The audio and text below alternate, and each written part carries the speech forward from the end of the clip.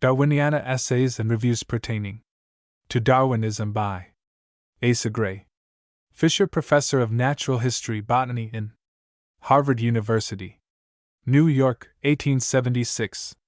Darwiniana Preface Article I. The Origin of Species by Means of Natural Selection. Views and Definitions of Species. How Darwin's differs from that of Agassiz, and from the common view, variation, its causes unknown. Darwin's genealogical tree. Darwin and Agassiz agree in the capital facts: embryology, physical connection of species compatible with intellectual connection, how to prove transmutation. Known extent of variation, cause of likeness unknown, artificial selection. Reversion, interbreeding, natural selection. Classification tentative. What Darwin assumes. Argument stated. How natural selection works. Where the argument is weakest. Objections, morphology and teleology harmonize. Theory not atheistical. Conceivable modes of relation of God to nature. Article 2. Design versus necessity, a discussion. How design in nature can be shown. Design not inconsistent with indirect attainment. Article 3. Natural selection not inconsistent with natural theology. Part 1. Premonitions of Darwinism. A proper subject for speculation. Summary of facts and ideas suggestive of hypotheses of derivation. Part 2. Limitations of theory conceded by Darwin. What Darwinism explains. Geological argument strong in the Tertiary period. Correspondence between rank and geological succession. Difficulties in classification. Nature of affinity. No absolute distinction between vegetable and animal kingdoms. Individuality. Gradation. Part 3. Theories contrasted. Early arguments against Darwinism. Philosophical and theological objections. Theory may be theistic. Final cause not excluded. Cause of variation unknown. 3 views of efficient cause compatible with theism. Agassiz's objections of a philosophical nature. Minor objections. Conclusion. Article 4. Species as to variation, geographical distribution, and succession. Alphonse de Candoll's study of the oak genus. Variability of the species. Antiquity. A common origin probable. Dr. Falconer on the common origin of elephants.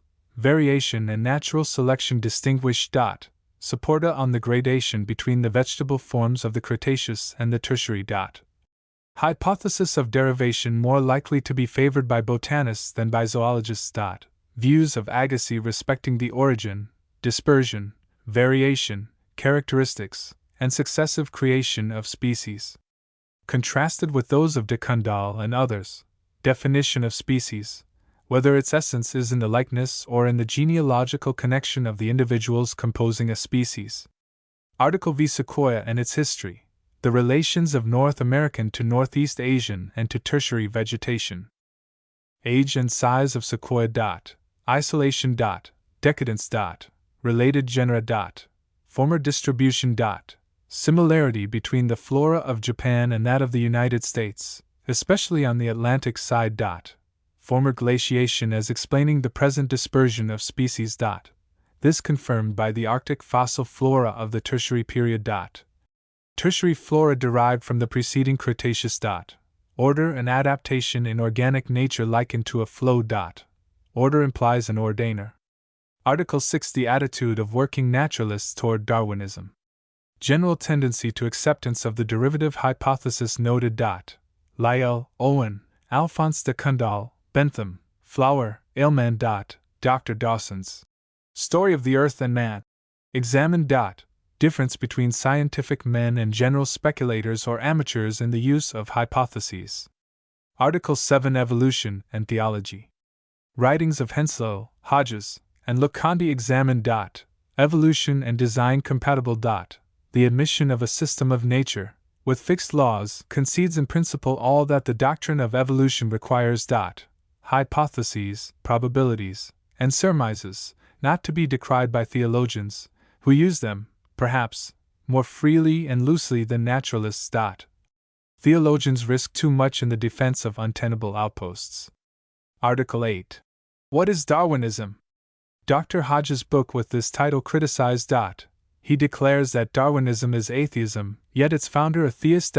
Darwinism founded, however, upon orthodox conceptions, and opposed, not to theism, but only to intervention in nature, while the keynote of Dr. Hedges' system is interference. Views and writings of St. Clair, Winchell, and Kingsley adverted to. Article 9. Charles Darwin, sketch accompanying a portrait in Nature. Darwin's characteristics and work as a naturalist compared with those of Robert Brown. His illustration of the principle that nature abhors close fertilization. His impression upon natural history exceeded only by Linnaeus. His service in restoring teleology to natural history. Article X. Insectivorous plants. Classification marks distinctions where nature exhibits gradations. Recovery of forgotten knowledge and history of what was known of Dionisia, Drosera, and Sarracenia. Article 11. Insectivorous and climbing plants. Review of Darwin's two works upon these subjects. No absolute marks for distinguishing between vegetables and animals. New observations upon the sundews or droseras. Their sensitiveness, movements, discernment of the presence and appropriation of animal matter. Dionea, and other plants of the same order. Utricularia and Pinguicula. Sarracenia and Nepenthes. Climbing plants. The climbing effected through sensitiveness or response to external impression and automatic movement. Capacities inherent in plants generally, and apparently of no service to them, developed and utilized by those which climb. Natural selection not a complete explanation. Article 12. Duration and origination of race and species. Part 1. Do varieties in plants wear out, or tend to wear out? The question considered in the light of facts, and in that of the Darwinian theory. Conclusion that races sexually propagated need not die of old age. This conclusion inferred from the provisions and arrangements in nature to secure cross-fertilization of individuals. Reference to Mr. Darwin's development of this view. Part 2. Do species wear out, and if not, why not? Implication of the Darwinian theory that species are unlimited in existence. Examination of an opposite doctrine maintained by Naudin. Evidence that species may die out from inherent causes only indirect and inferential from arrangements to secure wide breeding. Physiological import of sexes. Doubtful whether sexual reproduction with wide breeding is a preventive or only a palliative of decrepitude in species. Darwinian hypothesis must suppose the former. Article 13. Evolutionary teleology. The opposition between morphology and teleology reconciled by Darwinism, and the latter reinstated.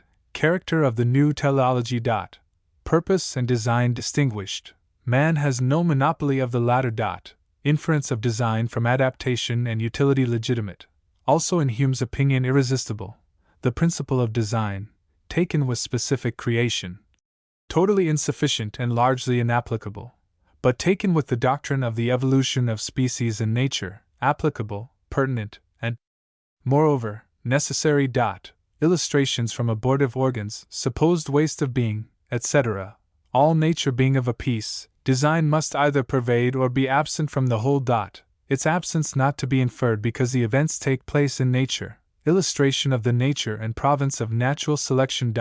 It picks out, but does not originate variations, these not a product of, but a response to, the environment, not physical, but physiological, adaptations in nature not explained by natural selection apart from design or final cause, absurdity of associating design only with miracle, what is meant by nature. The tradition of the divine in nature, testified to by Aristotle, comes down to our day with undiminished value. Preface. These papers are now collected at the request of friends and correspondents, who think that they may be useful, and 2 new essays are added. Most of the articles were written as occasion called for them within the past 16 years, and contributed to various periodicals, with little thought of their forming a series, and none of ever bringing them together into a volume, although one of them, the third, was once reprinted in a pamphlet form. It is, therefore, inevitable that there should be considerable iteration in the argument, if not in the language. This could not be eliminated except by recasting the whole, which was neither practicable nor really desirable. It is better that they should record, as they do, the writer's freely expressed thoughts upon the subject at the time, and to many readers there may be some advantage in going more than once, in different directions, over the same ground. If these essays were to be written now, some things might be differently expressed or qualified, but probably not so as to affect materially any important point. Accordingly, they are here reprinted unchanged, except by a few merely verbal alterations made in proofreading, and the striking out of one or two superfluous or immaterial passages. A very few additional notes or references are appended. To the last article but one a second part is now added, and the more elaborate Article 13 is wholly new. If it be objected that some of these pages are written in a lightness of vein not quite congruous with the gravity of the subject and the seriousness of its issues, the excuse must be that they were written with perfect freedom, most of them as anonymous contributions to popular journals, and that an argument may not be the less sound or an exposition less effective for being playful. Some of the essays, however, dealing with points of speculative scientific interest, may redress the balance, and be thought sufficiently heavy if not solid. To the objection likely to be made, that they cover only a part of the ground, it can only be replied that they do not pretend to be systematic or complete. They are all essays relating in some way or other to the subject which has been, during these years, of paramount interest to naturalists, and not much less so to most thinking people. The first appeared between 16 and 17 years ago, immediately after the publication of Darwin's Origin of Species by Means of Natural Selection, as a review of that volume, which, it was then foreseen, was to initiate a revolution in general scientific opinion. Long before our last article was written, it could be affirmed that the general doctrine of the derivation of species, to put it comprehensively, has prevailed over that of specific creation, at least to the extent of being the received and presumably in some sense true conception. Far from undertaking any general discussion of evolution, several even of Mr. Darwin's writings have not been noticed, and topics which have been much discussed elsewhere are not here adverted to. This applies especially to what may be called deductive evolution, a subject which lay beyond the writer's immediate scope, and to which neither the bent of his mind nor the line of his studies has fitted him to do justice.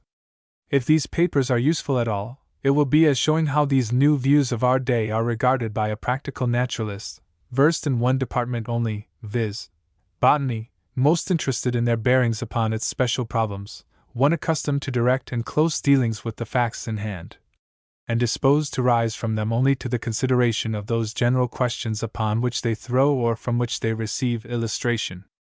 Then as to the natural theological questions which, owing to circumstances needless now to be recalled or explained, are here throughout brought into what most naturalists, and some other readers, may deem undue prominence, there are many who may be interested to know how these increasingly prevalent views and their tendencies are regarded by one who is scientifically, and in his own fashion, a Darwinian, philosophically a convinced theist, and religiously an acceptor of the creed commonly called the Nicene, as the exponent of the Christian faith. Truth emerges sooner from error than from confusion, says Bacon, and clearer views than commonly prevail upon the points at issue regarding religion and science are still sufficiently needed to justify these endeavors. Botanic Garden, Cambridge, Massachusetts, June, 1876. The Origin of Species by Means of Natural Selection I1.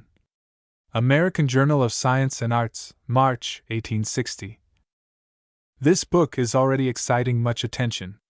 2 American editions are announced through which it will become familiar to many of our readers, before these pages are issued. An abstract of the argument, for the whole volume is one long argument, as the author states, is unnecessary in such a case, and it would be difficult to give by detached extracts. For the volume itself is an abstract, a prodromus of a detailed work upon which the author has been laboring for 20 years, and which will take 2 or 3 more years to complete. It is exceedingly compact, and although useful summaries are appended to the several chapters, and a general recapitulation contains the essence of the whole, yet much of the aroma escapes in the treble distillation, or is so concentrated that the flavor is lost to the general, or even to the scientific reader. The volume itself, the proof spirit, is just condensed enough for its purpose. It will be far more widely read, and perhaps will make deeper impression, than the elaborate work might have done, with all its full details of the facts upon which the author's sweeping conclusions have been grounded. At least it is a more readable book, but all the facts that can be mustered in favor of the theory are still likely to be needed. Who, upon a single perusal, shall pass judgment upon a work like this, to which 20 of the best years of the life of a most able naturalist have been devoted? And who among those naturalists who hold a position that entitles them to pronounce summarily upon the subject, can be expected to divest himself for the nonce of the influence of received and favorite systems? In fact, the controversy now opened is not likely to be settled in an offhand way, nor is it desirable that it should be.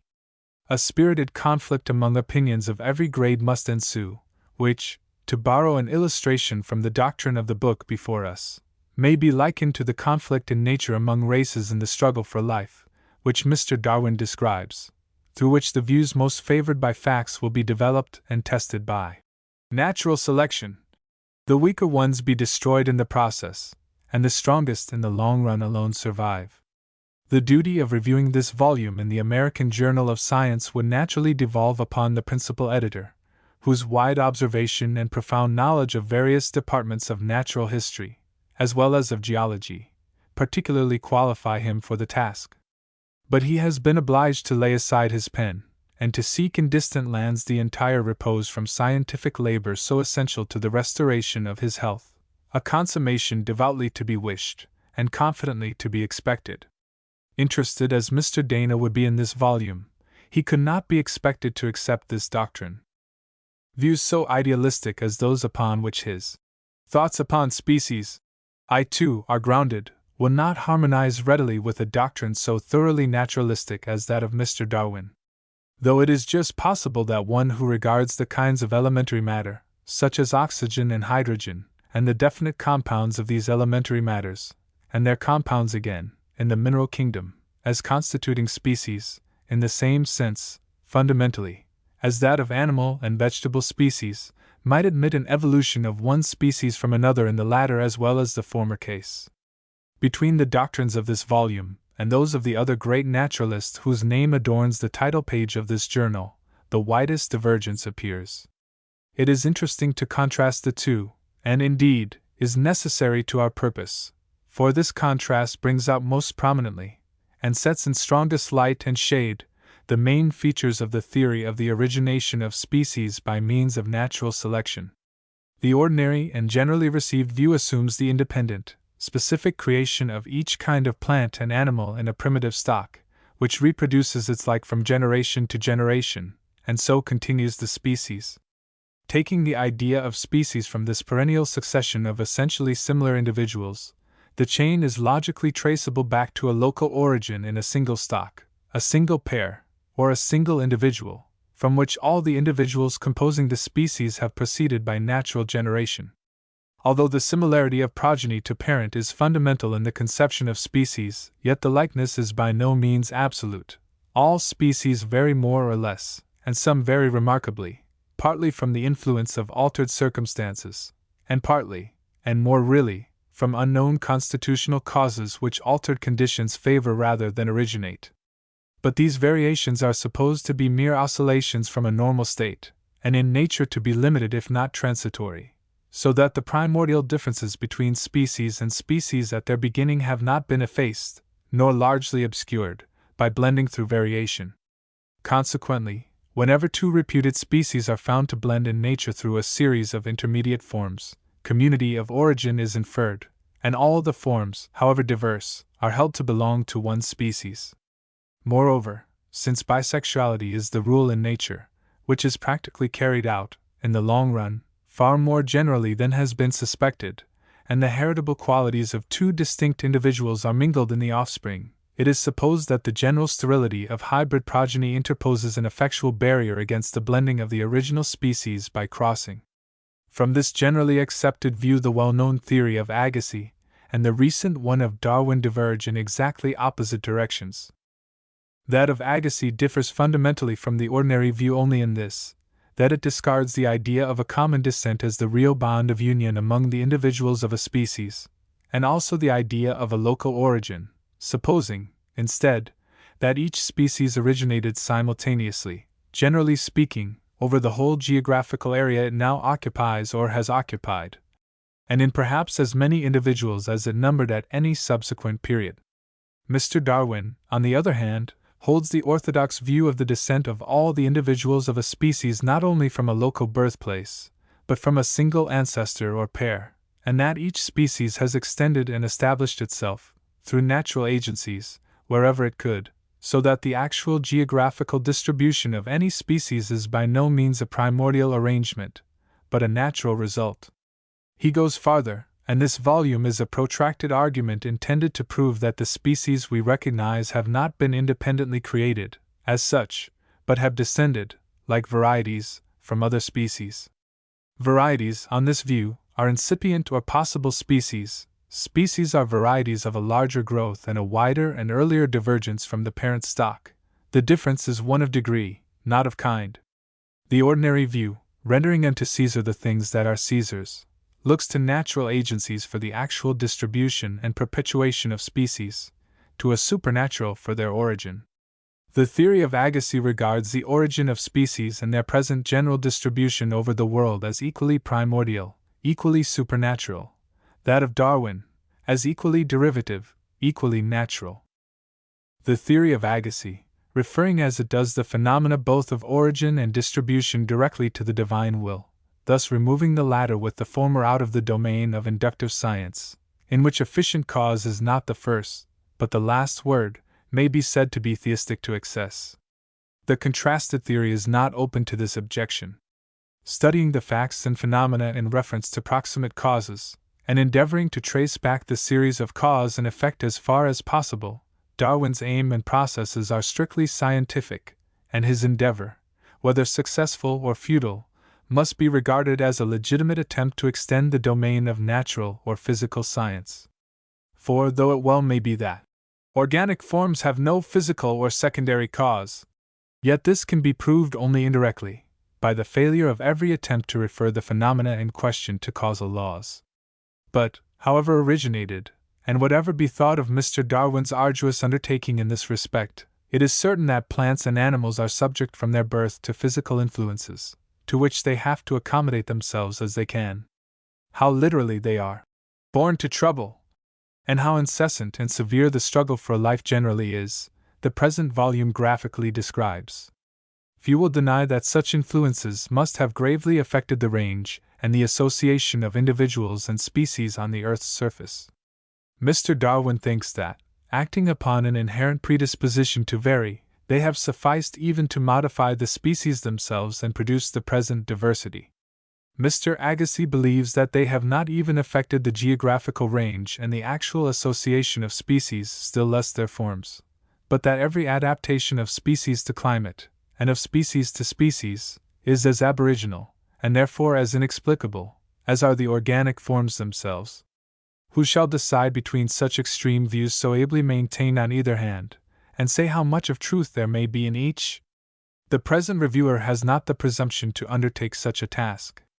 Having no prepossession in favor of naturalistic theories, but struck with the eminent ability of Mr. Darwin's work, and charmed with its fairness, our humbler duty will be performed if, laying aside prejudice as much as we can, we shall succeed in giving a fair account of its method and argument, offering by the way a few suggestions, such as might occur to any naturalist of an inquiring mind.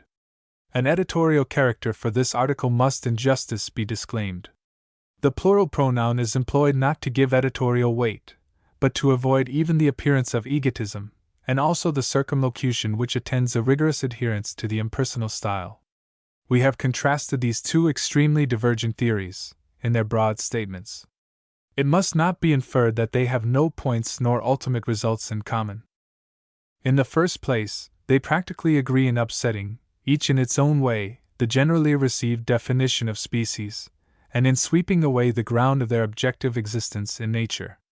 The orthodox conception of species is that of lineal descent. All the descendants of a common parent, and no other, constitute a species. They have a certain identity because of their descent, by which they are supposed to be recognizable.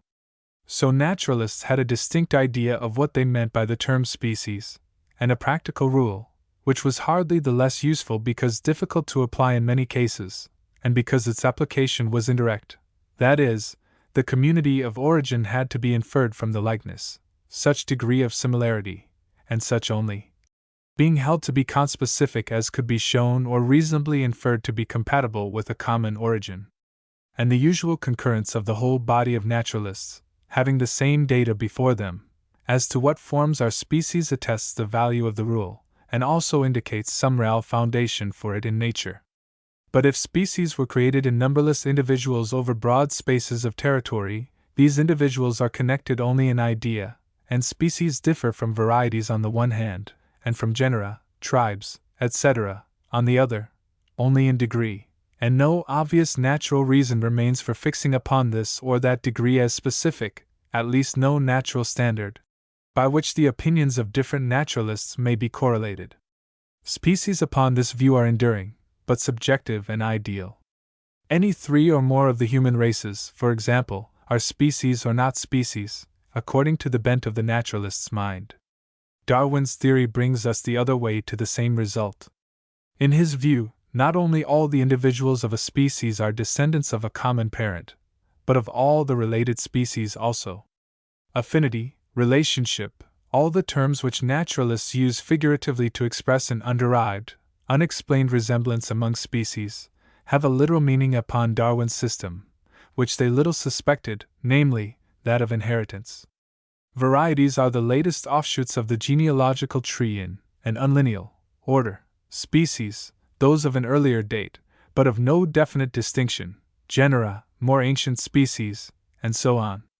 The human races, upon this view, likewise may or may not be species according to the notions of each naturalist as to what differences are specific. But, if not species already, those races that last long enough are sure to become so. It is only a question of time. How well the simile of a genealogical tree illustrates the main ideas of Darwin's theory the following extract from the summary of the 4th chapter shows. It is a truly wonderful fact, the wonder of which we are apt to overlook from familiarity, that all animals and all plants throughout all time and space should be related to each other in groups subordinate to group, in the manner which we everywhere behold, namely, varieties of the same species most closely related together, species of the same genus less closely and unequally related together, forming sections and subgenera. Species of distinct genera much less closely related, and genera related in different degrees, forming subfamilies, families, orders, subclasses, and classes. The several subordinate groups in any class cannot be ranked in a single file, but seem rather to be clustered round points, and these round other points, and so on in almost endless cycles. On the view that each species has been independently created, I can see no explanation of this great fact in the classification of all organic beings, but to the best of my judgment, it is explained through inheritance and the complex action of natural selection, entailing extinction and divergence of character, as we have seen illustrated in the diagram. The affinities of all the beings of the same class have sometimes been represented by a great tree. I believe this simile largely speaks the truth. The green and budding twigs may represent existing species, and those produced during each former year may represent the long succession of extinct species. At each period of growth, all the growing twigs have tried to branch out on all sides, and overtop and kill the surrounding twigs and branches, in the same manner as species and groups of species have tried to overmaster other species in the great battle for life. The limbs divided into great branches, and these into lesser and lesser branches, were themselves once, when the tree was small, budding twigs, and this connection of the former and present buds by ramifying branches may well represent the classification of all extinct and living species in groups subordinate to groups. Of the many twigs which flourished when the tree was a mere bush, only 2 or 3, now grown into great branches, yet survive and bear all the other branches. So with the species which lived during long past geological periods, very few now have living and modified descendants. From the first growth of the tree, many a limb and branch has decayed and dropped off, and these lost branches of various sizes may represent those whole orders, families, and genera, which have now no living representatives, and which are known to us only from having been found in a fossil state. As we here and there see a thin, straggling branch springing from a fork low down in a tree, and which by some chance has been favored and is still alive on its summit, so we occasionally see an animal like the ornithorhynchus or lepidosiren, which in some small degree connects by its affinities two large branches of life, and which has apparently been saved from fatal competition by having inhabited a protected station. As buds give rise by growth to fresh buds, and these, if vigorous, branch out and overtop on all sides many a feebler branch, so by generation I believe it has been with the great tree of life, which fills with its dead and broken branches the crust of the earth, and covers the surface with its ever-branching and beautiful ramification. It may also be noted that there is a significant correspondence between the rival theories as to the main facts employed. Apparently every capital fact in the one view is a capital fact in the other. The difference is in the interpretation. To run the parallel ready-made to our hands, I4. The simultaneous existence of the most diversified types under identical circumstances. The repetition of similar types under the most diversified circumstances. The unity of plan in otherwise highly diversified types of animals. The correspondence, now generally known as special homologies, in the details of structure otherwise entirely disconnected, down to the most minute peculiarities. The various degrees and different kinds of relationship among animals which, apparently, can have no genealogical connection. The simultaneous existence in the earliest geological periods of representatives of all the great types of the animal kingdom.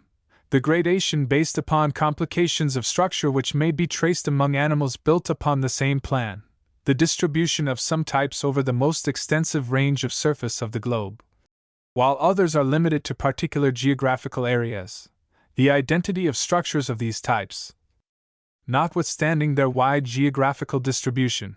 The community of structure in certain respects of animals otherwise entirely different, but living within the same geographical area. The connection by series of special structures observed in animals widely scattered over the surface of the globe. The definite relations in which animals stand to the surrounding world. The relations in which individuals of the same species stand to one another. The limitation of the range of changes which animals undergo during their growth. The return to a definite norm of animals which multiply in various ways. The order of succession of the different types of animals and plants characteristic of the different geological epochs. The localization of some types of animals upon the same points of the surface of the globe during several successive geological periods. The parallelism between the order of succession of animals and plants in geological times, and the gradation among their living representatives. The parallelism between the order of succession of animals in geological times and the changes their living representatives undergo during their embryological growth, I5. The combination in many extinct types of characters which in later ages appear disconnected in different types. The parallelism between the gradation among animals and the changes they undergo during their growth. The relations existing between these different series and the geographical distribution of animals. The connection of all the known features of nature into one system. In a word, the whole relations of animals, etc., to surrounding nature and to each other, are regarded under the one view as ultimate facts, or in the ultimate aspect, and interpreted theologically, under the other as complex facts, to be analyzed and interpreted scientifically. The one naturalist, perhaps too largely assuming the scientifically unexplained to be inexplicable, views the phenomena only in their supposed relation to the divine mind. The other, naturally expecting many of these phenomena to be resolvable under investigation, views them in their relations to one another, and endeavors to explain them as far as he can, and perhaps farther, through natural causes. But does the one really exclude the other? Does the investigation of physical causes stand opposed to the theological view and the study of the harmonies between mind and nature? More than this, is it not most presumable that an intellectual conception realized in nature would be realized through natural agencies? Mr. Agassiz answers these questions affirmatively when he declares that the task of science is to investigate what has been done, to inquire if possible how it has been done, rather than to ask what is possible for the deity, since we can know that only by what actually exists. And also when he extends the argument for the intervention in nature of a creative mind to its legitimate application in the inorganic world, which, he remarks, considered in the same light, would not fail also to exhibit unexpected evidence of thought in the character of the laws regulating the chemical combinations, the action of physical forces, etc., etc. I6. Mr. Agassiz, however, pronounces that the connection between the facts is only intellectual, an opinion which the analogy of the inorganic world, just referred to, does not confirm, for there a material connection between the facts is justly held to be consistent with an intellectual, and which the most analogous cases we can think of in the organic world do not favor, for there is a material connection between the grub, the pupa, and the butterfly, between the tadpole and the frog, or, still better, between those distinct animals which succeed each other in alternate and very dissimilar generations. So that mere analogy might rather suggest a natural connection than the contrary, and the contrary cannot be demonstrated until the possibilities of nature under the deity are fathomed. But, the intellectual connection being undoubted, Mr. Agassiz properly refers the whole to the agency of intellect as its first cause. In doing so, however, he is not supposed to be offering a scientific explanation of the phenomena. Evidently he is considering only the ultimate why, not the proximate why or how. Now the latter is just what Mr. Darwin is considering. He conceives of a physical connection between allied species, but we suppose he does not deny their intellectual connection, as related to a supreme intelligence.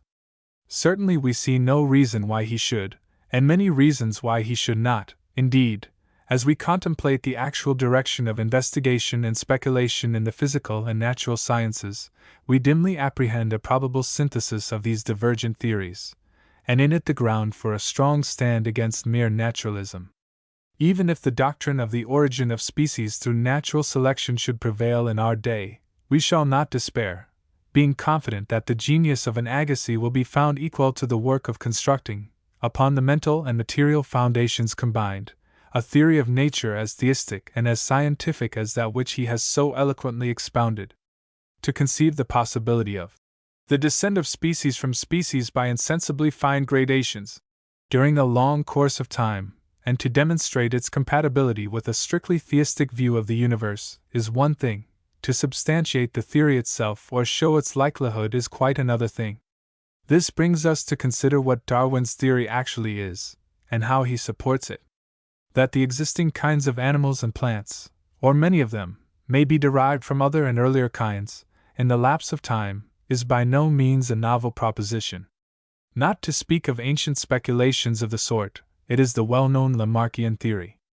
The first difficulty which such theories meet with is that in the present age, with all its own and its inherited prejudgments, the whole burden of proof is naturally, and indeed properly, laid upon the shoulders of the propounders, and thus far the burden has been more than they could bear. From the very nature of the case, substantive proof of specific creation is not attainable, but that of derivation or transmutation of species may be. He who affirms the latter view is bound to do one or both of two things: 1. Either to assign real and adequate causes, the natural or necessary result of which must be to produce the present diversity of species and their actual relations, or 2. To show the general conformity of the whole body of facts to such assumption, and also to adduce instances explicable by it and inexplicable by the received view. So perhaps winning our assent to the doctrine, through its competency to harmonize all the facts, even though the cause of the assumed variation remain as occult as that of the transformation of tadpoles into frogs, or that of chorine into sarsia. The first line of proof, successfully carried out, would establish derivation as a true physical theory, the second, as a sufficient hypothesis. Lamarck mainly undertook the first line, in a theory which has been so assailed by ridicule that it rarely receives the credit for ability to which in its day it was entitled, but he assigned partly unreal, partly insufficient causes, and the attempt to account for a progressive change in species through the direct influence of physical agencies, and through the appetencies and habits of animals reacting upon their structure, thus causing the production and the successive modification of organs, is a conceited and total failure. The shadowy author of the Vestiges of the Natural History of Creation can hardly be said to have undertaken either line in a scientific way. He would explain the whole progressive evolution of nature by virtue of an inherent tendency to development, thus giving us an idea or a word in place of a natural cause, a restatement of the proposition instead of an explanation. Mr. Darwin attempts both lines of proof, and in a strictly scientific spirit, but the stress falls mainly upon the first, for, as he does assign real causes, he is bound to prove their adequacy. It should be kept in mind that, while all direct proof of independent origination is attainable from the nature of the case, the overthrow of particular schemes of derivation has not established the opposite proposition. The futility of each hypothesis thus far proposed to account for derivation may be made apparent, or unanswerable objections may be urged against it, and each victory of the kind may render derivation more improbable, and therefore specific creation more probable, without settling the question either way. New facts, or new arguments and a new mode of viewing the question, may some day change the whole aspect of the case. It is with the latter that Mr. Darwin now reopens the discussion. Having conceived the idea that varieties are incipient species, he is led to study variation in the field where it shows itself most strikingly, and affords the greatest facilities to investigation. Thoughtful naturalists have had increasing grounds to suspect that a re-examination of the question of species in zoology and botany, commencing with those races which man knows most about, viz., the domesticated and cultivated races, would be likely somewhat to modify the received idea of the entire fixity of species. This field, rich with various but unsystematized stores of knowledge accumulated by cultivators and breeders, has been generally neglected by naturalists, because these races are not in a state of nature, whereas they deserve particular attention on this very account, as experiments, or the materials for experiments, ready to our hand. In domestication we vary some of the natural conditions of a species, and thus learn experimentally what changes are within the reach of varying conditions in nature. We separate and protect a favorite race against its foes or its competitors, and thus learn what it might become if nature ever afforded it equal opportunities.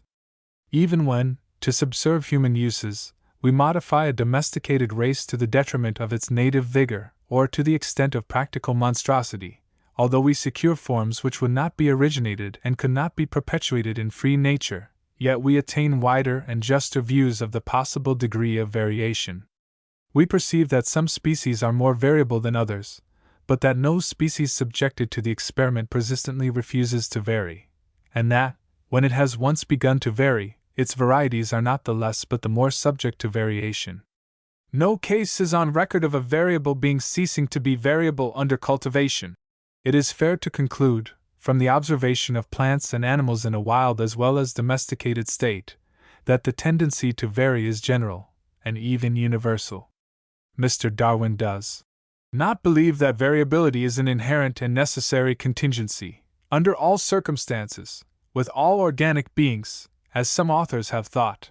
No one supposes variation could occur under all circumstances, but the facts on the whole imply a universal tendency, ready to be manifested under favorable circumstances.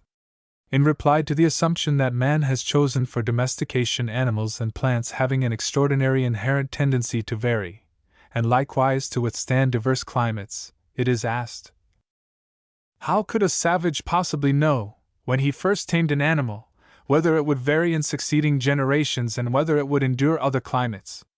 Has the little variability of the ass or guinea fowl, or the small power of endurance of warmth by the reindeer, or of cold by the common camel, prevented their domestication?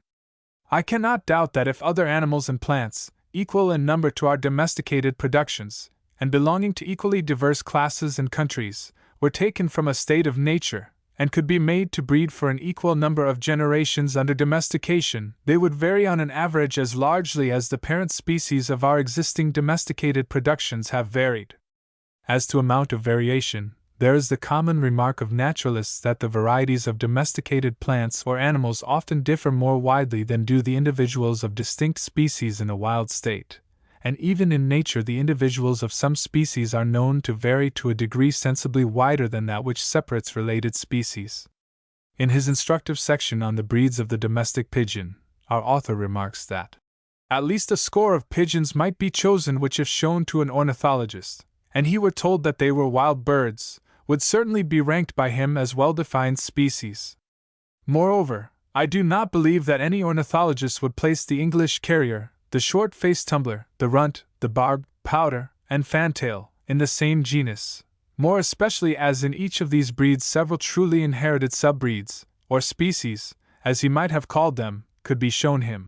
That this is not a case like that of dogs, in which probably the blood of more than one species is mingled, Mr. Darwin proceeds to show, adducing cogent reasons for the common opinion that all have descended from the wild rock pigeon. Then follows some suggestive remarks. I have discussed the probable origin of domestic pigeons at some, yet quite insufficient, length, because when I first kept pigeons and watched the several kinds, knowing well how true they bred, I felt fully as much difficulty in believing that they could ever have descended from a common parent as any naturalist could in coming to a similar conclusion in regard to many species of finches, or other large groups of birds.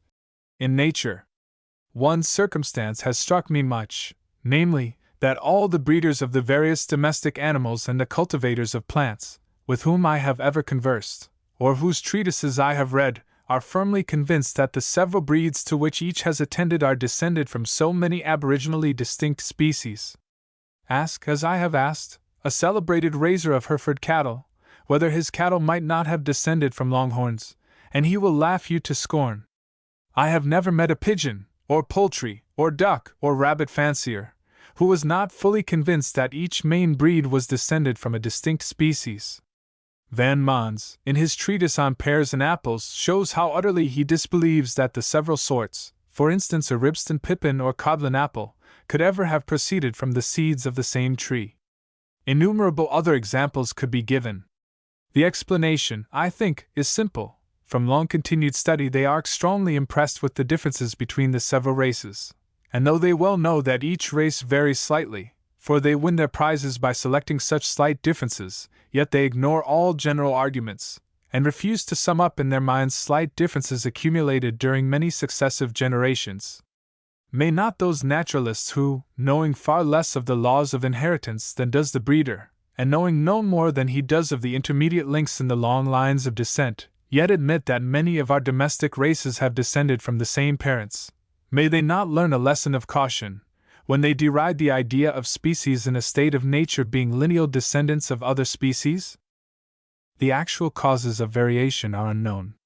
Mr. Darwin favors the opinion of the late Mr. Knight, the great philosopher of horticulture, that variability tinder domestication is somehow connected with excess of food. He regards the unknown cause as acting chiefly upon the reproductive system of the parents, which system, judging from the effect of confinement or cultivation upon its functions, he concludes to be more susceptible than any other to the action of changed conditions of life. The tendency to vary certainly appears to be much stronger under domestication than in free nature. But we are not sure that the greater variableness of cultivated races is not mainly owing to the far greater opportunities for manifestation and accumulation, a view seemingly all the more favorable to Mr. Darwin's theory. The actual amount of certain changes, such as size or abundance of fruit, size of udder, stands of course in obvious relation to supply of food. Really, we no more know the reason why the progeny occasionally deviates from the parent than we do why it usually resembles it. Though the laws and conditions governing variation are known to a certain extent, those governing inheritance are apparently inscrutable. Perhaps, Darwin remarks, the correct way of viewing the whole subject would be to look at the inheritance of every character whatever as the rule, and non-inheritance as the anomaly. This, from general and obvious considerations, we have long been accustomed to do. Now, as exceptional instances are expected to be capable of explanation, while ultimate laws are not, it is quite possible that variation may be accounted for, while the great primary law of inheritance remains a mysterious fact. The common proposition is that species reproduce their like. This is a sort of general inference, only a degree closer to fact than the statement that genera reproduce their like. The true proposition, the fact incapable of further analysis, is that individuals reproduce their like, that characteristics are inheritable.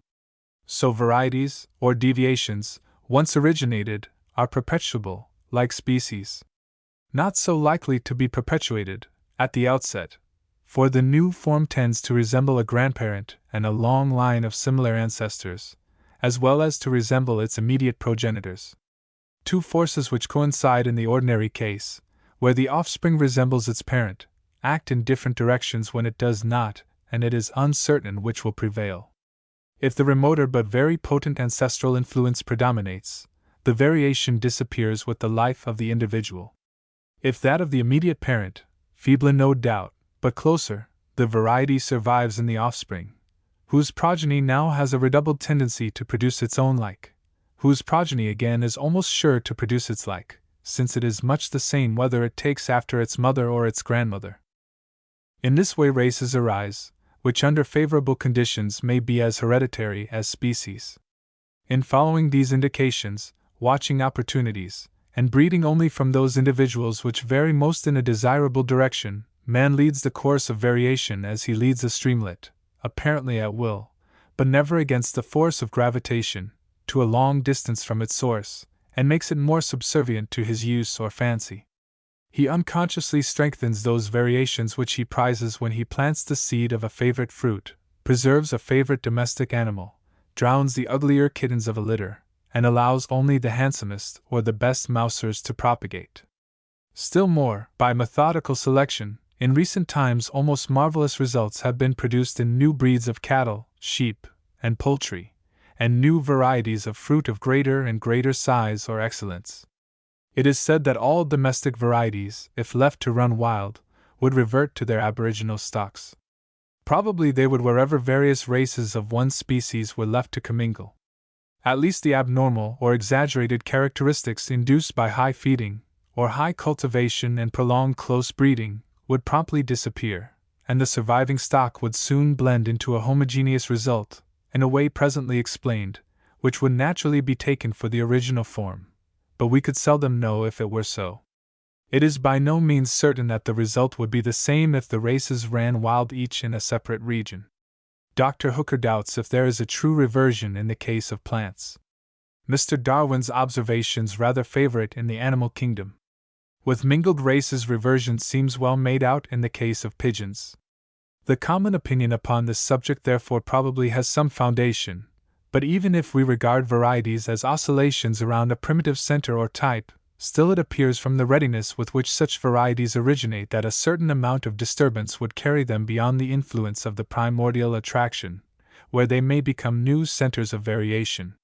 Some suppose that races cannot be perpetuated indefinitely even by keeping up the conditions under which they were fixed, but the high antiquity of several, and the actual fixity of many of them, negative this assumption.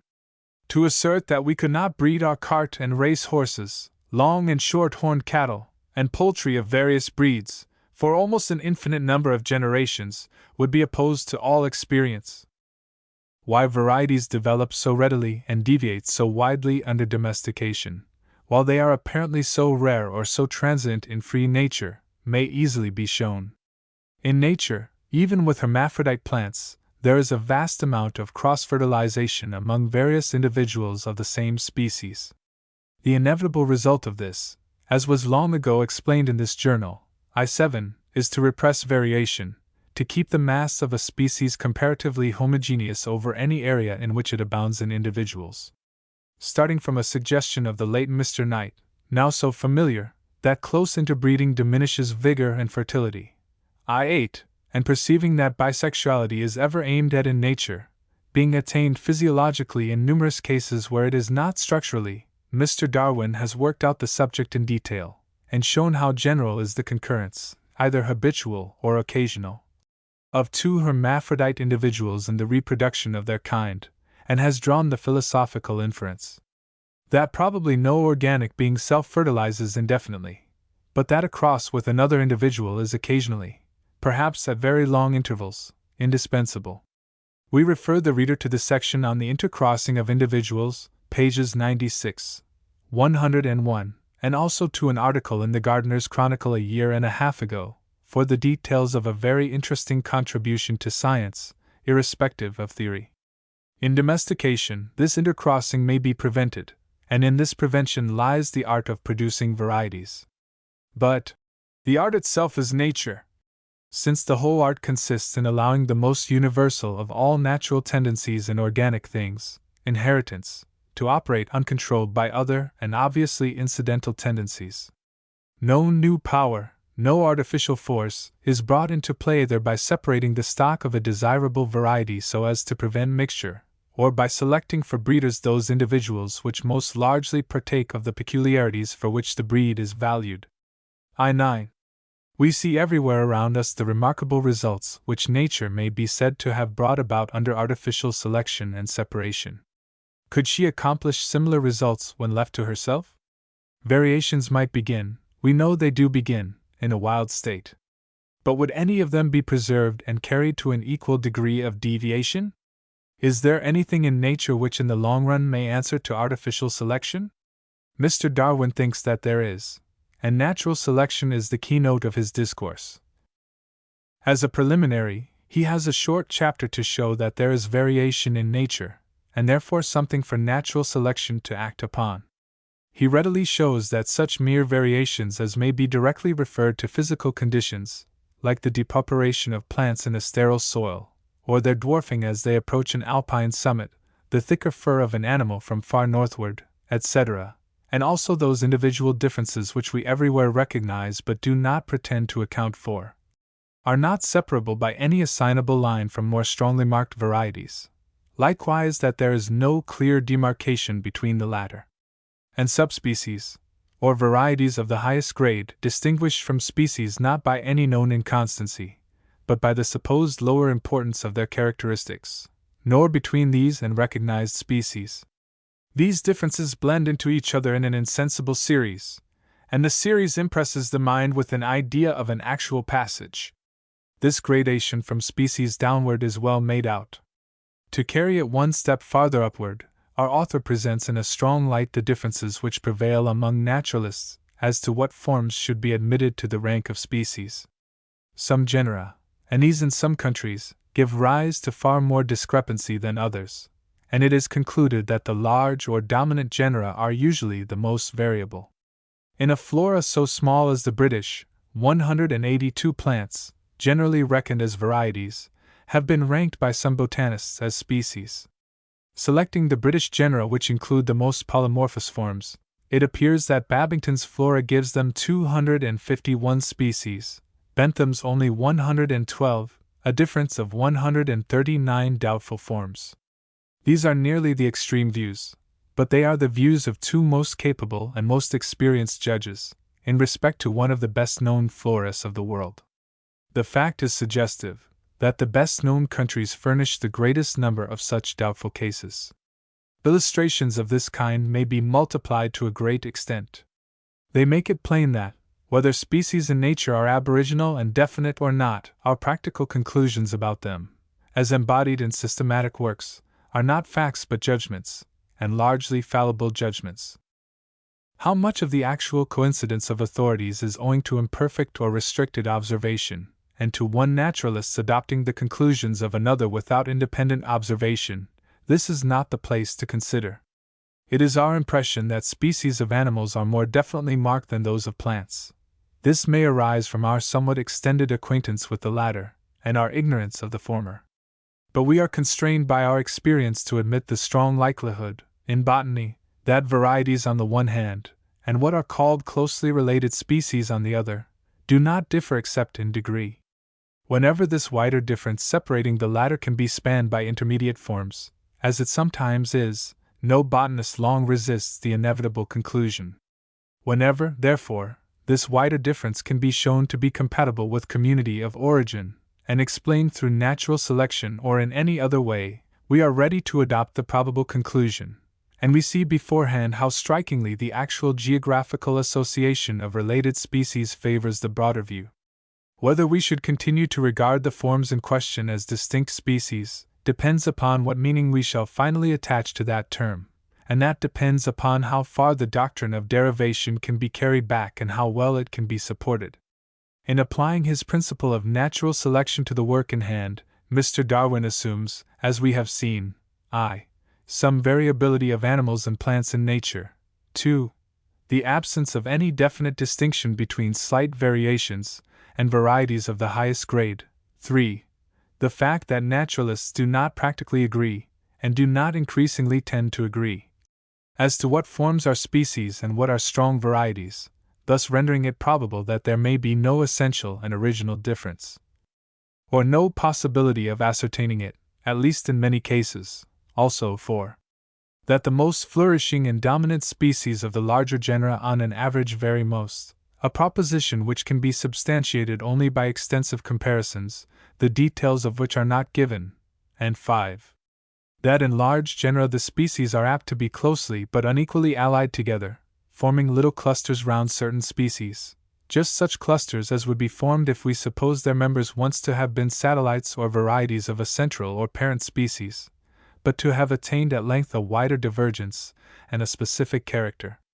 The fact of such association is undeniable, and the use which Mr. Darwin makes of it seems fair and natural. The gist of Mr. Darwin's work is to show that such varieties are gradually diverged into species and genera through natural selection, that natural selection is the inevitable result of the struggle for existence which all living things are engaged in, and that this struggle is an unavoidable consequence of several natural causes, but mainly of the high rate at which all organic beings tend to increase. Curiously enough, Mr. Darwin's theory is grounded upon the doctrine of Malthus and the doctrine of Hobbes. The elder Deckendall had conceived the idea of the struggle for existence, and in a passage which would have delighted the cynical philosopher of Malmesbury, had declared that all nature is at war, one organism with another or with external nature, and Lyell and Herbert had made considerable use of it. But Hobbes in his theory of society, and Darwin in his theory of natural history, alone have built their systems upon it. However, moralists and political economists may regard these doctrines in their original application to human society and the relation of population to subsistence, their thorough applicability to the great society of the organic world in general is now undeniable. And to Mr. Darwin belongs the credit of making this extended application, and of working out the immensely diversified results with rare sagacity and untiring patience. He has brought to view real causes which have been largely operative in the establishment of the actual association and geographical distribution of plants and animals. In this he must be allowed to have made a very important contribution to an interesting department of science, even if his theory fails in the endeavor to explain the origin or diversity of species. Nothing is easier, says our author, than to admit in words the truth of the universal struggle for life, or more difficult, at least I have found it so, than constantly to bear this conclusion in mind. Yet, unless it be thoroughly ingrained in the mind, I am convinced that the whole economy of nature, with every fact on distribution, rarity, abundance, extinction, and variation, will be dimly seen or quite misunderstood. We behold the face of nature bright with gladness, we often see superabundance of food, we do not see, or we forget, that the birds which are idly singing round us mostly live on insects or seeds, and are thus constantly destroying life, or we forget how largely these songsters, or their eggs, or their nestlings, are destroyed by birds and beasts of prey. We do not always bear in mind that, though food may be now superabundant, it is not so at all seasons of each recurring year. Page 62. There is no exception to the rule that every organic being naturally increases at so high a rate that, if not destroyed, the earth would soon be covered by the progeny of a single pair. Even slow-breeding man has doubled in 25 years, and at this rate, in a few thousand years, there would literally not be standing room for his progeny. Linnaeus has calculated that if an annual plant produced only 2 seeds, and there is no plant so unproductive as this, and their seedlings next year produce 2, and so on, then in 20 years there would be 1,000,000 plants. The elephant is reckoned to be the slowest breeder of all known animals, and I have taken some pains to estimate its able minimum rate of natural increase. It will be under the mark to assume that it breeds when 30 years old, and goes on breeding till 90 years old, bringing forth 3 pairs of young in this interval. If this be so, at the end of the 5th century there would be alive 15 million elephants, descended from the first pair. But we have better evidence on this subject than mere theoretical calculations, namely, the numerous recorded cases of the astonishingly rapid increase of various animals in a state of nature, when circumstances have been favorable to them during 2 or 3 following seasons. Still more striking is the evidence from our domestic animals of many kinds which have run wild in several parts of the world, If the statements of the rate of increase of slow-breeding cattle and horses in South America, and latterly in Australia, had not been well authenticated, they would have been quite incredible. So it is with plants. Cases could be given of introduced plants which have become common throughout whole islands in a period of less than 10 years. Several of the plants now most numerous over the wide plains of La Plata, clothing square leagues of surface almost to the exclusion of all other plants, have been introduced from Europe, and there are plants which now range in India, as I hear from Dr. Falconer, from Cape Comorin to the Himalaya, which have been imported from America since its discovery. In such cases, and endless instances could be given, no one supposes that the fertility of these animals or plants has been suddenly and temporarily increased in any sensible degree. The obvious explanation is that the conditions of life have been very favorable, and that there has consequently been less destruction of the old and young, and that nearly all the young have been enabled to breed. In such cases, the geometrical ratio of increase, the result of which never fails to be surprising, simply explains the extraordinarily rapid increase and wide diffusion of naturalized productions in their new homes. Pages 64-65. All plants and animals are tending to increase at a geometrical ratio. All would most rapidly stock any station in which they could anyhow exist. The increase must be checked by destruction at some period of life. Page 65. The difference between the most and the least prolific species is of no account. The condor lays a couple of eggs, and the ostrich a score, and yet in the same country the condor may be the more numerous of the two. The fulmar petrel lays but one egg, yet it is believed to be the most numerous bird in the world. Page 68. The amount of food gives the extreme limit to which each species can increase, but very frequently it is not the obtaining of food, but the serving as prey to other animals, which determines the average numbers of species. Page 68. Climate plays an important part in determining the average numbers of a species, and periodical seasons of extreme cold or drought I believe to be the most effective of all checks.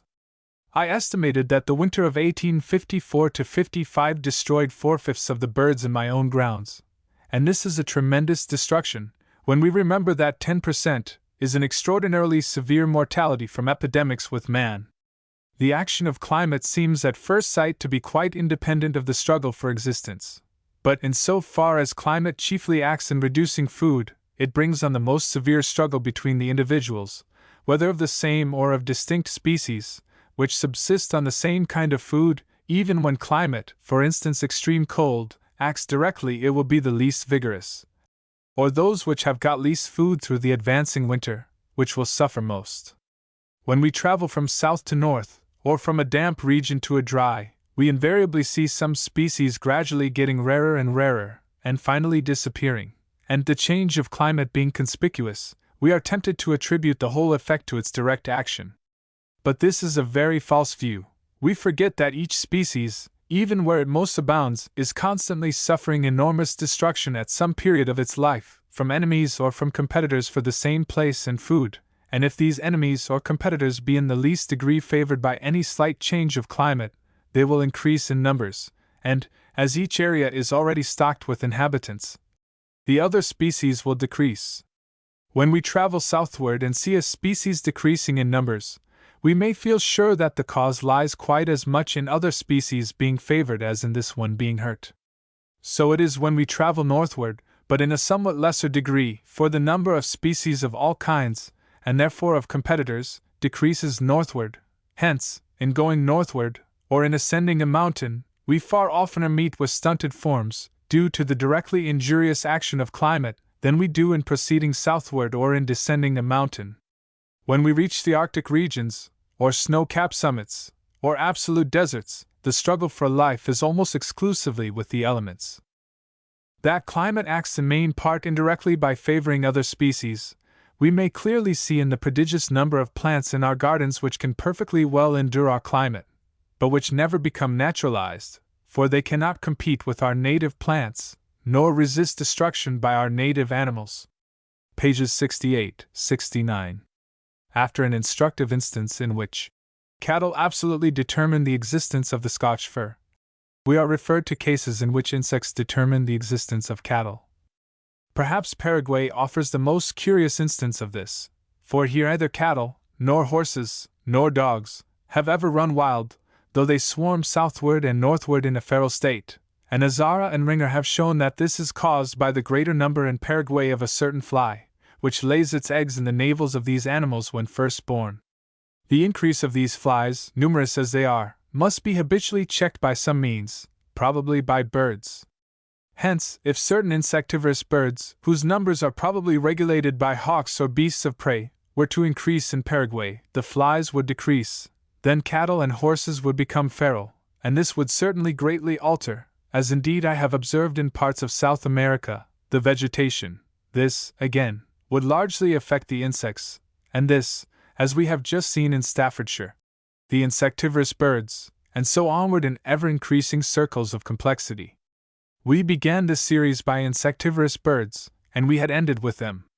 Not that in nature the relations can ever be as simple as this. Battle within battle must ever be recurring with varying success, and yet in the long run the forces are so nicely balanced that the face of nature remains uniform for long periods of time, though assuredly the merest trifle would often give the victory to one organic being over another.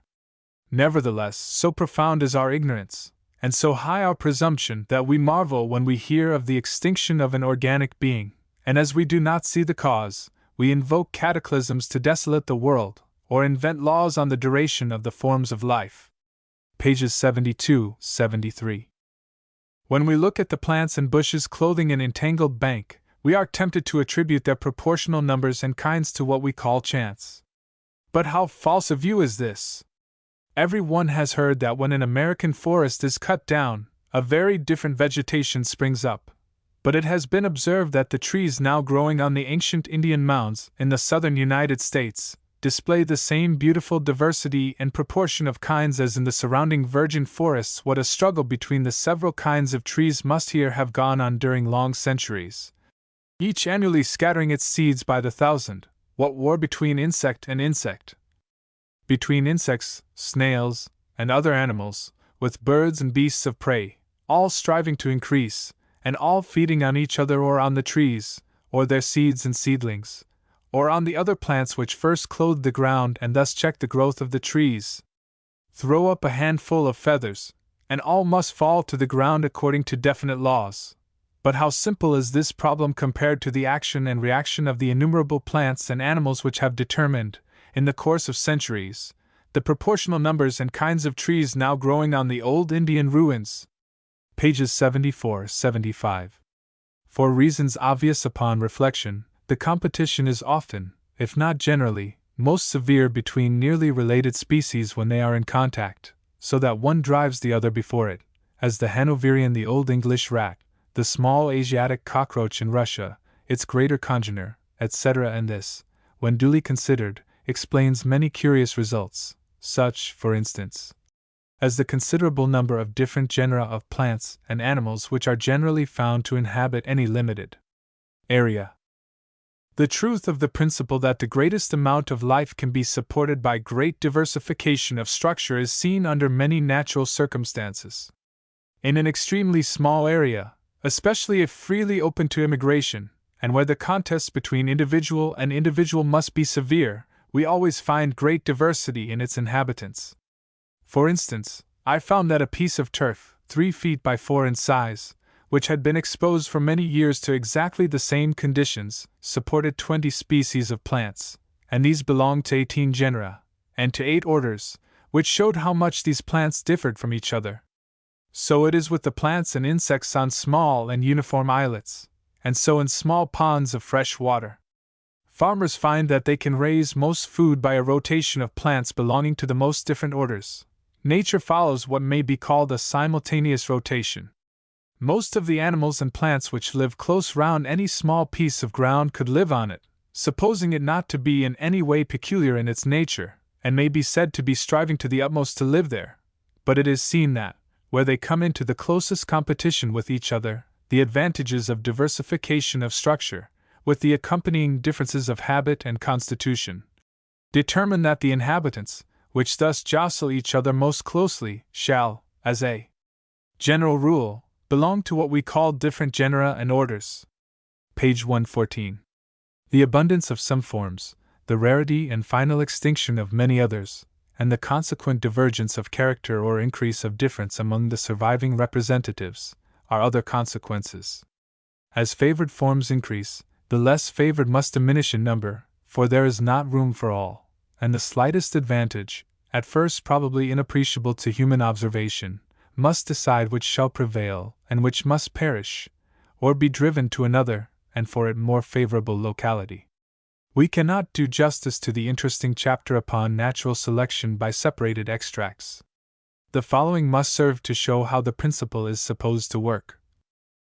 If during the long course of ages, and under varying conditions of life, organic beings vary at all in the several parts of their organization, and I think this cannot be disputed, if there be, owing to the high geometrical powers of increase of each species, at some age, season, or year, a severe struggle for life, and this certainly cannot be disputed, then, considering the infinite complexity of the relations of all organic beings to each other and to their conditions of existence, causing an infinite diversity in structure, constitution, and habits, to be advantageous to them, I think it would be a most extraordinary fact if no variation ever had occurred useful to each being's own welfare, in the same way as so many variations have occurred useful to man. But if variations useful to any organic being do occur, assuredly individuals thus characterized will have the best chance of being preserved in the struggle for life, and from the strong principle of inheritance they will tend to produce offspring similarly characterized. This principle of preservation I have called, for the sake of brevity, natural selection. Pages 126, 127. In order to make it clear how, as I believe, natural selection acts, I must beg permission to give one or two imaginary illustrations.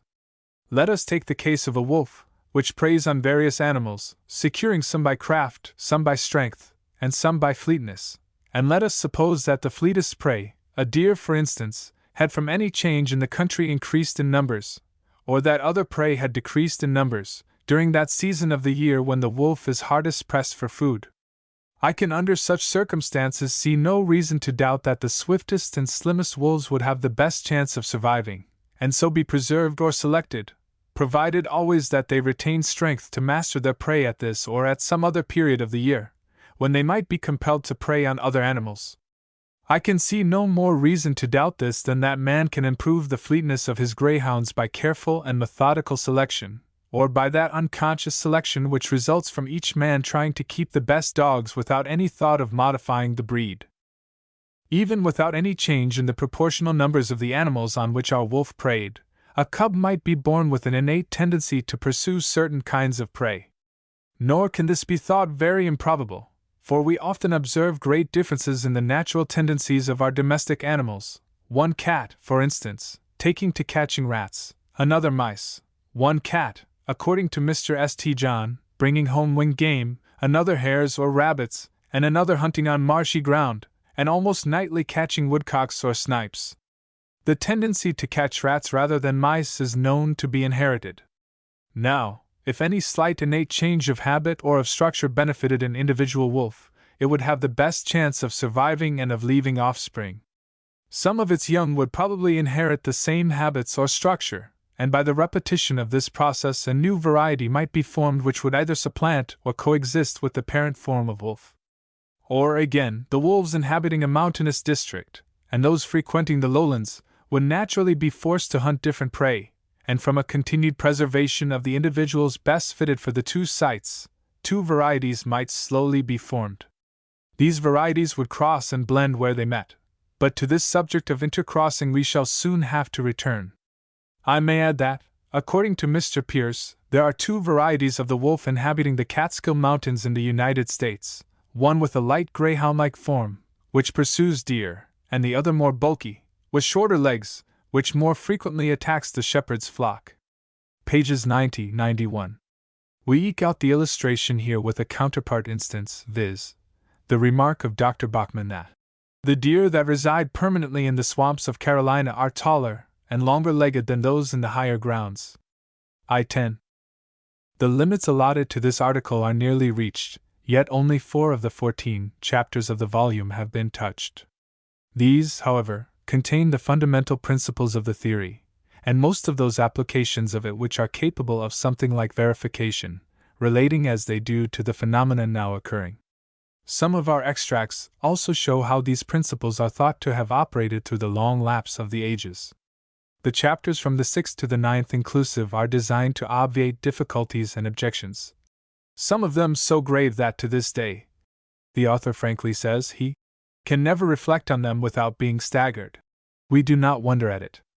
After drawing what comfort he can from the imperfection of the geological record, Chapter 9, which we suspect is scarcely exaggerated, the author considers the geological succession of organic beings, Chapter 10, to see whether they better accord with the common view of the immutability of species, or with that of their slow and gradual modification. Geologists must settle that question. Then follow two most interesting and able chapters on the geographical distribution of plants and animals, the summary of which we should be glad to cite. Then a fitting chapter upon classification, morphology, embryology, etc., as viewed in the light of this theory, closes the argument, the 14th chapter being a recapitulation. The interest for the general reader heightens as the author advances on his perilous way and grapples manfully with the most formidable difficulties. To account, upon these principles, for the gradual elimination and segregation of nearly allied forms, such as varieties, subspecies, and closely related or representative species, also in a general way for their geographical association and present range, is comparatively easy, is apparently within the bounds of possibility. Could we stop here, we should be fairly contented. But to complete the system, to carry out the principles to their ultimate conclusion, and to explain by them many facts in geographical distribution which would still remain anomalous, Mr. Darwin is equally bound to account for the formation of genera, families, orders, and even classes, by natural selection. He does not doubt that the theory of descent with modification embraces all the members of the same class, and he concedes that analogy would press the conclusion still further, while he admits that the more distinct the forms are, the more the arguments fall away in force. To command descent, we naturally require decreasing probability to be overbalanced by an increased weight of evidence. An opponent might plausibly, and perhaps quite fairly, urge that the links in the chain of argument are weakest just where the greatest stress falls upon them. To which Mr. Darwin's answer is, that the best parts of the testimony have been lost. He is confident that intermediate forms must have existed, that in the olden times when the genera, the families, and the orders diverged from their parent stocks, gradations existed as fine as those which now connect closely related species with varieties. But they have passed and left no sign. The geological record, even if all displayed to view, is a book from which not only many pages, but even whole alternate chapters, have been lost out, or rather which were never printed from the autographs of nature. The record was actually made in fossil lithography only at certain times and under certain conditions, i.e., at periods of slow subsidence and places of abundant sediment, and of these records all but the last volume is out of print, and of its pages only local glimpses have been obtained. Geologists, except Lyell, will object to this, some of them moderately, others with vehemence. Mr. Darwin himself admits, with a candor rarely displayed on such occasions, that he should have expected more geological evidence of transition than he finds, and that all the most eminent paleontologists maintain the immutability of species. The general fact, however, that the fossil fauna of each period as a whole is nearly intermediate in character between the preceding and the succeeding faunas, is much relied on. We are brought one step nearer to the desired inference by the similar fact, insisted on by all paleontologists, that fossils from two consecutive formations are far more closely related to each other than are the fossils of two remote formations. Pictet gives a well-known instance. The general resemblance of the organic remains from the several stages of the chalk formation, though the species are distinct at each stage. This fact alone, from its generality, seems to have shaken Professor Pictet in his firm belief in the immutability of species. Page 335. What Mr. Darwin now particularly wants to complete his inferential evidence is a proof that the same gradation may be traced in later periods, say in the Tertiary, and between that period and the present. Also that the later gradations are finer, so as to leave it doubtful whether the succession is one of species, believed on the one theory to be independent, on the other, derivative, or of varieties, which are confessedly derivative. The proof of the finer gradation appears to be forthcoming.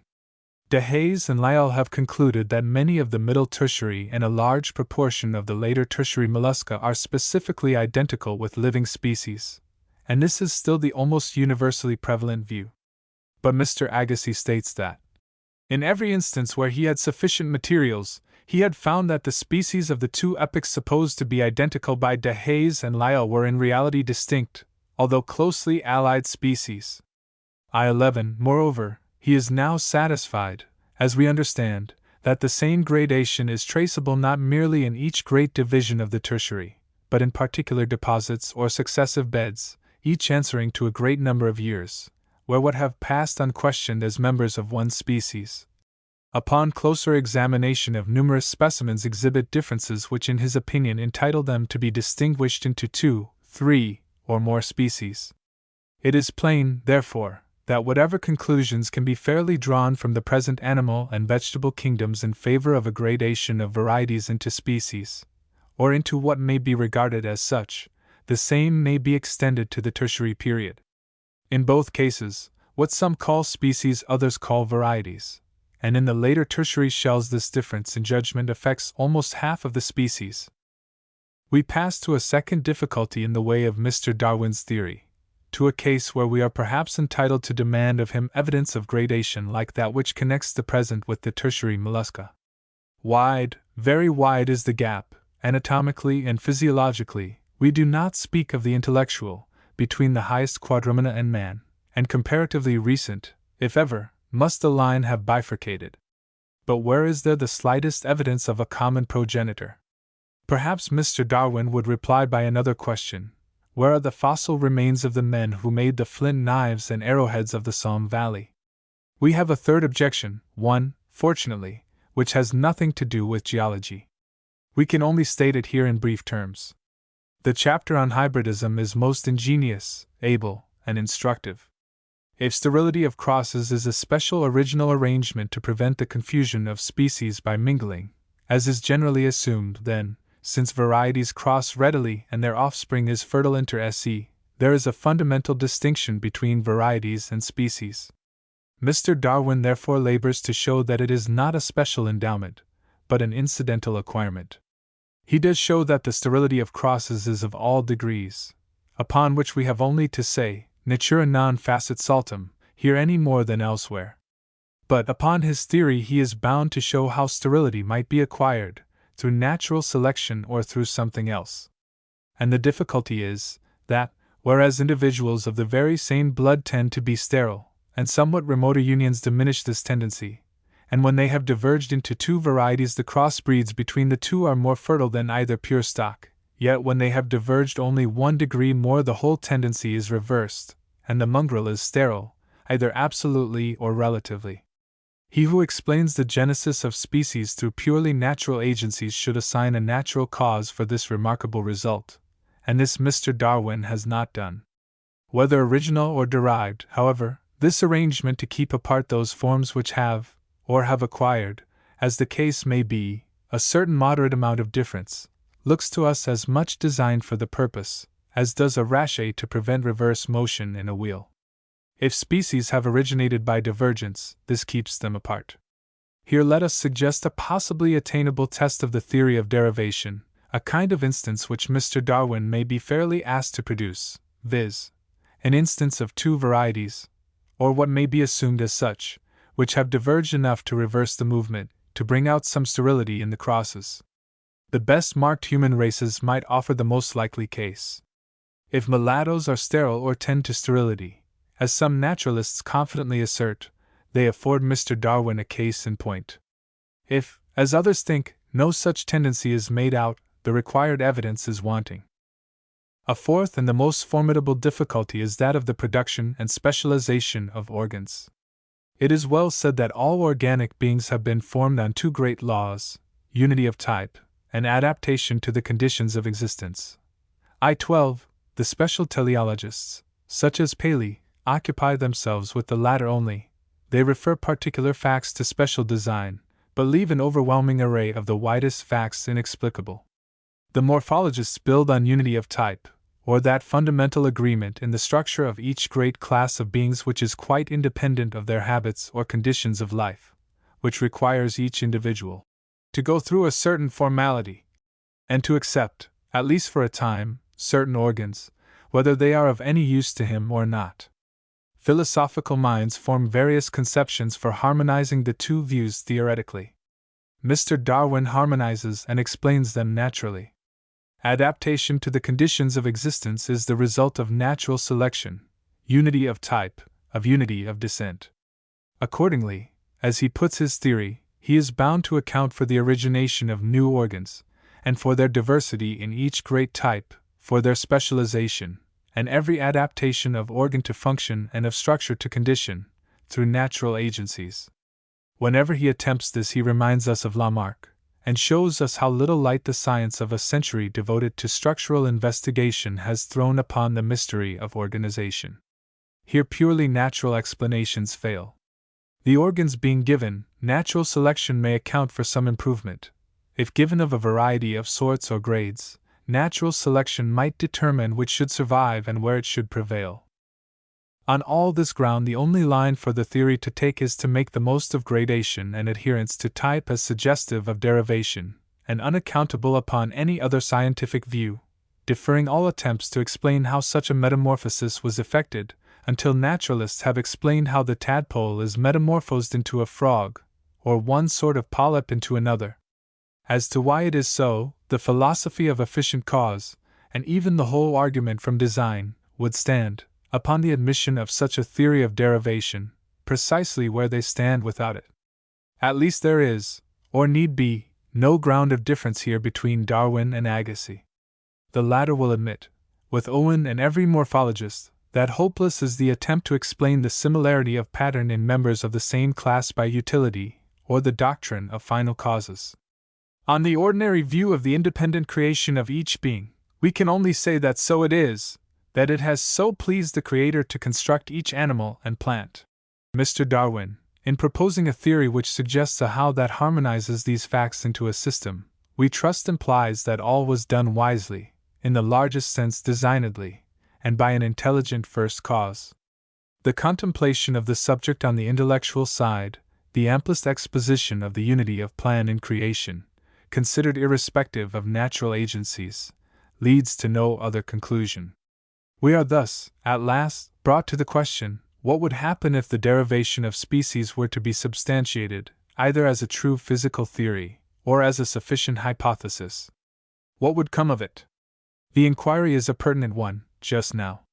For, of those who agree with us in thinking that Darwin has not established his theory of derivation, many will admit with us that he has rendered a theory of derivation much less improbable than before, that such a theory chimes in with the established doctrines of physical science, and is not unlikely to be largely accepted long before it can be proved. Moreover, the various notions that prevail, equally among the most and the least religious, as to the relations between natural agencies or phenomena and efficient cause, are seemingly more crude, obscure, and discordant than they need be. It is not surprising that the doctrine of the book should be denounced as atheistical. What does surprise and concern us is, that it should be so denounced by a scientific man, on the broad assumption that a material connection between the members of a series of organized beings is inconsistent with the idea of their being intellectually connected with one another through the deity, i.e., as products of one mind, as indicating and realizing a preconceived plan. An assumption the rebound of which is somewhat fearful to contemplate, but fortunately one which every natural birth protests against. It would be more correct to say that the theory in itself is perfectly compatible with an atheistic view of the universe. That is true, but it is equally true of physical theories generally. Indeed, it is more true of the theory of gravitation, and of the nebular hypothesis, than of the hypothesis in question. The latter merely takes up a particular, proximate cause, or set of such causes, from which, it is argued, the present diversity of species has or may have contingently resulted. The author does not say necessarily resulted, that the actual results in mode and measure, and none other, must have taken place. On the other hand, the theory of gravitation and its extension in the nebular hypothesis assume a universal and ultimate physical cause, from which the effects in nature must necessarily have resulted. Now, it is not thought, at least at the present day, that the establishment of the Newtonian theory was a step toward atheism or pantheism. Yet the great achievement of Newton consisted in proving that certain forces, blind forces, so far as the theory is concerned, acting upon matter in certain directions, must necessarily produce planetary orbits of the exact measure and form in which observation shows them to exist, a view which is just as consistent with eternal necessity, either in the atheistic or the pantheistic form, as it is with theism. Nor is the theory of derivation particularly exposed to the charge of the atheism of fortuity, since it undertakes to assign real causes for harmonious and systematic results. But of this, a word at the close. The value of such objections to the theory of derivation may be tested by one or two analogous cases. The common scientific as well as popular belief is that of the original, independent creation of oxygen and hydrogen, iron, gold, and the like. Is the speculative opinion now increasingly held that some or all of the supposed elementary bodies are derivative or compound, developed from some preceding forms of matter, irreligious?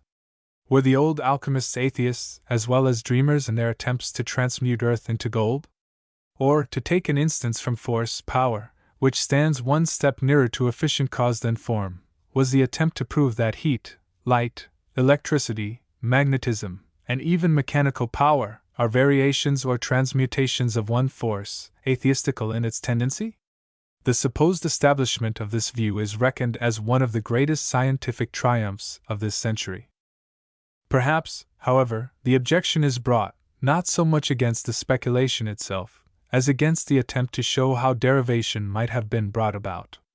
Then the same objection applies to a recent ingenious hypothesis made to account for the genesis of the chemical elements out of the ethereal medium, and to explain their several atomic weights, and some other characteristics by their successive complexity, hydrogen consisting of so many atoms of ethereal substance united in a particular order, and so on. The speculation interested the philosophers of the British Association, and was thought innocent, but unsupported by facts. Surely Mr. Darwin's theory is none the worse, morally, for having some foundation in fact. In our opinion, then, it is far easier to vindicate a theistic character for the derivative theory, than to establish the theory itself upon adequate scientific evidence. Perhaps scarcely any philosophical objection can be urged against the former to which the nebular hypothesis is not equally exposed. Yet the nebular hypothesis finds general scientific acceptance, and is adopted as the basis of an extended and recondite illustration in Mr. Agassiz's great work, I-13. How the author of this book harmonizes his scientific theory with his philosophy and theology, he has not informed us. Paley, in his celebrated analogy with the watch, insists that if the timepiece were so constructed as to produce other similar watches, after a manner of generation in animals, the argument from design would be all the stronger. What is to hinder Mr. Darwin from giving Paley's argument a further a fortiori extension to the supposed case of a watch which sometimes produces better watches, and contrivances adapted to successive conditions, and so at length turns out a chronometer, a town clock, or a series of organisms of the same type? From certain incidental expressions at the close of the volume, taken in connection with the motto adopted from Wool, we judge it probable that our author regards the whole system of nature as one which had received at its first formation the impress of the will of its author, foreseeing the varied yet necessary laws of its action throughout the whole of its existence, ordaining when and how each particular of the stupendous plan should be realized in effect, and with him to whom to will is to do, in ordaining doing it, whether profoundly philosophical or not, a view maintained by eminent philosophical physicists and theologians, such as Babbage on the one hand and Jowett on the other, will hardly be denounced as atheism. Perhaps Mr. Darwin would prefer to express his idea in a more general way, by adopting the thoughtful words of one of the most eminent naturalists of this or any age, substituting the word action for thought, since it is the former, from which alone the latter can be inferred, that he has been considering. Taking nature as exhibiting thought for my guide, it appears to me that while human thought is consecutive, divine thought is simultaneous, embracing at the same time and forever, in the past, the present, and the future, the most diversified relations among hundreds of thousands of organized beings, each of which may present complications again, which to study and understand even imperfectly, as for instance man himself. Mankind has already spent thousands of years, I-14, in thus conceiving of the divine power and act as coetaneous with divine thought, and of both as far as may be apart from the human element of time. Our author may regard the intervention of the Creator either as, humanly speaking, done from all time, or else as doing through all time. In the ultimate analysis, we suppose that every philosophical theist must adopt one or the other conception. A perversion of the first view leads toward atheism, the notion of an eternal sequence of cause and effect, for which there is no first cause, a view which few sane persons can long rest in. The danger which may threaten the second view is pantheism. We feel safe from either error, in our profound conviction that there is order in the universe. That order presupposes mind, design, will, and mind or will, personality. Thus guarded, we much prefer the second of the two conceptions of causation, as the more philosophical as well as Christian view, a view which leaves us with the same difficulties and the same mysteries in nature as in providence, and no other. Natural law, upon this view, is the human conception of continued and orderly divine action. We do not suppose that less power, or other power, is required to sustain the universe and carry on its operations, than to bring it into being. So, while conceiving no improbability of interventions of creative mind in nature, if by such is meant the bringing to pass of new and fitting events at fitting times, we leave it for profounder minds to establish, if they can, a rational distinction in kind between his working in nature carrying on operations, and in initiating those operations. We wished, under the light of such views, to examine more critically the doctrine of this book, especially of some questionable parts, for instance, its explanation of the natural development of organs, and its implication of a necessary acquirement of mental power in the ascending scale of gradation. But there is room only for the general declaration that we cannot think the cosmos a series which began with chaos and ends with mind, or of which mind is a result, that, if, by the successive origination of species and organs through natural agencies, the author means a series of events which succeed each other irrespective of a continued directing intelligence, events which mind does not order and shape to destined ends, then he has not established that doctrine, nor advanced toward its establishment, but has accumulated improbabilities beyond all belief. Take the formation and the origination of the successive degrees of complexity of eyes as a specimen. The treatment of this subject, pages I-88, 189, upon one interpretation, is open to all the objections referred to. But if, on the other hand, we may rightly compare the eye to a telescope, perfected by the long-continued efforts of the highest human intellects, we could carry out the analogy, and draw satisfactory illustrations and inferences from it. The essential, the directly intellectual thing is the making of the improvements in the telescope or the steam engine. Whether the successive improvements, being small at each step, and consistent with the general type of the instrument, are applied to some of the individual machines, or entire new machines are constructed for each, is a minor matter. Though if machines could engender, the adaptive method would be most economical, and economy is said to be a paramount law in nature. The origination of the improvements, and the successive adaptations to meet new conditions or subserve other ends, are what answer to the supernatural, and therefore remain inexplicable. As to bringing them into use, though wisdom foresees the result, the circumstances and the natural competition will take care of that, in the long run. The old ones will go out of use fast enough, except where an old and simple machine remains still best adapted to a particular purpose or condition, as, for instance, the old Newcomen engine for pumping out coal pits. If there's a divinity that shapes these ends, the whole is intelligible and reasonable, otherwise not. We regret that the necessity of discussing philosophical questions has prevented a fuller examination of the theory itself, and of the interesting scientific points which are brought to bear in its favor. One of its neatest points, certainly a very strong one for the local origination of species, and their gradual diffusion under natural agencies, we must reserve for some other convenient opportunity. The work is a scientific one, rigidly restricted to its direct object, and by its science it must stand or fall.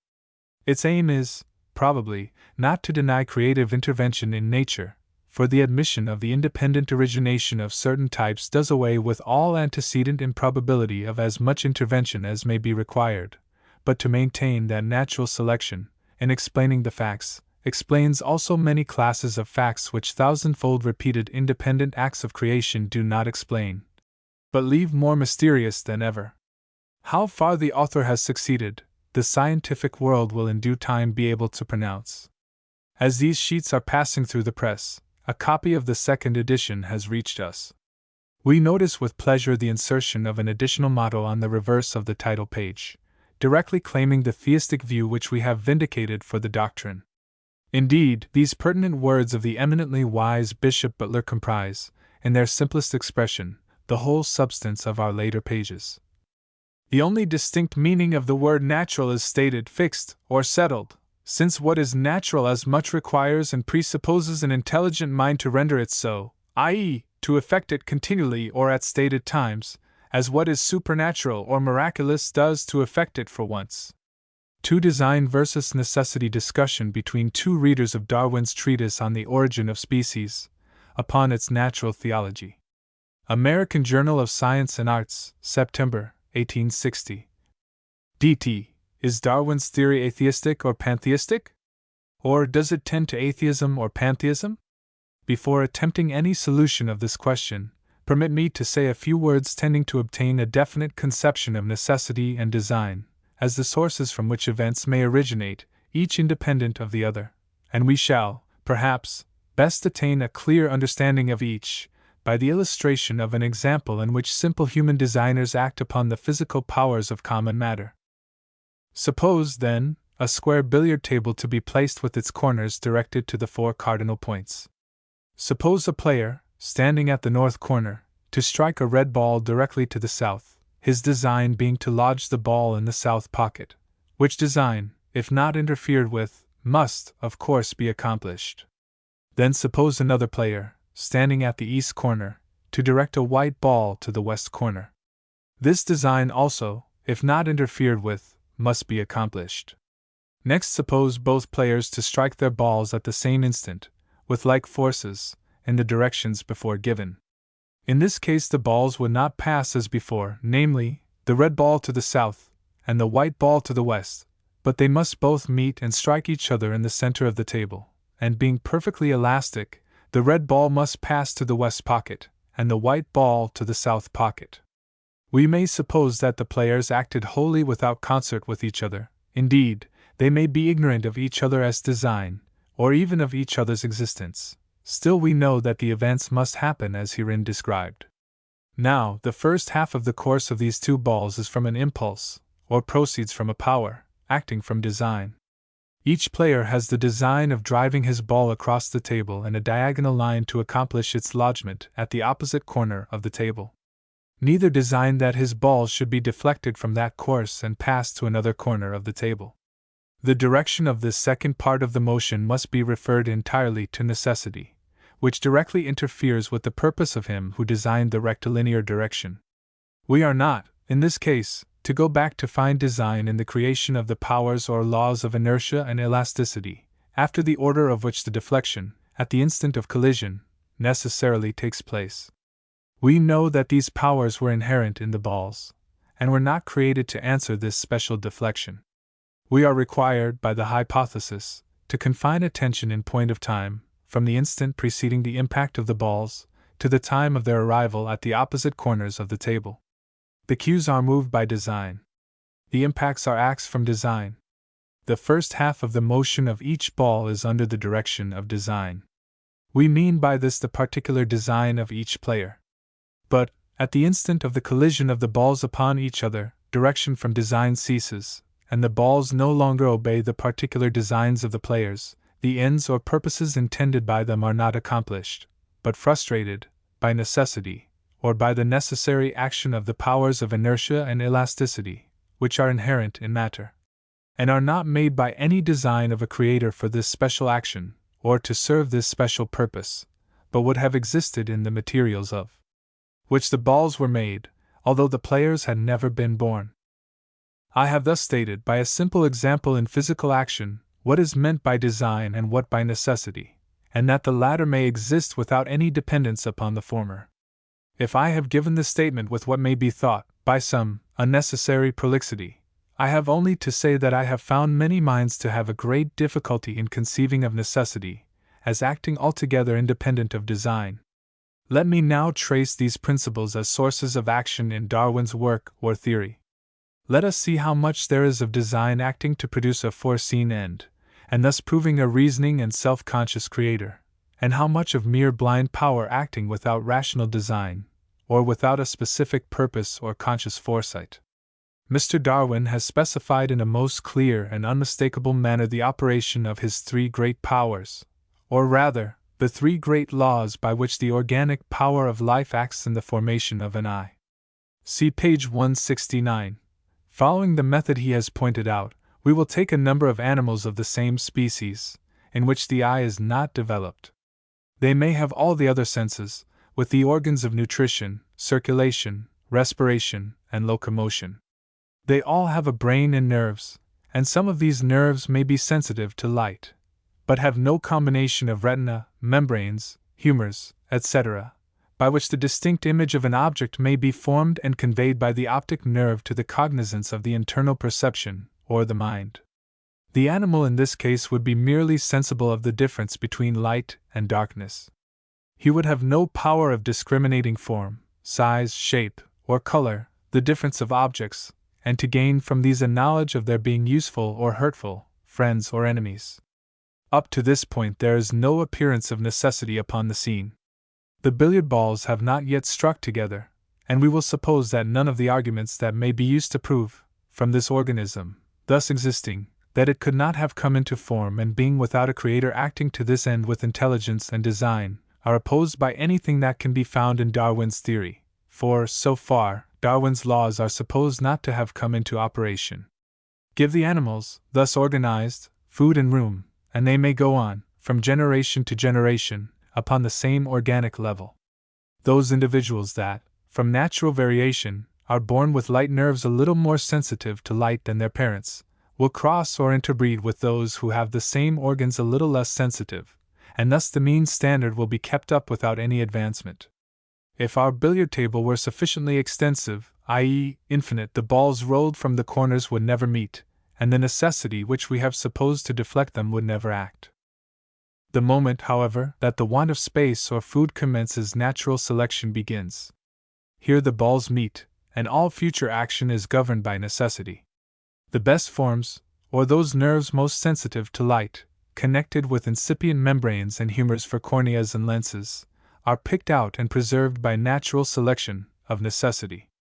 All cannot live and propagate, and it is a necessity, obvious to all, that the weaker must perish, if the theory be true. Working on, in this way, through countless generations, the eye is at last 55. Formed in all its beauty and excellence.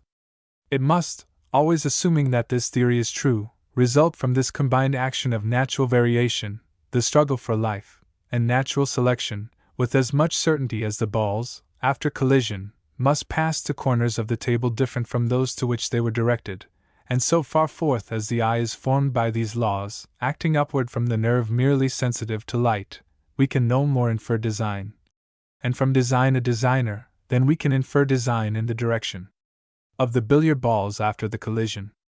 Both are sufficiently accounted for by blind powers acting under a blind necessity.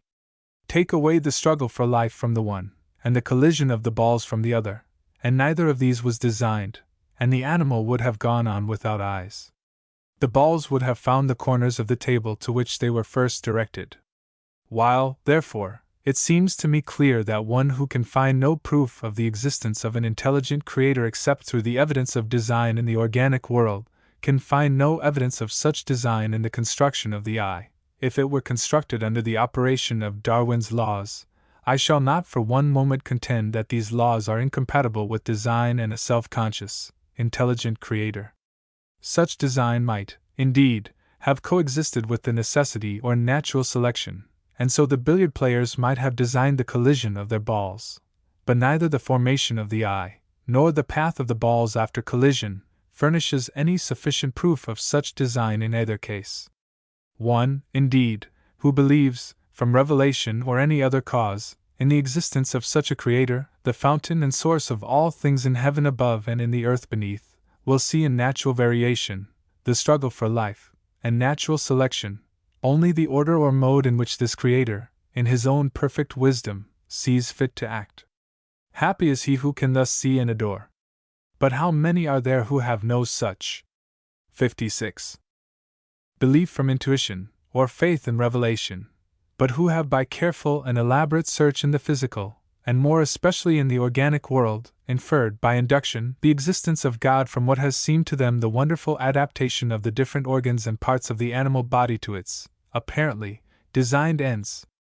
Imagine a mind of this skeptical character, in all honesty and under its best reason, after finding itself obliged to reject the evidence of revelation, to commence a search after the Creator, in the light of natural theology. He goes through the proof for final cause and design, as given in a summary though clear, plain, and convincing form, in the pages of Paley and the Bridgewater treatises. The eye and the hand, those perfect instruments of optical and mechanical contrivance and adaptation, without the least waste or surplusage, these, say Paley and Bell, certainly prove a designing maker as much as the palace or the watch proves an architect or a watchmaker. Let this mind, in this state, cross Darwin's work, and find that, after a sensitive nerve or a rudimentary hoof or claw, no design is to be found. From this point upward the development is the mere necessary result of natural selection, and let him receive this law of natural selection as true, and where does he find himself? Before he could refer the existence of the eye, for example, only to design or chance. There was no other alternative. He rejected chance as impossible. It must then be a design. But Darwin brings up another power, namely, natural selection, in place of this impossible chance. This not only may, but according to Darwin, must of necessity produce an eye. It may indeed coexist with design, but it must exist and act and produce its results, even without design. Will such a mind, under such circumstances, infer the existence of the designer, God, when he can, at the same time, satisfactorily account for the thing produced by the operation of this natural selection? It seems to me, therefore, perfectly evident. 57. That the substitution of natural selection, by necessity, for design in the formation of the organic world, is a step decidedly atheistical.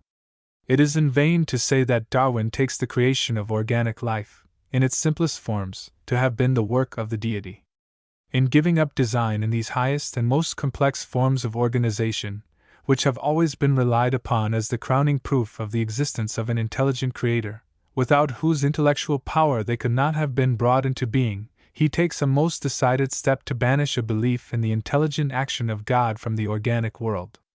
The lower organisms will go next. The atheist will say, wait a little.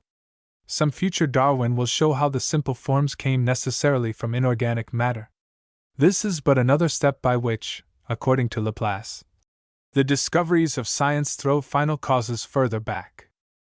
A.g., it is conceded that, if the two players in the supposed case were ignorant of each other's presence, the designs of both were frustrated, and from necessity.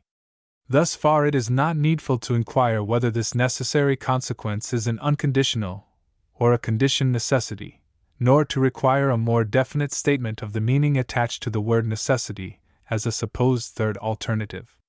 But if the players knew of each other's presence, we could not infer from the result that the design of both or of either was frustrated.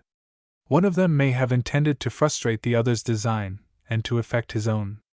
Or both may have been equally conversant with the properties of the matter and the relation of the forces concerned, whatever the cause, origin, or nature of these forces and properties, and the result may have been according to the designs of both. As you admit that they might or might not have designed the collision of their balls and its consequences, the question arises whether there is any way of ascertaining which of the two conceptions we may form about it is the true one. Now, let it be remarked that design can never be demonstrated. Witnessing the act does not make known the design, as we have seen in the case assumed for the basis of the argument. The word of the actor is not proof, and that source of evidence is excluded from the cases in question. The only way left, and the only possible way in cases where testimony is out of the question, is to infer the design from the result, or from arrangements which strike us as adapted or intended to produce a certain result, which affords a presumption of design.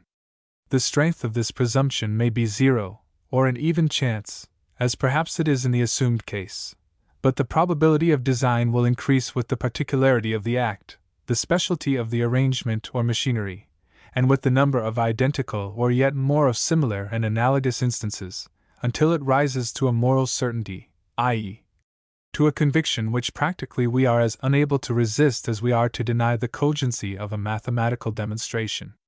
A single instance, or set of instances, of a comparatively simple arrangement might suffice. For instance, we should not doubt that a pump was designed to raise water by the moving of the handle. Of course, the conviction is the stronger, or at least the sooner arrived at, where we can imitate the arrangement, and ourselves produce the result at will, as we could with a pump, and also with the billiard balls. And here I would suggest that your billiard table, with the case of collision, answers well to a machine. In both a result is produced by indirection, by applying a force out of line of the ultimate direction. And, as I should feel as confident that a man intended to raise water who was working a pump handle, as if he were bringing it up in pailfuls from below by means of a ladder, so, after due examination of the billiard table and its appurtenances, I should probably think it likely that the effect of the rebound was expected and intended no less than that of the immediate impulse. And a similar inspection of arrangements and results in nature would raise at least an equal presumption of design. You allow that the rebound might have been intended, but you require proof that it was. We agree that a single such instance affords no evidence either way. But how would it be if you saw the men doing the same thing over and over? And if they varied it by other arrangements of the balls or of the blow, and these were followed by analogous results? How if you at length discovered a profitable end of the operation, say the winning of a wager? So in the counterpart case of natural selection, must we not infer intention from the arrangements and the results?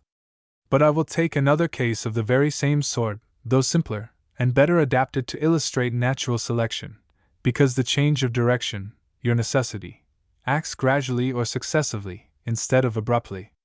Suppose I hit a man standing obliquely in my rear, by throwing forward a crooked stick, called a boomerang. How could he know whether the blow was intentional or not? But suppose I had been known to throw boomerangs before, suppose that, on different occasions I had before wounded persons by the same, or other indirect and apparently aimless actions, and suppose that an object appeared to be gained in the result, that definite ends were attained, would it not at length be inferred that my assault, though indirect, or apparently indirect, was designed? To make the case more nearly parallel with those it is brought to illustrate, you have only to suppose that, although the boomerang thrown by me went forward to a definite place, and at least appeared to subserve a purpose, and the bystanders, after a while, could get traces of the mode or the empirical law of its flight, yet they could not themselves do anything with it. It was quite beyond their power to use it. Would they doubt or deny my intention on that account? No, they would insist that design on my part must be presumed from the nature of the results, that, though design may have been wanting in any one case, yet the repetition of the result, and from different positions and under varied circumstances, showed that there must have been design. Moreover, in the way your case is stated, it seems to concede the most important half of the question, and so affords a presumption for the rest, on the side of design. For you seem to assume an actor, a designer, accomplishing his design in the first instance. You, a bystander, infer that the player effected his design in sending the first ball to the pocket before him. You infer this from observation alone. Must you not from a continuance of the same observation equally infer a common design of the two players in the complex result, or a design of one of them to frustrate the design of the other? If you grant a designing actor, the presumption of design is as strong, or upon continued observation of instances soon becomes as strong, in regard to the deflection of the balls, or variation of the species, as it was for the result of the first impulse or for the production of the original animal, etc. But in the case to be illustrated, we do not see the player. We see only the movement of the balls. Now, if the contrivances and adaptations referred to really do prove a designer as much as the palace or the watch proves an architect or a watchmaker, as Paley and Bell argue, and as your skeptic admits, while the alternative is between design and chance, then they prove it with all the proof the case is susceptible of, and with complete conviction. For we cannot doubt that the watch had a watchmaker. And if they prove it on the supposition that the unseen operator acted immediately, i.e., that the player directly impelled the balls in the directions we see them moving, I insist that this proof is not impaired by our ascertaining that he acted immediately, i.e., that the present state or form of the plants or animals, like the present position of the billiard balls, resulted from the collision of the individuals with one another, or with the surroundings. The original impulse, which we once supposed was in the line of the observed movement, only proves to have been in a different direction, but the series of movements took place with a series of results, each and all of them none the less determined, none the less designed. Wherefore, when, at the close, you quote Laplace that the discoveries of science throw final causes farther back, the most you can mean is that they constrain us to look farther back for the impulse. They do not at all throw the argument for design farther back, in the sense of furnishing evidence or presumption that only the primary impulse was designed, and that all the rest followed from chance or necessity. Evidence of design, I think you will allow, everywhere is drawn from the observation of adaptations and of results, and has really nothing to do with anything else, except where you can take the word for the will. And in that case you have not argument for design, but testimony. In nature we have no testimony, but the argument is overwhelming. Now, note that the argument of the olden time, that of Paley, etc., which your skeptic found so convincing, was always the argument for design in the movement of the balls after deflection. For it was drawn from animals produced by generation, not by creation, and through a long succession of generations or deflections. Wherefore, if the argument for design is perfect in the case of an animal derived from a long succession of individuals as nearly alike as offspring is generally like parents and grandparents, and if this argument is not weakened when a variation, or series of variations, has occurred in the course, as great as any variations we know of among domestic cattle, how then is it weakened by the supposition, or by the likelihood, that the variations have been twice or thrice as great as we formerly supposed, or because the variations have been picked out, and a few of them preserved as breeders of still other variations, by natural selection? Finally, let it be noted that your element of necessity has to do, so far as we know, only with the picking out and preserving of certain changing forms, i.e., with the natural selection. This selection, you may say, must happen under the circumstances. This is a necessary result of the collision of the balls, and these results can be predicted. If the balls strike so and so, they will be deflected so and so. But the variation itself is of the nature of an origination. It answers well to the original impulse of the balls, or to a series of such impulses. We cannot predict what particular new variation will occur from any observation of the past. Just as the first impulse was given to the balls at a point out of sight, so the impulse which resulted in the variety, or new form was given at a point beyond observation, and is equally mysterious or unaccountable, except on the supposition of an ordaining will. The parent had not the peculiarity of the variety, the progeny has. Between the two is the dim or obscure region of the formation of a new individual, in some unknown part of which, and in some wholly unknown way, the difference is intercalated. To introduce necessity here is gratuitous and unscientific, but here you must have it to make your argument valid. I agree that, judging from the past, it is not improbable that variation itself may be hereafter shown to result from physical causes.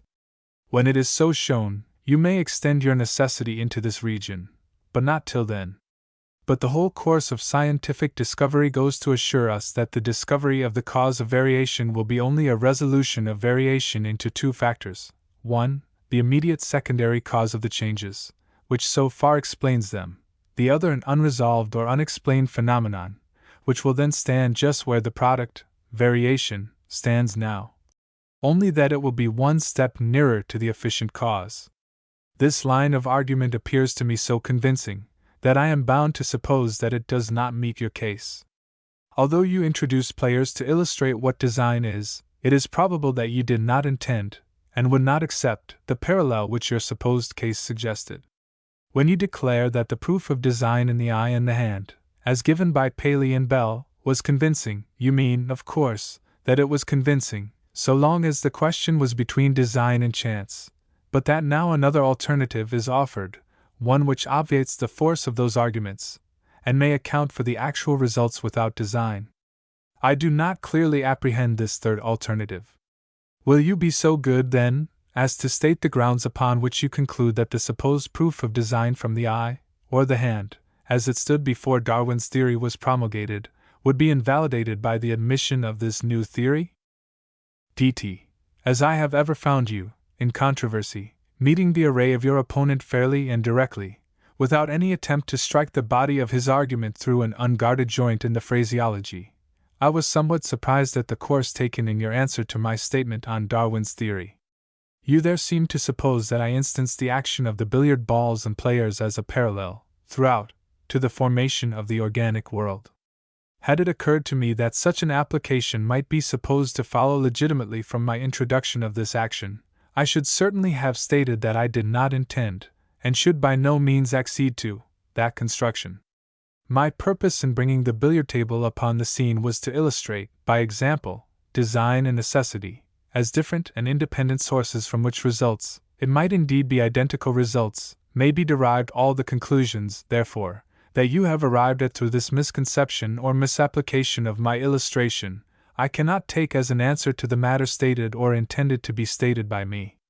Again, following this misconception, you suppose the skeptic, instanced by me as revealing through the evidence of design, exhibited in the structure of the eye, for its designer, God, as bringing to the examination a belief in the existence of design in the construction of the animals as they existed up to the moment when the eye was, according to my supposition, added to the heart, stomach, brain, etc. by skeptic I, of course, intended one who doubted the existence of design in every organic structure, or at least required proof of such design.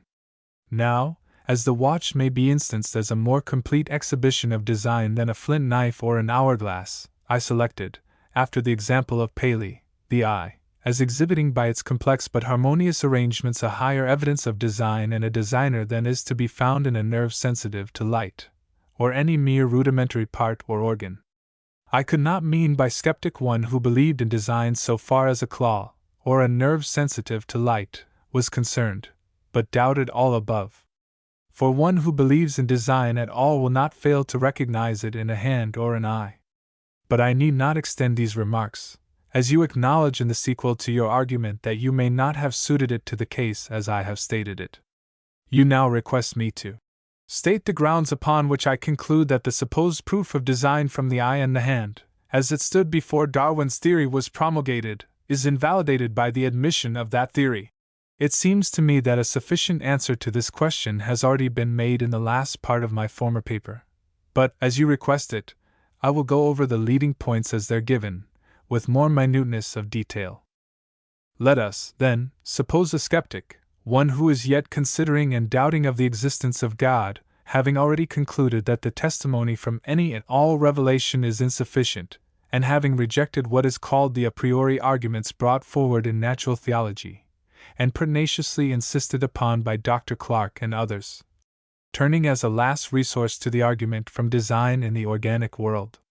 Voltaire tells him that a palace could not exist without an architect to design it. Dr. Paley tells him that a watch proves the design of a watchmaker.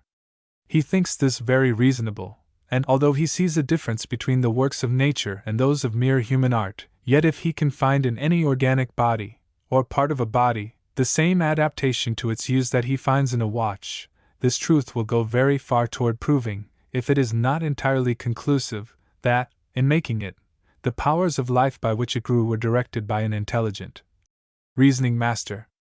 Under the guidance of Paley he takes an eye, which, although an optical, and not a mechanical instrument like the watch, is as well adapted to testify to design. He sees, first, that the eye is transparent when every other part of the body is opaque. Was this the result of a mere Epicurean or Lucretian, fortuitous concourse of living atoms?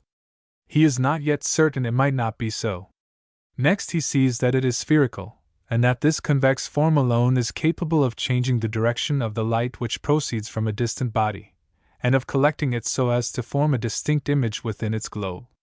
Next he sees at the exact place where this image must be formed a curtain of nerve work, ready to receive and convey it, or excite from it, in its own mysterious way, an idea of it in the mind. Last of all, he comes to the crystalline lens. Now, he has before learned that without this lens an eye would by the aqueous and vitreous humors alone form an image upon the retina, but this image would be indistinct from the light not being sufficiently refracted, and likewise from having a colored fringe round its edges.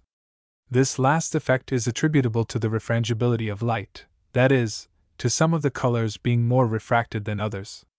He likewise knows that more than 100 years ago Mr. Darwin, having found out, after many experiments, that some kinds of glass have the power of dispersing light, for each degree of its refraction, much more than other kinds, and that on the discovery of this fact he contrived to make telescopes in which he passed the light through two object glasses successively, one of which he made of crown and one of flint glass, so ground and adapted to each other that the greater dispersion produced by the substance of one should be corrected by the smaller dispersion of the other. This contrivance corrected entirely the colored images which had rendered all previous telescopes very imperfect. He finds in this invention all the elements of design, as it appeared in the thought and action of a human designer. First, conjecture of certain laws or facts in optics. Then, experiment proving these laws or facts. Then, the contrivance and formation of an instrument by which those laws or facts must produce a certain sought result. Thus enlightened, our skeptic turns to his crystalline lens to see if he can discover the work of a Darwin in this. Here he finds that an eye, having a crystalline lens placed between the humors, not only refracts the light more than it would be refracted by the humors alone, but that, in this combination of humors and lens, the colors are as completely corrected as in the combination of Darwin's telescope. Can it be that there was no design, no designer, directing the powers of life in the formation of this wonderful organ? Our skeptic is aware that, in the arts of man, great aid has been, sometimes, given by chance, that is, by the artist or workman observing some fortuitous combination, form, or action, around him. He has heard it said that the chance arrangement of two pairs of spectacles, in the shop of a Dutch optician, gave the direction. 67. For constructing the first telescope. Possibly, in time, say a few geological ages, it might in some optician's shop have brought about a combination of flint and crown glass which, together, should have been achromatic. But the space between the humors of the eye is not an optician's shop where object glasses of all kinds, shapes, and sizes, are placed by chance, in all manner of relations and positions. On the hypothesis under which our skeptic is making his examination, the eye having been completed in all but the formation of the lens, the place which the lens occupies when completed was filled with parts of the humors and plane membrane, homogeneous in texture and surface, presenting, therefore, neither the variety of the materials nor forms which are contained in the optician's shop for chance to make its combinations with. How, then, could it be cast of a combination not before used, and fashioned to a shape different from that before known, and placed in exact combination with all the parts before enumerated, with many others not even mentioned? He sees no parallelism of condition, then, by which chance could act in forming a crystalline lens, which answers to the condition of an optician's shop, where it might be possible in many ages for chance to combine existing forms into an achromatic object glass. Considering, therefore, the eye thus completed and placed in its bony case and provided with its muscles, its lids, its tear ducts, and all its other elaborate and curious appendages, and 1,000 times more wonderful still, without being encumbered with a single superfluous or useless part, can he say that this could be the work of chance? The improbability of this is so great, and consequently the evidence of design is so strong, that he is about to seal his verdict in favor of design, when he opens Mr. Darwin's book. There he finds that an eye is no more than a vital aggregation or growth, directed, not by design nor chance, but molded by natural variation and natural selection, through which it must, necessarily, have been developed and formed.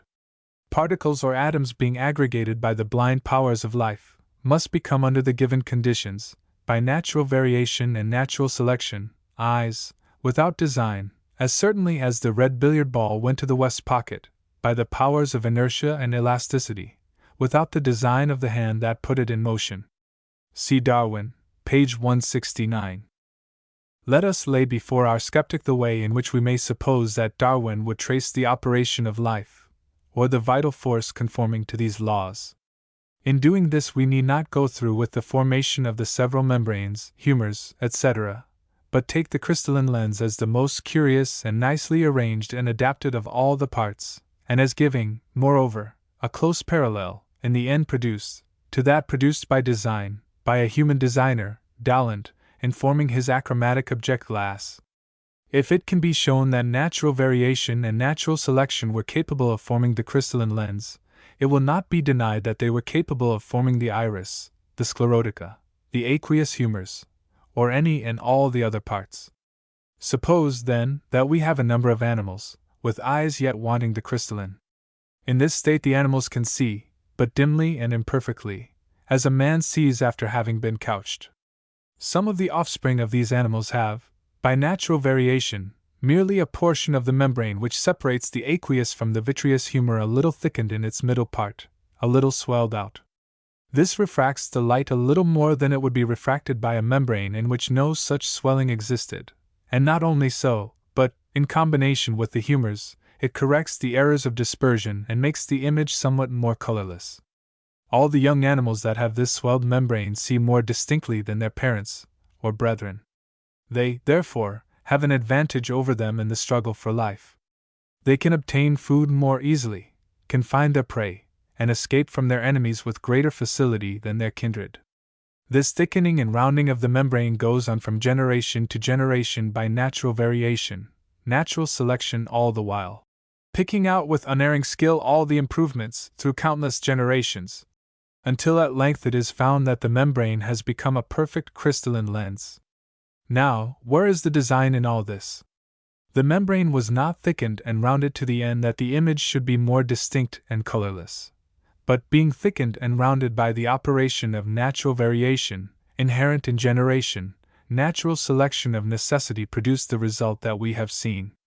The same result was thus produced of necessity, in the eye, that Dalland came at, in the telescope, with design, through painful guessing, reasoning, experimenting, and forming.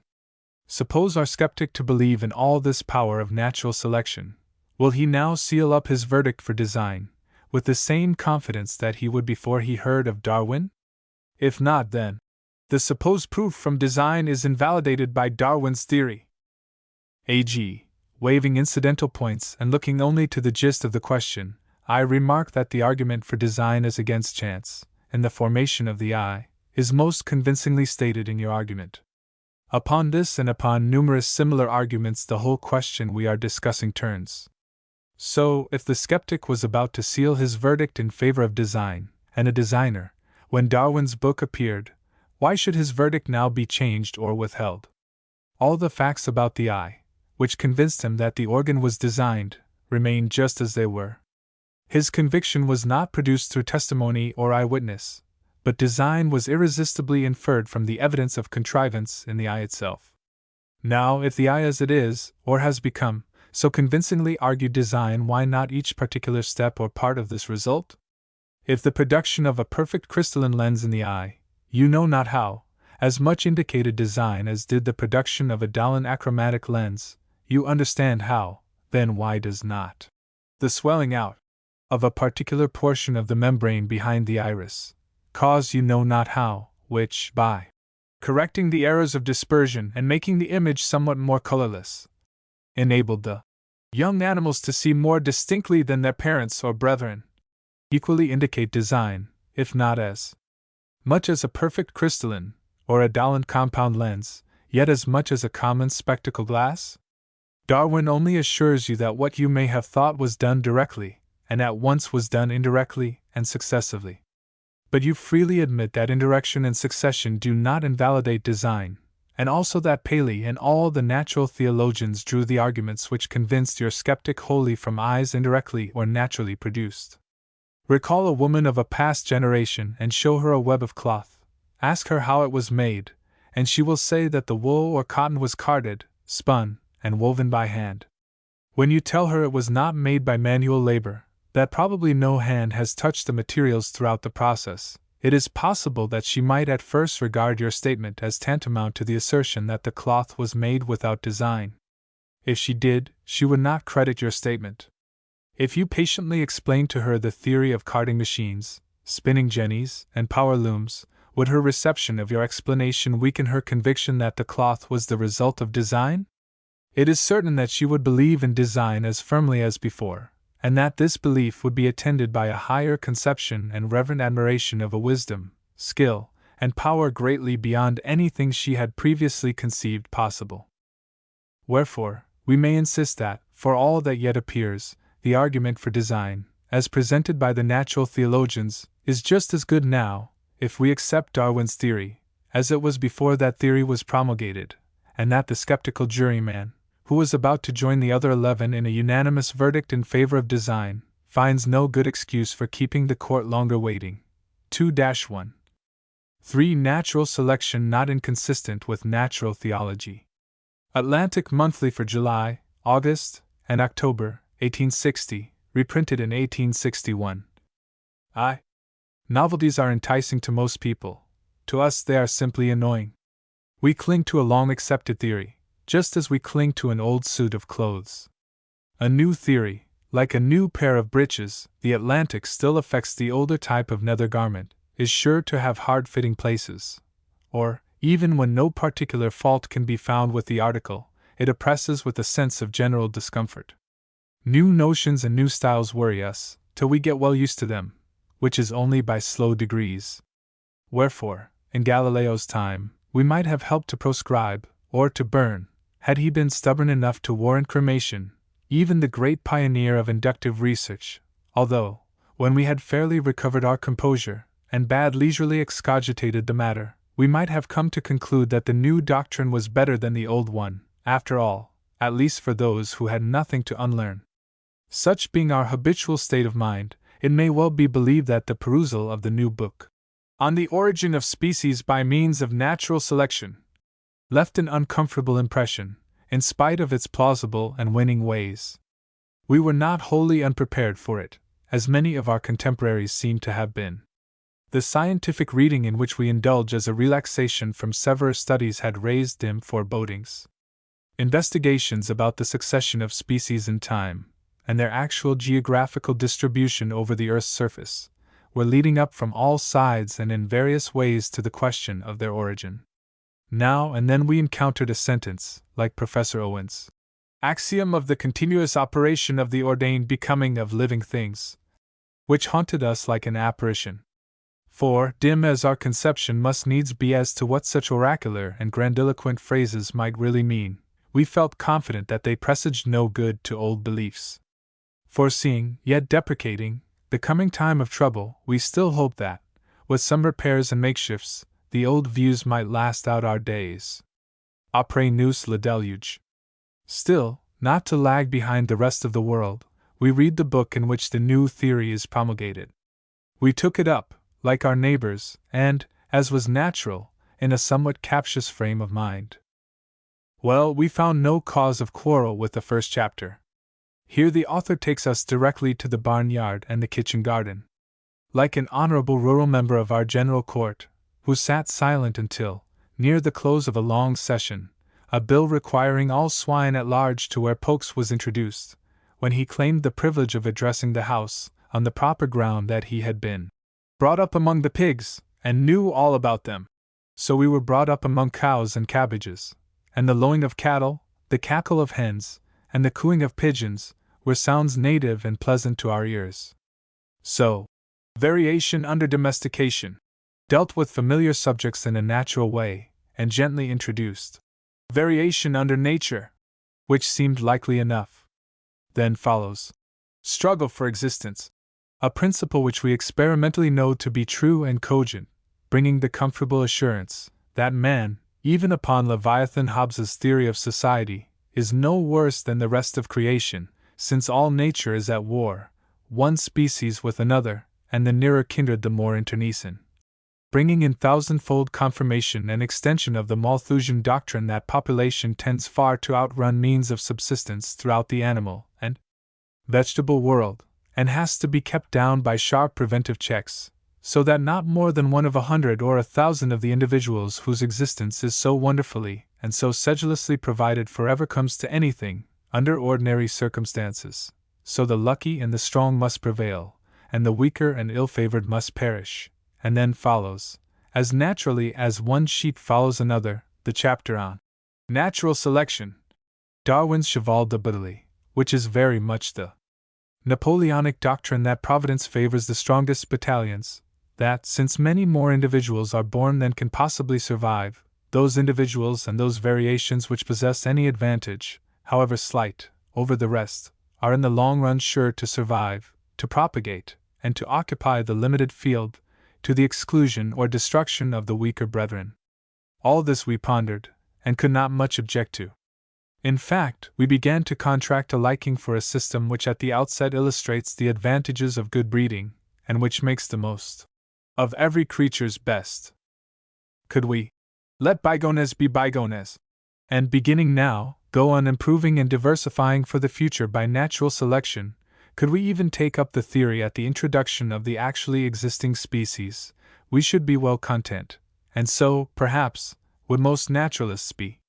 It is by no means difficult to believe that varieties are incipient or possible species, when we see what trouble naturalists, especially botanists, have to distinguish between them, one regarding as a true species what another regards as a variety, when the progress of knowledge continually increases, rather than diminishes, the number of doubtful instances, and when there is less agreement than ever among naturalists as to what is the basis in nature upon which our idea of species reposes, or how the word is to be defined.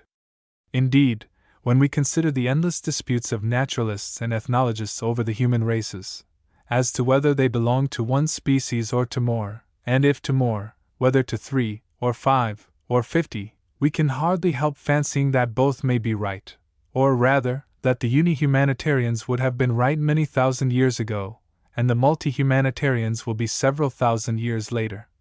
While at present the safe thing to say is, that probably there is some truth on both sides. Natural selection, Darwin remarks, leads to divergence of character, for the more living beings can be supported on the same area, the more they diverge in structure, habits, and constitution. A principle which, by the way, is paralleled and illustrated by the diversification of human labor, and also leads to much extinction of intermediate or unimproved forms. Now, though this divergence may steadily tend to increase, yet this is evidently a slow process in nature, and liable to much counteraction wherever man does not interpose, and so not likely to work much harm for the future. And if natural selection, with artificial to help it, will produce better animals and better men than the present, and fit them better to the conditions of existence, why, let it work, say we, to the top of its bent. There is still room enough for improvement.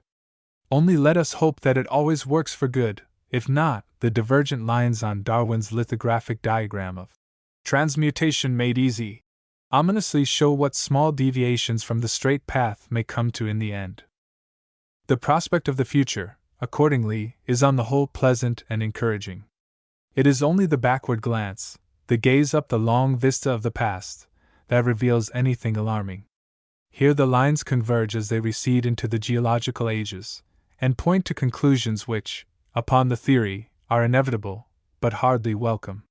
The very first step backward makes the Negro and the Hottentot our blood relations, not that reason nor scripture objects to that, though pride may. The next suggests a closer association of our ancestors of the olden time with our poor relations of the quadrumanous family than we like to acknowledge. Fortunately, however, even if we must account for him scientifically, man with his 2 feet stands upon a foundation of his own. Intermediate links between the Bimana and the Quadrumana are lacking altogether, so that, put the genealogy of the brutes upon what footing you will, the 4-handed races will not serve for our forerunners, at least, not until some monkey, live or fossil, is producible with great toes, instead of thumbs, upon his nether extremities. or until some lucky geologist turns up the bones of his ancestor and prototype in France or England, who was so busy napping the chucky stains and chipping out flint knives and arrowheads in the time of the drift, very many ages ago, before the British Channel existed, says Lyell 3-1, and until these men of the olden time are shown to have worn their great toes in the divergent and thumb-like fashion. That would be evidence indeed, but until some testimony of the sort is produced, we must needs believe in the separate and special creation of man, however it may have been with the lower animals and with plants.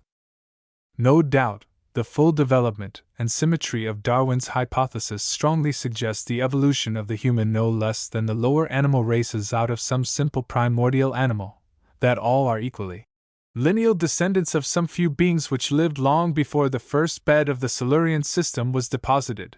But as the author speaks disrespectfully of spontaneous generation, and accepts a supernatural beginning of life on Earth, in some form or forms of being which included potentially all that have since existed and are yet to be, he is thereby not warranted to extend his inferences beyond the evidence, or the fair probability. There seems as great likelihood that one special origination should be followed by another upon fitting occasion, such as the introduction of man, as that one form should be transmuted into another upon fitting occasion, as, for instance, in the succession of species which differ from each other only in some details.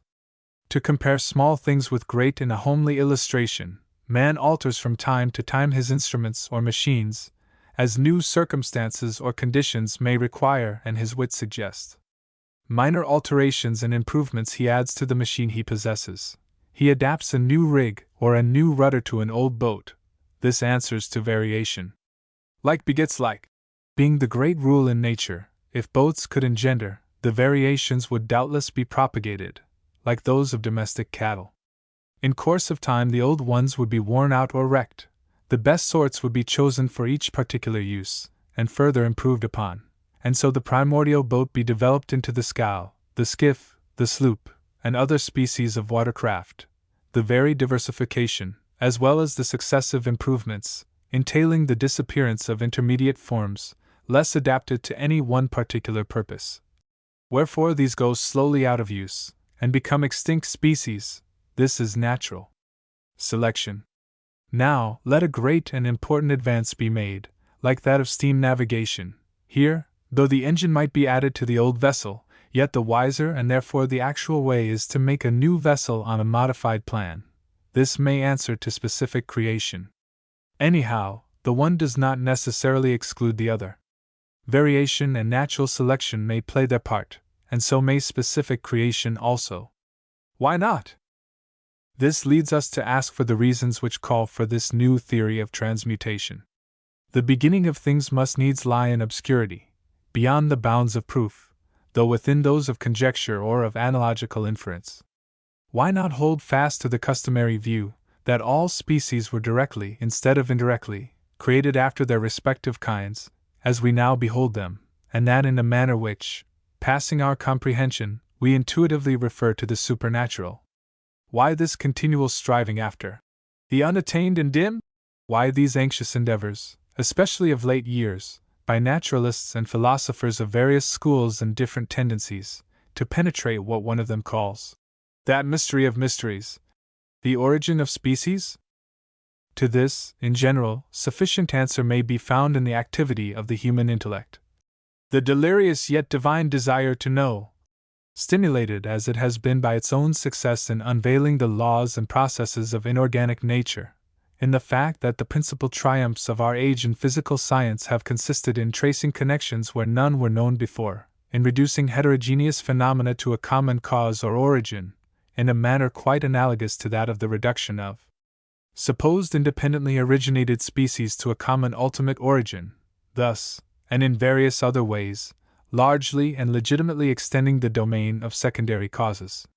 Surely the scientific mind of an age which contemplates the solar system as evolved from a common revolving fluid mass, which, through experimental research, has come to regard light, heat, electricity, magnetism, chemical affinity, and mechanical power as varieties or derivative and convertible forms of one force, instead of independent species, which has brought the so-called elementary kinds of matter, such as the metals, into kindred groups, and pertinently raised the question whether the members of each group may not be mere varieties of one species, and which speculates steadily in the direction of the ultimate unity of matter, of a sort of prototype or simple element which may be to the ordinary species of matter what the protozoa or what the component cells of an organism are to the higher sorts of animals and plants.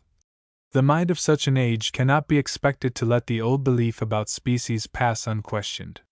It will raise the question, how the diverse sorts of plants and animals came to be as they are and where they are, and will allow that the whole inquiry transcends its powers only when all endeavors have failed, granting the origin to be supernatural or miraculous even, will not arrest the inquiry. All real origination, the philosophers will say, is supernatural. Their very question is, whether we have yet gone back to the origin and can affirm that the present forms of plants and animals are the primordial, the miraculously created ones. And even if they admit that, they will still inquire into the order of the phenomena, into the form of the miracle. You might as well expect the child to grow up content with what it is told about the advent of its infant brother. Indeed, to learn that the new comer is the gift of God, far from lulling inquiry, only stimulates speculation as to how the precious gift was bestowed. That questioning child is father to the man, is philosopher in short clothes. Since, then, questions about the origin of species will be raised, and have been raised, and since the theorizings, however different in particulars, all proceed upon the notion that one species of plant or animal is somehow derived from another, that the different sorts which now flourish are lineal, or unlineal, descendants of other and earlier sorts, it now concerns us to ask, what are the grounds in nature, the admitted facts, which suggest hypotheses of derivation in some shape or other? Reasons there must be, and plausible ones, for the persistent recurrence of theories upon this genetic basis.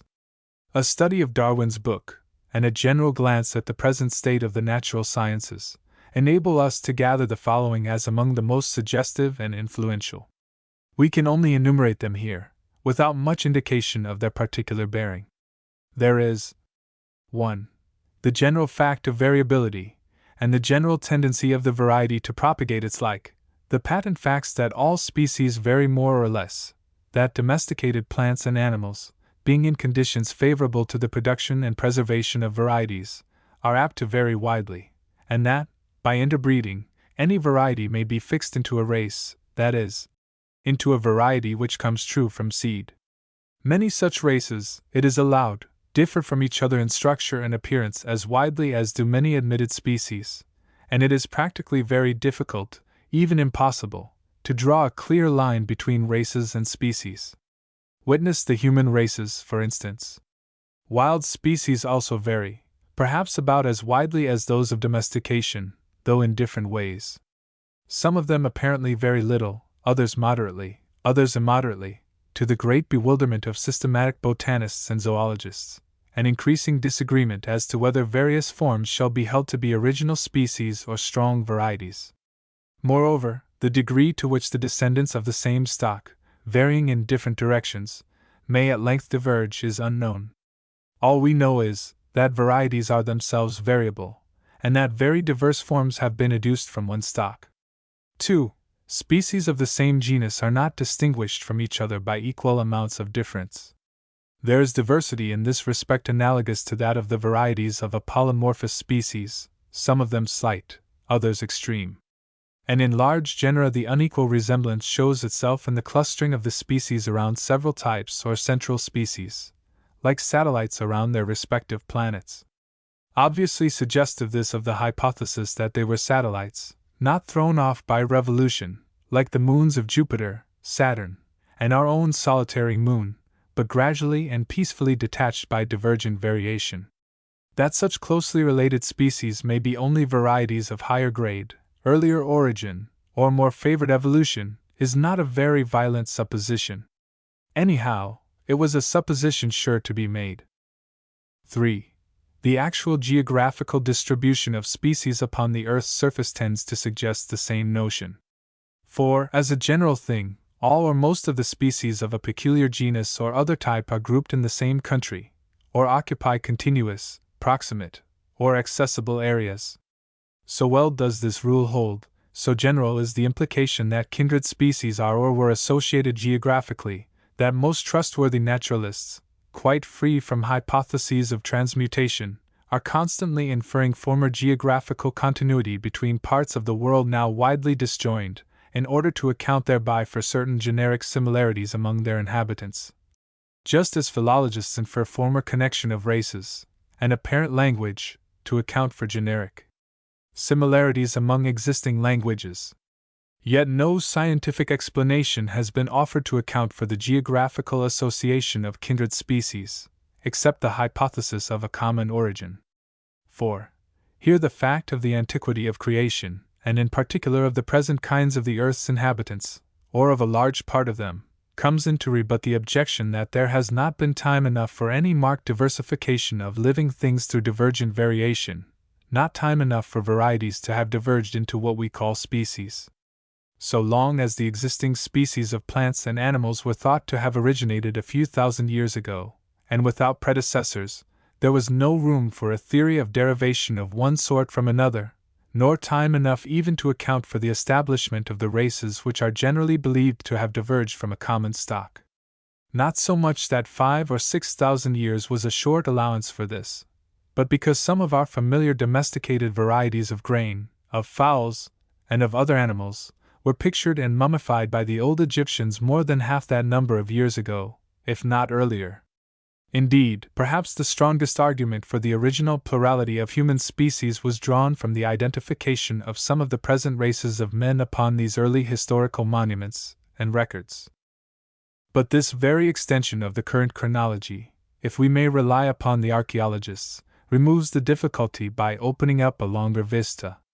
So does the discovery in Europe of remains and implements of prehistoric races of men, to whom the use of metals was unknown, men of the Stone Age, as the Scandinavian archaeologists designate them.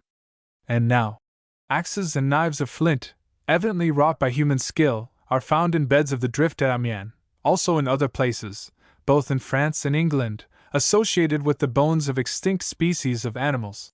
These implements, indeed, were noticed 20 years ago. At a place in Suffolk they have been exhumed from time to time for more than a century. But the full confirmation, the recognition of the age of the deposit in which the implements occur, their abundance, and the appreciation of their bearings upon most interesting questions, belong to the present time. To complete the connection of these primitive people with the fossil ages, the French geologists, we are told, have now found these axes in Picardy associated with remains of Elephas primigenius, Rhinoceros ticarinus, Equus fossilis, and an extinct species of Bos. 3-2. In plain language, these workers in flint lived in the time of the mammoth, of a rhinoceros now extinct, and along with horses and cattle unlike any now existing, specifically different, as naturalists say, from those with which man is now associated. Their connection with existing human races may perhaps be traced through the intervening people of the Stone Age, who were succeeded by the people of the Bronze Age, and these by workers in iron. 3-3. Now, various evidence carries back the existence of many of the present lower species of animals, and probably of a larger number of plants, to the same drift period. All agree that this was very many thousand years ago. Agassiz tells us that the same species of polyps which are now building coral walls around the present peninsula of Florida actually made that peninsula, and have been building there for many thousand centuries. 5. The overlapping of existing and extinct species, and the seemingly gradual transition of the life of the drift period into that of the present, may be turned to the same account. Mammoths, mastodons, and Irish elks, now extinct, must have lived down to human, if not almost to historic times. Perhaps the last dodo did not long outlive his huge New Zealand kindred. The aurochs, once the companion of mammoths, still survives, but owes his present and precarious existence to man's care. Now, nothing that we know of forbids the hypothesis that some new species have been independently and supernaturally created within the period which other species have survived. Some may even believe that man was created in the days of the mammoth, became extinct, and was recreated at a later date. But why not say the same of the aurochs, contemporary both of the old man and of the new? Still, it is more natural, if not inevitable, to infer that, if the aurochs of that olden time were the ancestors of the aurochs of the Lithuanian forests, so likewise were the men of that age the ancestors of the present human races. Then, whoever concludes that these primitive makers of rude flint axes and knives were the ancestors of the better workmen of the succeeding Stone Age, and these again of the succeeding artificers in brass and iron, will also be likely to suppose that the equus and bos of that time, different though they be, were the remote progenitors of our own horses and cattle. In all candor, we must at least concede that such considerations suggest a genetic descent from the drift period down to the present, and allow time enough, if time is of any account, for variation and natural selection to work out some appreciable results in the way of divergence into races, or even into so-called species. Whatever might have been thought, when geological time was supposed to be separated from the present era by a clear line, it is now certain that a gradual replacement of old forms by new ones is strongly suggestive of some mode of origination which may still be operative. When species, like individuals, were found to die out one by one, and apparently to come in one by one, a theory for what Owen sonorously calls the continuous operation of the ordained becoming of living things, could not be far off. That all such theories should take the form of a derivation of the new from the old seems to be inevitable, perhaps from our inability to conceive of any other line of secondary causes in this connection. Owen himself is apparently in travail with some transmutation theory of his own conceiving, which may yet see the light, although Darwin's came first to the birth.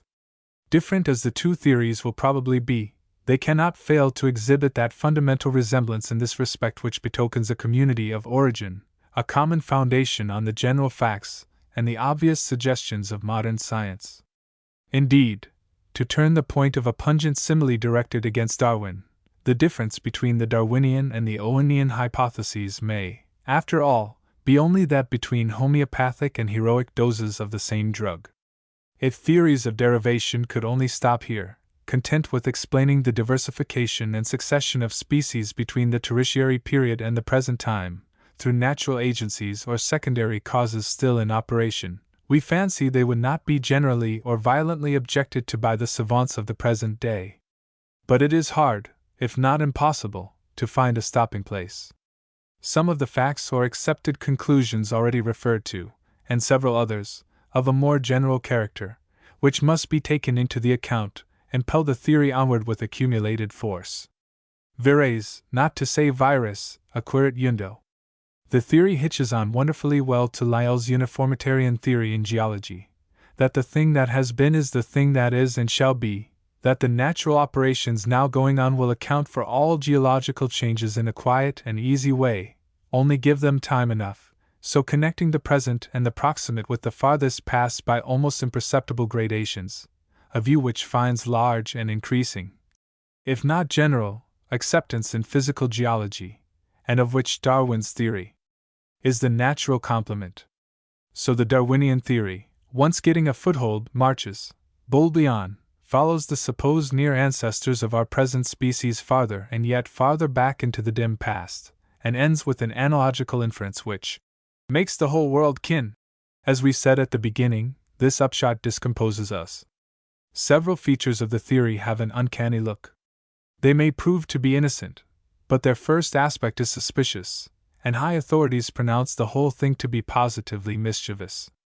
In this dilemma we are going to take advice. Following the bent of our prejudices, and hoping to fortify these by new and strong arguments, we are going now to read the principal reviews which undertake to demolish the theory, with what result our readers shall be duly informed. 2. I can entertain no doubt, after the most deliberate study and dispassionate judgment of which I am capable, that the view which most naturalists entertain, and which I formerly entertained, namely, that each species has been independently created, is erroneous. I am fully convinced that species are not immutable, but that those belonging to what are called the same genera are lineal descendants of some other and generally extinct species, in the same manner as the acknowledged varieties of any one species are the descendants of that species. Furthermore, I am convinced that natural selection has been the main, but not exclusive, means of modification. This is the kernel of the new theory, the Darwinian creed, as recited at the close of the introduction to the remarkable book under consideration. The questions, what will he do with it? And how far will he carry it? The author answers at the close of the volume. I cannot doubt that the theory of descent with modification embraces all the members of the same class. Furthermore, I believe that all animals have descended from at most only 4 or 5 progenitors, and plants from an equal or lesser number. Seeing that analogy as strongly suggests a further step in the same direction, while he protests that analogy may be a deceitful guide, yet he follows its inexorable leading to the inference that probably all the organic beings which have ever lived on this earth have descended from some one primordial form, into which life was first breathed. 3-4. In the first extract we have the thin end of the wedge driven a little way, in the last, the wedge driven home. We have already sketched some of the reasons suggestive of such a theory of derivation of species, reasons which gave it plausibility, and even no small probability, as applied to our actual world and to changes occurring since the latest tertiary period. We are well pleased at this moment to find that the conclusions we were arriving at in this respect are sustained by the very high authority and impartial judgment of Pictet, the Swiss paleontologist.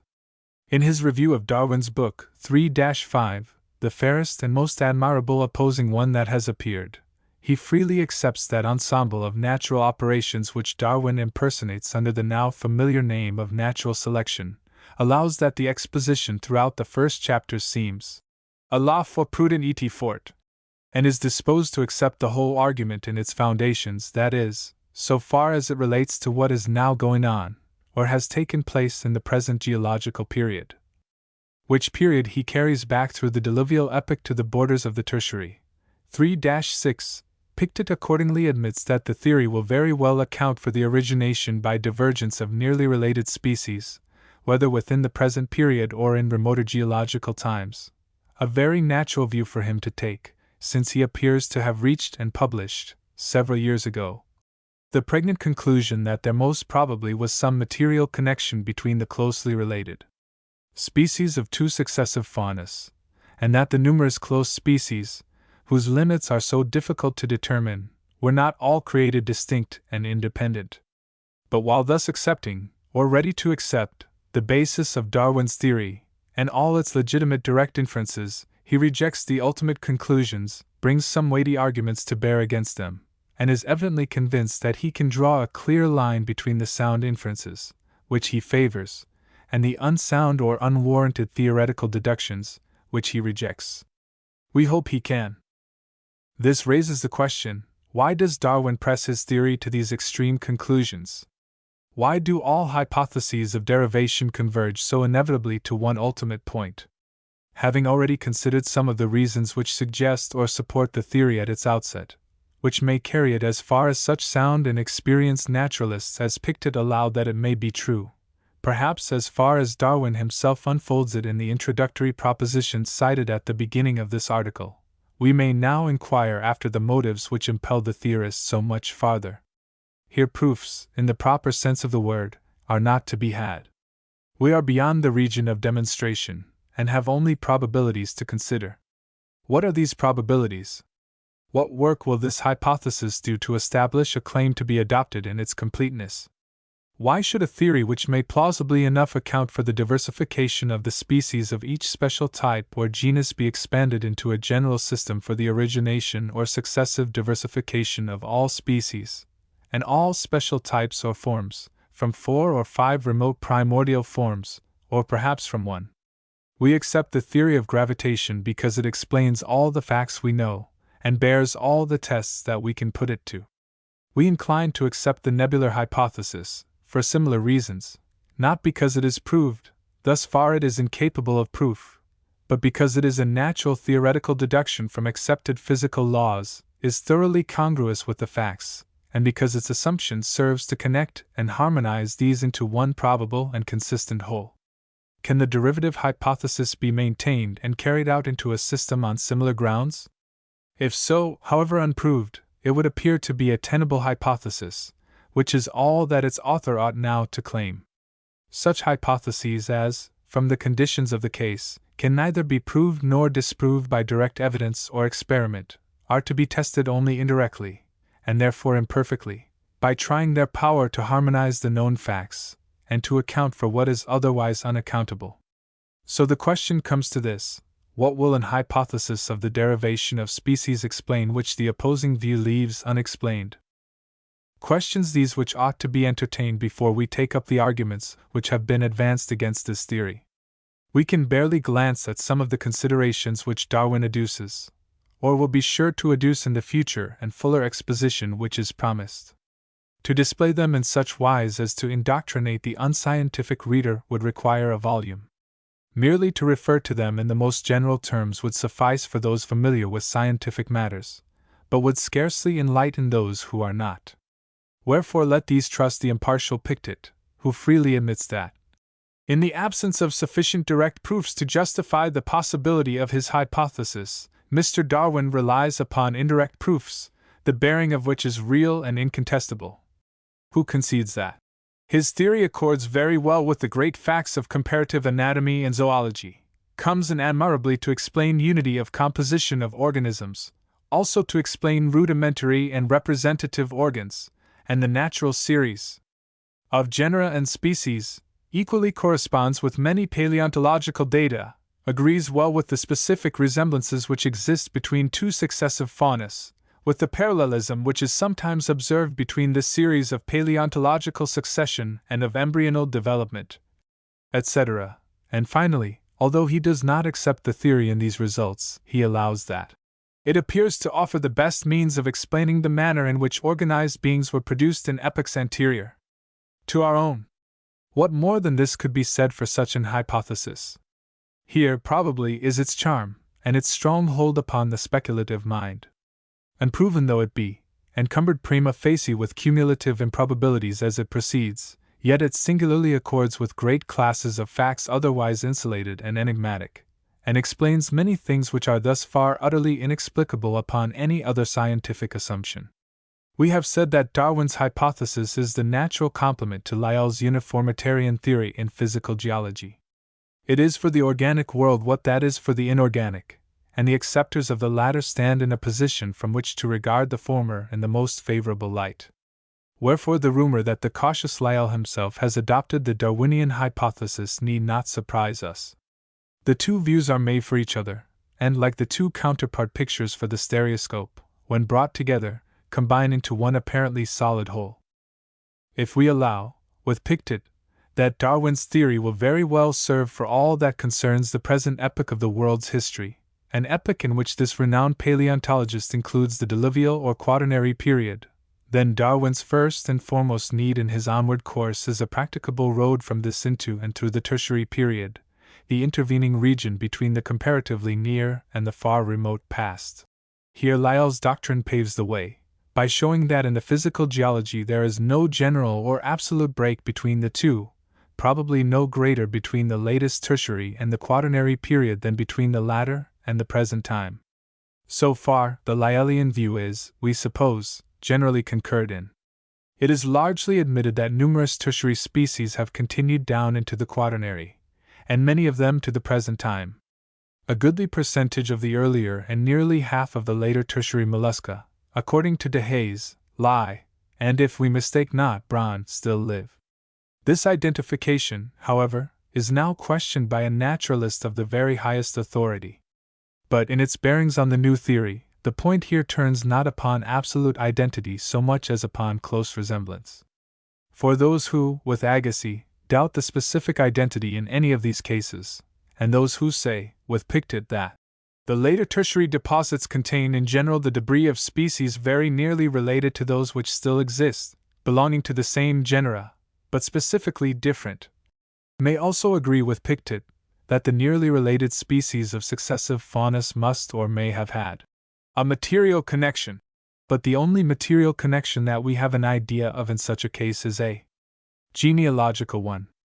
And the supposition of a genealogical connection is surely not unnatural in such cases, is demonstrably the natural one as respects all those tertiary species which experienced naturalists have pronounced to be identical with existing ones, but which others now deem distinct. For to identify the two is the same thing as to conclude the one to be the ancestor of the other. No doubt there are differences between the tertiary and the present individuals, differences equally noticed by both classes of naturalists, but differently estimated. By the one, these are deemed quite compatible, by the other, incompatible with community of origin. But who can tell us what amount of difference is compatible with community of origin?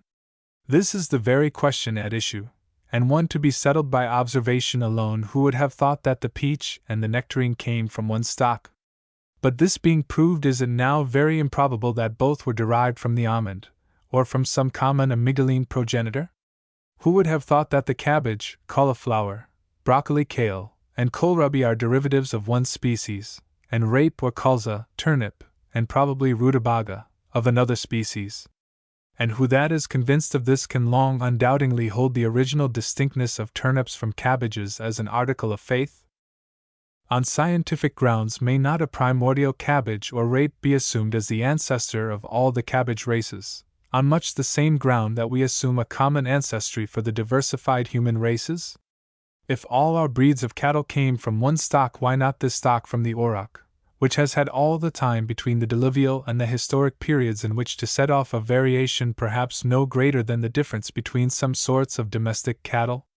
That considerable differences are often discernible between tertiary individuals and their supposed descendants of the present day affords no argument against Darwin's theory, as has been rashly thought, but is decidedly in its favor.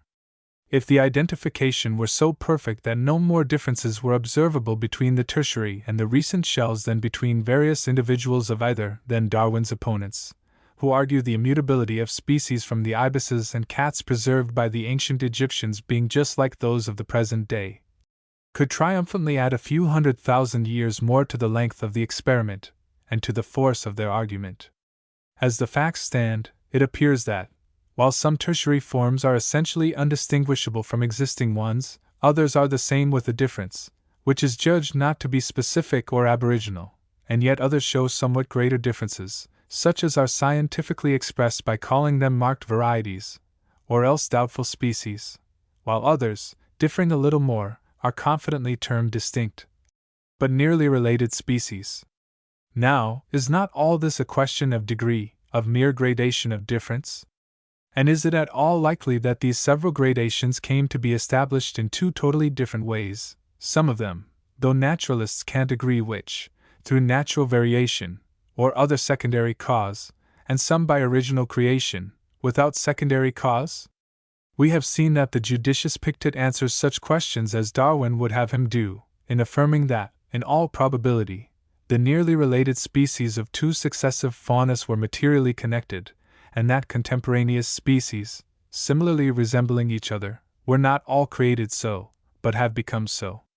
This is equivalent to saying that species, using the term as all naturalists do, and must continue to employ the word, have only a relative, not an absolute fixity, that differences fully equivalent to what are held to be specific may arise in the course of time, so that one species may at length be naturally replaced by another species a good deal like it, or may be diversified into 2, 3, or more species, or forms as different as species. This concedes all that Darwin has a right to ask, all that he can directly infer from evidence. We must add that it affords a locus standi, more or less tenable, for inferring more. Here another geological consideration comes in to help on this inference. The species of the later tertiary period for the most part not only resembled those of our days, many of them so closely as to suggest an absolute continuity, but also occupied in general the same regions that their relatives occupy now. The same may be said, though less specially, of the earlier tertiary and of the later secondary, but there is less and less localization of forms as we recede, yet some localization even in Paleozoic times.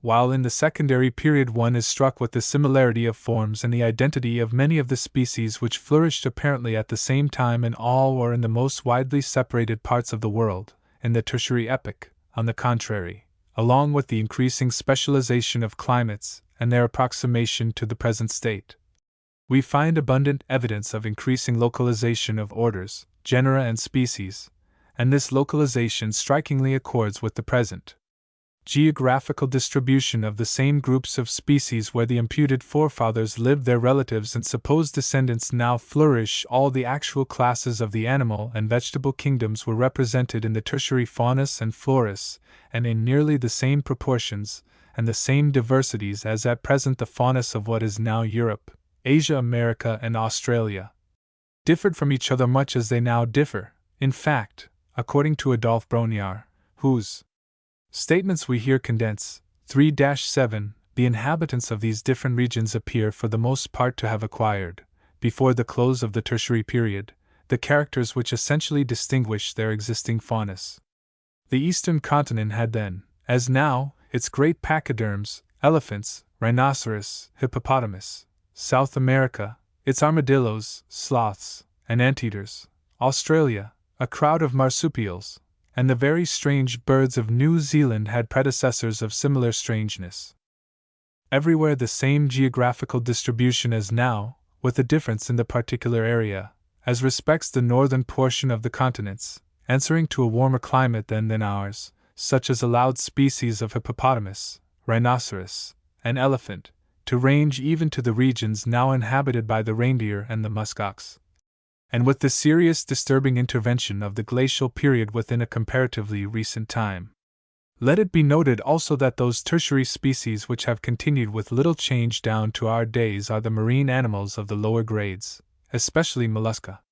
Their low organization, moderate sensibility, and the simple conditions of an existence in a medium like the ocean, not subject to great variation and incapable of sudden change, may well account for their continuance, while, on the other hand, the more intense, however gradual, climatic vicissitudes on land, which have driven all tropical and subtropical forms out of the higher latitudes and assigned to them their actual limits, would be almost sure to extinguish such huge and unwieldy animals as mastodons, mammoths, and the like, whose power of enduring altered circumstances must have been small. This general replacement of the tertiary species of a country by others so much like them is a noteworthy fact. The hypothesis of the independent creation of all species, irrespective of their antecedents, leaves this fact just as mysterious as is creation itself. That of derivation undertakes to account for it. Whether it satisfactorily does so or not, it must be allowed that the facts well accord with that hypothesis. The same may be said of another conclusion, namely, that the geological succession of animals and plants appears to correspond in a general way with their relative standing or rank in a natural system of classification. It seems clear that, though no one of the grand types of the animal kingdom can be traced back farther than the rest, yet the lower classes long preceded the higher, that there has been on the whole a steady progression within each class and order, and that the highest plants and animals have appeared only in relatively modern times. It is only, however, in a broad sense that this generalization is now thought to hold good. It encounters many apparent exceptions, and sundry real ones. So far as the rule holds, all is as it should be upon an hypothesis of derivation. The rule has its exceptions. But curiously enough, the most striking class of exceptions, if such they be, seems to us even more favorable to the doctrine of derivation than is the general rule of a pure and simple ascending gradation. We refer to what Agassiz calls prophetic and synthetic types, for which the former name may suffice, as the difference between the two is evanescent.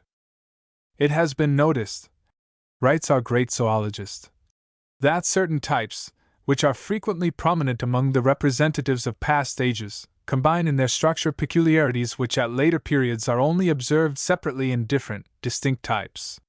Saurid fishes before reptiles, pterodactyls before birds, ichthyosauri before dolphins, etc. There are entire families, of nearly every class of animals, which in the state of their perfect development exemplify such prophetic relations.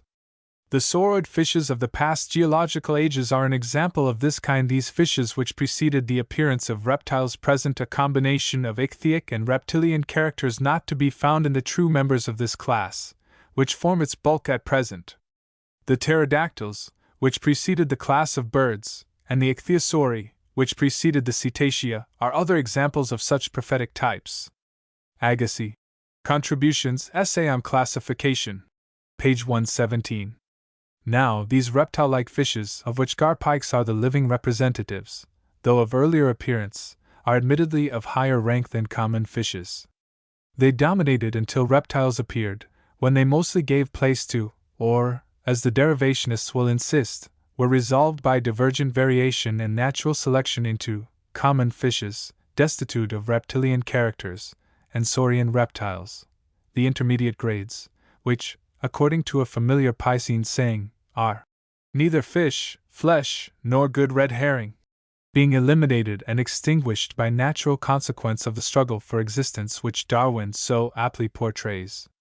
And so, perhaps, of the other prophetic types. Here type and antitype correspond. If these are true prophecies, we need not wonder that some who read them in Agassiz's book will read their fulfillment in Darwin's.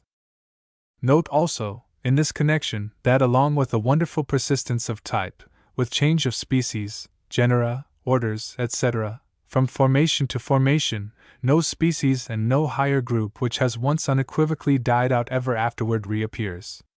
Why is this, but that the link of generation has been sundered? Why, on the hypothesis of independent originations, were not failing species recreated, either identically or with a difference, in regions eminently adapted to their well-being? To take a striking case. That no part of the world now offers more suitable conditions for wild horses and cattle than the pampas and other plains of South America, is shown by the facility with which they have there run wild and enormously multiplied, since introduced from the Old World not long ago. There was no wild American stock. Yet in the times of the mastodon and megatherium, at the dawn of the present period, wild horses, certainly very much like the existing horse, roamed over those plains in abundance.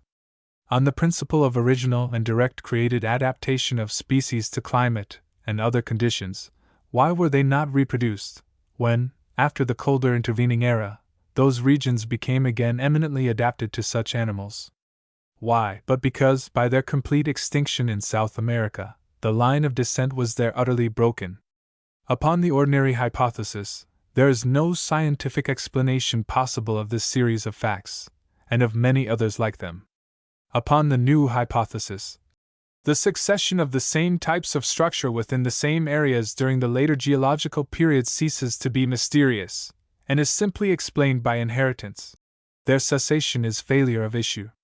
Along with these considerations, the fact, alluded to on page 98, should be remembered that, as a general thing, related species of the present age are geographically associated.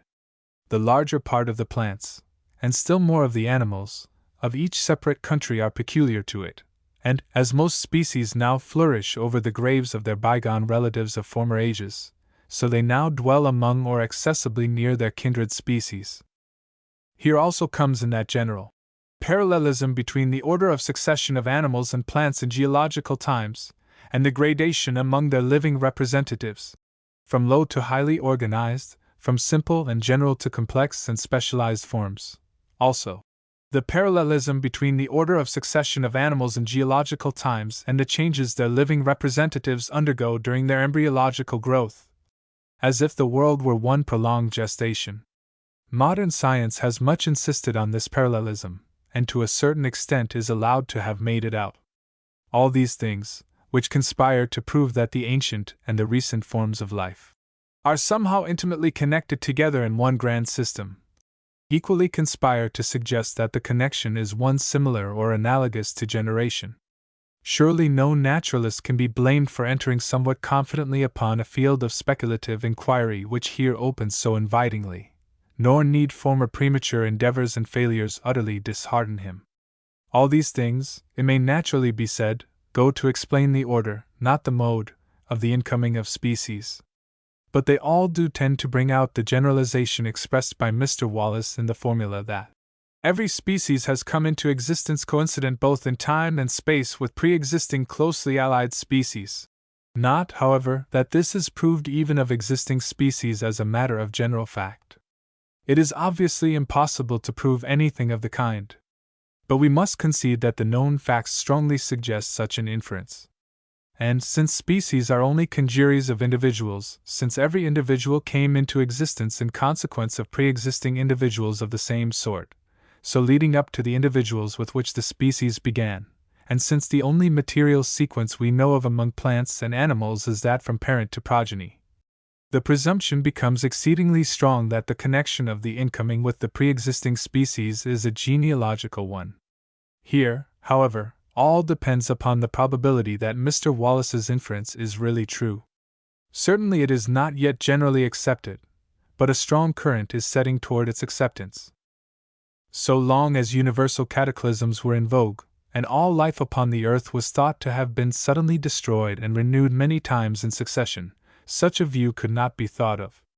So the equivalent view maintained by Agassiz, and formerly, we believe, by D'Orbigny, that irrespectively of general and sudden catastrophes, or any known adequate physical cause, there has been a total depopulation at the close of each geological period or formation, say 40 or 50 times or more, followed by as many independent great acts of creation, at which alone have species been originated, and at each of which a vegetable and an animal kingdom were produced entire and complete, full-fledged, as flourishing, as widespread, and populous, as varied and mutually adapted from the beginning as ever afterward. Such a view, of course, supersedes all material connection between successive species, and removes even the association and geographical range of species entirely out of the domain of physical causes and of natural science. This is the extreme opposite of Wallace's and Darwin's view, and is quite as hypothetical. The nearly universal opinion, if we rightly gather it, manifestly is, that the replacement of the species of successive formations was not complete and simultaneous, but partial and successive, and that along the course of each epoch some species probably were introduced, and some, doubtless, became extinct.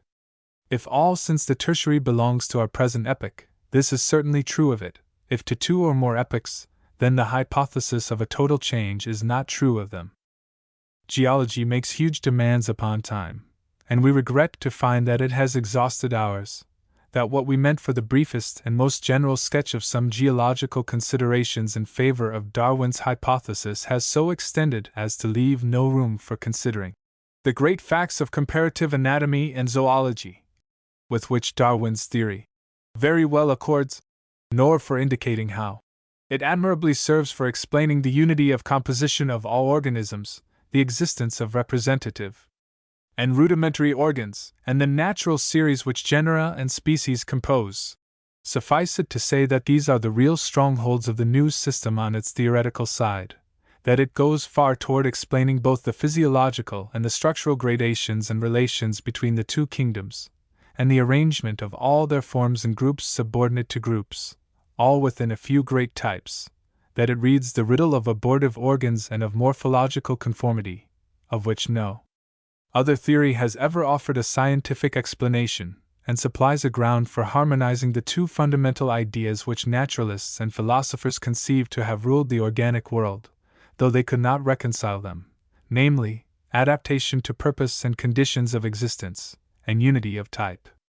To reconcile these two undeniable principles is the capital problem in the philosophy of natural history, and the hypothesis which consistently does so thereby secures a great advantage. We all know that the arm and hand of a monkey, the foreleg and foot of a dog and of a horse, the wing of a bat, and the fin of a porpoise, are fundamentally identical, that the long neck of the giraffe has the same and no more bones than the short one of the elephant, that the eggs of Suriname frogs hatch into tadpoles with as good tails for swimming as any of their kindred, although as tadpoles they never enter the water, that the guinea pig is furnished with incisor teeth which it never uses, as it sheds them before birth, that embryos of mammals and birds have branchial slits and arteries running in loops, in imitation or reminiscence of the arrangement which is permanent in fishes, and that thousands of animals and plants have rudimentary organs which, at least in numerous cases, are wholly useless to their possessors, etc. etc. Upon a derivative theory, this morphological conformity is explained by community of descent, and it has not been explained in any other way. Naturalists are constantly speaking of related species, of the affinity of a genus or other group, and of family resemblance, vaguely conscious that these terms of kinship are something more than mere metaphors, but unaware of the grounds of their aptness. Mr. Darwin assures them that they have been talking derivative doctrine all their lives, as M. Jourdain talked prose, without knowing it. If it is difficult, and in many cases practically impossible to fix the limits of species, it is still more so to fix those of genera, and those of tribes and families are still less susceptible of exact natural circumscription. Intermediate forms occur, connecting one group with another in a manner sadly perplexing to systematists, except to those who have ceased to expect absolute limitations in nature. All this blending could hardly fail to suggest a former material connection among allied forms, such as that which the hypothesis of derivation demands. Here it would not be amiss to consider the general principle of gradation throughout organic nature, a principle which answers in a general way to the law of continuity in the inorganic world, or rather is so analogous to it that both may fairly be expressed by the Leibnizian axiom, natura non agit saltatum. As an axiom or philosophical principle, used to test modal laws or hypotheses, this in strictness belongs only to physics. In the investigation of nature at large, at least in the organic world, nobody would undertake to apply this principle as a test of the validity of any theory or supposed law. But naturalists of enlarged views will not fail to infer the principle from the phenomena they investigate, to perceive that the rule holds, under due qualifications and altered forms, throughout the realm of nature, although we do not suppose that nature in the organic world makes no distinct steps, but only short and serial steps, not infinitely fine gradations, but no long leaps, or few of them. To glance at a few illustrations out of many that present themselves, it would be thought that the distinction between the two organic kingdoms was broad and absolute. Plants and animals belong to two very different categories, fulfill opposite offices, and, as to the mass of them, are so unlike that the difficulty of the ordinary observer would be to find points of comparison without entering into details which would fill an article. We may safely say that the difficulty with the naturalist is all the other way. That all these broad differences vanish one by one as we approach the lower confines of the two kingdoms, and that no absolute distinction whatever is now known between them. It is quite possible that the same organism may be both vegetable and animal, or may be first the one and then the other. If some organisms may be said to be at first vegetables and then animals, others, like the spores and other reproductive bodies of many of the lower algae, may equally claim to have first a characteristically animal, and then an unequivocally vegetable existence. Nor is the gradation restricted to these simple organisms. It appears in general functions, as in that of reproduction, which is reducible to the same formula in both kingdoms, while it exhibits close approximations in the lower forms, also in a common or similar ground of sensibility in the lowest forms of both, a common faculty of affecting movements tending to a determinate end, traces of which pervade the vegetable kingdom, while, on the other hand, this indefinable principle, this vegetable animula, vagula, blandula, hosps comes a corporis, graduates into the higher sensitiveness of the lower class of animals. Nor need we hesitate to recognize the fine gradations from simple sensitiveness and volition to the higher instinctive and to the other psychical manifestations of the higher brute animals. The gradation is undoubted, however we may explain it. Again, propagation is of one mode in the higher animals, of two in all plants, but vegetative propagation, by budding or offshoots, extends through the lower grades of animals. In both kingdoms there may be separation of the offshoots, or indifference in this respect, or continued and organic union with the parent stock, and this either with essential independence of the offshoots, or with a subordination of these to a common whole, or finally with such subordination and amalgamation, along with specialization of function, that the same parts, which in other cases can be regarded only as progeny, in these become only members of an individual. This leads to the question of individuality, a subject quite too large and too recondite for present discussion. The conclusion of the whole matter, however, is that individuality, that very ground of being as distinguished from thing, is not attained in nature at one leap. If anywhere truly exemplified in plants, it is only in the lowest and simplest, where the being is a structural unit, a single cell, memberless and organless, though organic, the same thing as those cells of which all the more complex plants are built up, and with which every plant, and structurally, every animal began its development. In the ascending gradation of the vegetable kingdom, individuality is, so to say, striven after, but never attained, In the lower animals it is striven after with greater though incomplete success. It is realized only in animals of so high a rank that vegetative multiplication or offshoots are out of the question, where all parts are strictly members and nothing else. And all subordinated to a common nervous center is fully realized only in a conscious person. So, also, the broad distinction between reproduction by seeds or ova and propagation by buds, though perfect in some of the lowest forms of life, becomes evanescent in others, and even the most absolute law we know in the physiology of genuine reproduction, that of sexual cooperation, has its exceptions in both kingdoms and parthenogenesis, to which in the vegetable kingdom a most curious and intimate series of gradations leads. In plants, likewise, a long and finely graduated series of transitions leads from bisexual to unisexual blossoms, and so in various other respects. Everywhere we may perceive that nature secures her ends, and makes her distinctions on the whole manifest and real, but everywhere without abrupt breaks we need not wonder therefore that gradations between species and varieties should occur, the more so, since genera, tribes, and other groups into which the naturalist collocates species, are far from being always absolutely limited in nature, though they are necessarily represented to be so in systems. From the necessity of the case, the classifications of the naturalist abruptly define where nature more or less blends. Our systems are nothing, if not definite. They express differences, and some of the coarser gradations. But this evinces not their perfection, but their imperfection. Even the best of them are to the system of nature what consecutive patches of the 7 colors are to the rainbow. Now, the principle of gradation throughout organic nature may, of course, be interpreted upon other assumptions than those of Darwin's hypothesis, certainly upon quite other than those of a materialistic philosophy, with which we ourselves have no sympathy. Still, we conceive it not only possible, but probable, that this gradation, as it has its natural ground, may yet have its scientific explanation. In any case, there is no need to deny that the general facts correspond well with an hypothesis like Darwin's, which is built upon fine gradations. We have contemplated quite long enough the general presumptions in favor of an hypothesis of the derivation of species. We cannot forget, however, while for the moment we overlook, the formidable difficulties which all hypotheses of this class have to encounter, and the serious implications which they seem to involve. We feel, moreover, that Darwin's particular hypothesis is exposed to some special objections. It requires no small strength of nerve steadily to conceive, not only of the diversification, but of the formation of the organs of an animal through cumulative variation and natural selection. Think of such an organ as the eye, that most perfect of optical instruments, as so produced in the lower animals and perfected in the higher.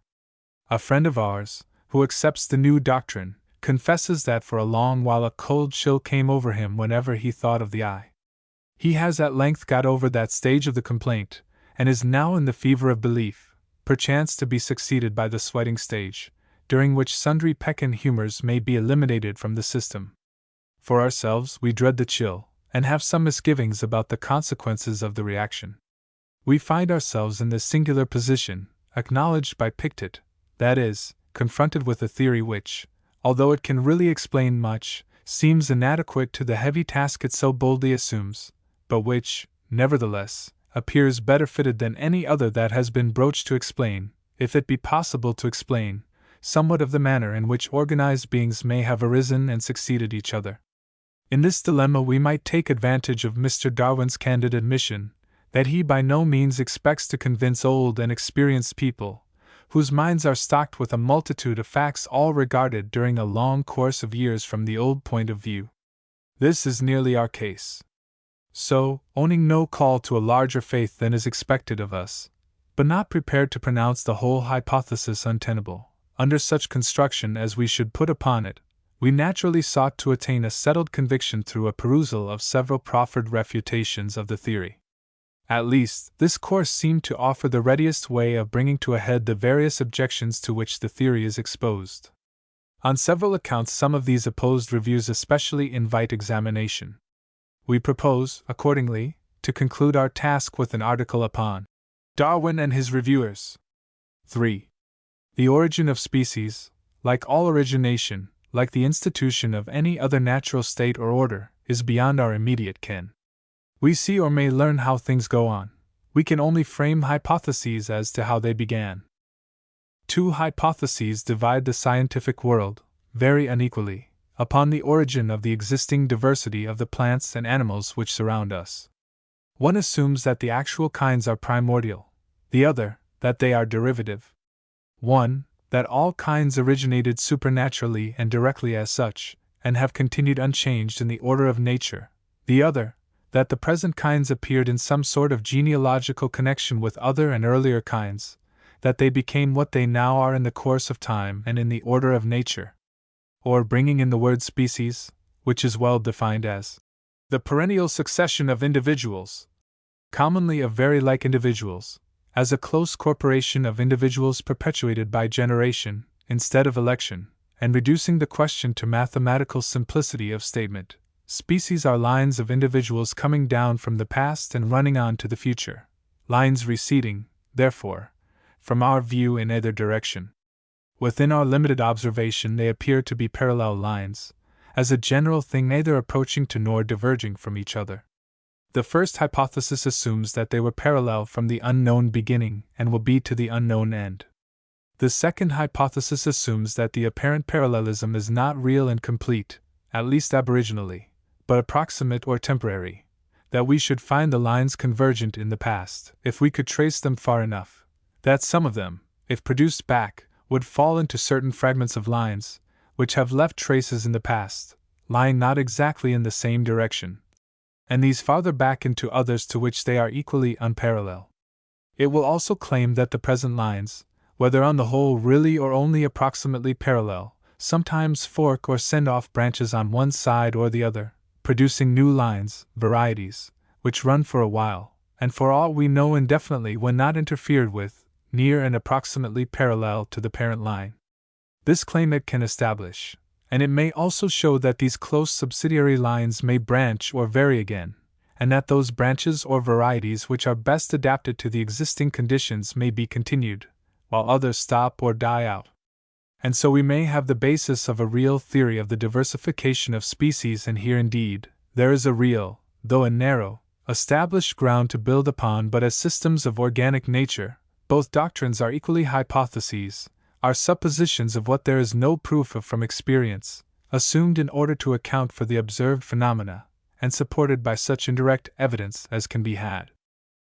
Even when the upholders of the former and more popular system mix up revelation with scientific discussion, which we decline to do, they by no means thereby render their view other than hypothetical. Agreeing that plants and animals were produced by omnipotent fiat does not exclude the idea of natural order and what we call secondary causes. The record of the fiat, "Let the earth bring forth grass, the herb yielding seed," etc. And it was so, "Let the earth bring forth the living creature after his kind, cattle and creeping thing and beast of the earth after his kind, and it was so," seems even to imply them. Agreeing that they were formed of the dust of the ground and of thin air, only leads to the conclusion that the pristine individuals were corporeally constituted like existing individuals, produced through natural agencies.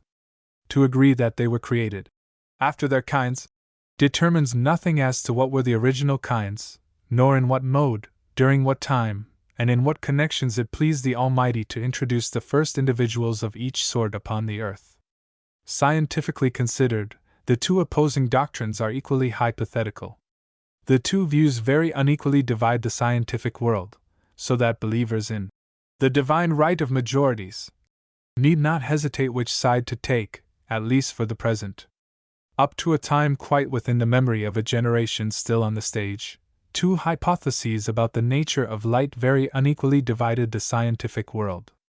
But the small minority has already prevailed, the emission theory has gone out, the undulatory or wave theory, after some fluctuation, has reached high tide, and is now the pervading, the fully established system.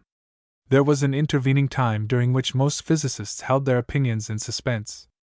The adoption of the undulatory theory of light called for the extension of the same theory to heat, and this promptly suggested the hypothesis of a correlation, material connection, and transmutability of heat, light, electricity, magnetism, etc., which hypothesis the physicists held in absolute suspense until very lately, but are now generally adopting. If not already established as a system, it promises soon to become so.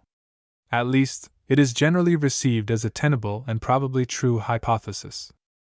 Parallel to this, however less cogent the reasons, Darwin and others, having shown it likely that some varieties of plants or animals have diverged in time into cognate species, or into forms as different as species, are led to infer that all species of a genus may have thus diverged from a common stock, and thence to suppose a higher community of origin in ages still farther back, and so on.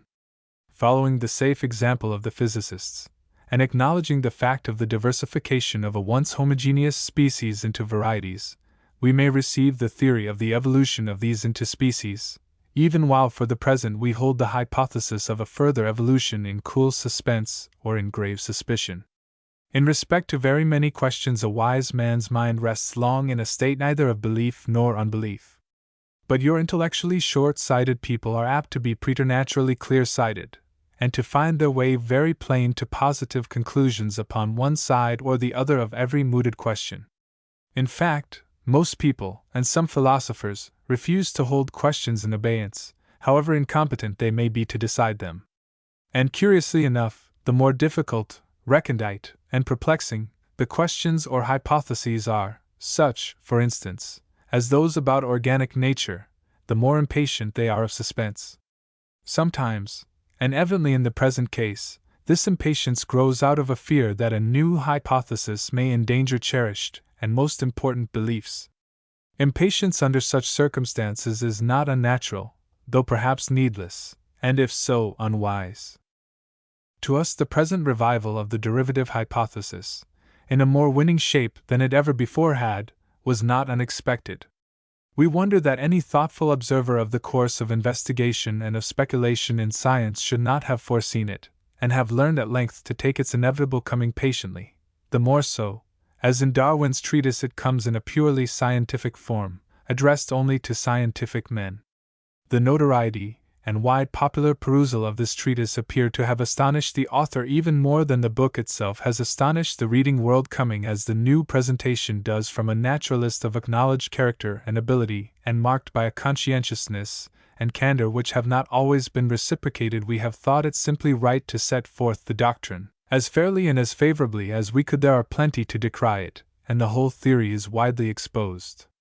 To attack for the arguments on the other side, we may look to the numerous adverse publications which Darwin's volume has already called out, and especially to those reviews which propose directly to refute it. Taking various lines and reflecting very diverse modes of thought, these hostile critics may be expected to concentrate and enforce the principal objections which can be brought to bear against the derivative hypothesis in general, and Darwin's new exposition of it in particular. Upon the opposing side of the question we have read with attention, 1. An article in the North American Review for April last, 2. One in the Christian Examiner, Boston, for May, 3. M. Pickett's article in the Bibliothèque Universelle, which we have already made considerable use of, which seems throughout most able and correct, and which in tone and fairness is admirably in contrast with 4. The article in the Edinburgh Review for May, attributed, although against a large amount of internal presumptive evidence, to the most distinguished British comparative anatomist. 5. An article in the North British Review for May, 6. Professor Agassiz has afforded an early opportunity to peruse the criticisms he makes in the forthcoming third volume of his great work, by a publication of them in advance in the American Journal of Science for July. In our survey of the lively discussion which has been raised, it matters little how our own particular opinions may incline. But we may confess to an impression, thus far, that the doctrine of the permanent and complete immutability of species has not been established, and may fairly be doubted. We believe that species vary, and that natural selection works, but we suspect that its operation, like every analogous natural operation, may be limited by something else. Just as every species by its natural rate of reproduction would soon completely fill any country it could live in, but does not, being checked by some other species or some other condition, so it may be surmised that variation and natural selection have their struggle and consequent check, or are limited by something inherent in the constitution of organic beings. We are disposed to rank the derivative hypothesis in its fullness with the nebular hypothesis, and to regard both as allowable, as not unlikely to prove tenable in spite of some strong objections, but as not therefore demonstrably true. Those, if any there be, who regard the derivative hypothesis as satisfactorily proved, must have loose notions as to what proof is. Those who imagine it can be easily refuted and cast aside must, we think, have imperfect or very prejudiced conceptions of the facts concerned and of the questions at issue. We are not disposed nor prepared to take sides for or against the new hypothesis, and so, perhaps, occupy a good position from which to watch the discussion and criticize those objections which are seemingly inconclusive. On surveying the arguments urged by those who have undertaken to demolish the theory, we have been most impressed with a sense of their great inequality. Some strike us as excellent and perhaps unanswerable, some as incongruous with other views of the same writers, others, when carried out, as incompatible with general experience or general beliefs, and therefore as proving too much, still others, as proving nothing at all, so that, on the whole, the effect is rather confusing and disappointing. We certainly expected a stronger adverse case than any which the thoroughgoing opposers of Darwin appear to have made out. Wherefore, if it be found that the new hypothesis has grown upon our favor as we proceeded, this must be attributed not so much to the force of the arguments of the book itself as to the want of force of several of those by which it has been assailed. Darwin's arguments we might resist or adjourn, but some of the refutations of it give us more concern than the book itself did. These remarks apply mainly to the philosophical and theological objections which have been elaborately urged, almost exclusively by the American reviewers. The North British reviewer, indeed, roundly denounces the book as atheistical, but evidently deems the case too clear for argument. The Edinburgh reviewer, on the contrary, scouts all such objections, as well he may, since he records his belief in a continuous creative operation, a constantly operating secondary creational law, through which species are successively produced, and he emits faint, but not indistinct, glimmerings of a transmutation theory of his own. With a frown 3-8, so that he is equally exposed to all the philosophical objections advanced by Agassiz, and to most of those urged by the other American critics, against Darwin himself. Proposing now to criticize the critics, so far as to see what their most general and comprehensive objections amount to, we must needs begin with the American reviewers, and with their arguments adduced to prove that a derivative hypothesis ought not to be true, or is not possible, philosophical, or theistic. It must not be forgotten that on former occasions very confident judgments have been pronounced by very competent persons, which have not been finally ratified. Of the two great minds of the 17th century, Newton and Leibniz, both profoundly religious as well as philosophical, one produced the theory of gravitation, the other objected to that theory that it was subversive of natural religion. The nebular hypothesis, a natural consequence of the theory of gravitation and of the subsequent progress of physical and astronomical discovery, has been denounced as atheistical even down to our own day. But it is now largely adopted by the most theistical natural philosophers as a tenable and perhaps sufficient hypothesis, and where not accepted is no longer objected to, so far as we know, on philosophical or religious grounds.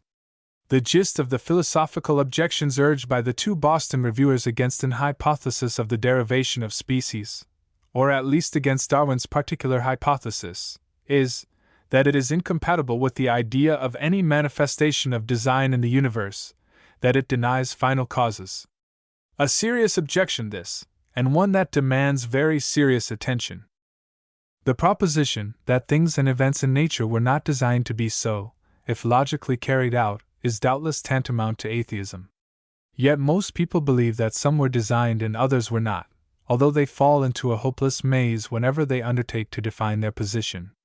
So we should not like to stigmatize as atheistically disposed a person who regards certain things and events as being what they are through designed laws, whatever that expression means, but as not themselves specially ordained, or who, in another connection, believes in general, but not in particular providence.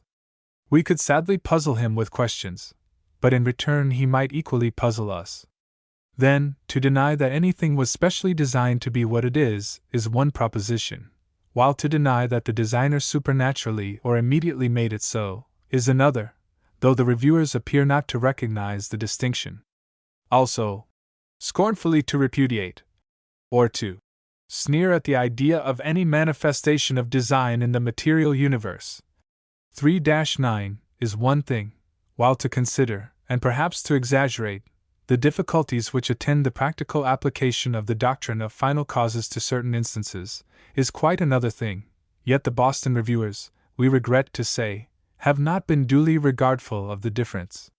Whatever be thought of Darwin's doctrine, we are surprised that he should be charged with scorning or sneering at the opinions of others upon such a subject.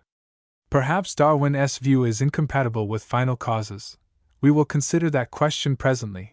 But as to the examiner's charge that he sneers at the idea of any manifestation of design in the material universe, though we are confident that no misrepresentation was intended, we are equally confident that it is not at all warranted by the two passages cited in support of it. Here are the passages.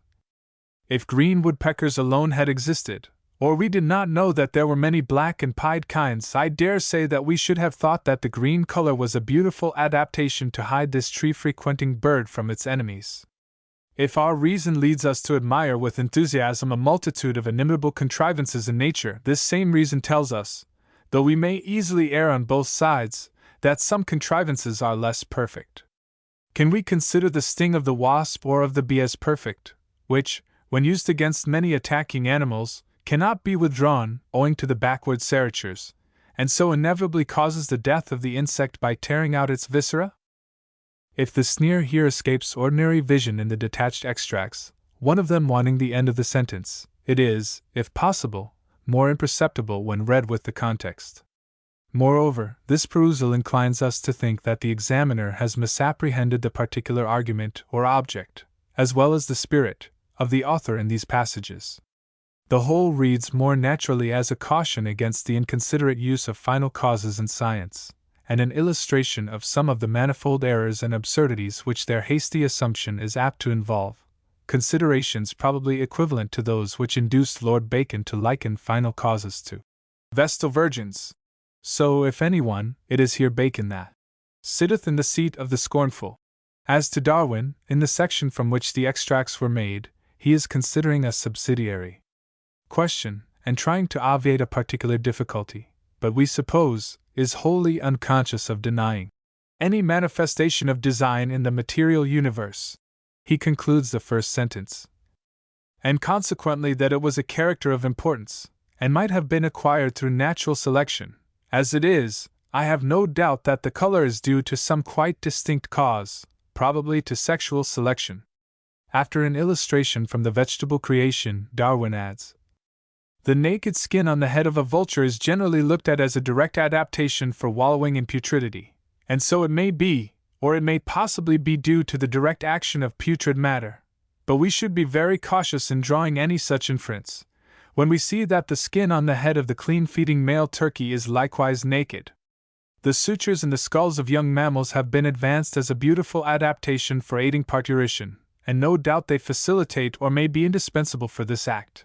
But as sutures occur in the skulls of young birds and reptiles, which have only to escape from a broken egg, we may infer that this structure has arisen from the laws of growth, and has been taken advantage of in the parturition of the higher animals.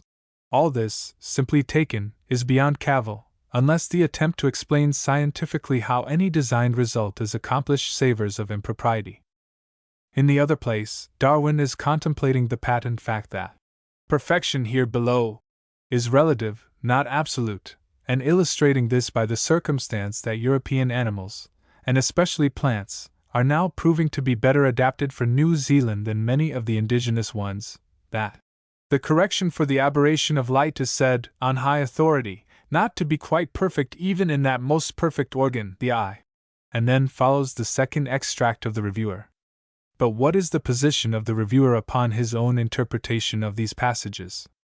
If he insists that green woodpeckers were specifically created so in order that they might be less liable to capture, must he not equally hold that the black and pied ones were specifically made of these colors in order that they might be more liable to be caught?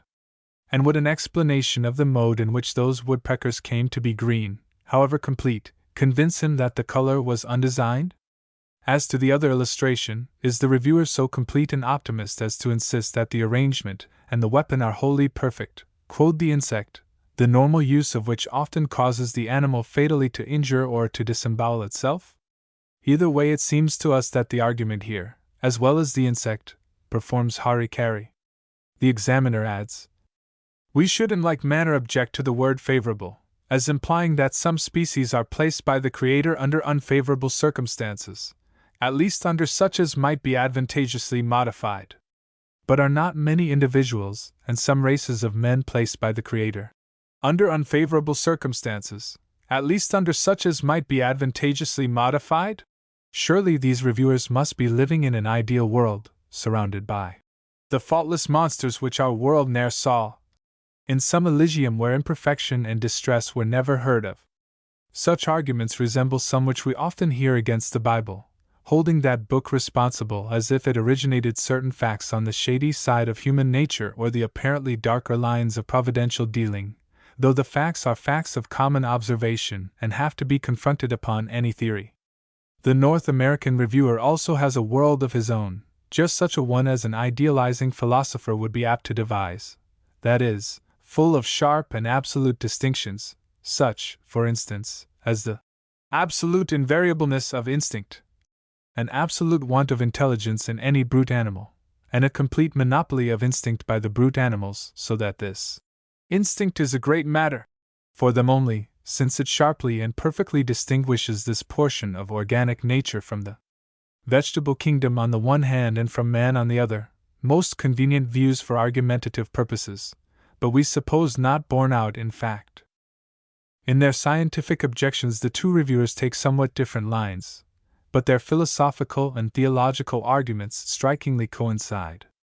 They agree in emphatically asserting that Darwin's hypothesis of the origination of species through variation and natural selection repudiates the whole doctrine of final causes, and all indication of design or purpose in the organic world is either more nor less than a formal denial of any agency beyond that of a blind chance in the developing or perfecting of the organs or instincts of created beings. It is in vain that the apologists of this hypothesis might say that it merely attributes a different mode and time to the divine agency, that all the qualities subsequently appearing in their descendants must have been implanted, and have remained latent in the original pair. Such a view, the examiner declares, is nowhere stated in this book, and would be, we are sure, disclaimed by the author. We should like to be informed of the grounds of this sureness. The marked rejection of spontaneous generation, the statement of a belief that all animals have descended from 4 or 5 progenitors, and plants from an equal or lesser number, or, perhaps, if constrained to it by analogy, from some one primordial form into which life was first breathed, coupled with the expression, to my mind it accords better with what we know of the laws impressed on matter by the Creator, that the production and extinction of the past and present inhabitants of the world should have been due to secondary causes, than that each species has been independently created. These and similar expressions lead us to suppose that the author probably does accept the kind of view which the examiner is sure he would disclaim. At least, we charitably see nothing in his scientific theory to hinder his adoption of Lord Bacon's Confession of Faith in this regard, that, notwithstanding God hath rested and ceased from creating, yet, nevertheless, he doth accomplish and fulfill his divine will in all things, great and small, singular and general, as fully and exactly by providence as he could by miracle and new creation, though his working be not immediate and direct, but by compass, not violating nature, which is his own law upon the creature. However that may be, it is undeniable that Mr. Darwin has purposely been silent upon the philosophical and theological applications of his theory. This reticence, under the circumstances, argues design, and raises inquiry as to the final cause or reason why. Here, as in higher instances, confident as we are that there is a final cause, we must not be overconfident that we can infer the particular or true one.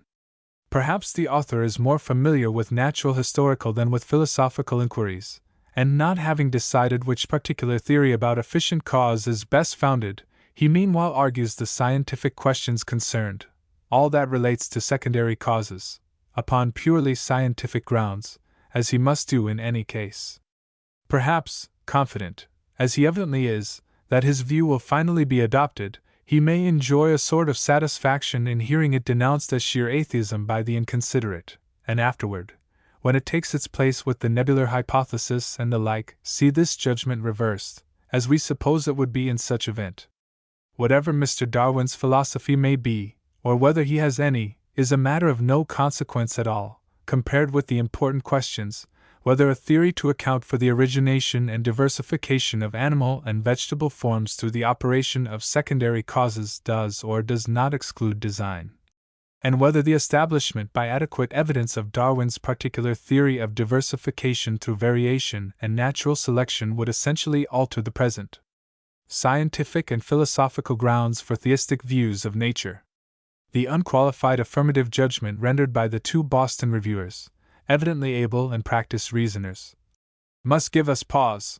We hesitate to advance our conclusions in opposition to theirs. But, after full and serious consideration, we are constrained to say that, in our opinion, the adoption of a derivative hypothesis, and of Darwin's particular hypothesis, if we understand it, would leave the doctrines of final causes, utility, and special design, just where they were before. We do not pretend that the subject is not environed with difficulties.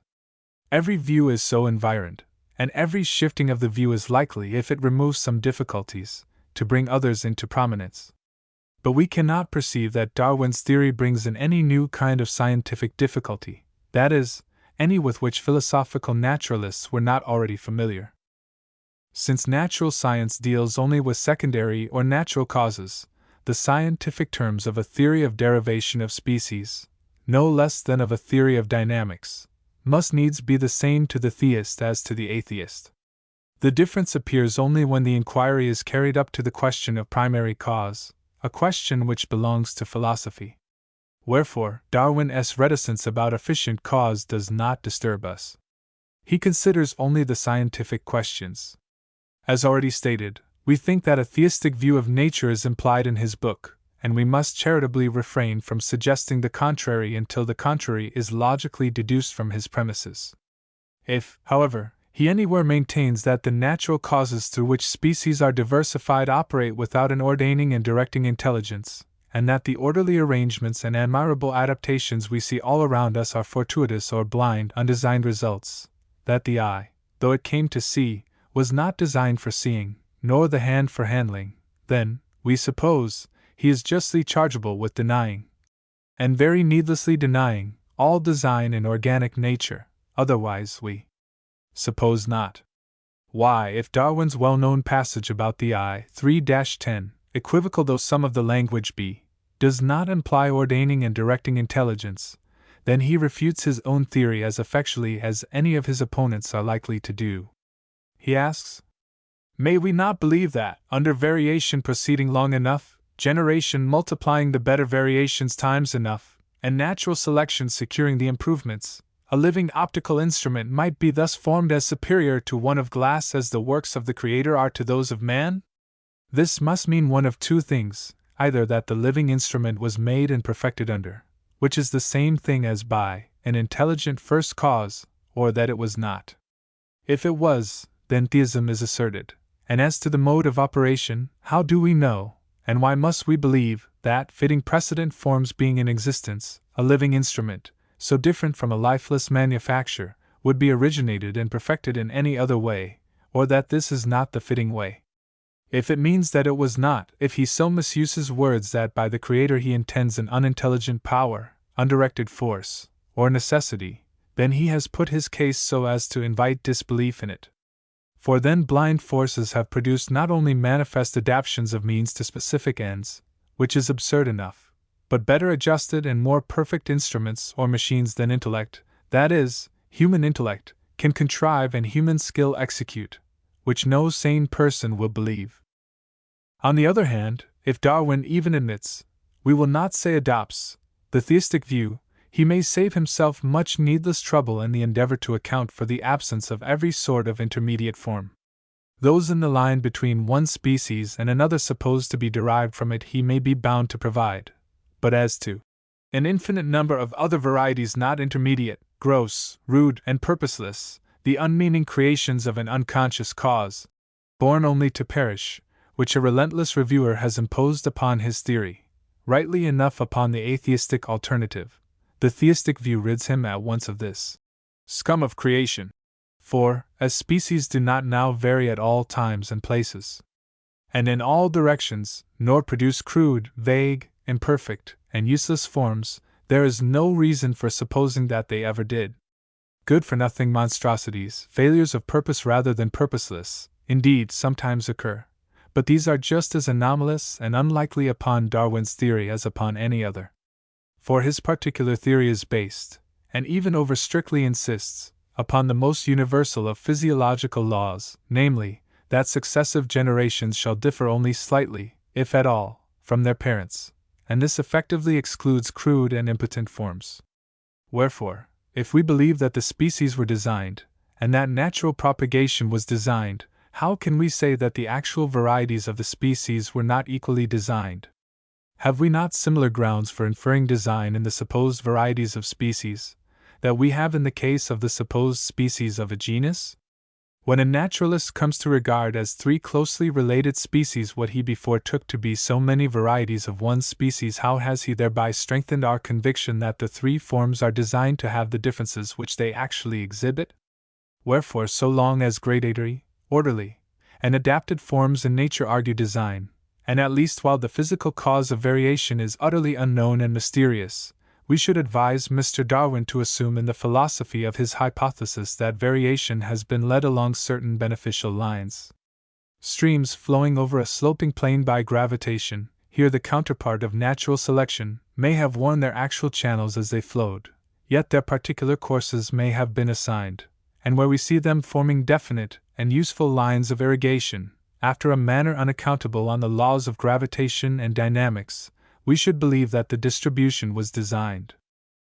To insist, therefore, that the new hypothesis of the derivative origin of the actual species is incompatible with final causes and design, is to take a position which we must consider philosophically untenable. We must also regard it as highly unwise and dangerous, in the present state and present prospects of physical and physiological science.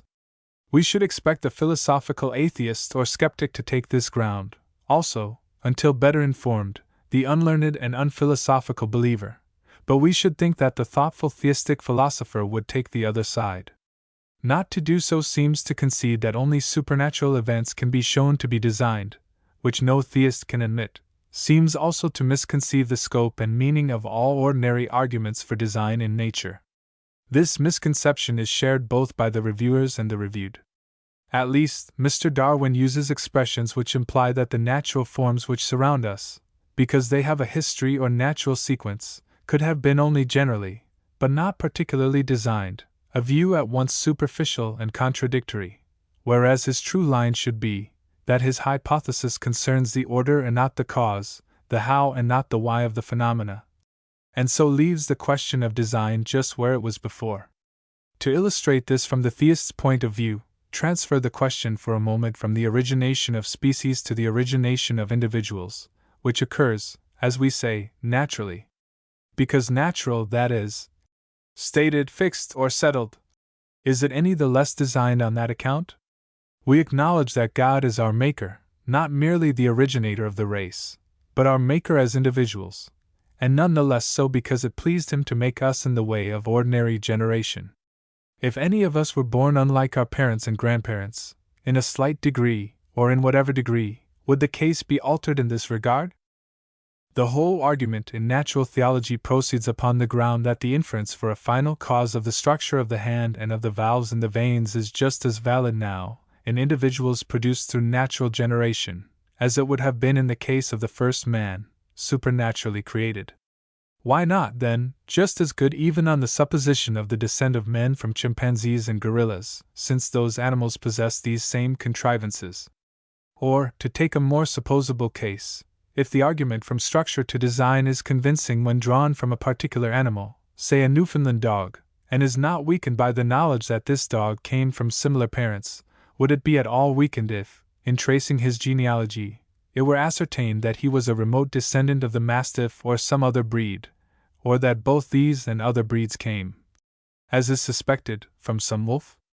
If not, how is the argument for design in the structure of our particular dog affected by the supposition that his wolfish progenitor came from a post-tertiary wolf, perhaps less unlike an existing one than the dog in question is to some other of the numerous existing races of dogs, and that this post-tertiary came from an equally or more different tertiary wolf? And if the argument from structure to design is not invalidated by our present knowledge that our individual dog was developed from a single organic cell, how is it invalidated by the supposition of an analogous natural descent, through a long line of connected forms, from such a cell, or from some simple animal, existing ages before there were any dogs? Again, suppose we have two well-known and apparently most decidedly different animals or plants, A and D, both presenting, in their structure and in their adaptations to the conditions of existence, as valid and clear evidence of design as any animal or plant ever presented. Suppose we have now discovered two intermediate species, B and C, which make up a series with equable differences from A to D. Is the proof of design or final cause in A and D, whatever it amounted to, at all weakened by the discovery of the intermediate forms? Rather does not the proof extend to the intermediate species, and go to show that all four were equally designed? Suppose, now, the number of intermediate forms to be much increased, and therefore the gradations to be closer yet, as close as those between the various sorts of dogs, or races of men, or of horned cattle. Would the evidence of design, as shown in the structure of any of the members of the series, be any weaker than it was in the case of A and D? Whoever contends that it would be, should likewise maintain that the origination of individuals by generation is incompatible with design, or an impossibility in nature.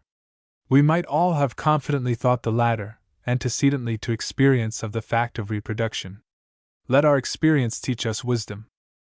These illustrations make it clear that the evidence of design from structure and adaptation is furnished complete by the individual animal or plant itself, and that our knowledge or our ignorance of the history of its formation or mode of production adds nothing to it and takes nothing away. We infer design from certain arrangements and results, and we have no other way of ascertaining it. Testimony, unless infallible, cannot prove it, and is out of the question here. Testimony is not the appropriate proof of design, adaptation to purpose is. Some arrangements in nature appear to be contrivances, but may leave us in doubt. Many others, of which the eye and the hand are notable examples, compel belief with a force not appreciably short of demonstration. Clearly, to settle that such as these must have been designed goes far toward proving that other organs and other seemingly less explicit adaptations in nature must also have been designed, and clinches our belief, from manifold considerations, that all nature is a preconcerted arrangement, a manifested design. A strange contradiction would it be to insist that the shape and markings of certain rude pieces of flint, lately found in drift deposits, prove design, but that nicer and thousandfold more complex adaptations to use in animals and vegetables do not a fortiori argue design. We could not affirm that the arguments for design in nature are conclusive to all minds. But we may insist, upon grounds already intimated, that, whatever they were good for before Darwin's book appeared, they are good for now. To our minds the argument from design always appeared conclusive of the being and continued operation of an intelligent first cause, the ordainer of nature, and we do not see that the grounds of such belief would be disturbed or shifted by the adoption of Darwin's hypothesis. We are not blind to the philosophical difficulties which the thoroughgoing implication of design in nature has to encounter, nor is it our vocation to obviate them. It suffices us to know that they are not new nor peculiar difficulties, that, as Darwin's theory and our reasonings upon it did not raise these perturbing spirits, they are not bound to lay them. Meanwhile, that the doctrine of design encounters the very same difficulties in the material that it does in the moral world is just what ought to be expected. So the issue between the skeptic and the theist is only the old one, long ago argued out, namely, whether organic nature is a result of design or of chance. Variation and natural selection open no third alternative. They concern only the question how the results, whether fortuitous or designed, may have been brought about. Organic nature abounds with unmistakable and irresistible indications of design, and being a connected and consistent system, this evidence carries the implication of design throughout the whole.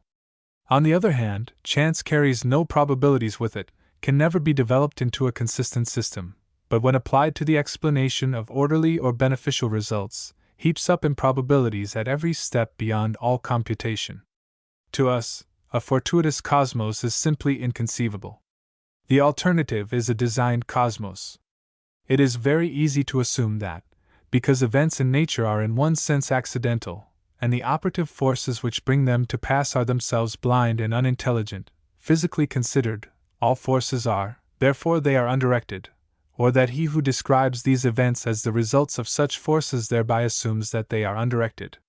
This is the assumption of the Boston reviewers, and of Mr. Agassiz, who insists that the only alternative to the doctrine that all organized beings were supernaturally created just as they are, is that they have arisen spontaneously through the omnipotence of matter. 3-11. As to all this, nothing is easier than to bring out in the conclusion what you introduce in the premises. If you import atheism into your conception of variation and natural selection, you can readily exhibit it in the result. If you do not put it in, perhaps there need be none to come out. While the mechanician is considering a steamboat or locomotive engine as a material organism, and contemplating the fuel, water, and steam, the source of the mechanical forces, and how they operate, he may not have occasion to mention the engineer. But the orderly and special results accomplish, the why the movements are in this or that particular direction, etc., is inexplicable without him. If Mr. Darwin believes that the events which he supposes to have occurred and the results we behold were undirected and undesigned, or if the physicist believes that the natural forces to which he refers phenomena are uncaused and undirected, no argument is needed to show that such belief is atheism. But the admission of the phenomena and of these natural processes and forces does not necessitate any such belief, nor even render it one whit less improbable than before. Surely, too, the accidental element may play its part in nature without negativing design in the theist's view. He believes that the earth's surface has been very gradually prepared for man and the existing animal races, that vegetable matter has through a long series of generations imparted fertility to the soil in order that it may support its present occupants, that even beds of coal have been stored up for man's benefit. Yet what is more accidental, and more simply the consequence of physical agencies than the accumulation of vegetable matter in a peat bog and its transformation into coal? No scientific person at this day doubts that our solar system is a progressive development, whether in his conception he begins with molten masses, or aeriform or nebulous masses, or with a fluid revolving mass of vast extent, from which the specific existing worlds have been developed one by one. What theist doubts that the actual results of the development in the inorganic worlds are not merely compatible with design but are in the truest sense designed resuits? Not Mr. Agassiz, certainly, who adopts a remarkable illustration of design directly founded on the nebular hypothesis drawing from the position and times of the revolution of the world, so originated direct evidence that the physical world has been ordained in conformity with laws which obtain also among living beings. But the reader of the interesting exposition, 3-12, will notice that the designed result has been brought to pass through what, speaking after the manner of men, might be called a chapter of accidents.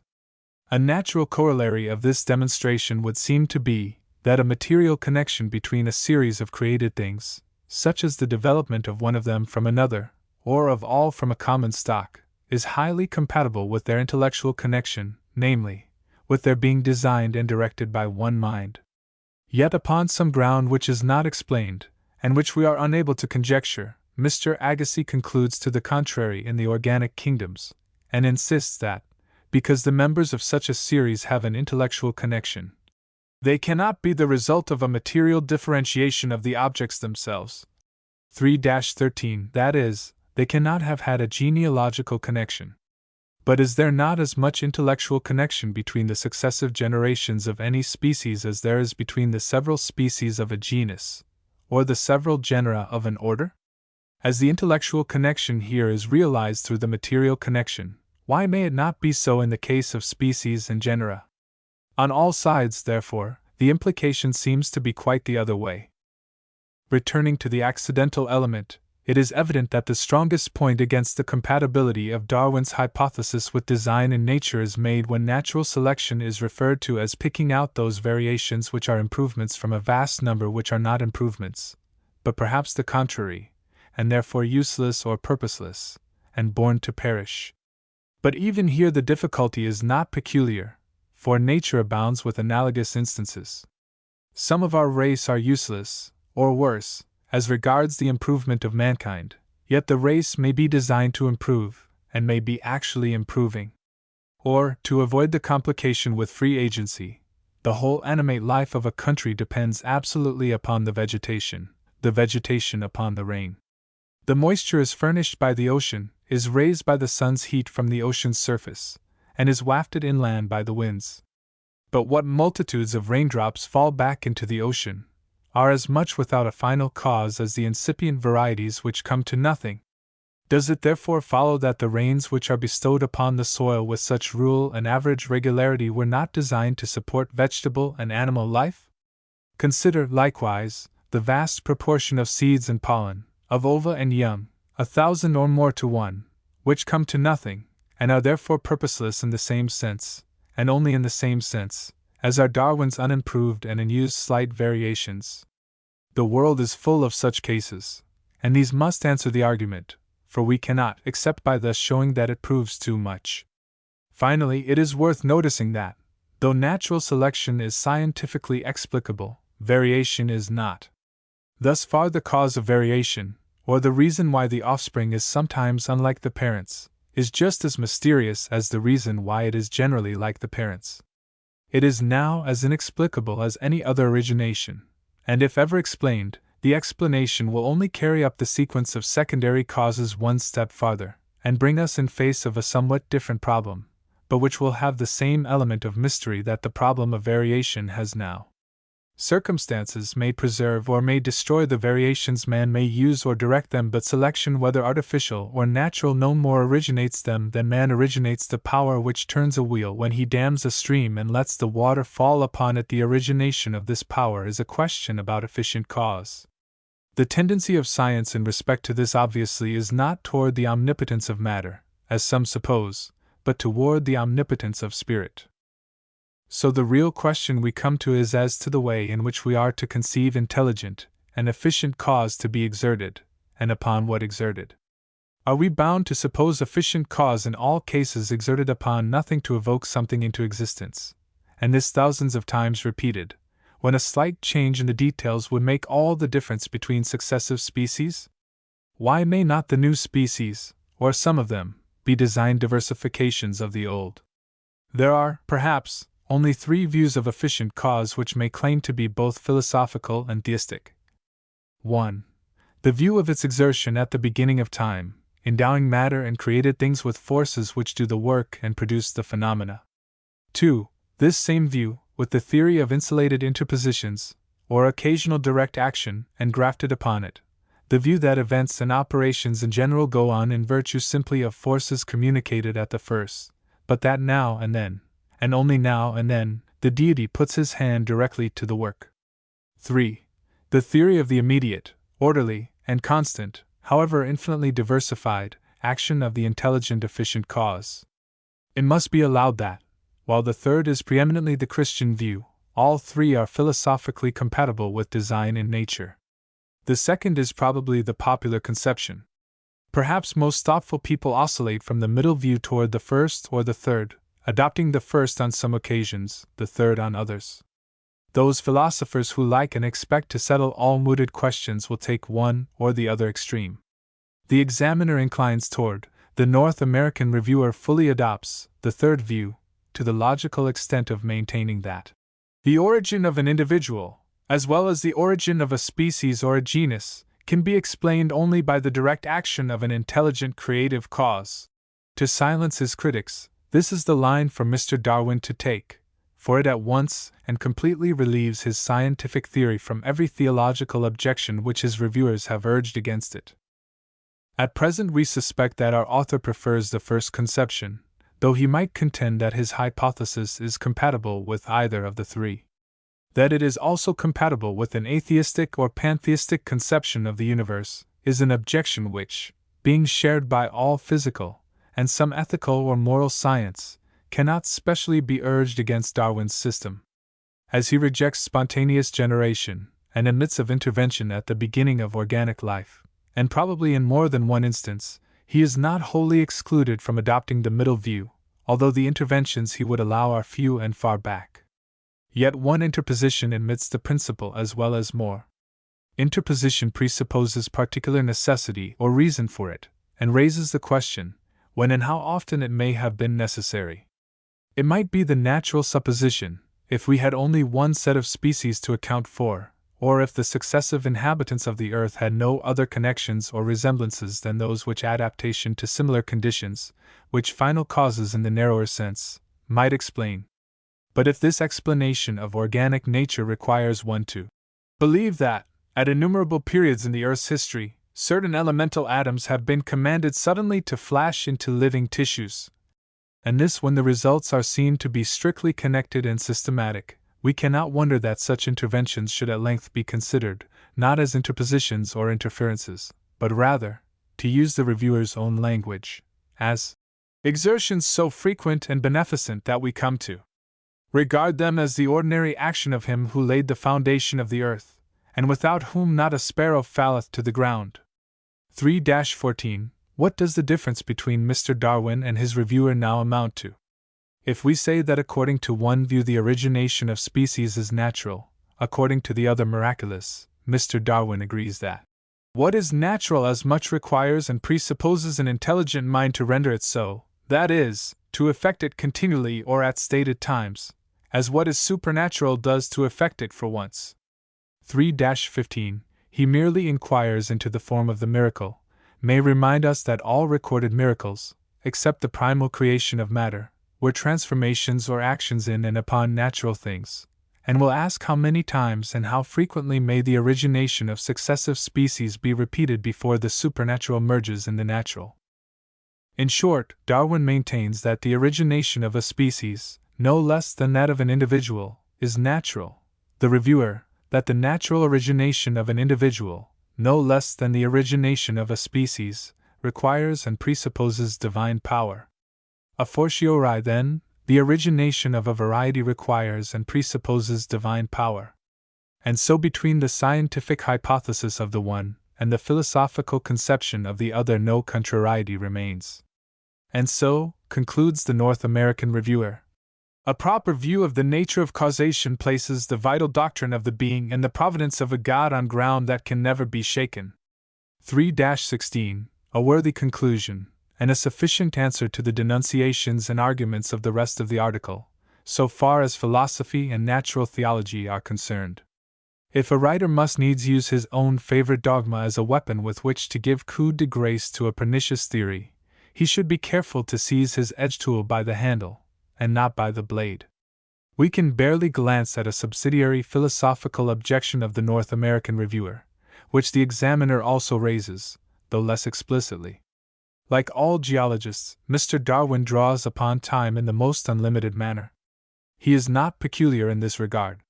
Mr. Agassiz tells us that the conviction is now universal, among well-informed naturalists, that this globe has been in existence for innumerable ages, and that the length of time elapsed since it first became inhabited cannot be counted in years. Pictet, that the imagination refuses to calculate the immense number of years and of ages during which the faunas of 30 or more epochs have succeeded one another, and developed their long succession of generations. Now, the reviewer declares that such indefinite succession of ages is virtually infinite, lacks no characteristic of eternity except its name. At least that the difference between such a conception and that of the strictly infinite, if any, is not appreciable. But infinity belongs to metaphysics. Therefore, he concludes, Darwin supports his theory, not by scientific but by metaphysical evidence. His theory is essentially and completely metaphysical in character, resting altogether upon that idea of the infinite which the human mind can neither put aside nor comprehend. 3-17 and so a theory which will be generally regarded as much too physical is transferred by a single syllogism to metaphysics. Well, physical geology must go with it, for, even on the soberest view, it demands an indefinitely long time antecedent to the introduction of organic life upon our earth. A fortiori is physical astronomy a branch of metaphysics, demanding, as it does, still larger installments of infinity, as the reviewer calls them, both as to time and number. Moreover, far the greater part of physical inquiries now relate to molecular actions, which, a distinguished natural philosopher informs us, we have to regard as the results of an infinite number of infinitely small material particles, acting on each other at infinitely small distances. A triad of infinities, and so physics becomes the most metaphysical of sciences. Verily, if this style of reasoning is to prevail, thinking is but an idle waste of thought, and naught is everything, and everything is naught. The leading objection of Mr. Agassiz is likewise of a philosophical character.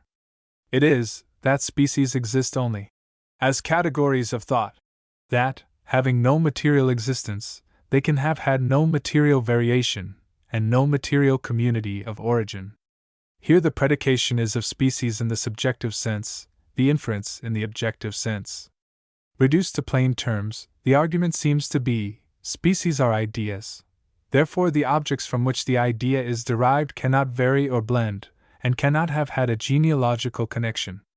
The common view of species is that, although they are generalizations, yet they have a direct objective ground in nature, which genera, orders, etc., have not. According to the succinct definition of Jussieu, and that of Linnaeus is identical in meaning, a species is the perennial succession of similar individuals in continued generations. The species is the chain of which the individuals are the links. The sum of the genealogically connected similar individuals constitutes the species, which thus has an actuality and ground of distinction not shared by genera and other groups which were not supposed to be genealogically connected. How a derivative hypothesis would modify this view, in assigning to species only a temporary fixity, is obvious. Yet, if naturalists adopt that hypothesis, they will still retain Jussieu's definition, which leaves untouched the question as to how and when the perennial successions were established. The practical question will only be, how much difference between two sets of individuals entitles them to rank under distinct species? And that is the practical question now, on whatever theory. The theoretical question is, as stated at the beginning of this article, whether these specific lines were always as distinct as now. Mr. Agassiz has lost no opportunity of urging the idea that, while species have no material existence, they yet exist as categories of thought in the same way, and only in the same way, as genera, families, orders, classes, etc. He has taken the ground that all the natural divisions in the animal kingdom are primarily distinct, founded upon different categories of characters, and that all exist in the same way, that is, as categories of thought, embodied in individual living forms.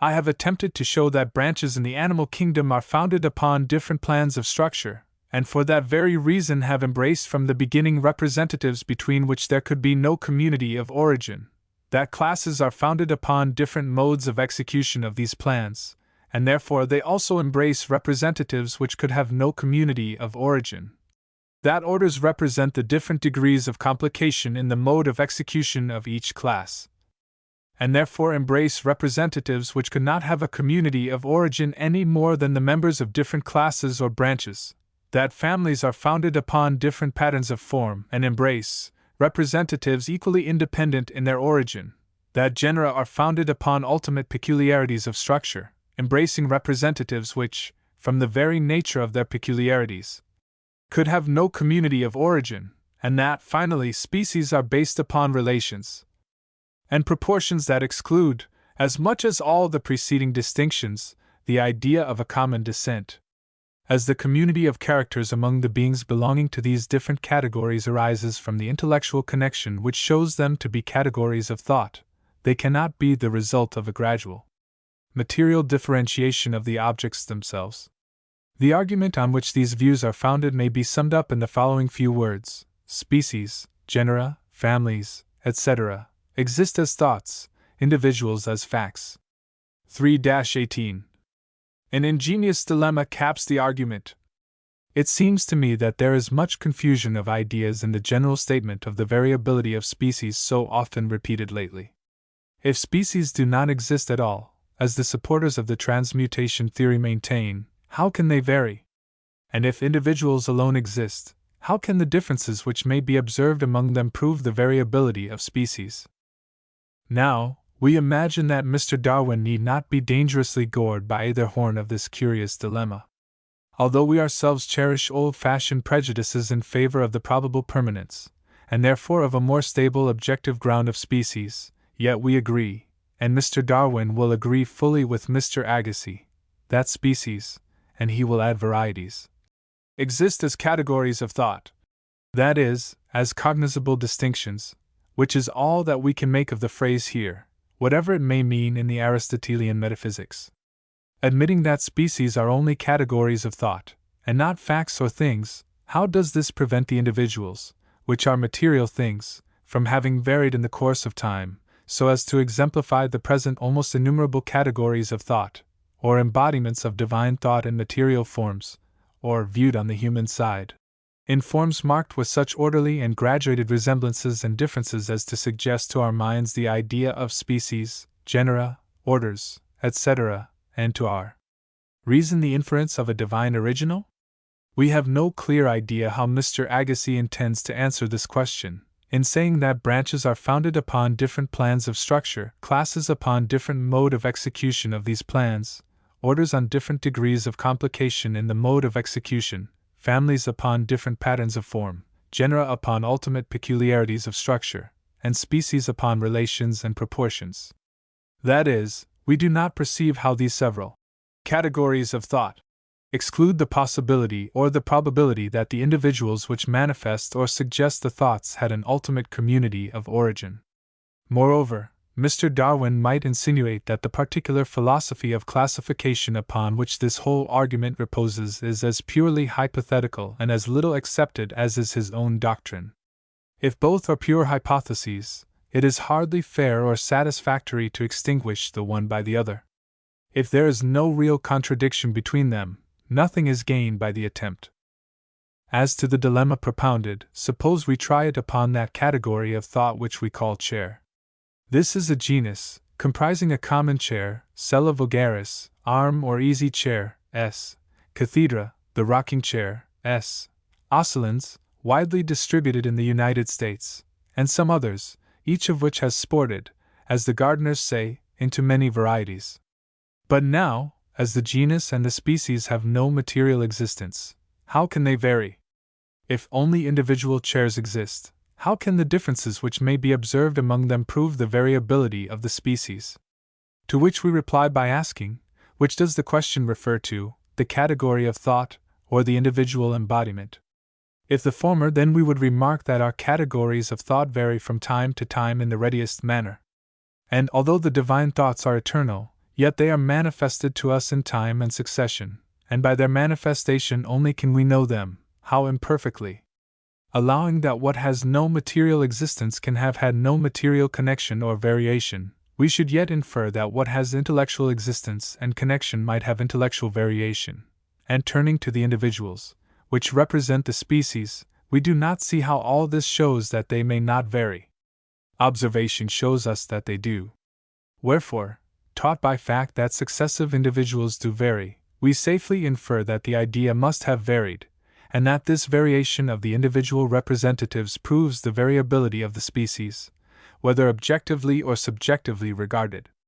Each species or sort of chair, as we have said, has its varieties, and one species shades off by gradations into another. And, note it well, these numerous and successively slight variations and gradations, far from suggesting an accidental origin to chairs and to their forms, are very proofs of design. Again, edifice is a generic category of thought. Egyptian, Grecian, Byzantine, and Gothic buildings are well-marked species, of which each individual building of the sort is a material embodiment. Now, the question is, whether these categories or ideas may not have been evolved, one from another in succession, or from some primal, less specialized, edificial category. What better evidence for such hypothesis could we have than the variations and grades which connect these species with each other? We might extend the parallel, and get some good illustrations of natural selection from the history of architecture, and the origin of the different styles under different climates and conditions. Two considerations may qualify or limit the comparison. 1. That houses do not propagate, so as to produce continuing lines of each sort and variety. But this is of small moment on Agassiz's view, he holding that genealogical connection is not of the essence of a species at all.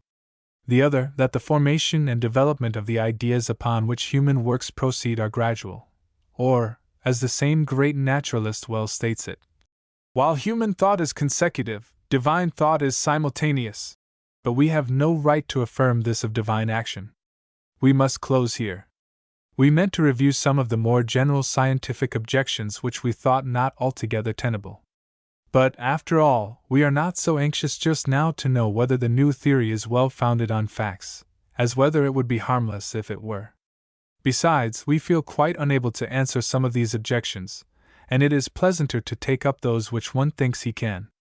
Among the unanswerable, perhaps the weightiest of the objections, is that of the absence, in geological deposits, of vestiges of the intermediate forms which the theory requires to have existed. Here all that Mr. Darwin can do is to insist upon the extreme imperfection of the geological record and the uncertainty of negative evidence. But withal, he allows the force of the objection almost as much as his opponents urge it, so much so, indeed, that 2 of his English critics turn the concession unfairly upon him, and charge him with actually basing his hypothesis upon these and similar difficulties, as if he held it because of the difficulties, and not in spite of them, a handsome return for his candor. As to this imperfection of the geological record, perhaps we should get a fair and intelligible illustration of it by imagining the existing animals and plants of New England, with all their remains and products since the arrival of the Mayflower, to be annihilated, and that, in the coming time, the geologists of a new colony, dropped by the New Zealand fleet on its way to explore the ruins of London, undertake, after 50 years of examination, to reconstruct in a catalogue the flora and fauna of our day, that is, from the close of the glacial period to the present time. With all the advantages of a surface exploration, what a beggarly account it would be! How many of the land animals and plants which are enumerated in the Massachusetts official reports would it be likely to contain? Another unanswerable question asked by the Boston reviewers is, why, when structure and instinct or habit vary, as they must have varied, on Darwin's hypothesis, they vary together and harmoniously, instead of vaguely? We cannot tell, because we cannot tell why either varies at all. Yet, as they both do vary in successive generations, as is seen under domestication, and are correlated, we can only adduce the fact. Darwin may be precluded from our answer, but we may say that they vary together because designed to do so. A reviewer says that the chance of their varying together is inconceivably small. Yet, if they do not, the variant individuals must all perish. Then it is well that it is not left to chance. To refer to a parallel case, before we were born, nourishment and the equivalent to respiration took place in a certain way. But the moment we were ushered into this breathing world, our actions promptly conformed, both as to respiration and nourishment, to the before and used structure and to the new surroundings. Now, says the examiner, suppose, for instance, the gills of an aquatic animal converted into lungs, while instinct still compelled a continuance under water, would not drowning ensue? No doubt. But, simply contemplating the facts, instead of theorizing, we notice that young frogs do not keep their heads under water after ceasing to be tadpoles. The instinct promptly changes with the structure, without supernatural interposition, just as Darwin would have it, if the development of a variety or incipient species, though rare, were as natural as a metamorphosis. Or if a quadruped not yet furnished with wings were suddenly inspired with the instinct of a bird, and precipitated itself from a cliff, would not the descent be hazardously rapid? Doubtless the animal would be no better supported than the objection. But Darwin makes very little indeed of voluntary efforts as a cause of change, and even poor Lamarck need not be caricatured. He never supposed that an elephant would take such a notion into his wise head, or that a squirrel would begin with other than short and easy leaps. Yet might not the length of the leap be increased by practice? The North American reviewer's position that the higher brute animals have comparatively little instinct and no intelligence is a heavy blow and great discouragement to dogs, horses, elephants, and monkeys. Thus stripped of their all, and left to shift for themselves as they may in this hard world, their pursuit and seeming attainment of knowledge under such peculiar difficulties are interesting to contemplate. However, we are not so sure as is the critic that instinct regularly increases downward and decreases upward in the scale of being. Now that the case of the bee is reduced to moderate proportions, 3-19, we know of nothing in instinct surpassing that of an animal so high as a bird, the tailgal, the male of which plumes himself upon making a hotbed in which to batch his partner's eggs, which he tends and regulates the beat of about as carefully and skillfully as the unplumed biped does an ecalabian. 3-20. As to the real intelligence of the higher brutes, it has been ably defended by a far more competent observer, Mr. Agassiz, to whose conclusions we yield a general assent, although we cannot quite place the best of dogs, in that respect, upon a level with a considerable proportion of poor humanity, nor indulge the hope, or indeed the desire, of a renewed acquaintance with the whole animal kingdom in a future life.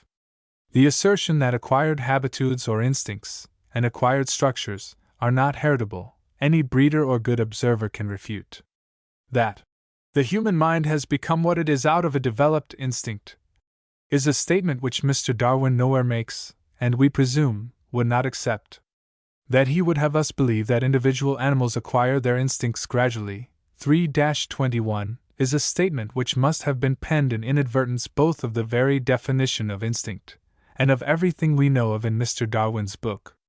It has been attempted to destroy the very foundation of Darwin's hypothesis by denying that there are any wild varieties, to speak of, for natural selection to operate upon. We cannot gravely sit down to prove that wild varieties abound. We should think it just as necessary to prove that snow falls in winter, that variation among plants cannot be largely due to hybridism, and that their variation in nature is not essentially different from much that occurs in domestication, and in the long run, probably hardly less in amount, we could show if our space permitted. As to the sterility of hybrids, that can no longer be insisted upon as absolutely true, nor be practically used as a test between species and varieties, unless we allow that hares and rabbits are of one species. That such sterility, whether total or partial, subserves a purpose in keeping species apart, and was so designed, we do not doubt. But the critics fail to perceive that this sterility proves nothing whatever against the derivative origin of the actual species, for it may as well have been intended to keep separate those forms which have reached a certain amount of divergence, as those which were always thus distinct.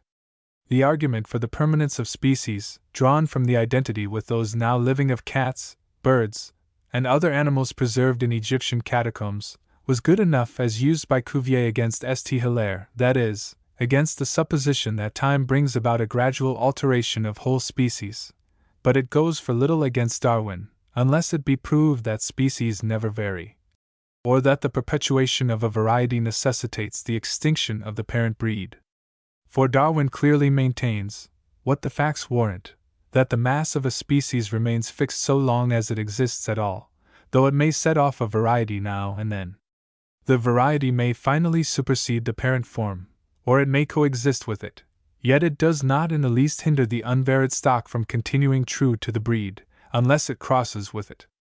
The common law of inheritance may be expected to keep both the original and the variety mainly true as long as they last, and none the less so because they have given rise to occasional varieties. The tailless Manx cats, like the curtailed fox in the fable, have not induced the normal breeds to dispense with their tails, nor have the Dorkings, apparently known to Pliny, affected the permanence of the common sort of fowl. As to the objection that the lower forms of life ought, on Darwin's theory, to have been long ago improved out of existence, and replaced by higher forms, the objectors forget what a vacuum that would leave below, and what a vast field there is to which a simple organization is best adapted, and where an advance would be no improvement, but the contrary. To accumulate the greatest amount of being upon a given space, and to provide as much enjoyment of life as can be under the conditions, is what nature seems to aim at, and this is effected by diversification. Finally, we advise nobody to accept Darwin's or any other derivative theory as true. The time has not come for that, and perhaps never will. We also advise against a similar credulity on the other side, in a blind faith that species, that the manifold sorts and forms of existing animals and vegetables, have no secondary cause. The contrary is already not unlikely, and we suppose will hereafter become more and more probable.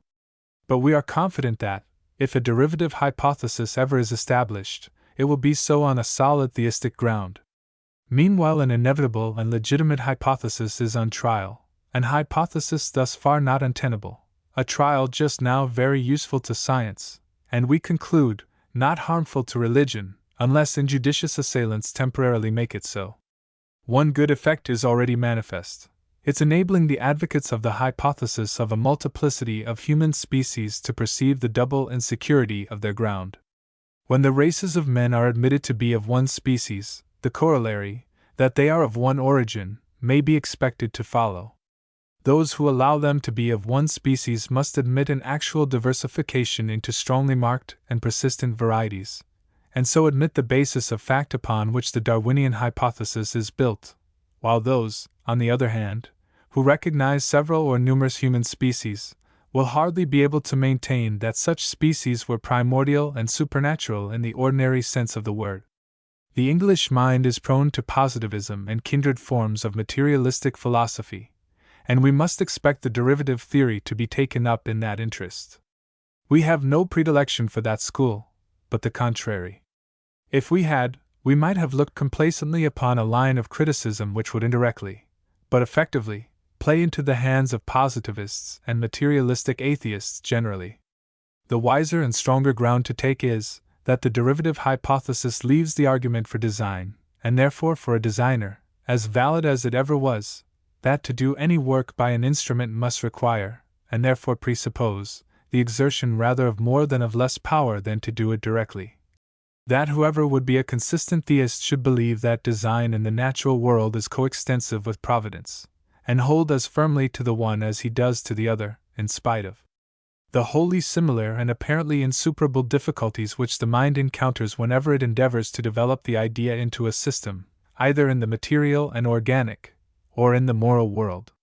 It is enough, in the way of obviating objections, to show that the philosophical difficulties of the one are the same, and only the same, as of the other. 4. Species as to variation, geographical distribution, and succession.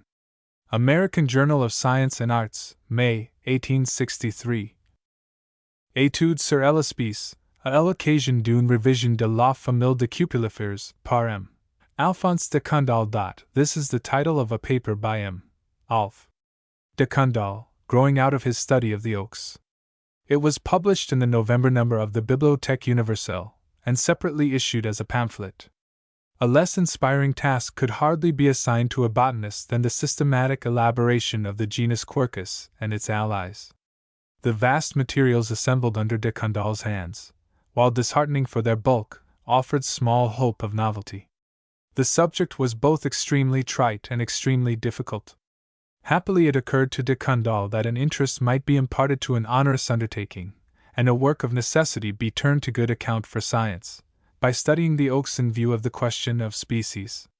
What this term species means, or should mean, in natural history, what the limits of species, inter se or chronologically, or in geographical distribution, their modifications actual or probable, their origin, and their destiny, these are questions which surge up from time to time, and now and then in the progress of science they come to assume a new and hopeful interest.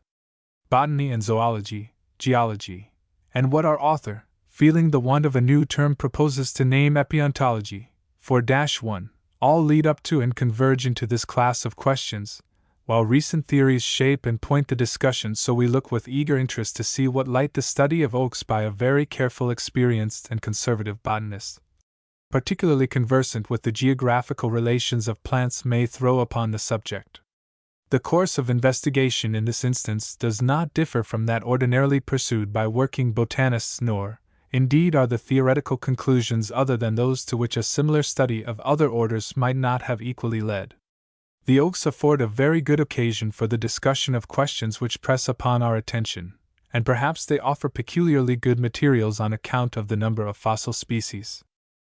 Preconceived notions about species being laid aside, the specimens in hand were distributed, according to their obvious resemblances, into groups of apparently identical or nearly identical forms, which were severally examined and compared. Where specimens were few, as from countries little explored, the work was easy, but the conclusions, as will be seen, of small value. The fewer the materials, the smaller the likelihood of forms intermediate between any two, and, what does not appear being treated upon the old law maxim as non-existent, species are readily enough defined.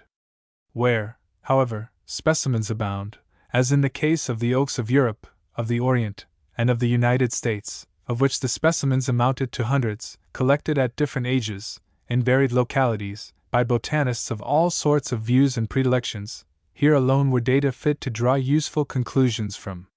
Here, as de Candolle remarks, he had every advantage, being furnished with materials more complete than any one person could have procured from his own herborizations, more varied than if he had observed 100 times over the same forms in the same district, and more impartial than if they had all been amassed by one person with his own ideas or predispositions.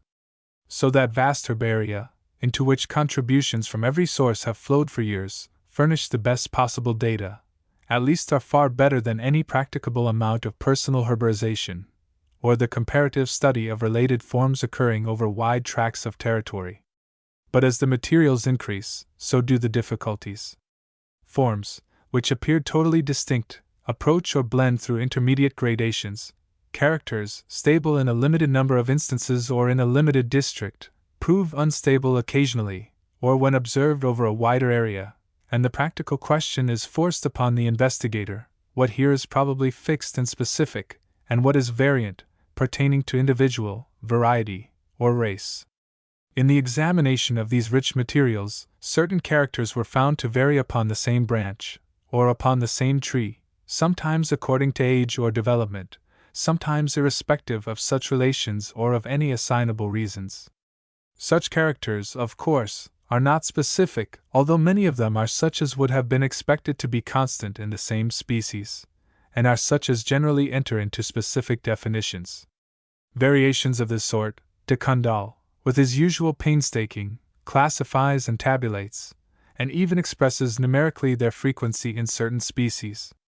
The results are brought well to view in a systematic enumeration. 1. Of characters which frequently vary upon the same branch, over a dozen such are mentioned. 2. Of those which sometimes vary upon the same branch, a smaller number of these are mentioned. 3. Those so rare that they might be called monstrosities. Then he enumerates characters, 10 in number, which he has never found to vary on the same branch, and which, therefore, may better claim to be employed as specific. But, as among them he includes the duration of the leaves, the size of the cupule, and the form and size of its scales, which are by no means quite uniform in different trees of the same species, even these characters must be taken with allowance. In fact, having first brought together, as groups of the lowest order, those forms which varied upon the same stock, he next had to combine similarly various forms which, though not found associated upon the same branch, were thoroughly blended by intermediate degrees. The lower groups, varieties or races, being thus constituted, I have given the rank of species to the groups next above these, which differ in other respects, i.e., either in characters which were not found united upon certain individuals, or in those which do not show transitions from one individual to another. For the oaks of regions sufficiently known, the species thus formed rest upon satisfactory bases, of which the proof can be furnished.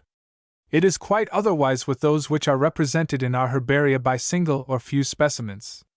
These are provisional species, species which may hereafter fall to the rank of simple varieties. I have not been inclined to prejudge such questions. Indeed, in this regard, I am not disposed to follow those authors whose tendency is, as they say, to reunite species. I never reunite them without proof in each particular case, while the botanists to whom I refer do so on the ground of analogous variations or transitions occurring in the same genus or in the same family. For example, resting on the fact that Quercus hex Q. Coccifera Q, Acutifolia, etc., have the leaves sometimes entire and sometimes toothed upon the same branch, or present transitions from one tree to another, I might readily have united my Q. Tlepuxahoensis to Q. Sartorii of Liebmann, since these two differ only in their entire or their toothed leaves. From the fact that the length of the peduncle varies in Q. Rober and many other oaks, I might have combined Q. Semanilem with Q. Salicifolia nay. I have not admitted these inductions, but have demanded visible proof in each particular case. Many species are thus left as provisional, but in proceeding thus, the progress of the science will be more regular, and the synonymy less dependent upon the caprice or the theoretical opinions of each author. This is safe and to a certain degree judicious, no doubt, as respects published species. Once admitted, they may stand until they are put down by evidence, direct or circumstantial. Doubtless a species may rightfully be condemned on good circumstantial evidence. But what course does de Candolle pursue in the case, of everyday occurrence to most working botanists, having to elaborate collections from countries not so well explored as Europe, when the forms in question, or one of the two, are as yet unnamed? Does he introduce as a new species every form which he cannot connect by ocular proof with a near relative, from which it differs only in particulars which he sees are inconstant in better known species of the same group? We suppose not. But if he does, little improvement for the future upon the state of things revealed in the following quotation can be expected.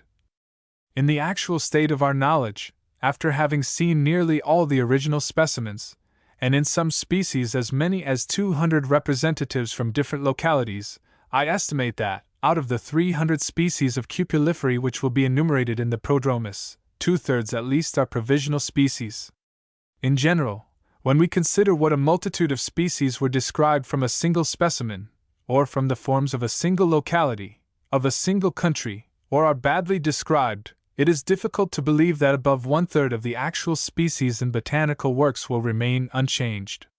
Such being the results of the want of adequate knowledge, how is it likely to be when our knowledge is largely increased? The judgment of so practiced a botanist as de Candolle is important in this regard, and it accords with that of other botanists of equal experience. They are mistaken, he pointedly asserts, who repeat that the greater part of our species are clearly limited, and that the doubtful species are in a feeble minority.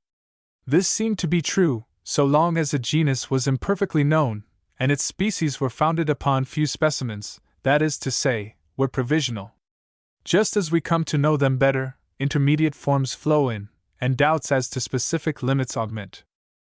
De Candolle insists, indeed, in this connection, that the higher the rank of the groups the more definite their limitation, or, in other terms, the fewer the ambiguous or doubtful forms, that genera are more strictly limited than species, tribes than genera, orders than tribes, etc. We are not convinced of this often where it has appeared to be so. Advancing discovery has brought intermediate forms to light, perplexing to the systematist. They are mistaken, we think more than one systematic botanist will say, who repeat that the greater part of our natural orders and tribes are absolutely limited. However, we may agree that we will limit them. Provisional genera we suppose are proportionally hardly less common than provisional species, and hundreds of genera are kept up on considerations of general propriety or general convenience, although well known to shade off into adjacent ones by complete gradations. Somewhat of this greater fixity of higher groups, therefore, is rather apparent than real. On the other hand, that varieties should be less definite than species follows from the very terms employed. They are ranked as varieties rather than species, just because of their less definiteness. Singular as it may appear, we have heard it denied that spontaneous varieties occur. De Candolle makes the important announcement that, in the oak genus, the best known species are just those which present the greatest number of spontaneous varieties and subvarieties. The maximum is found in Q. Rober, with 28 varieties, all spontaneous. Of Q. Lusitanica 11 varieties are enumerated, of Q. Caliprinos 10, of Q. Coccifera 8, etc., and he significantly adds that these very species which offer such numerous modifications are themselves ordinarily surrounded by other forms, provisionally called species, because of the absence of known transitions or variations, but to which some of these will probably have to be joined hereafter. The inference is natural, if not inevitable, that the difference between such species and such varieties is only one of degree, either as to amount of divergence, or of hereditary fixity, or as to the frequency or rarity at the present time of intermediate forms. This brings us to the second section of de Candoll's article, in which he passes on, from the observation of the present forms and affinities of cupuliferous plants, to the consideration of their probable history and origin. Suffice it to say, that he frankly accepts the inferences derived from the whole course of observation, and contemplates a probable historical connection between congeneric species. He accepts and, by various considerations drawn from the geographical distribution of European cupuliferae, fortifies the conclusion, long ago arrived at by Edward Forbes, that the present species, and even some of their varieties, date back to about the close of the Tertiary epoch, since which time they have been subject to frequent and great changes of habitation or limitation, but without appreciable change of specific form or character, that is, without profounder changes than those within which a species at the present time is known to vary. Moreover, he is careful to state that he is far from concluding that the time of the appearance of a species in Europe at all indicates the time of its origin.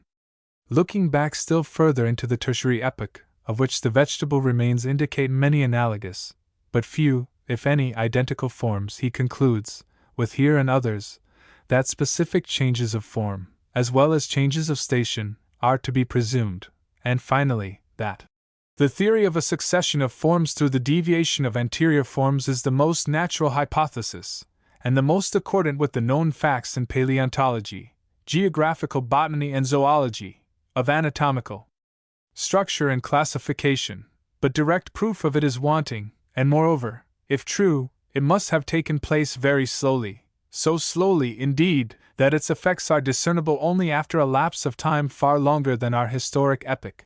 In contemplating the present state of the species of cupuliferae in Europe, de Candolle comes to the conclusion that, while the beech is increasing and extending its limits southward and westward, at the expense of coniferae and birches, the common oak, to some extent, and the Turkey oak decidedly, are diminishing and retreating, and this wholly irrespective of man's agency. This is inferred of the Turkey oak from the great gaps found in its present geographical area, which are otherwise inexplicable, and which he regards as plain indications of a partial extinction. Community of descent of all the individuals of species is of course implied in these and all similar reasonings. An obvious result of such partial extinction is clearly enough brought to view. The European oaks, like the American species, greatly tend to vary, that is, they manifest an active disposition to produce new forms. Every form tends to become hereditary, and so to pass from the state of mere variation to that of race, and of these competing incipient races some only will survive. Quercus robur offers a familiar illustration of the manner in which one form may in the course of time become separated into two or more distinct ones. To Linnaeus this common oak of Europe was all of one species.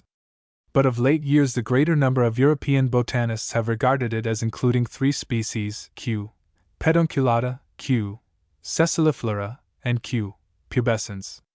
De Candolle looks with satisfaction to the independent conclusion which he reached from a long and patient study of the forms, and which Webb, Gay, Bentham, and others had equally reached, that the view of Linnaeus was correct, inasmuch as it goes to show that the idea and the practical application of the term species have remained unchanged during the century which has elapsed since the publication of the Species Plantarum. But the idea remaining unchanged, the facts might appear under a different aspect, and the conclusion be different, under a slight and very supposable change of circumstances. Of the 28 spontaneous varieties of Q. robur, which de Candolle recognizes, all but 6, he remarks, fall naturally under the three subspecies, pedunculata, sessiliflora, and pubescens, and are therefore forms grouped around these as centers, and moreover, the few connecting forms are by no means the most common. Were these to die out, it is clear that the three forms which have already been so frequently taken for species would be what the group of 4 or 5 provisionally admitted species which closely surround Q. robur now are. The best example of such a case, as having in all probability occurred through geographical segregation and partial extinction, is that of the cedar, thus separated into the deodar, the Lebanon, and the Atlantic cedars, a case admirably worked out by Dr. Hooker 2 or 3 years ago. 4-2. A special advantage of the cupuliferae for determining the probable antiquity of existing species in Europe, de Candolle finds in the size and character of their fruits. However it may be with other plants, and he comes to the conclusion generally that marine currents and all other means of distant transport have played only a very small part in the actual dispersion of species, the transport of acorns and chestnuts by natural causes across an arm of the sea in a condition to germinate, and much more the spontaneous establishment of a forest of oaks or chestnuts in this way. De Candolle conceives to be fairly impossible in itself, and contrary to all experience. From such considerations, i.e., from the actual dispersion of the existing species, with occasional aid from post-tertiary deposits, it is thought to be shown that the principal cupuliferae of the Old World attained their actual extension before the present separation of Sicily, Sardinia and Corsica, and of Britain, from the European continent. This view once adopted, and this course once entered upon, has to be pursued farther. Quercus robur of Europe, with its bevy of admitted derivatives, and its attending species only provisionally admitted to that rank, is very closely related to certain species of Eastern Asia, and of Oregon and California, so closely that a view of the specimens by no means forbids the idea that they have all originated from Q. robur, or have originated, with the latter, from one or more preceding forms so like the present ones that a naturalist could hardly know whether to call them species or varieties. Moreover, there are fossil leaves from diluvian deposits in Italy, figured by Gaudin, which are hardly distinguishable from those of Q. robur on the one hand, and from those of Q. de Glaciae, etc., of California, on the other. No such leaves are found in any tertiary deposit in Europe, but such are found of that age, it appears, in Northwest America, where their remote descendants still flourish. So that the probable genealogy of Q. robur, traceable in Europe up to the commencement of the present epoch, looks eastward and far into the past on far distant shores. Quercus ilex, the evergreen oak of southern Europe and northern Africa, reveals a similar archaeology, but its presence in Algeria leads de Candolle to regard it as a much more ancient denizen of Europe than Q. robur, and a tertiary oak Q. illicodes, from a very old Miocene bed in Switzerland, is thought to be one of its ancestral forms. This high antiquity once established, it follows almost of course that the very nearly related species in Central Asia, in Japan, in California, and even our own live oak with its Mexican relatives, may probably enough be regarded as early offshoots from the same stock with Q. hex. In brief, not to continue these abstracts and remarks, and without reference to Darwin's particular theory, which de Candolle at the close very fairly considers, if existing species, or many of them, are as ancient as they are now generally thought to be, and were subject to the physical and geographical changes, among them the coming and the going of the glacial epoch, which this antiquity implies. If in former times they were as liable to variation as they now are, and if the individuals of the same species may claim a common local origin, then we cannot wonder that the theory of a succession of forms by deviations of anterior forms should be regarded as the most natural hypothesis, nor at the general advance made toward its acceptance. The question being, not how plants and animals originated, but how came the existing animals and plants to be just where they are and what they are, it is plain that naturalists interested in such inquiries are mostly looking for the answer in one direction. The general drift of opinion, or at least of expectation, is exemplified by this essay of de Candolle, and the set and force of the current are seen by noticing how it carries along naturalists of widely different views and prepossessions, some faster and farther than others, but all in one way. The tendency is, we may say, to extend the law of continuity, or something analogous to it, from inorganic to organic nature, and in the latter to connect the present with the past in some sort of material connection. The generalization may indeed be expressed so as not to assert that the connection is genetic, as in Mr. Wallace's formula. Every species has come into existence coincident both in time and space with pre-existing closely allied species. Edward Forbes, who may be called the originator of this whole line of inquiry, long ago expressed a similar view. but the only material sequence we know, or can clearly conceive, in plants and animals, is that from parent to progeny, and, as de Candolle implies, the origin of species and that of races can hardly be much unlike, nor governed by other than the same laws, whatever these may be. The progress of opinion upon this subject in one generation is not badly represented by that of de Candolle himself, who is by no means prone to adopt new views without much consideration. In an elementary treatise published in the year 1835, he adopted and, if we rightly remember, vigorously maintained Schau's idea of the double or multiple origin of species, at least of some species, a view which has been carried out to its ultimate development only perhaps by Agassiz, in the denial of any necessary genetic connection among the individuals of the same species, or of any original localization more restricted than the area now occupied by the species. But in I-855, in his Géographique Botanique, the multiple hypothesis, although in principle not abandoned, loses its point, in view of the probable high antiquity of existing species. The actual vegetation of the world being now regarded as a continuation, through numerous geological, geographical, and more recently historical changes, of anterior vegetations, the actual distribution of plants is seen to be a consequence of preceding conditions and geological considerations, and these alone may be expected to explain all the facts, many of them so curious and extraordinary, of the actual geographical distribution of the species. In the present essay, not only the distribution but the origin of congeneric species is regarded as something derivative, whether derived by slow and very gradual changes in the course of ages, according to Darwin, or by a sudden, inexplicable change of their tertiary ancestors, as conceived by here, de Candolle hazards no opinion.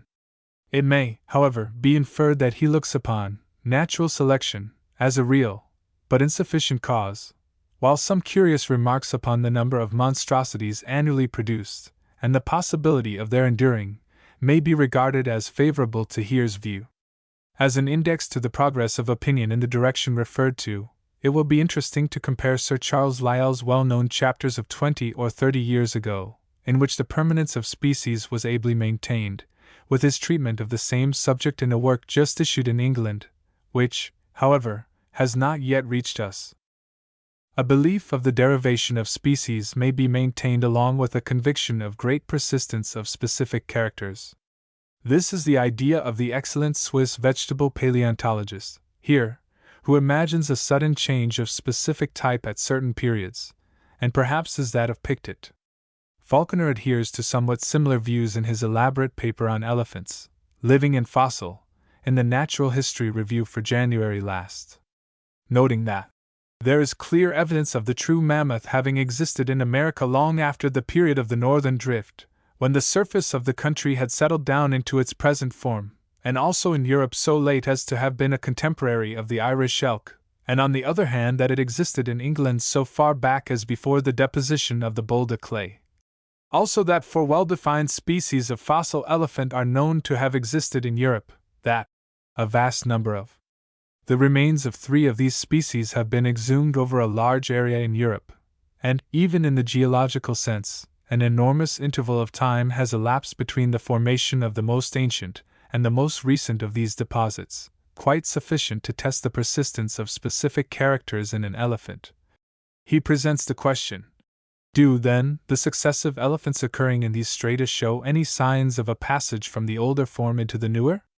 To which the reply is: if there is one fact which is impressed on the conviction of the observer with more force than any other, it is the persistence and uniformity of the characters of the molar teeth in the earliest known mammoth and his most modern successor. Assuming the observation to be correct, what strong proof does it not afford of the persistence and constancy, throughout vast intervals of time, of the distinctive characters of those organs which are most concerned in the existence and habits of the species? If we cast a glance back on the long vista of physical changes which our planet has undergone since the Neozoic epoch, we can nowhere detect signs of a revolution more sudden and pronounced, or more important in its results, than the intercalation and sudden disappearance of the glacial period. Yet the Dicyclotherian mammoth lived before it, and passed through the ordeal of all the hard extremities it involved, bearing his organs of locomotion and digestion all but unchanged. Taking the group of 4 European fossil species above enumerated, do they show any signs in the successive deposits of a transition from the one form into the other? Here again the result of my observation, in so far as it has extended over the European area, is that the specific characters of the molars are constant in each, within a moderate range of variation, and that we nowhere meet with intermediate forms.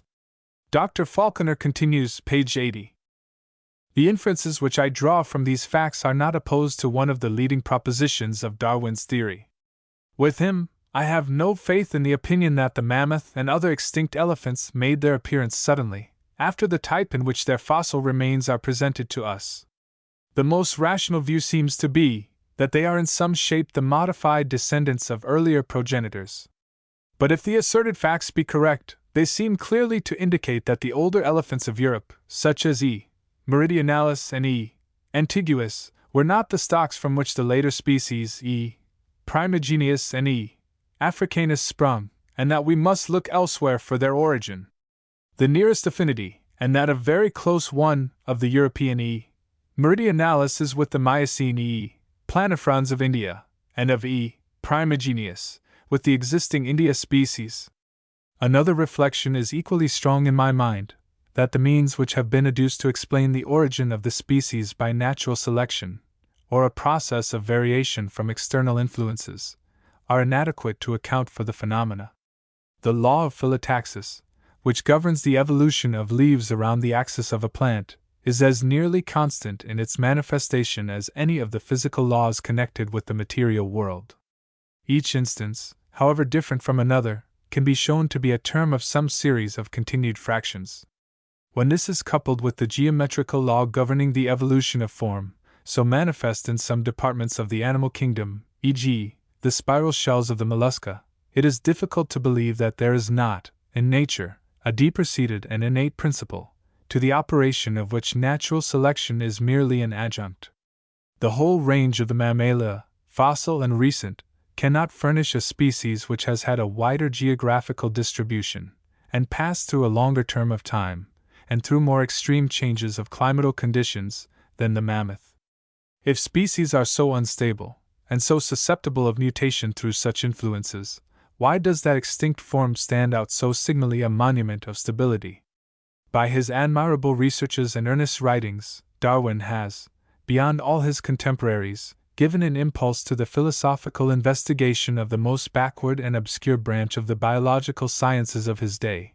He has laid the foundations of a great edifice. But he need not be surprised if, in the progress of erection, the superstructure is altered by his successors. Like the Duomo of Milan from the Roman to a different style of architecture.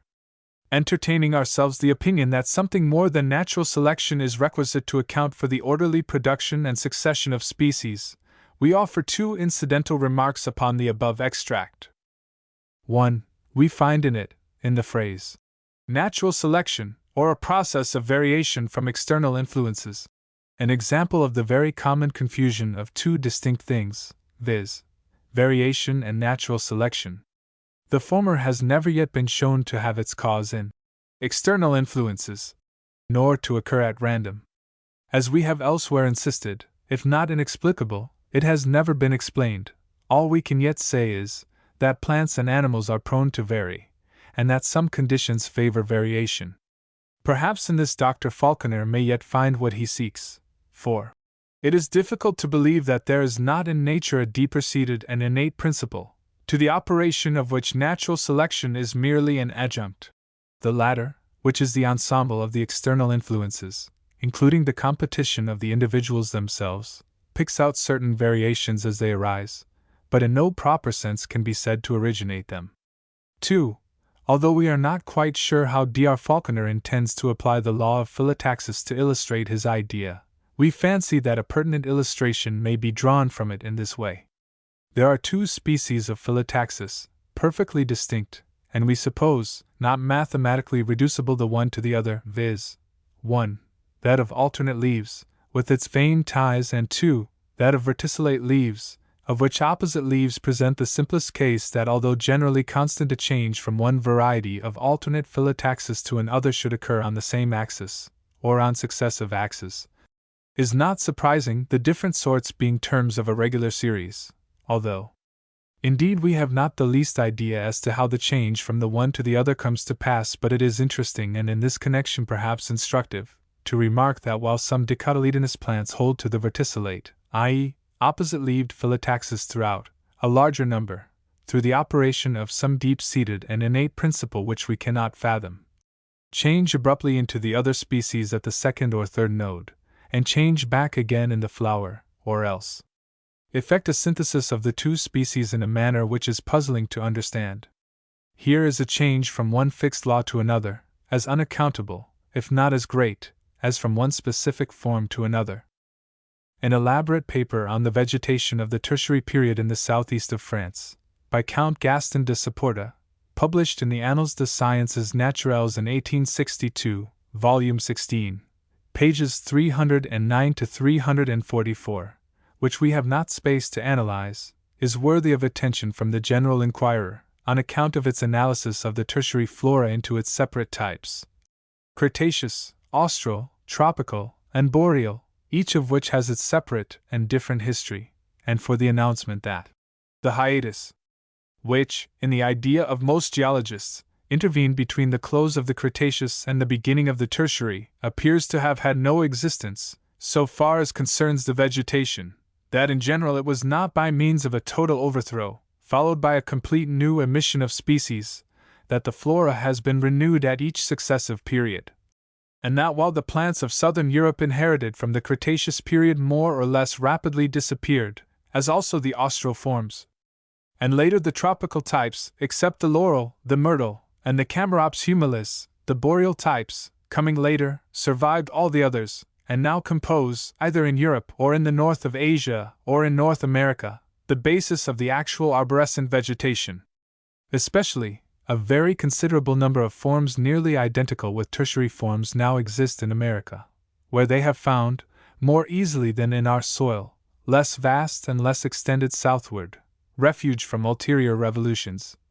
The extinction of species is attributed to two kinds of causes, the one material or physical, whether slow or rapid, the other inherent in the nature of organic beings, incessant, but slow, in a manner latent, but somehow assigning to the species, as to the individuals, a limited period of existence, and in some equally mysterious but wholly natural way, connected with the development of organic types. By type meaning a collection of vegetable forms constructed upon the same plan of organization, of which they reproduce the essential lineaments with certain secondary modifications, and which appear to run back to a common point of departure. In this community of types, no less than in the community of certain existing species, Saporta recognizes a prolonged material union between North America and Europe in former times.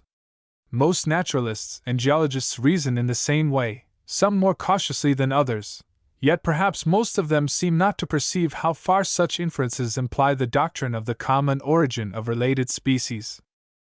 For obvious reasons, such doctrines are likely to find more favor with botanists than with zoologists. But with both the advance in this direction is seen to have been rapid and great, yet to us not unexpected. We note, also, an evident disposition, notwithstanding some endeavors to the contrary, to allow derivative hypotheses to stand or fall upon their own merits, to have indeed upon philosophical grounds certain presumptions in their favor, and to be, perhaps, quite as capable of being turned to good account as to bad account in natural theology. 4-3. Among the leading naturalists, indeed, such views, taken in the widest sense, have one and, so far as we are now aware, only one thoroughgoing and thoroughly consistent opponent, viz., Mr. Agassiz. Most naturalists take into their very conception of a species, explicitly or by implication, the notion of a material connection resulting from the descent of the individuals composing it from a common stock, of local origin. Agassiz wholly eliminates community of descent from his idea of species, and even conceives a species to have been as numerous in individuals and as widespread over space, or as segregated in discontinuous spaces, from the first as at the later period. The station which it inhabits, therefore, is with other naturalists in no wise essential to the species, and may not have been the region of its origin. In Agassiz's view, the habitat is supposed to mark the origin, and to be a part of the character of the species. The habitat is not merely the place where it is, but a part of what it is. Most naturalists recognize varieties of species, and many, like de Candolle, have come to conclude that varieties of the highest grade, or races, so far partake of the characteristics of species, and are so far governed by the same laws, that it is often very difficult to draw a clear and certain distinction between the two. Agassiz will not allow that varieties or races exist in nature, apart from man's agency. Most naturalists believe that the origin of species is supernatural, their dispersion or particular geographical area, natural, and their extinction, when they disappear, also the result of physical causes. In the view of Agassiz, if rightly understood, all three are equally independent of physical cause and effect, are equally supernatural. In comparing preceding periods with the present and with each other, most naturalists and paleontologists now appear to recognize a certain number of species as having survived from one epoch to the next, or even through more than one formation, especially from the Tertiary into the post-Tertiary period, and from that to the present age. Agassiz is understood to believe in total extinctions and total new creations at each successive epoch, and even to recognize no existing species as ever contemporary with extinct ones, except in the case of recent exterminations. These peculiar views, if sustained, will effectually dispose of every form of derivative hypothesis. Returning for a moment to de Candolle's article, we are disposed to notice his criticism of Linnaeus's definition of the term species, Philosophia Botanica, No. 157. Species tot numerimus quot diversi formae in principio sunt creati, which he declares illogical, inapplicable, and the worst that has been propounded. So, to determine if a form is specific, it is necessary to go back to its origin, which is impossible. A definition by a character which can never be verified is no definition at all. Now, as Linnaeus practically applied the idea of species with a sagacity which has never been surpassed and rarely equaled, and indeed may be said to have fixed its received meaning in natural history, it may well be inferred that in the phrase above cited he did not so much undertake to frame a logical definition, as to set forth the idea which, in his opinion, lay at the foundation of species. On which basis A.L. Jussa did construct a logical definition. Nunc rectius definitor prenis. Individuorum similium successio continuata generation renescentium. The fundamental idea of species, we would still maintain, is that of a chain of which genetically connected individuals are the links. That, in the practical recognition of species, the essential characteristic has to be inferred, is no great objection, the general fact that like engenders like being an induction from a vast number of instances, and the only assumption being that of the uniformity of nature. The idea of gravitation, that of the atomic constitution of matter, and the like, equally have to be verified inferentially. If we still hold to the idea of Linnaeus, and of Agassiz, that existing species were created independently and essentially all at once at the beginning of the present era, we could not better the propositions of Linnaeus and of Jussa. If, on the other hand, the time has come in which we may accept, with de Candolle, their successive origination, at the commencement of the present era or before, and even by derivation from other forms, then the in principio of Linnaeus will refer to that time, whenever it was, and his proposition be as sound and wise as ever. In his Géographie Botanique, 2, 1068-1077, de Candolle discusses this subject at length, and in the same interest. Remarking that of the two great facts of species, viz., likeness among the individuals, and genealogical connection, zoologists have generally preferred the latter for -4, while botanists have been divided in opinion, he pronounces for the former as the essential thing, in the following argumentative statement. Quantum moi, j'ai conduit, dans ma définition de l'espèce, à mettre décidement la ressemblance audacious de caractères de succession. Si n'est pas seulement à cause de circonstances propres au règne végétal, dont j'ai m'occupe exclusivement, si n'est pas non plus afin de sortir ma définition de théories et de la rendre le plus possible utile aux naturalistes descripteurs et nomenclateurs, c'est aussi par un motif philosophique. En tout chose il faut aller au fond de questions, quand on le peut.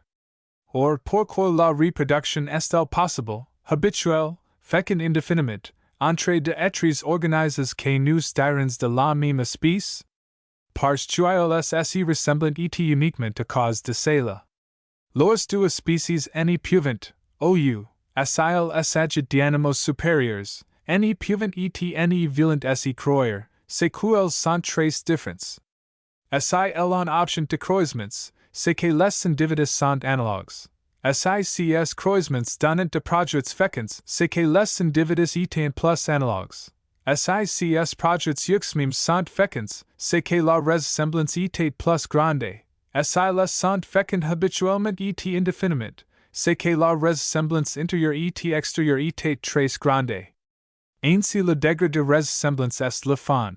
La reproduction en est seulement la manifestation et la mesure, et il est logique de placer la cause au-dessus de l'effet. We are not yet convinced. We still hold that genealogical connection, rather than mutual resemblance, is the fundamental thing, first on the ground of fact, and then from the philosophy of the case. Practically, no botanist can say what amount of dissimilarity is compatible with unity of species. In wild plants it is sometimes very great, in cultivated races often enormous. De Candolle himself informs us that the different variations which the same oak tree exhibits are significant indications of a disposition to set up separate varieties, which becoming hereditary may constitute a race. He evidently looks upon the extreme forms, say of Quercus robur, as having thus originated, and on this ground, inferred from transitional forms, and not from their mutual resemblance. He includes them in that species. This will be more apparent should the discovery of transitions, which he leads us to expect, hereafter cause the four provisional species which attend Q. robur to be merged in that species. It may rightly be replied that this conclusion would be arrived at from the likeness step by step in the series of forms, but the cause of the likeness here is obvious. And this brings in our motif philosophique. Not to insist that the likeness is after all the variable, not the constant, element, to learn which is the essential thing, resemblance among individuals or their genetic connection, we have only to ask which can be the cause of the other. In hermaphrodite plants, the normal case, and even as the question is ingeniously put by de Candolle in the above extract, the former surely cannot be the cause of the latter, though it may, in case of crossing, offer occasion. But on the ground of the most fundamental of all things in the constitution of plants and animals, the fact incapable of further analysis, that individuals reproduce their like, that characteristics are inheritable, the likeness is a direct natural consequence of the genetic succession. And it is logical to place the cause above the effect. We are equally disposed to combat a proposition of de Candolle's about genera, elaborately argued in the Géographie botanique, and incidentally reaffirmed in his present article, viz., that genera are more natural than species, and more correctly distinguished by people in general, as is shown by vernacular names. But we have no space left in which to present some evidence to the contrary. V. Sequoia and its history, the relations of North American to Northeast Asian and to tertiary vegetation. A presidential address to the American Association for the Advancement of Science, at Dubuque, August, 1872. The session being now happily inaugurated, your presiding officer of the last year has only one duty to perform before he surrenders the chair to his successor. If allowed to borrow a simile from the language of my own profession, I might liken the president of this association to a biennial plant. He flourishes for the year in which he comes into existence, and performs his appropriate functions as presiding officer. When the second year comes round, he is expected to blossom out in an address and disappear. Each president, as he retires, is naturally expected to contribute something from his own investigations or his own line of study, usually to discuss some particular scientific topic. Now, although I have cultivated the field of North American botany, with some assiduity, for more than 40 years, have reviewed our vegetable hosts, and assigned to no small number of them their names and their place in the ranks, yet, so far as our own wide country is concerned, I have been to a great extent a closet botanist. Until this summer I had not seen the Mississippi, nor set foot upon a prairie. to gratify a natural interest, and to gain some title for addressing a body of practical naturalists and explorers, I have made a pilgrimage across the continent. I have sought and viewed in their native haunts many a plant and flower which for me had long bloomed unseen, or only in the Hortus Siccus. I have been able to see for myself what species and what forms constitute the main features of the vegetation of each successive region, and record, as the vegetation unerringly does, the permanent characteristics of its climate.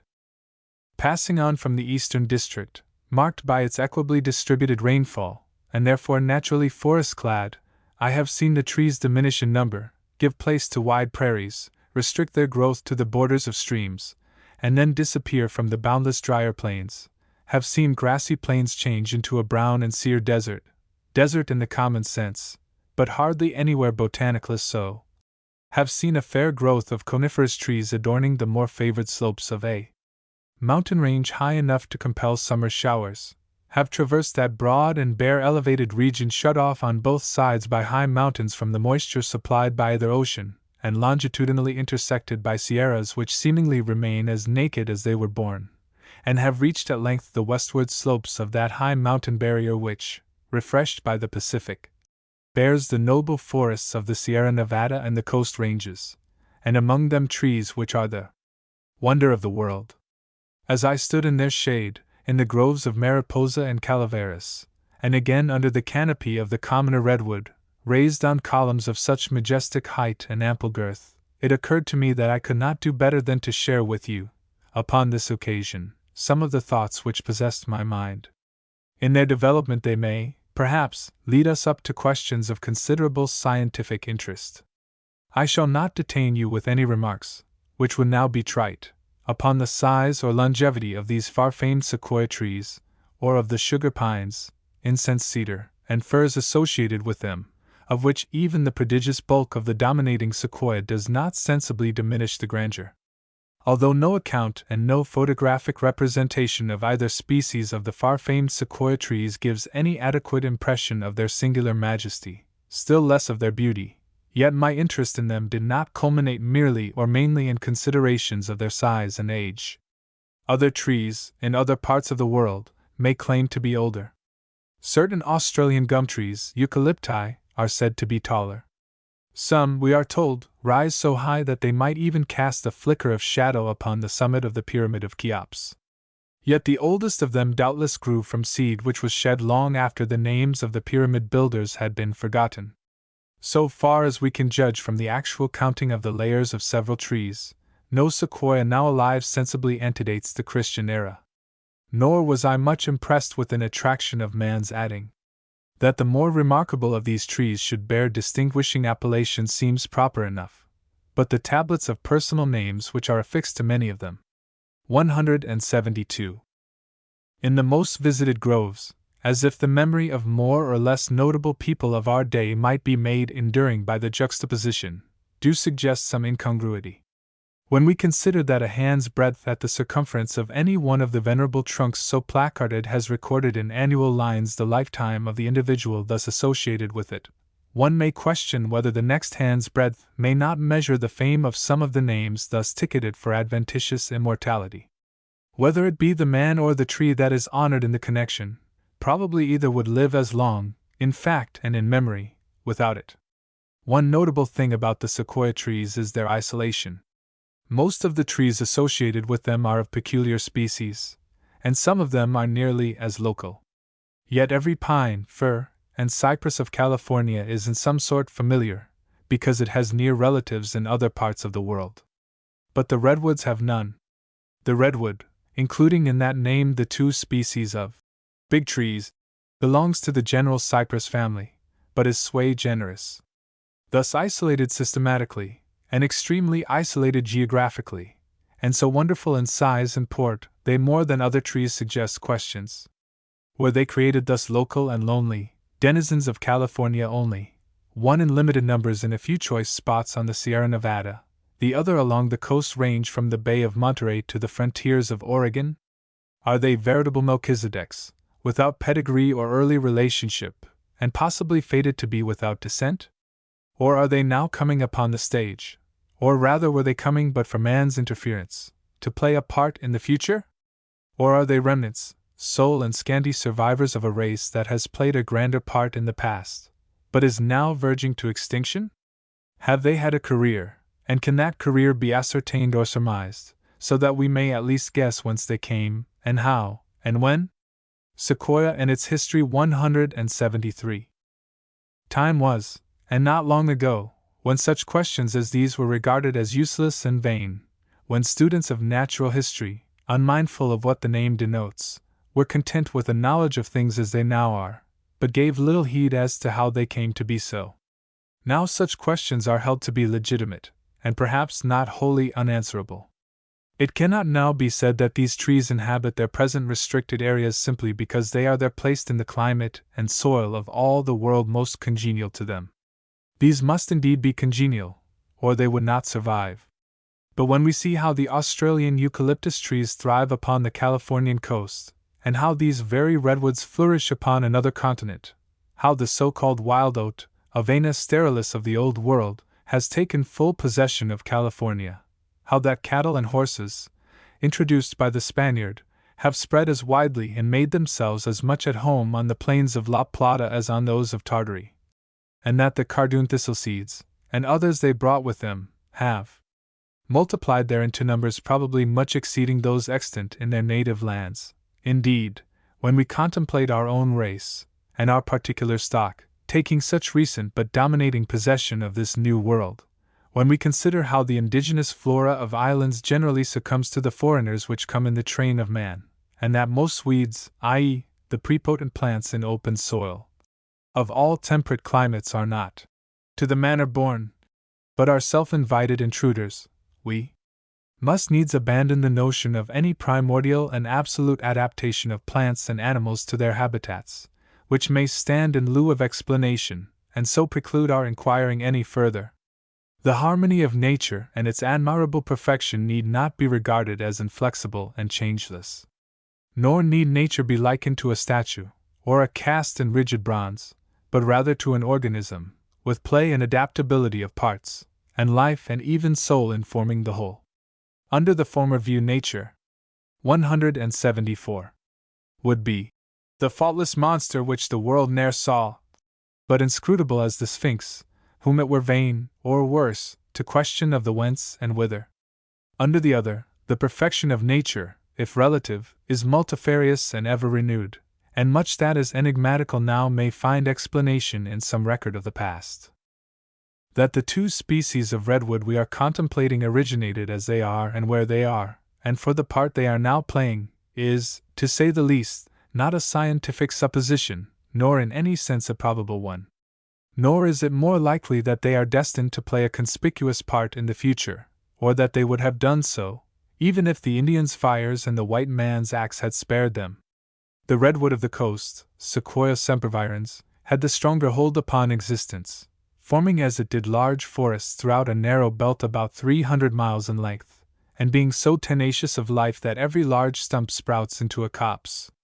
But it does not pass the Bay of Monterey, nor cross the line of Oregon, although so grandly developed not far below it.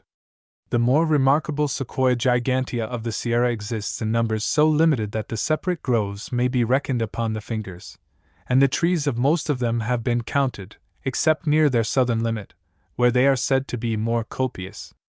A species limited in individuals holds its existence by a precarious tenure, and this has a foothold only in a few sheltered spots, of a happy mean in temperature, and locally favored with moisture in summer.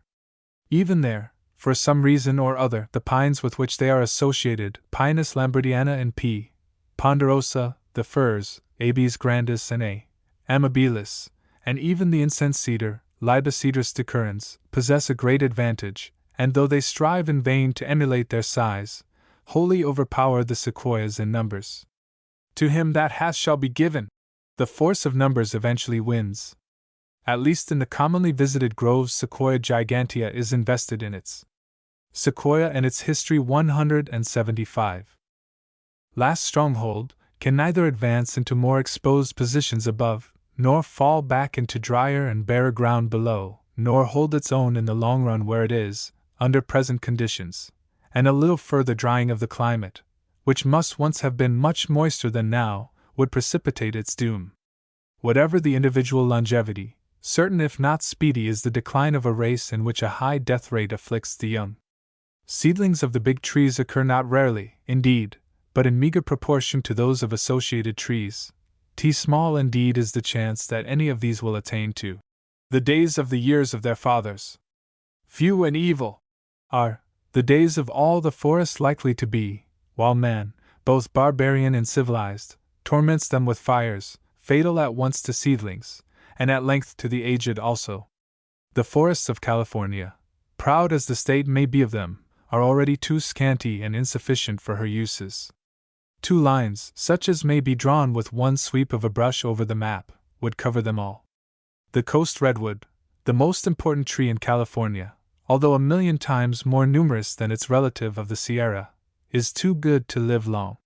Such is its value for lumber and its accessibility, that, judging the future by the past, it is not likely, in its primeval growth, to outlast its rarer fellow species. Happily man preserves and disseminates as well as destroys. The species will doubtless be preserved to science, and for ornamental and other uses, in its own and other lands, and the more remarkable individuals of the present day are likely to be sedulously cared for, all the more so as they become scarce. Our third question remains to be answered. Have these famous sequoias played in former times and upon a larger stage a more imposing part, of which the present is but the epilogue? We cannot gaze high up the huge and venerable trunks, which one crosses the continent to behold, without wishing that these patriarchs of the grove were able, like the 176 long-lived antediluvians of Scripture, to hand down to us, through a few generations, the traditions of centuries, and so tell us somewhat of the history of their race. 1,500 annual layers have been counted, or satisfactorily made out, upon 1 or 2 fallen trunks. It is probable that close to the heart of some of the living trees may be found the circle that records the year of our Saviour's nativity. A few generations of such trees might carry the history a long way back. But the ground they stand upon, and the marks of very recent geological change and vicissitude in the region around, testify that not very many such generations can have flourished just there, at least in an unbroken series. When their site was covered by glaciers, these sequoias must have occupied other stations, if, as there is reason to believe, they then existed in the land. I have said that the redwoods have no near relatives in the country of their abode, and none of their genus anywhere else. Perhaps something may be learned of their genealogy by inquiring of such relatives as they have. There are only 2 of any particular nearness of kin, and they are far away. One is the bald cypress, our southern cypress, Taxodium, inhabiting the swamps of the Atlantic coast from Maryland to Texas, thence extending, with, probably, a specific difference, into Mexico. It is well known as one of the largest trees of our Atlantic forest district, and although it never, except perhaps in Mexico, and in rare instances, attains the portliness of its western relatives, yet it may equal them in longevity. The other relative is Glyptostrobus, a sort of modified Taxodium, being about as much like our bald cypress as one species of redwood is like the other. Now, species of the same type, especially when few, and the type peculiar, are, in a general way, associated geographically, i.e., inhabit the same country, or, in a large sense, the same region. Where it is not so, where near relatives are separated, there is usually something to be explained. Here is an instance. Stance.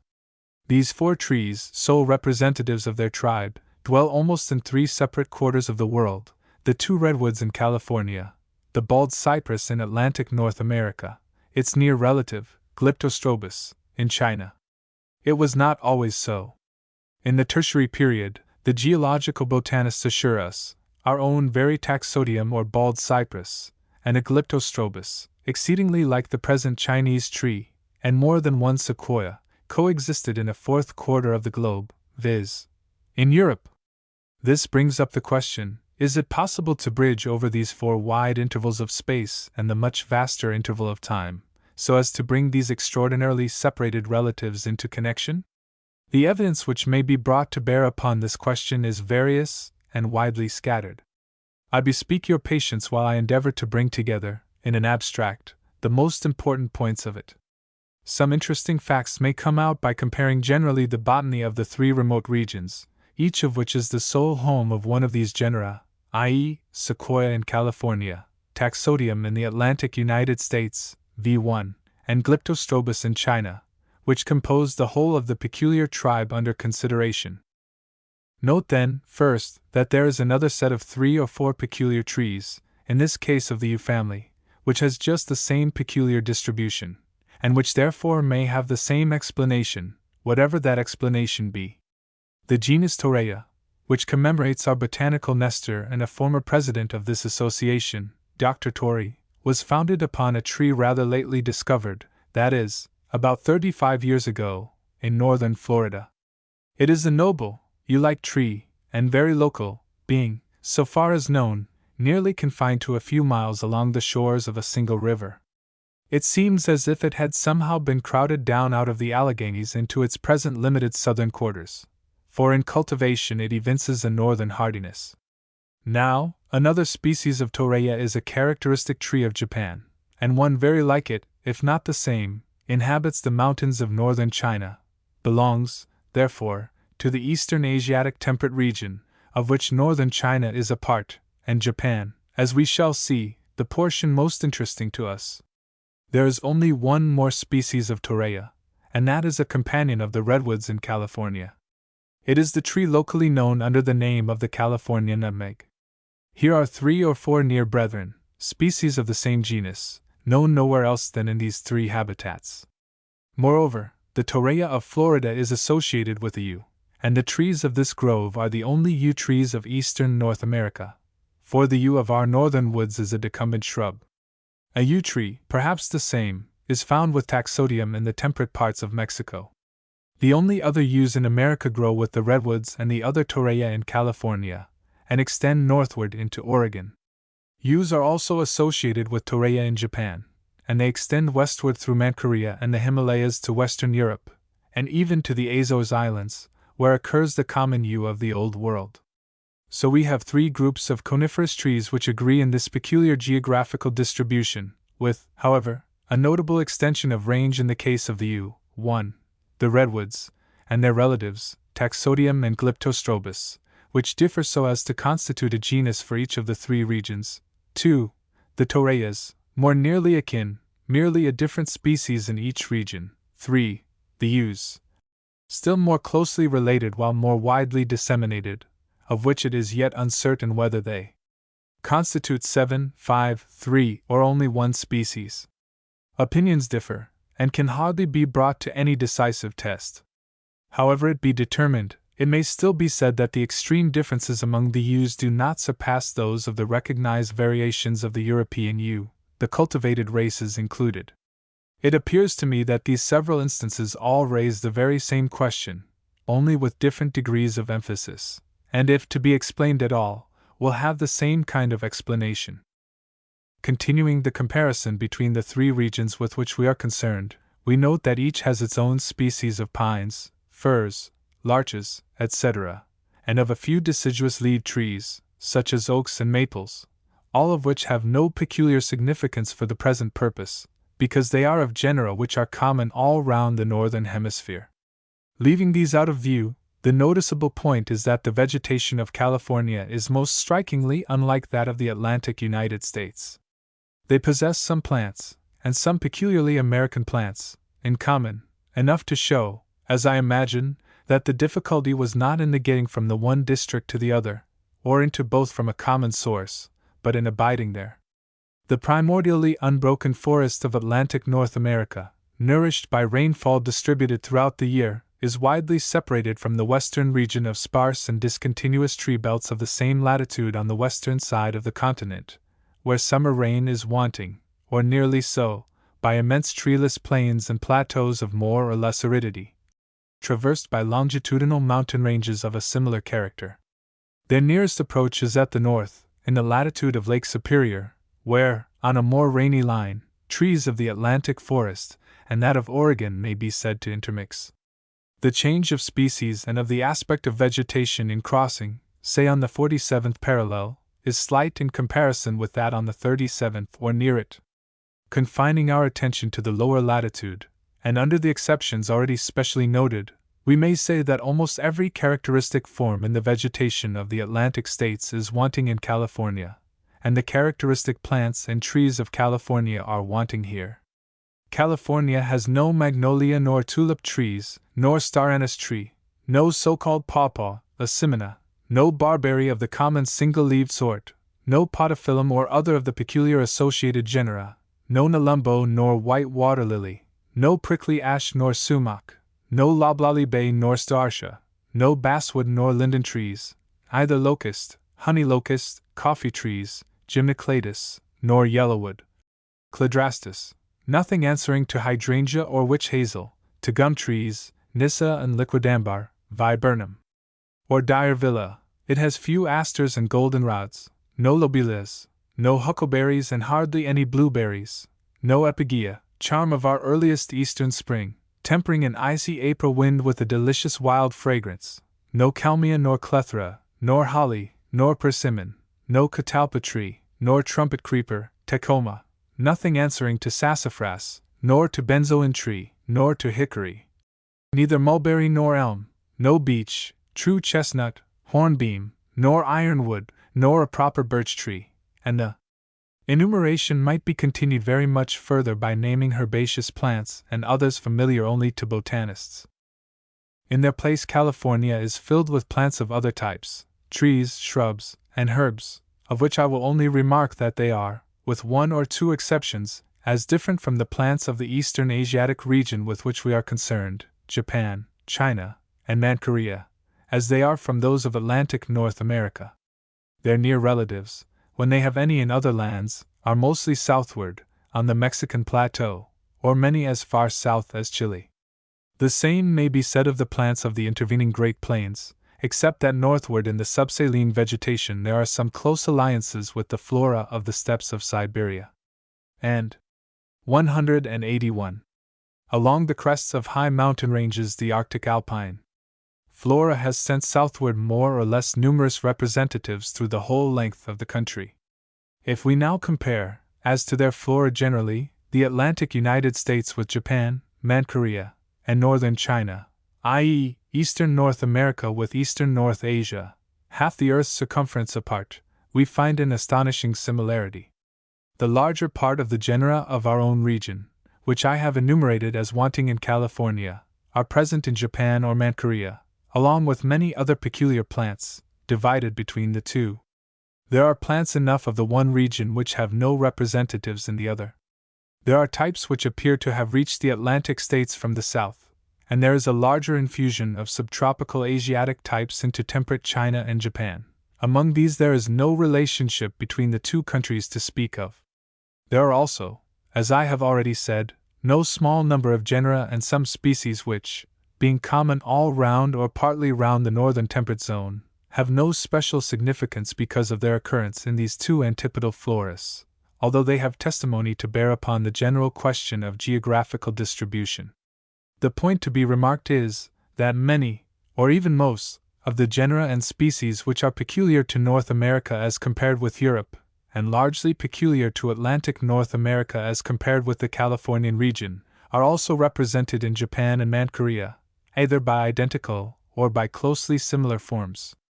The same rule holds on a more northward line, although not so strikingly.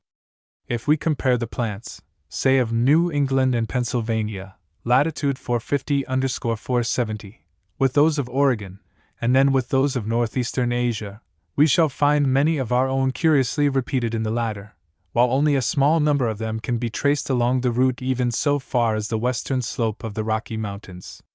And these repetitions of East American types in Japan. 182. And neighboring districts are in all degrees of likeness.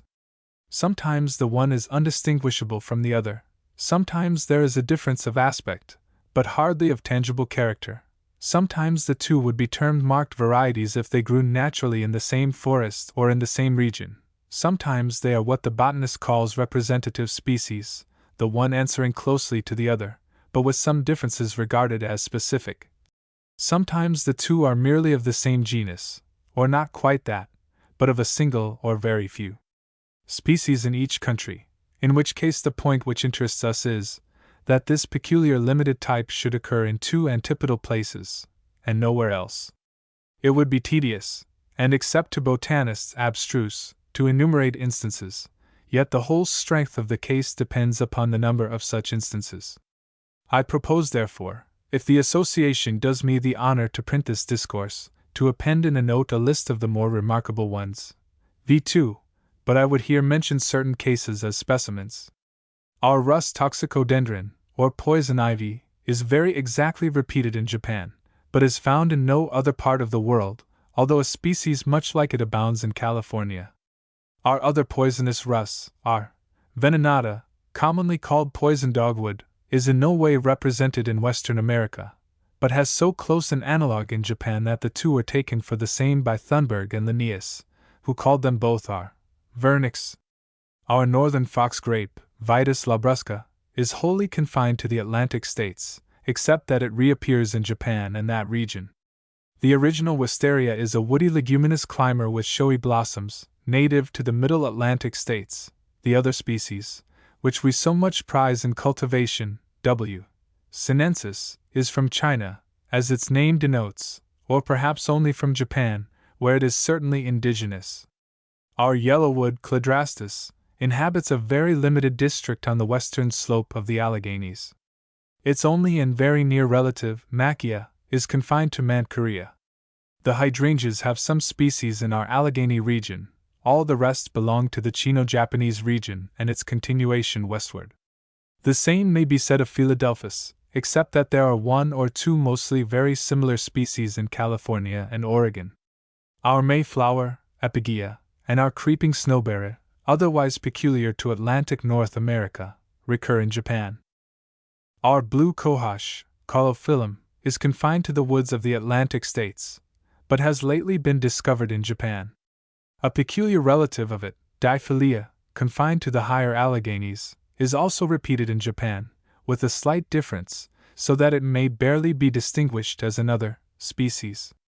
Another relative is our twin leaf, Jeffersonia, of the Allegheny region alone. A second species has lately turned up in Manchuria. A relative of this is Podophyllum, our mandrake, a common inhabitant of the Atlantic United States, but found nowhere else. There is one other species of it, and that is in the Himalayas.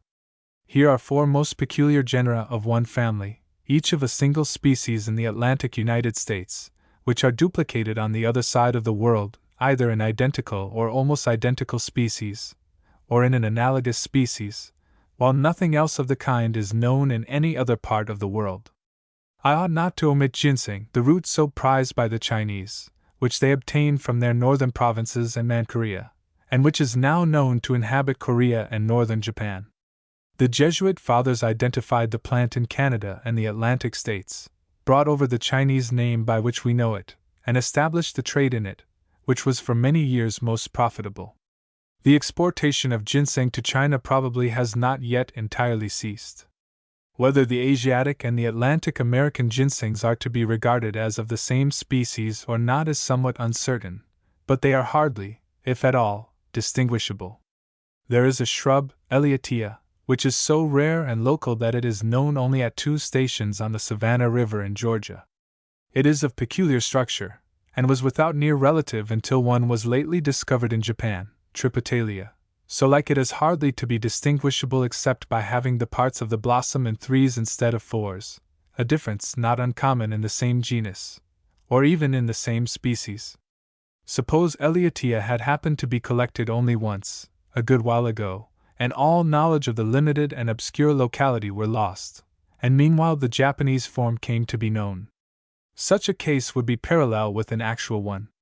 A specimen of a peculiar plant, Shortia galasifolia, was detected in the herbarium of the elder Michaud, who collected it, as his autograph ticket shows, somewhere in the high Allegheny Mountains, more than 80 years ago. No one has seen the living plant since or knows where to find it, if haply it still flourishes in some secluded spot. At length it is found in Japan, and I had the satisfaction of making the identification. v3, a relative is also known in Japan, and a less near one has just been detected in Thibet. Whether the Japanese and the Alleghanian plants are exactly the same or not, it needs complete specimens of the two to settle. So far as we know, they are just alike, and even if some difference were discerned between them, it would not appreciably alter the question as to how such a result came to pass. Each and every one of the analogous cases I have been detailing, and very many more could be mentioned, raises the same question, and would be satisfied with the same answer. These singular relations attracted my curiosity early in the course of my botanical studies, when comparatively few of them were known, and my serious attention in later years, when I had numerous and new Japanese plants to study in the collections made by Messrs. Williams and Morrow, during Commodore Perry's visit in 1853, and especially by Mr. Charles Wright, of Commodore Rogers's expedition in 1855. I then discussed this subject somewhat fully, and tabulated the facts within my reach. V4. This was before here had developed the rich fossil botany of the Arctic zone, before the immense antiquity of existing species of plants was recognized, and before the publication of Darwin's now famous volume on the Origin of Species had introduced and familiarized the scientific world with those now current ideas respecting the history and vicissitudes of species with which I attempted to deal in a moderate and feeble way.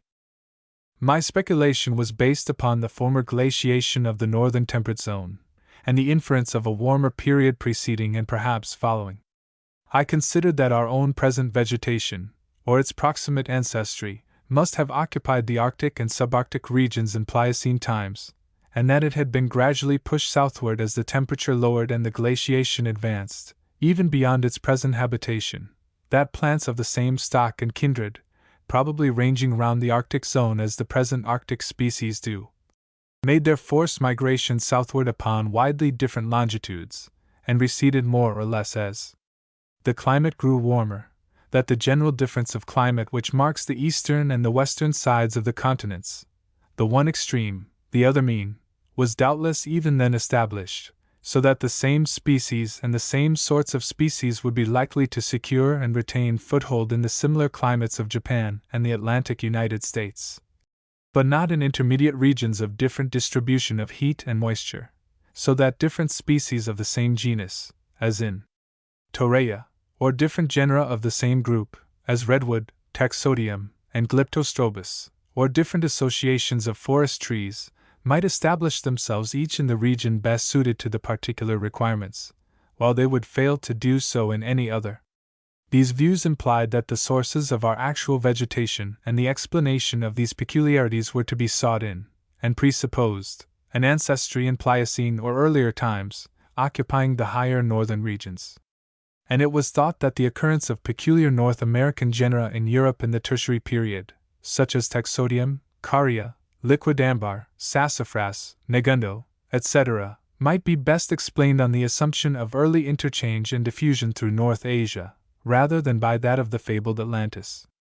The hypothesis supposed a gradual modification of species in different directions under altering conditions, at least to the extent of producing varieties, subspecies, and representative species, as they may be variously regarded. Likewise the single and local origination of each type, which is now almost universally taken for granted.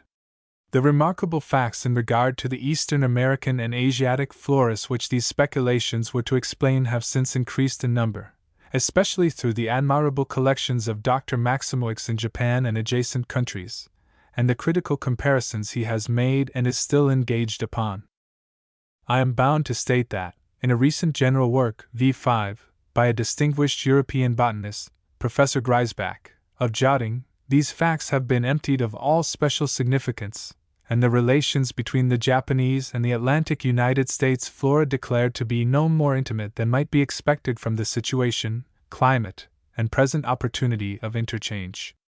This extraordinary conclusion is reached by regarding as distinct species all the plants common to both countries between which any differences have been discerned, although such differences would probably count for little if the two inhabited the same country, thus transferring many of my list of identical to that of representative species. And then by simply eliminating from consideration the whole array of representative species, i.e., all cases in which the Japanese and the American plant are not exactly alike. as if, by pronouncing the Kabbalistic word species, the question were settled, or rather the greater part of it remanded out of the domain of science, as if, while complete identity of forms implied community of origin, anything short of it carried no presumption of the kind, so leaving all these singular duplicates to be wondered at, indeed, but wholly beyond the reach of inquiry. Now, the only known cause of such likeness is inheritance, and as all transmission of likeness is with some difference in individuals, and as changed conditions have resulted, as is well known, in very considerable differences, it seems to me that, if the high antiquity of our actual vegetation could be rendered probable, not to say certain, and the former habitation of any of our species or of very near relatives of them in high northern regions could be ascertained, my whole case would be made out. The needful facts, of which I was ignorant when my essay was published, have now been for some years made known, thanks, mainly, to the researches of hereupon ample collections of Arctic fossil plants. These are confirmed and extended by new investigations, by Heer and Leskirius, the results of which have been indicated to me by the latter. V6, the taxodium, which everywhere abounds in the Miocene formations in Europe, has been specifically identified, first by Goppert, then by Heer, with our common cypress of the southern states. It has been found fossil in Spitsbergen, Greenland, and Alaska, in the latter country along with the remains of another form, distinguishable, but very like the common species, and this has been identified by Leskirius in the Miocene of the Rocky Mountains. So there is one species of tree which has come down essentially unchanged from the Tertiary period, which for a long while inhabited both Europe and North America, and also, at some part of the period, the region which geographically connects the two, once doubtless much more closely than now, but which has survived only in the Atlantic United States and Mexico. The same sequoia which abounds in the same Miocene formations in northern Europe has been abundantly found in those of Iceland, Spitsbergen, Greenland, Mackenzie River, and Alaska. It is named S. Langsdorffii, but is pronounced to be very much like S. sempervirens, our living redwood of the Californian coast, and to be the ancient representative of it. Fossil specimens of a similar, if not the same, species have recently been detected in the Rocky Mountains by Hayden, and determined by our eminent paleontological botanist, Leskirius, and he assures me that he has the common redwood itself from Oregon in a deposit of Tertiary age. Another sequoia, S. Sternbergii, discovered in Miocene deposits in Greenland, is pronounced to be the representative of S. gigantea, the big tree of the Californian Sierra. If the taxodium of the Tertiary time in Europe and throughout the Arctic regions is the ancestor of our present bald cypress, which is assumed in regarding them as specifically identical, then I think we may, with our present light, fairly assume that the two redwoods of California are the direct or collateral descendants of the two ancient species which so closely resemble them. The forests of the Arctic zone in Tertiary times contained at least 3 other species of sequoia, as determined by their remains, one of which, from Spitsbergen, also much resembles the common redwood of California. Another, which appears to have been the commonest coniferous tree on Disco, was common in England and some other parts of Europe. So the sequoias, now remarkable for their restricted station and numbers, as well as for their extraordinary size, are of an ancient stock. Their ancestors and kindred formed a large part of the forests which flourished throughout the polar regions, now desolate and ice-clad, and which extended into low latitudes in Europe. On this continent one species, at least, had reached to the vicinity of its present habitat before the glaciation of the region. Among the fossil specimens already found in California, but which our trustworthy paleontological botanist has not yet had time to examine, we may expect to find evidence of the early arrival of these two redwoods upon the ground which they now, after much vicissitude, scantily occupy. Differences of climate, or circumstances of migration, or both, must have determined the survival of sequoia upon the Pacific, and of taxodium upon the Atlantic coast. And still the redwoods will not stand in the east, nor could our taxodium find a congenial station in California. Both have probably had their opportunity in the olden time, and failed. As to the remaining near relative of sequoia, the Chinese Glyptostrobus, a species of it, and its veritable representative, was contemporaneous with sequoia and taxodium, not only in temperate Europe, but throughout the Arctic regions from Greenland to Alaska. According to Newberry, it was abundantly represented in the Miocene flora of the temperate zone of our own continent, from Nebraska to the Pacific. Very similar would seem to have been the fate of a more familiar gymnospermous tree, the ginkgo or Salisburia. It is now indigenous to Japan only. Its ancestor, as we may fairly call it, since, according to here, it corresponds so entirely with the living species that it can scarcely be separated from it, once inhabited northern Europe and the whole Arctic region round to Alaska, and had even a representative farther south, in our Rocky Mountain district. For some reason, this and Glyptostrobus survive only on the shores of eastern Asia. Libocedrus, on the other hand, appears to have cast in its lot with the sequoias. 2 species, according to here, were with them in Spitzbergen. L. decurrens, the incense cedar, is one of the noblest associates of the present redwoods. But all the rest are in the southern hemisphere, 2 at the southern extremity of the Andes, 2 in the South Sea Islands. It is only by bold and far-reaching suppositions that they can be geographically associated. The genealogy of the Torreyas is still wholly obscure, yet it is not unlikely that the yew-like trees, named taxites, which flourished with the sequoias in the tertiary Arctic forests, are the remote ancestors of the 3 species of Torreya, now severally in Florida, in California, and in Japan. As to the pines and firs, these were more numerously associated with the ancient sequoias of the polar forests than with their present representatives, but in different species, apparently more like those of eastern than of western North America. They must have encircled the polar zone then, as they encircled the present temperate zone now. I must refrain from all enumeration of the angiospermous or ordinary deciduous trees and shrubs, which are now known, by their fossil remains, to have flourished throughout the polar regions when Greenland better deserved its name, and enjoyed the present climate of New England and New Jersey.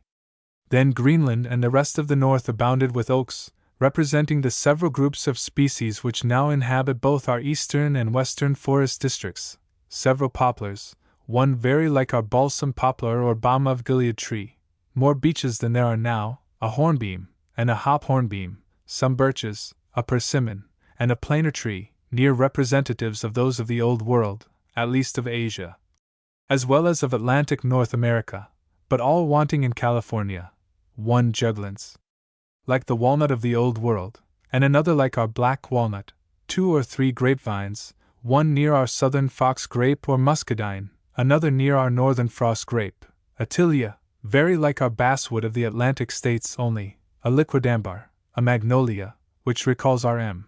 grandiflora, a liriodendron, so representative of our tulip tree, and a sassafras, very like the living tree.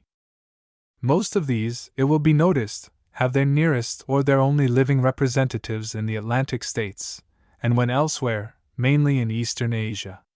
Several of them, or of species like them, have been detected in our tertiary deposits, west of the Mississippi, by Newberry and Lescuriax. Herbaceous plants, as it happens, are rarely preserved in a fossil state, else they would probably supply additional testimony to the antiquity of our existing vegetation, its wide diffusion over the northern and now frigid zone, and its enforced migration under changes of climate.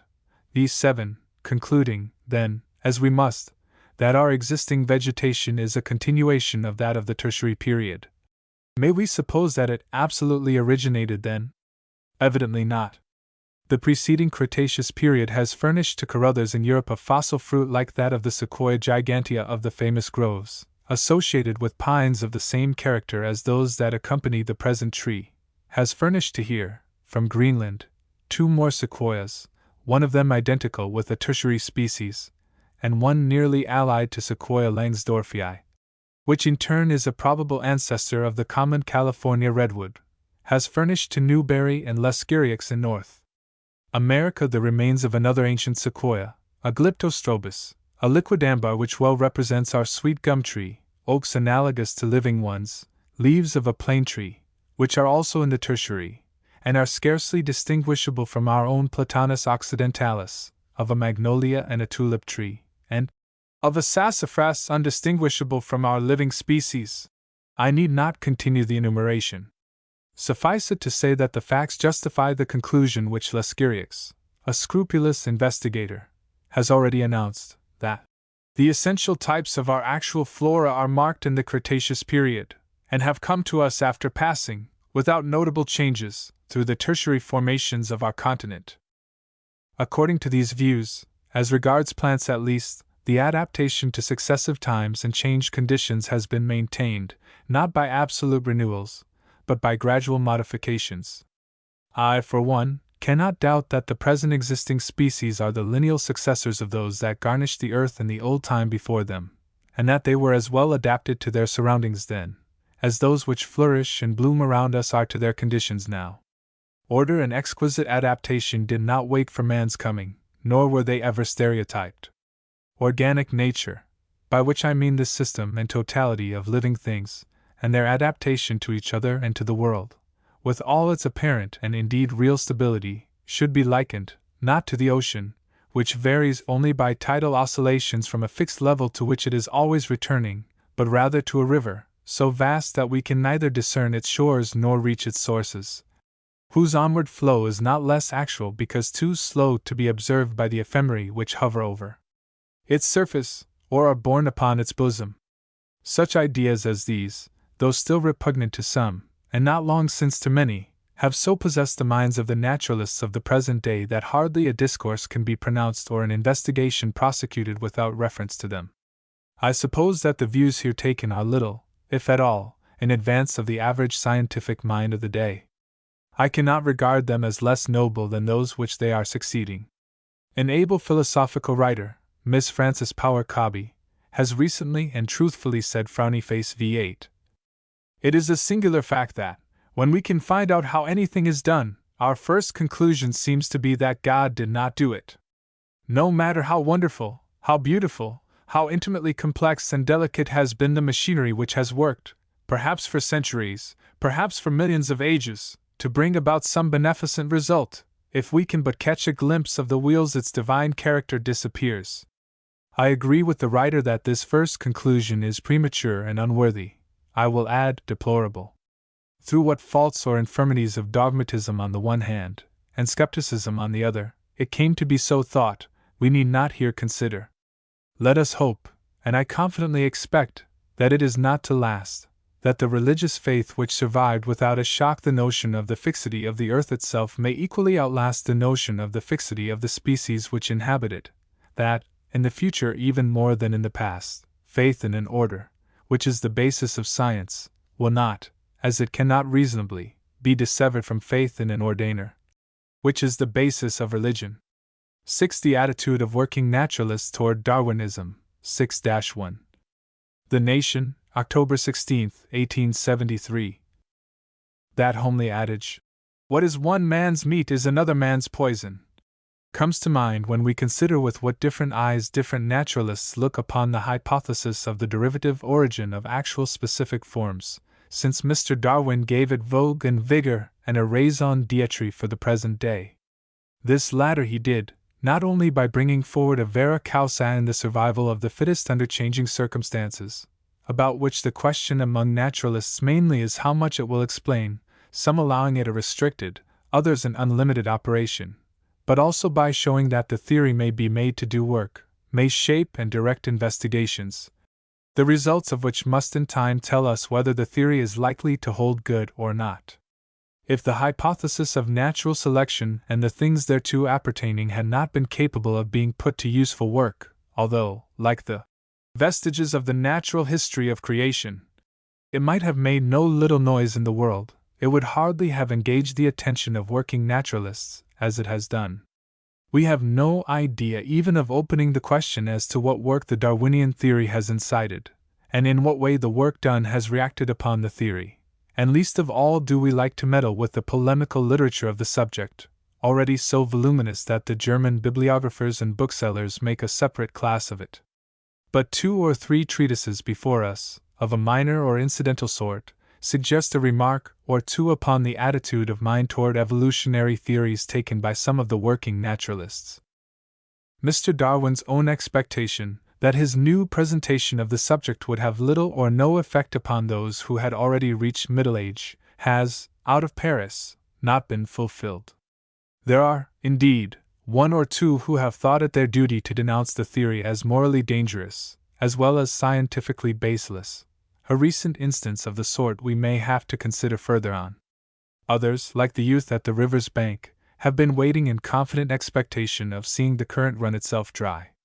On the other hand, a notable proportion of the more active-minded naturalists had already come to doubt the received doctrine of the entire fixity of species, and still more that of their independent and supernatural origination. While their systematic work all proceeded implicitly upon the hypothesis of the independence and entire permanence of species, they were perceiving more or less clearly that the whole question was inevitably to be mooted again, and so were prepared to give the alternative hypothesis a dispassionate consideration.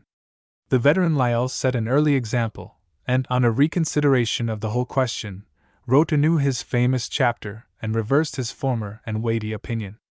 Owen, still earlier, signified his adhesion to the doctrine of derivation in some form, but apparently upon general, speculative grounds, for he repudiated natural selection, and offered no other natural solution of the mystery of the orderly incoming of cognate forms.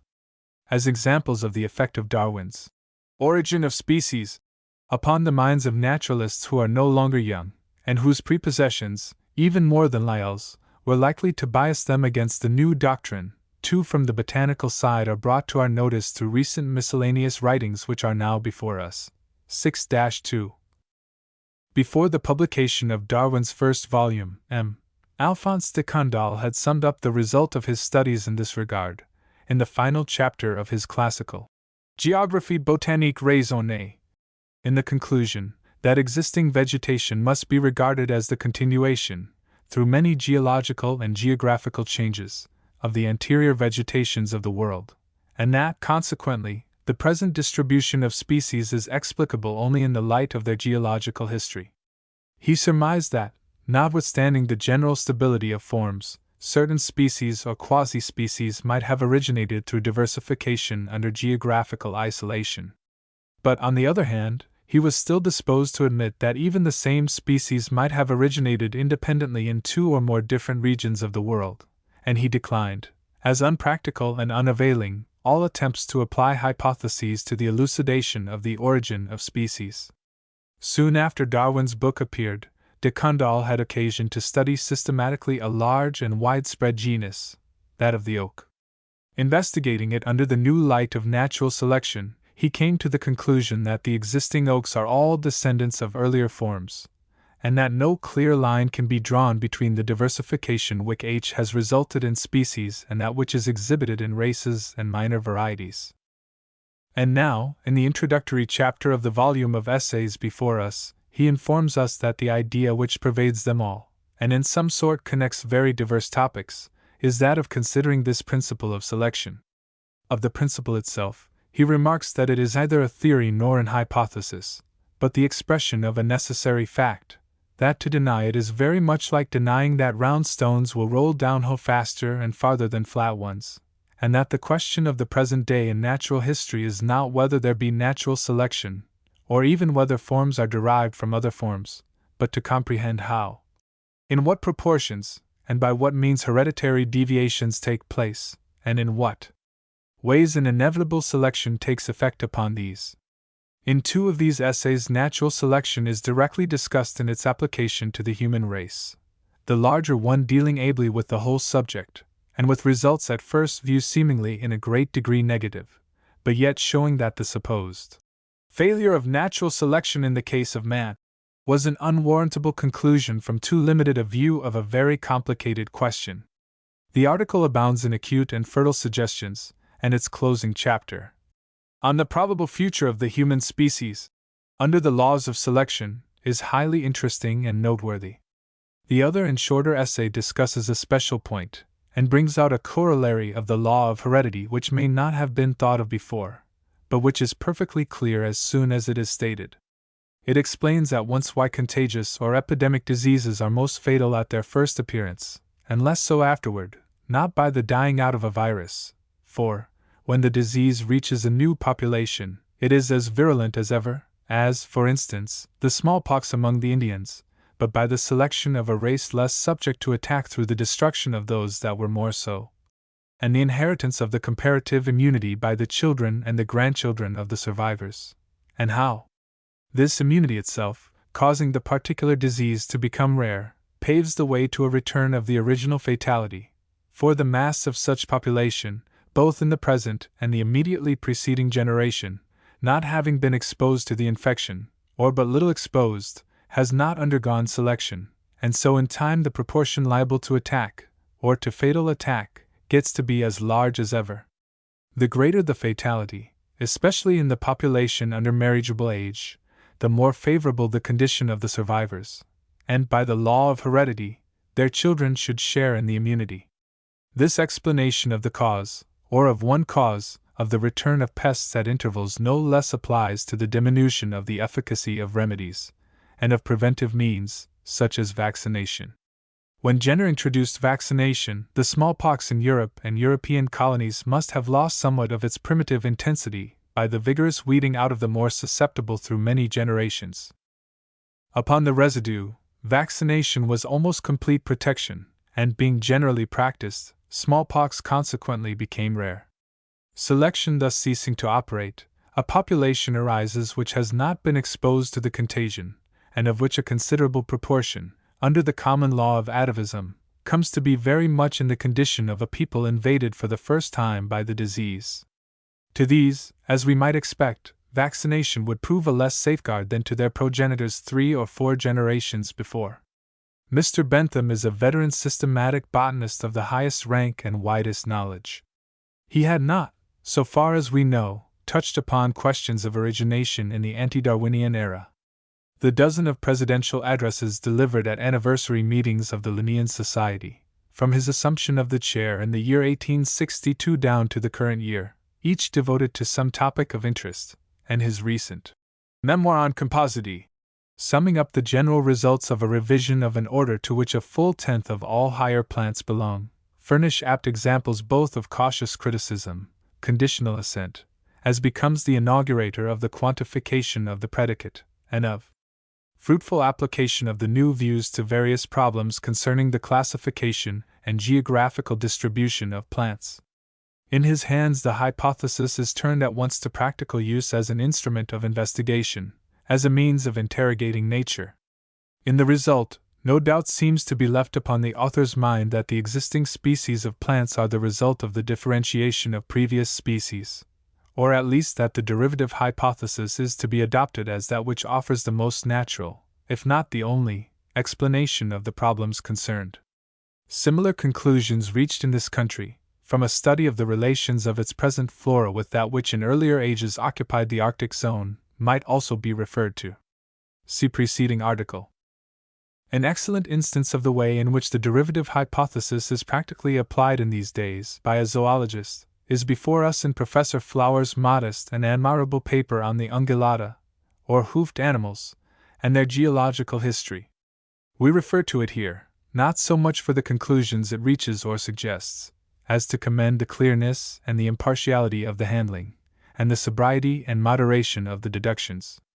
Confining himself within the region of the known, it is shown that, at least in one group of animals, the facts which we have as yet acquired point to the former existence of various intermediate forms, so numerous that they go far to discredit the view of the sudden introduction of new species. The modern forms are placed along lines which converge toward a common center. The gaps between the existing forms of the odd-toed group of ungulates, of which horses, rhinoceroses, and tapirs are the principal representatives, are most bridged over by paleontology, and somewhat the same may be said of the even-toed group, to which the ruminants and the porcine genus belong. Moreover, the lines of both groups to a certain extent approximate, but within the limits of our knowledge, they do not meet. Was the order according to which the introduction of new forms seems to have taken place since the Eocene then entirely changed, or did it continue as far back as the period when these lines would have been gradually fused in a common center?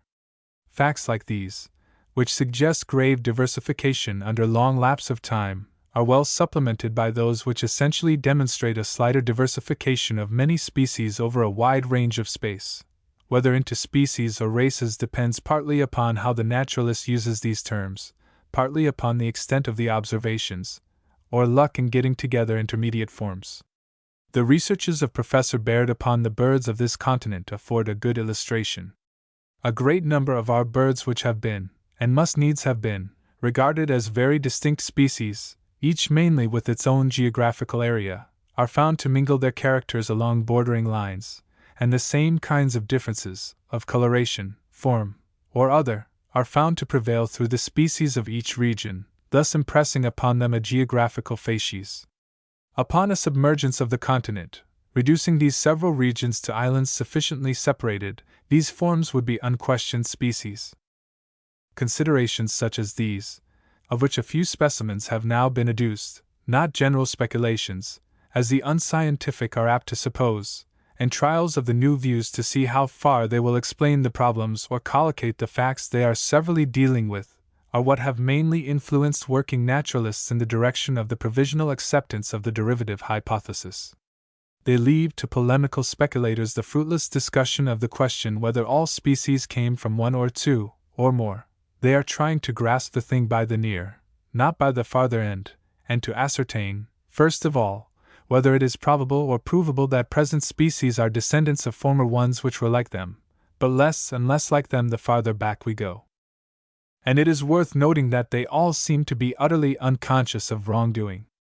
Their repugnance to novel hypotheses is only the natural and healthy one. A change of a wonted line of thought is not made without an effort, nor need be made without adequate occasion.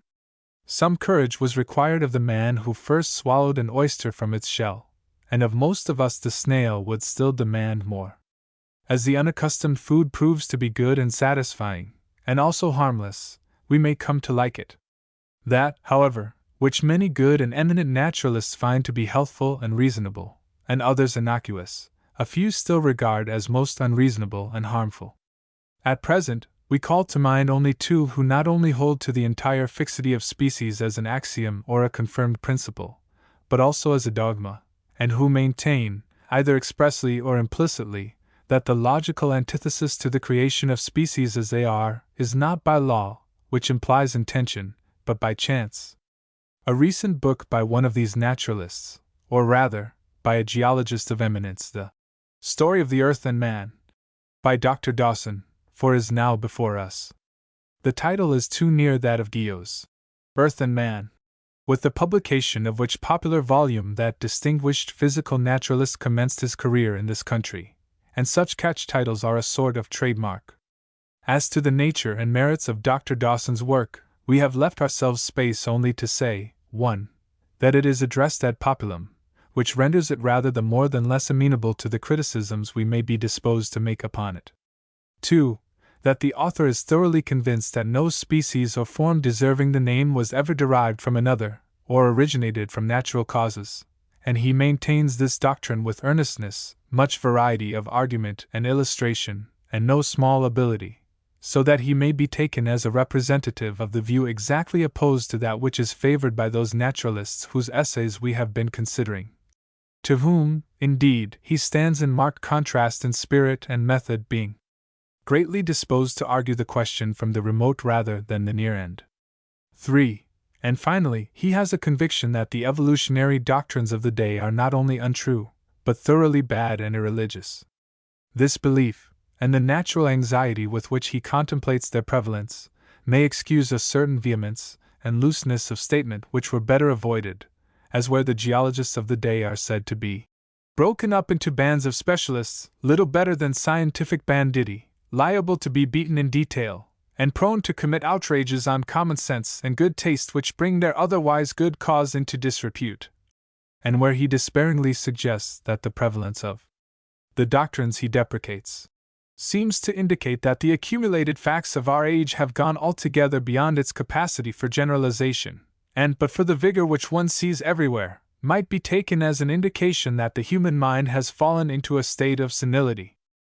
This is droll reading, when one considers that the evolutionist is the only sort of naturalist who has much occasion to employ his capacity for generalization upon the accumulated facts, in their bearing upon the problem of the origin of species, since the special creationist, who maintains that they were supernaturally originated just as they are, by the very terms of his doctrine places them out of the reach of scientific explanation. Again, when one reflects upon the new impetus which the derivative hypothesis has given to systematic natural history, and reads the declaration of a master in this department, the president of the Linnean Society, that Mr. Darwin has in this 19th century brought about as great a revolution in the philosophic study of organic nature as that which was effected in the previous century by the immortal Swede. It sounds oddly to hear from Dr. Dawson that it obliterates the fine perception of differences from the mind of the naturalist, destroys the possibility of a philosophical classification, reducing all things to a mere series, and leads to a rapid decay in systematic zoology and botany, which is already very manifest among the disciples of Spencer and Darwin in England. So also, it removes from the study of nature the ideas of final cause and purpose, a sentence which reads curiously in the light of Darwin's special investigations, such as those upon the climbing of plants, the agency of insects in the fertilization of blossoms, and the like, which have brought back teleology to natural science, wedded to morphology and already fruitful of discoveries. The difficulty with Dr. Dawson here is, and it need not be underrated, that apparently he cannot as yet believe in adaptation, act, or result, to be purpose the apparatus of which is perfected or evolved in the course of nature, a common but a crude state of mind on the part of those who believe that there is any originating purpose in the universe, and one which, we are sure, Dr. Dawson does not share as respects the material world until he reaches the organic kingdoms, and there, possibly, because he sees man at the head of them, while above them. However that may be, the position which Dr. Dawson chooses to occupy is not left uncertain.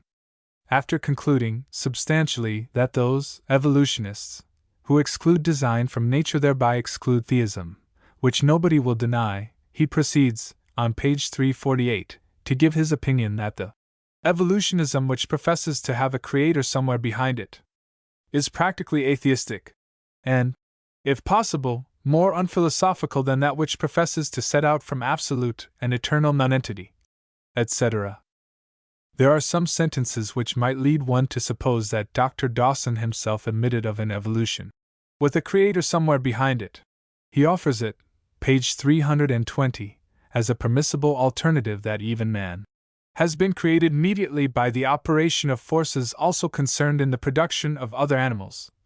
Concedes that a just theory does not even exclude evolution or derivation, to a certain extent, page 341, and that a modern man of science may safely hold that all things have been produced by the supreme creative will, acting either directly or through the agency of the forces and materials of his own production. Well, if this be so, why denounce the modern man of science so severely upon the other page merely for accepting the permission?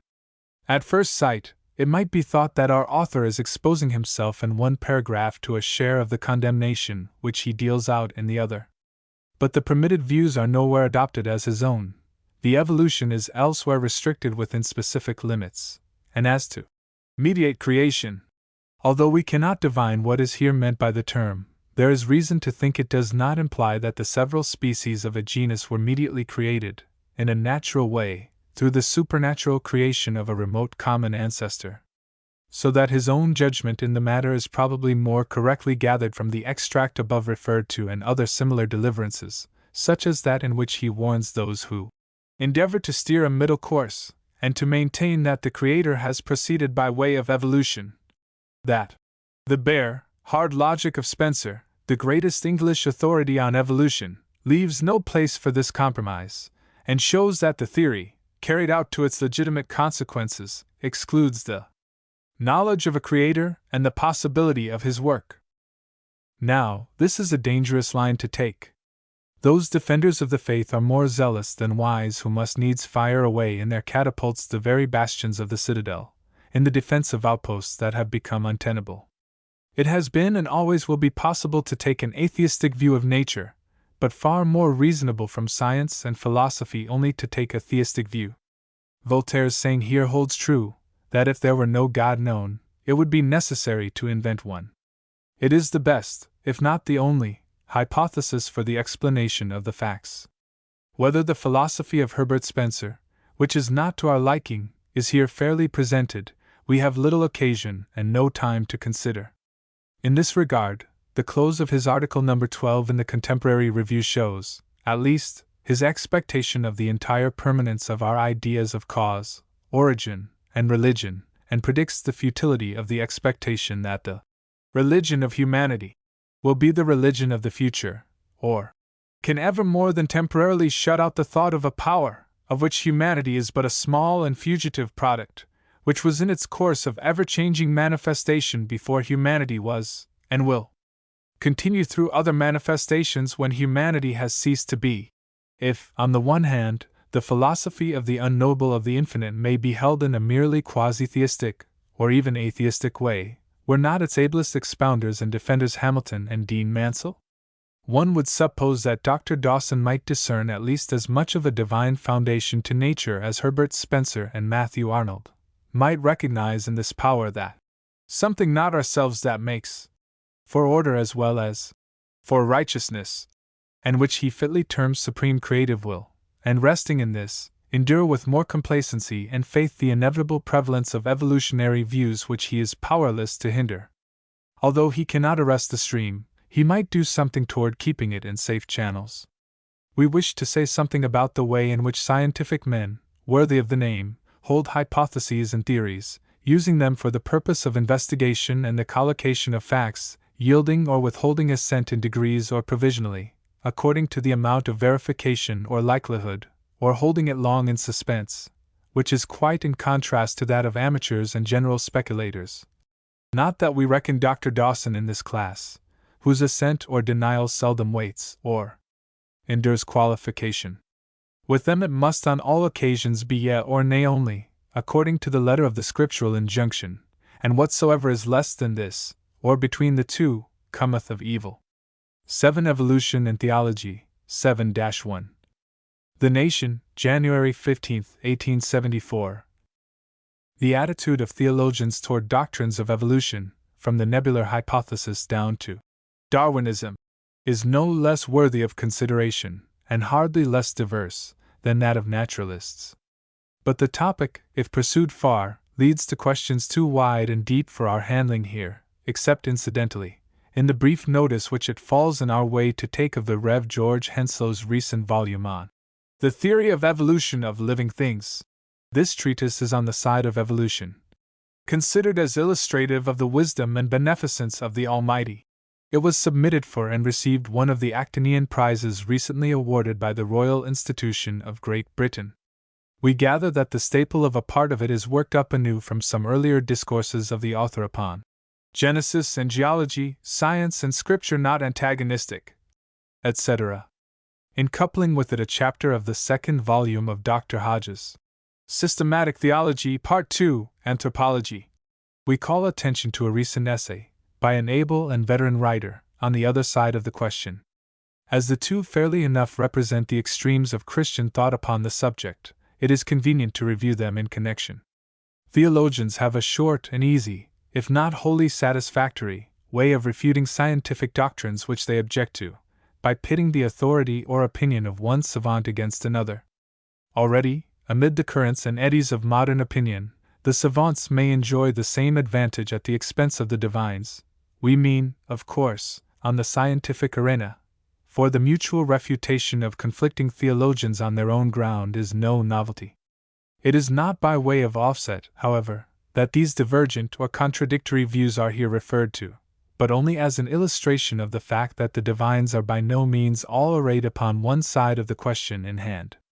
And indeed, in the present transition period, until someone goes much deeper into the heart of the subject, as respects the relations of modern science to the foundations of religious belief, than either of these writers has done, it is as well that the weight of opinion should be distributed, even if only according to prepossessions, rather than that the whole stress should bear upon a single point, and that perhaps the authority of an interpretation of Scripture.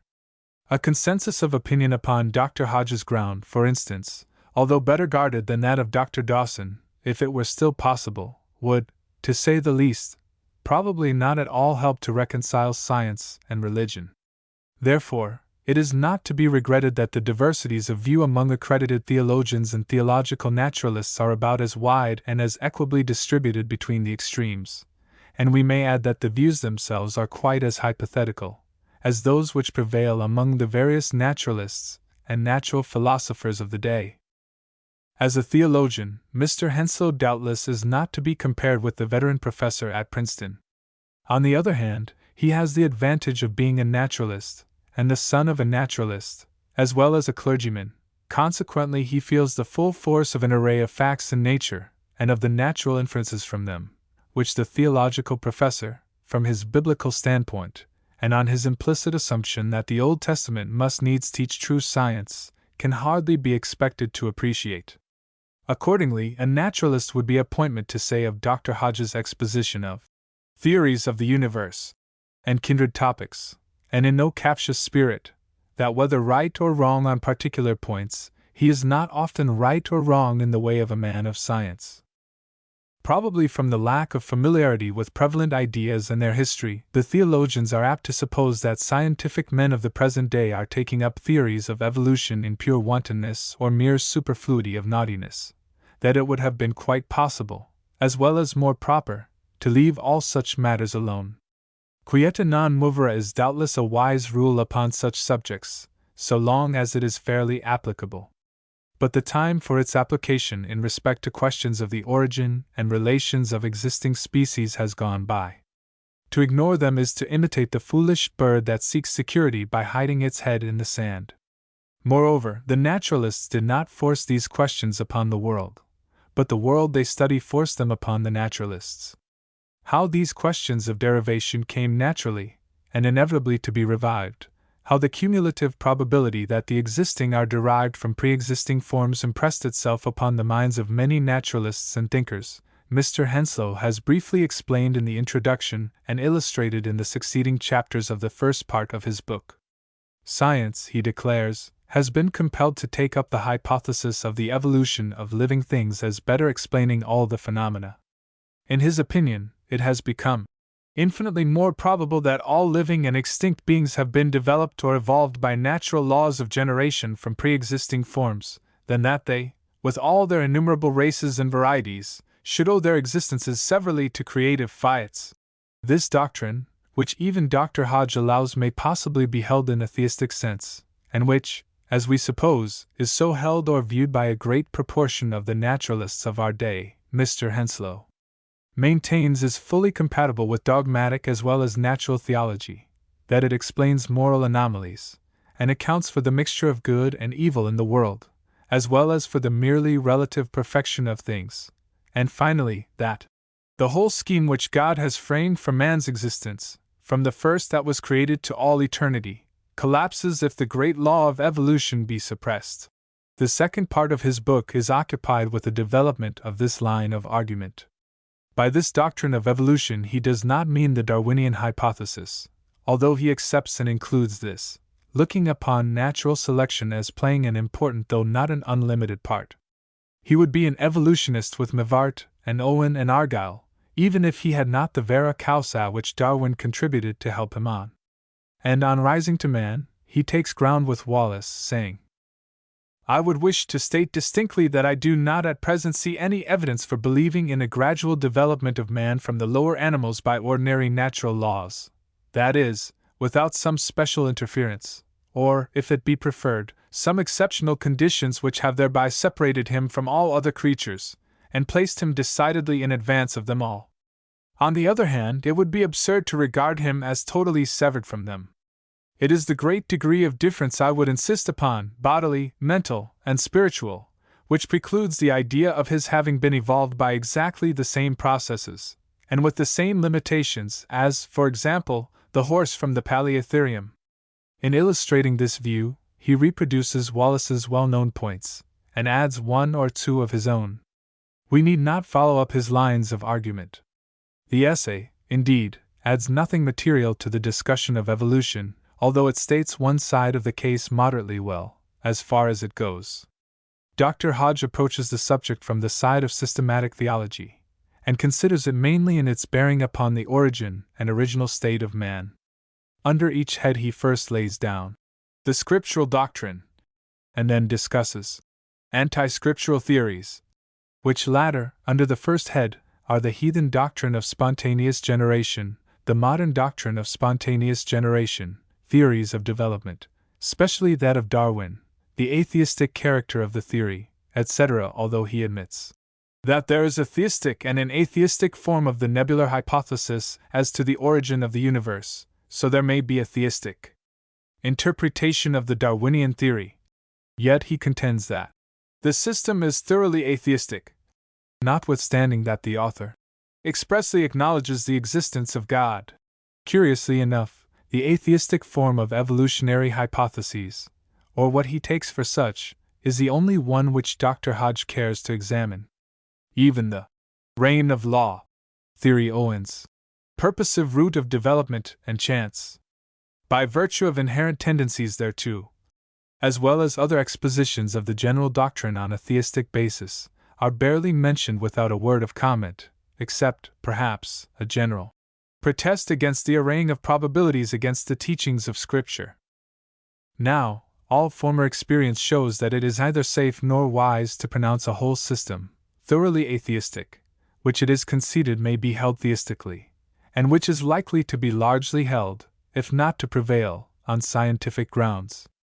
It may be well to remember that, of the two great minds of the 17th century, Newton and Leibniz, both profoundly religious as well as philosophical, one produced the theory of gravitation, the other objected to that theory that it was subversive of natural religion, also that the nebular hypothesis, a natural consequence of the theory of gravitation and of the subsequent progress of physical and astronomical discovery, has been denounced as atheistical even down to our day. It has now outlived anathema.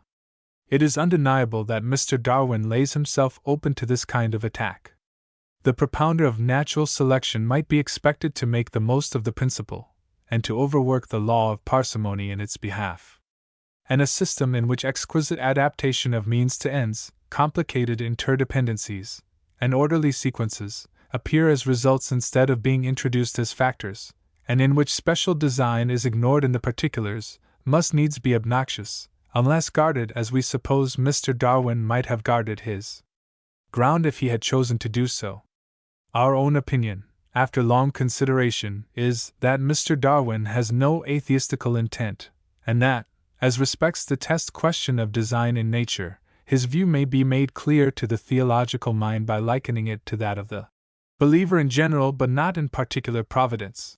There is no need to quote passages in support of this interpretation from his various works while the author, the most candid of men, retains through all the editions of the Origin of Species, the two mottos from Wool and Bishop Butler, 7-2. The gist of the matter lies in the answer that should be rendered to the questions 1. Do order and useful working collocation, pervading a system throughout all its parts, prove design? And 2. Is such evidence negatived or invalidated by the probability that these particular collocations belong to lineal series of such in time, and diversified in the course of nature, grown up, so to say, step by step? We do not use the terms adaptation, arrangement of means to ends, and the like, because they beg the question in stating it.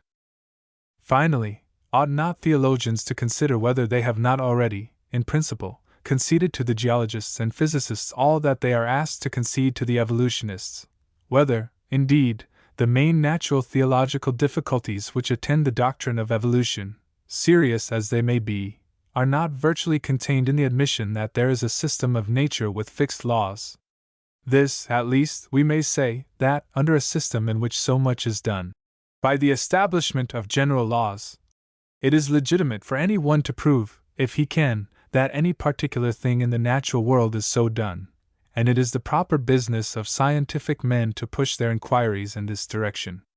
It is beside the point for Dr. Hodge to object that, from the nature of the case, what concerns the origin of things cannot be known except by a supernatural revelation. That science has to do with the facts and laws of nature. Here the question concerns the origin of such facts. For the very object of the evolutionists, and of Mr. Darwin in particular, is to remove these subjects from the category of origination, and to bring them under the domain of science by treating them as questions about how things go on, not how they began.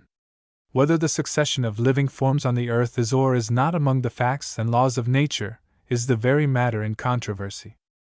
Moreover, adds Dr. Hodge, it has been conceded that in this matter, proofs, in the proper sense of the word, are not to be had. We are beyond the region of demonstration, and have only probabilities to consider. Wherefore, Christians have a right to protest against the arraying of probabilities against the clear teachings of Scripture. The word is italicized, as if to intimate that probabilities have no claims which a theologian is bound to respect. As to arraying them against Scripture, there is nothing whatever in the essay referred to that justifies the statement. Indeed, no occasion offered, for the writer was discussing evolution in its relations to theism, not to biblical theology, and probably would not be disposed to intermix arguments so different in kind as those from natural science and those from revelation. To pursue each independently, according to its own method, and then to compare the results, is thought to be the better mode of proceeding. The weighing of probabilities we have regarded as a proper exercise of the mind preparatory to forming an opinion. Probabilities, hypotheses, and even surmises, whatever they may be worth, are just what, as it seems to us, theologians ought not to be foremost in decrying, particularly those who deal with the reconciliation of science with Scripture, Genesis with geology, and the like.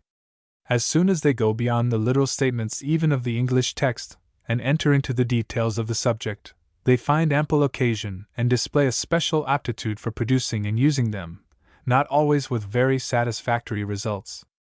It is not, perhaps, for us to suggest that the theological army in the past has been too much encumbered with impedimenta for effective aggression in the conflict against atheistic tendencies in modern science, and that in resisting attack it has endeavored to hold too much ground, so wasting strength in the obstinate defense of positions which have become unimportant as well as untenable. Some of the arguments, as well as the guns, which well served a former generation, need to be replaced by others of longer range and greater penetration. If the theologians are slow to discern the signs and exigencies of the times, the religious philosophical naturalists must be looked to. Since the above remarks were written, Professor Leconte's Religion and Science, just issued, has come to our hands. It is a series of 19 Sunday lectures on the relation of natural and revealed religion, prepared in the first instance for a Bible class of young men, his pupils in the University of South Carolina, repeated to similar classes at the University of California, and finally delivered to a larger and general audience. They are printed, the preface states, from a verbatim report, with only verbal alterations and corrections of some redundancies consequent upon extemporaneous delivery. They are not, we find, lectures on science under a religious aspect, but discourses upon Christian theology and its foundations from a scientific layman's point of view, with illustrations from his own lines of study. As the headings show, they cover, or, more correctly speaking, range over, almost the whole field of theological thought, beginning with the personality of deity as revealed in nature, the spiritual nature and attributes of deity, and the incarnation, discussing by the way the general relations of theology to science, man, and his place in nature, and ending with a discussion of predestination and free will, and of prayer in relation to invariable law, all in a volume of 320. 4 pages. And yet the author remarks that many important subjects have been omitted because he felt unable to present them in a satisfactory manner from a scientific point of view. We note, indeed, that one or two topics which would naturally come in his way, such, especially, as the relation of evolution to the human race, are somewhat conspicuously absent. That most of the momentous subjects which he takes up are treated discursively, and not exhaustively, is all the better for his readers. What they and we most want to know is, how these serious matters are viewed by an honest, enlightened, and devout scientific man. To solve the mysteries of the universe, as the French lady required a philosopher to explain his new system, dawn on mot, is beyond rational expectation. All that we have time and need to say of this little book upon great subjects relates to its spirit and to the view it takes of evolution. Its theology is wholly orthodox, its tone devotional, charitable, and hopeful, its confidence in religious truth, as taught both in nature and revelation, complete, the illustrations often happy, but often too rhetorical, the science, as might be expected from this author, unimpeachable as regards matters of fact, discreet as to matters of opinion. The argument from design in the first lecture brings up the subject of the introduction of species.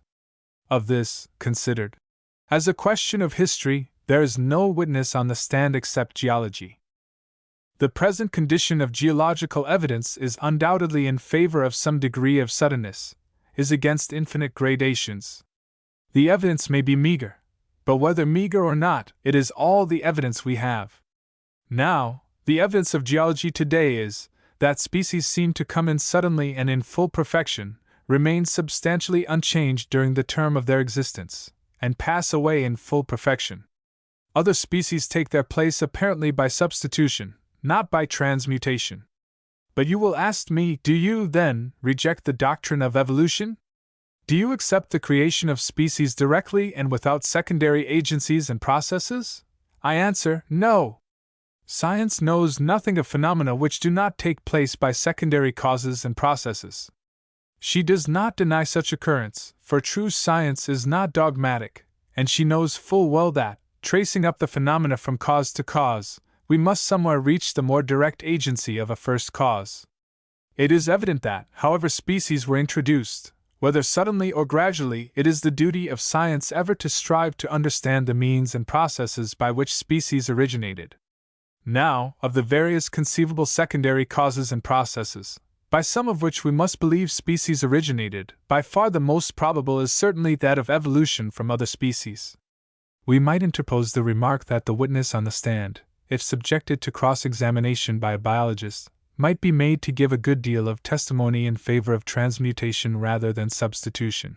After referring to different ideas as to the cause or mode of evolution, he concludes that it can make no difference, so far as the argument of design in nature is concerned, whether there be evolution or not, or whether, in the case of evolution, the change be paroxysmal or uniform. We may infer even that he accepts the idea that physical and chemical forces are changed into vital force, and vice versa. Physicists incline more readily to this than physiologists, and if what is called vital force be a force in the physicist's sense, then it is almost certainly so. But the illustration on page 275 touches this point only seemingly. It really concerns only the storing and the using of physical force in a living organism. If, for want of a special expression, we continue to use the term vital force to designate that intangible something which directs and governs the accumulation and expenditure of physical force in organisms, then there is as yet no proof and little likelihood that this is correlate with physical force. A few words upon the first chapter of Genesis and the Mosaic cosmogony, and I am done, says Professor Leconte, and so are we. It might be expected by many that, after speaking of schemes of reconciliation, I should give mine also. My Christian friends, these schemes of reconciliation become daily more and more distasteful to me. I have used them in times past, but now the deliberate construction of such schemes seems to me almost like trifling with the words of Scripture and the teachings of nature. They seem to me almost irreverent, and quite foreign to the true, humble, liberal spirit of Christianity. They are so evidently artificial, so evidently mere ingenious human devices. It seems to me that if we will only regard the two books in the philosophical spirit which I have endeavored to describe, and then simply wait and possess our souls in patience, the questions in dispute will soon adjust themselves as other similar questions have already done. 8. What is Darwinism? 8-1. The Nation, May 28, 1874. The question which Dr. Hodge asks he promptly and decisively answers. What is Darwinism? It is atheism. Leaving aside all subsidiary and incidental matters, let us consider 1.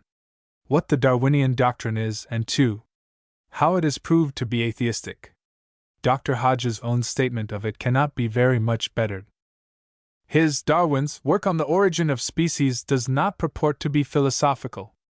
In this aspect it is very different from the cognate works of Mr. Spencer. Darwin does not speculate on the origin of the universe, on the nature of matter or of force. He is simply a naturalist, a careful and laborious observer, skillful in his descriptions, and singularly candid in dealing with the difficulties in the way of his peculiar doctrine. He set before himself a single problem, namely, how are the fauna and flora of our earth to be accounted for? To account for the existence of matter and life, Mr. Darwin admits a creator. This is done explicitly and repeatedly. He assumes the efficiency of physical causes, showing no disposition to resolve them into mind force or into the efficiency of the first cause. He assumes, also, the existence of life in the form of one or more primordial germs. How all living things on earth, including the endless variety of plants and all the diversity of animals, have descended from the primordial animalcule, he thinks, may be accounted for by the operation of the following natural laws, viz. First, the law of heredity, or that by which like begets like, the offspring are like the parent. Second, the law of variation, that is, while the offspring are in all essential characteristics like their immediate progenitor, they nevertheless vary more or less within narrow limits from their parent and from each other. Some of these variations are indifferent, some deteriorations, some improvements, that is, such as enable the plant or animal to exercise its functions to greater advantage. Third, the law of overproduction. All plants and animals tend to increase in a geometrical ratio, and therefore tend to overrun enormously the means of support. If all the seeds of a plant, all the spawn of a fish, were to arrive at maturity, in a very short time the world could not contain them. Hence, of necessity, arises a struggle for life. Only a few of the myriads born can possibly live.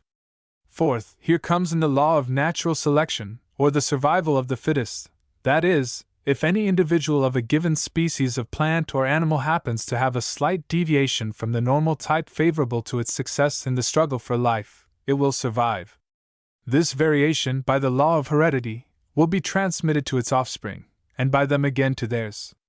Soon these favored ones gain the ascendancy, and the less favored perish, and the modification becomes established in the species. After a time, another and another of such favorable variations occur, with like results. Thus, very gradually, great changes of structure are introduced, and not only species, but genera, families, and orders in the vegetable and animal world are produced. Pages 26 to 29. Now, the truth or the probability of Darwin's hypothesis is not here the question, but only its congruity or incongruity with theism. We need take only one exception to this abstract of it, but that is an important one for the present investigation. It is to the sentence which we have italicized in the earlier part of Dr. Hodge's own statement of what Darwinism is.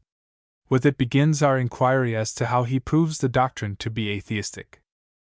First, if we rightly apprehend it, a suggestion of atheism is infused into the premises in a negative form.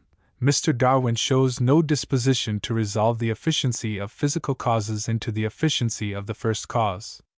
Next, on page 48, comes the positive charge that Mr. Darwin, although himself a theist, maintains that the contrivances manifested in the organs of plants and animals are not due to the continued cooperation and control of the divine mind, nor to the original purpose of God in the constitution of the universe. As to the negative statement, it might suffice to recall Dr. Hodge's truthful remark that Darwin is simply a naturalist, and that his work on the origin of species does not purport to be philosophical. In physical and physiological treatises, the most religious men rarely think it necessary to postulate the first cause, nor are they misjudged by the omission. But surely Mr. Darwin does show the disposition which our author denies him, not only by implication in many instances, but most explicitly where one would naturally look for it, namely, at the close of the volume in question. To my mind, it accords better with what we know of the laws impressed on matter by the Creator, etc. If that does not refer the efficiency of physical causes to the first cause, what form of words could do so? The positive charge appears to be equally gratuitous. In both, Dr. Hodge must have overlooked the beginning as well as the end of the volume which he judges so hardly.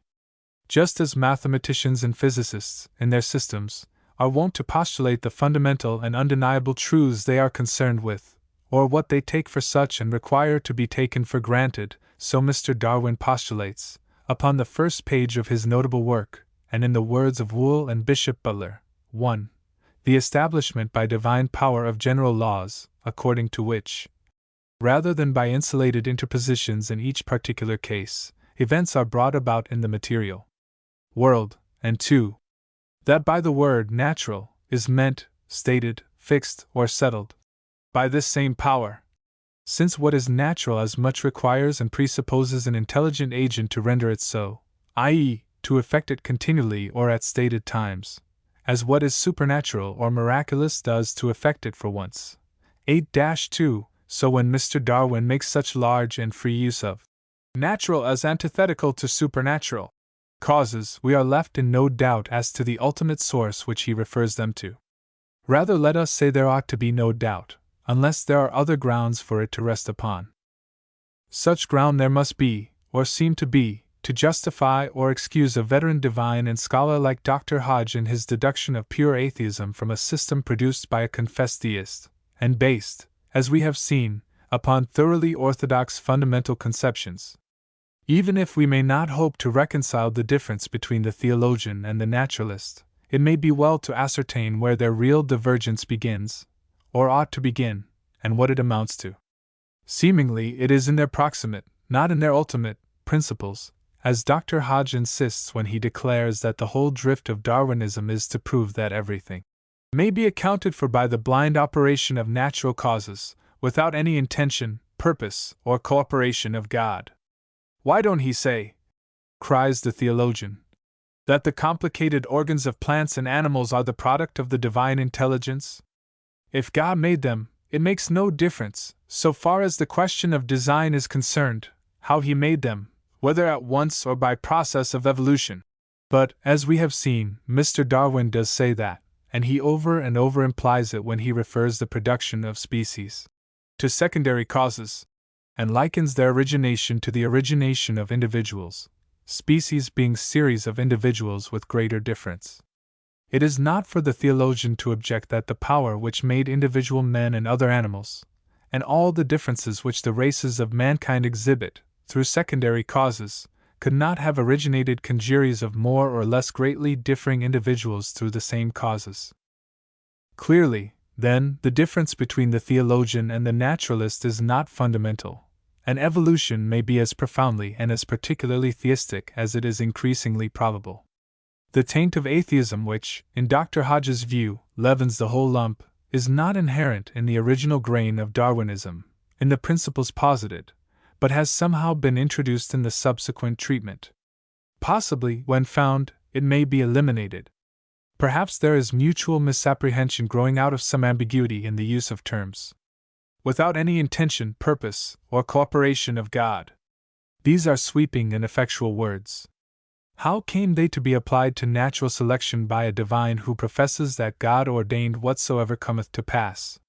In this wise, the point to be proved is, that it is the distinctive doctrine of Mr. Darwin that species owe their origin, 1. Not to the original intention of the divine mind, 2. Not to special acts of creation calling new forms into existence at certain epochs, 3. Not to the constant and everywhere operative efficiency of God guiding physical causes in the production of intended effects, but 4. To the gradual accumulation of unintended variations of structure and instinct securing some advantage to their subjects.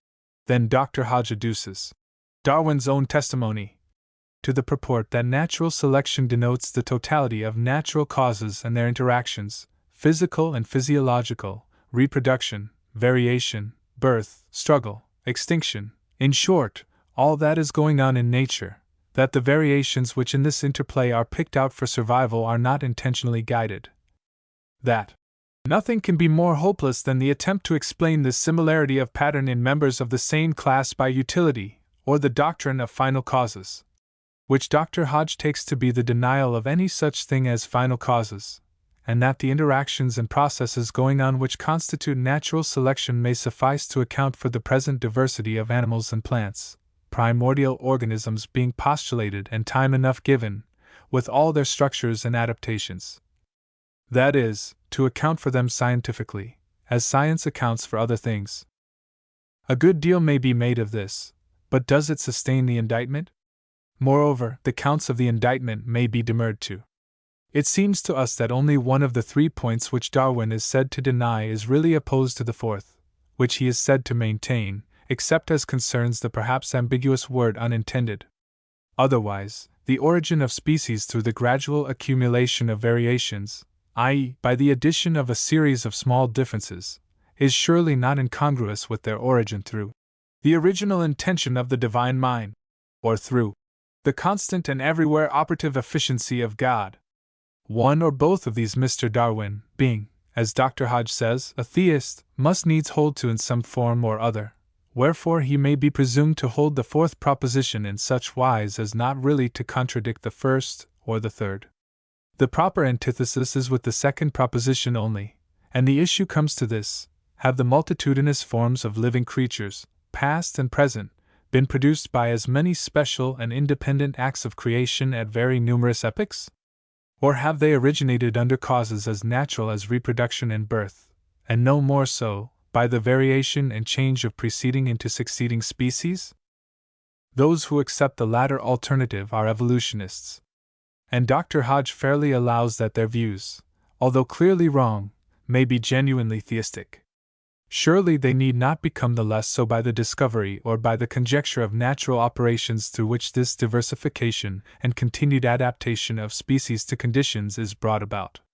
Now, Mr. Darwin thinks, and by this he is distinguished from most evolutionists, that he can assign actual natural causes, adequate to the production of the present out of the preceding state of the animal and vegetable world, and so on backward, thus uniting, not indeed the beginning but the far past with the present in one coherent system of nature.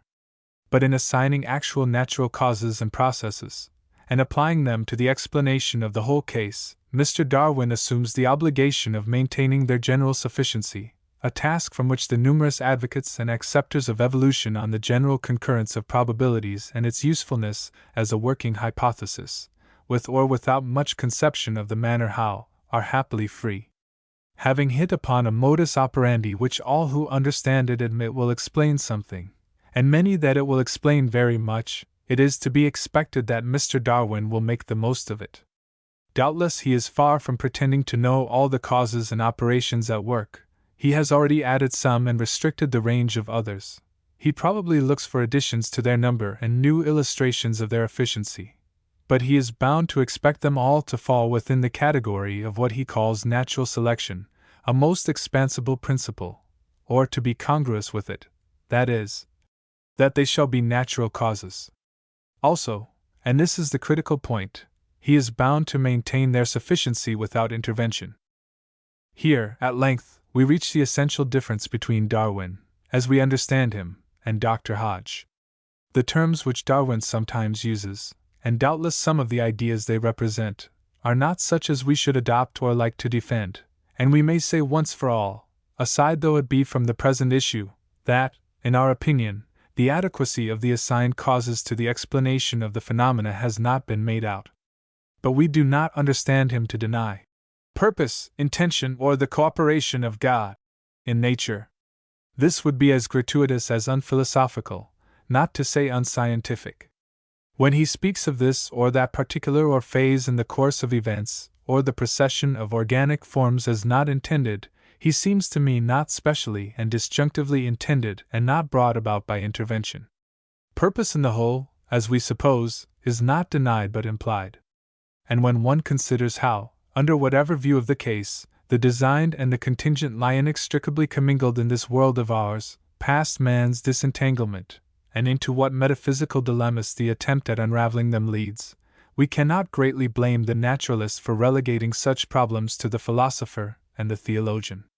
If charitable, these will place the most favorable construction upon attempts to extend and unify the operation of known secondary causes, this being the proper business of the naturalist and physicist.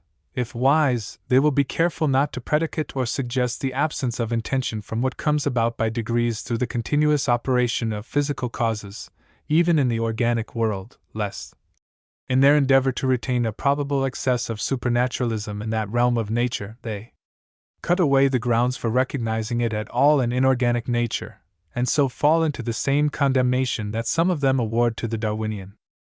Moreover, it is not certain that Mr. Darwin would very much better his case, Dr. Hodge being judge, if he did propound some theory of the nexus of divine causation and natural laws, or even if he explicitly adopted the one or the other of the views which he is charged with rejecting. Either way he might meet a Procrustean fate, and although a saving amount of theism might remain, he would not be sound or comfortable.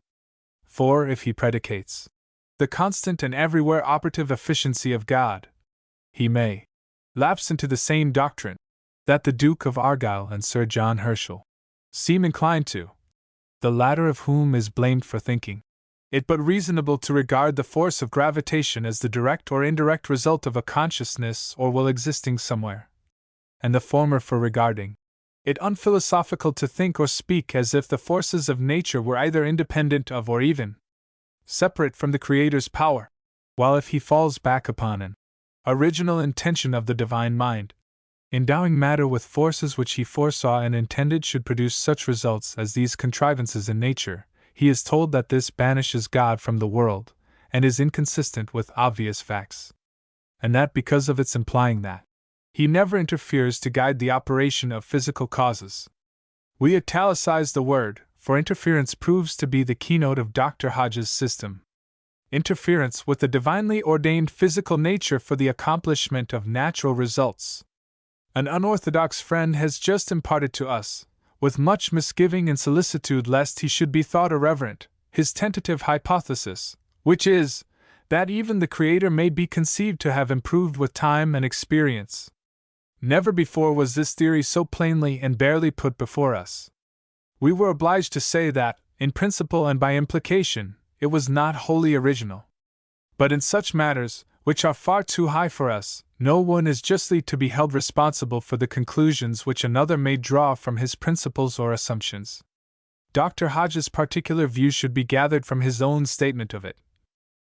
In the external world there is always and everywhere indisputable evidence of the activity of two kinds of force, the one physical, the other mental.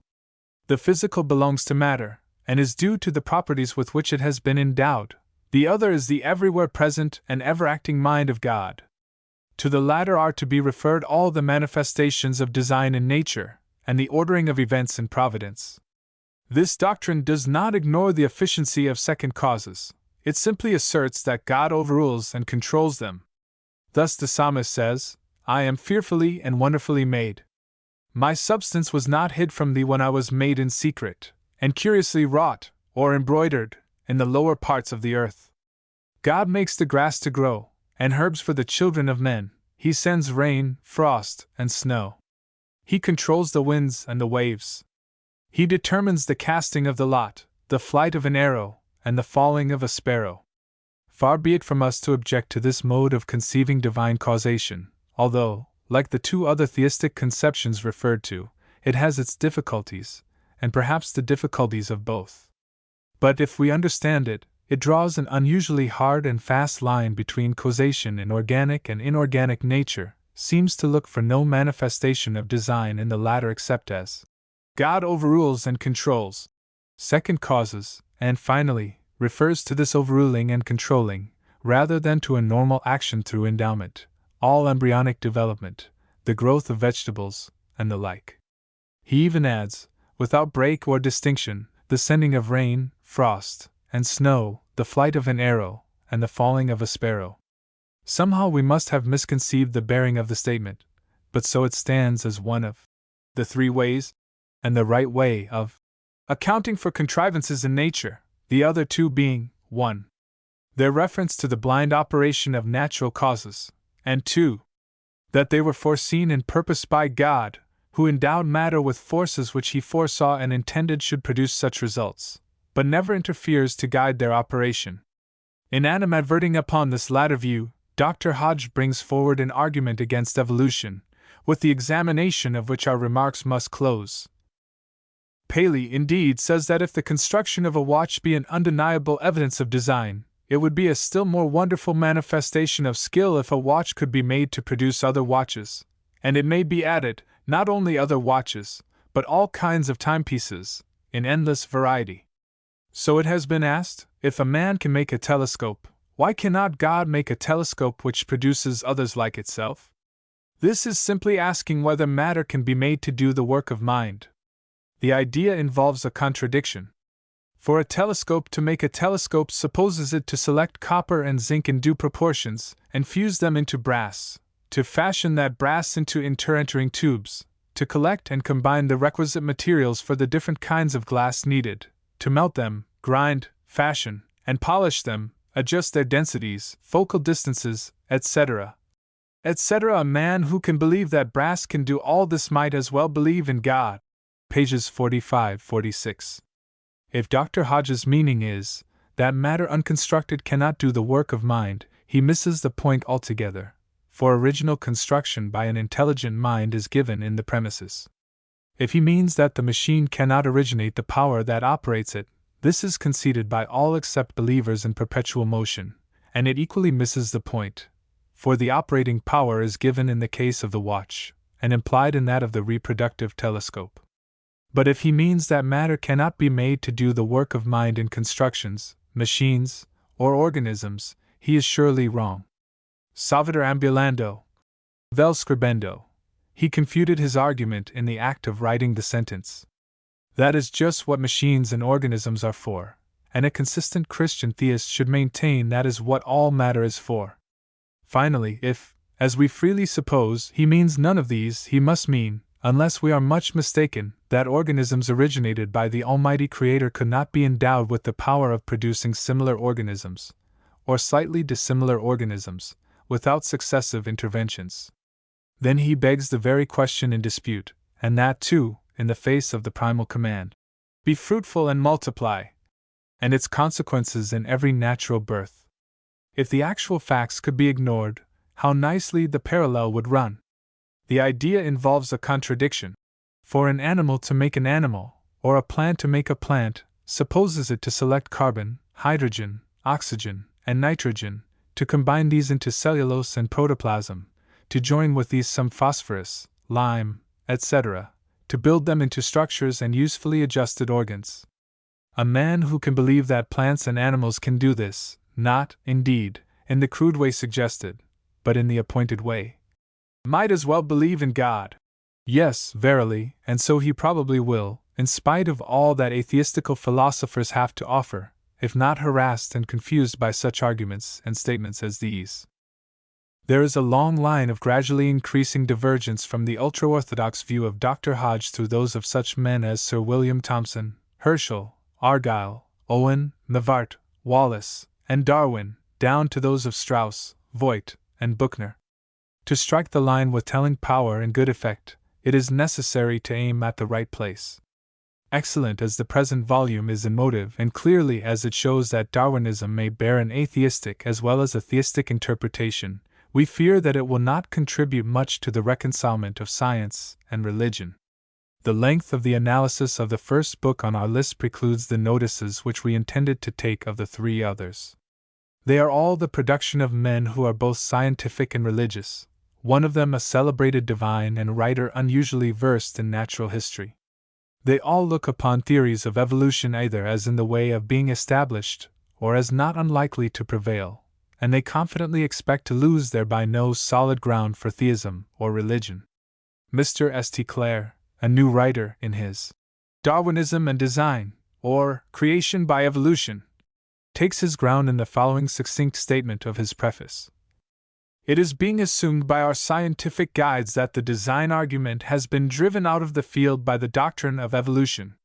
It seems to be thought by our theological teachers that the best defense of the faith is to deny evolution in toto, and denounce it as anti-biblical.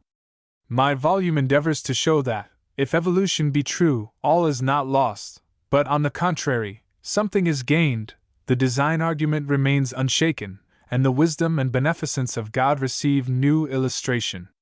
Of his closing remark, that, so far as he knows, the subject has never before been handled in the same way for the same purpose, we will only say that the handling strikes us as mainly sensible rather than as substantially novel. He traverses the whole ground of evolution, from that of the solar system to the origin of moral species.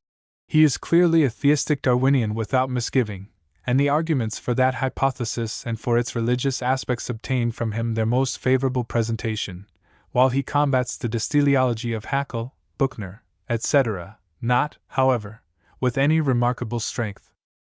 Dr. Winchell, Chancellor of the new University at Syracuse, in his volume just issued upon the doctrine of evolution, adopts it in the abstract as clearly as the law of universal intelligence under which complex results are brought into existence. Whatever that may mean, accepts it practically for the inorganic world as a geologist should, hesitates as to the organic world, and sums up the arguments for the origin of species by diversification unfavorably for the Darwinians, regarding it mainly from the geological side. As some of our zoologists and paleontologists may have somewhat to say upon this matter, we leave it for their consideration. We are tempted to develop a point which Dr. Winchell incidentally refers to, viz., how very modern the idea of the independent creation and fixity of species is, and how well the old divines got on without it. Dr. Winchell reminds us that St. Augustine and St. Thomas Aquinas were model evolutionists, and where authority is deferred to, this should count for something. Mr. Kingsley's eloquent and suggestive Westminster Sermons, in which he touches here and there upon many of the topics which evolution brings up, has incorporated into the preface a paper which he read in 187 to a meeting of London clergy at Chowne College, upon certain problems of natural theology as affected by modern theories and science. We may hereafter have occasion to refer to this volume. Meanwhile, perhaps we may usefully conclude this article with 2 or 3 short extracts from it. The God who satisfies our conscience ought more or less to satisfy our reason also. To teach that was Butler's mission, and he fulfilled it well. But it is a mission which has to be refulfilled again and again, as human thought changes, and human science develops, for if, in any age or country, the God who seems to be revealed by nature seems also different from the God who is revealed by the then popular religion, then that God and the religion which tells of that God will gradually cease to be believed in. For the demands of reason, as none knew better than good Bishop Butler, must be and ought to be satisfied. And therefore, when a popular war arises between the reason of any generation and its theology, then it behooves the ministers of religion to inquire, with all humility and godly fear, on whose side lies the fault, whether the theology which they expound is all that it should be, or whether the reason of those who impugn it is all that it should be. Pronouncing it to be the duty of the naturalist to find out the how of things, and of the natural theologian to find out the why, Mr. Kingsley continues. But if it be said, after all, there is no why, the doctrine of evolution, by doing away with the theory of creation, does away with that of final causes, let us answer boldly, not in the least. We might accept all that Mr. Darwin, all that Professor Huxley, all that other most able men have so learnedly and acutely written on physical science, and yet preserve our natural theology on the same basis as that on which Butler and Paley left it. That we should have to develop it I do not deny. Let us rather look with calmness, and even with hope and goodwill, on these new theories. They surely mark a tendency toward a more, not a less, scriptural view of nature. Of old it was said by him, without whom nothing is made, my Father worketh hitherto, and I work. Shall we quarrel with science if she should show how these words are true? What, in one word, should we have to say but this? We know of old that God was so wise that he could make all things. But behold, he is so much wiser than even that he can make all things make themselves? Charles Darwin, A Sketch. Nature, June 4, 1874, accompanying a portrait. 2 British naturalists, Robert Brown and Charles Darwin, have, more than any others, impressed their influence upon science in this 19th century. Unlike as these men and their works were and are, we may most readily subserve the present purpose in what we are called upon to say of the latter by briefly comparing and contrasting the two. Robert Brown died 16 years ago, full of years and scientific honors, and he seems to have finished, several years earlier, all the scientific work that he had undertaken. To the other, Charles Darwin, a fair number of productive years may yet remain, and are earnestly hoped for. Both enjoyed the great advantage of being all their lives long free from exacting professional duties or cares, and so were able in the main to apply themselves to research without distraction and according to their bent. Both, at the beginning of their career, were attached to expeditions of exploration in the southern hemisphere, where they amassed rich stores of observation and materials, and probably struck out, while in the field, some of the best ideas which they subsequently developed. They worked in different fields and upon different methods. Only in a single instance, so far as we know, have they handled the same topic, and in this the more penetrating insight of the younger naturalist into an interesting general problem may be appealed to in justification of a comparison which some will deem presumptuous. Be this as it may, there will probably be little dissent from the opinion that the characteristic trait common to the two is an unrivaled scientific sagacity. In this these two naturalists seem to us, each in his way, preeminent. There is a characteristic likeness, too, underlying much difference, in their admirable manner of dealing with facts closely, and at first hand, without the interposition of the formal laws, vague ideal conceptions, or glittering generalities, which some philosophical naturalists make large use of. A likeness may also be discerned in the way in which the work or contributions of predecessors and contemporaries are referred to. The brief historical summaries prefixed to many of Mr. Brown's papers are models of judicial conscientiousness, and Mr. Darwin's evident delight at discovering that someone else has said his good things before him, or has been on the verge of uttering them, seemingly equals that of making the discovery himself. It reminds one of Goethe's insisting that his views in morphology must have been held before him, and must be somewhere on record, so obvious did they appear to him. Considering the quiet and retired lives led by both these men, and the prominent place they are likely to occupy in the history of science, the contrast between them as to contemporary and popular fame is very remarkable. While Mr. Brown was looked up to with the greatest reverence by all the learned botanists, he was scarcely heard of by any one else, and out of botany he was unknown to science except as the discoverer of the Brownian motion of minute particles, which discovery was promulgated in a privately printed pamphlet that few have ever seen. Although Mr. Darwin had been for 20 years well and widely known for his Naturalist Journal, his works on coral islands, on volcanic islands, and especially for his researches on the barnacles, it was not till about 15 years ago that his name became popularly famous. Ever since no scientific name has been so widely spoken. Many others have had hypotheses or systems named after them, but no one else that we know of a department of bibliography.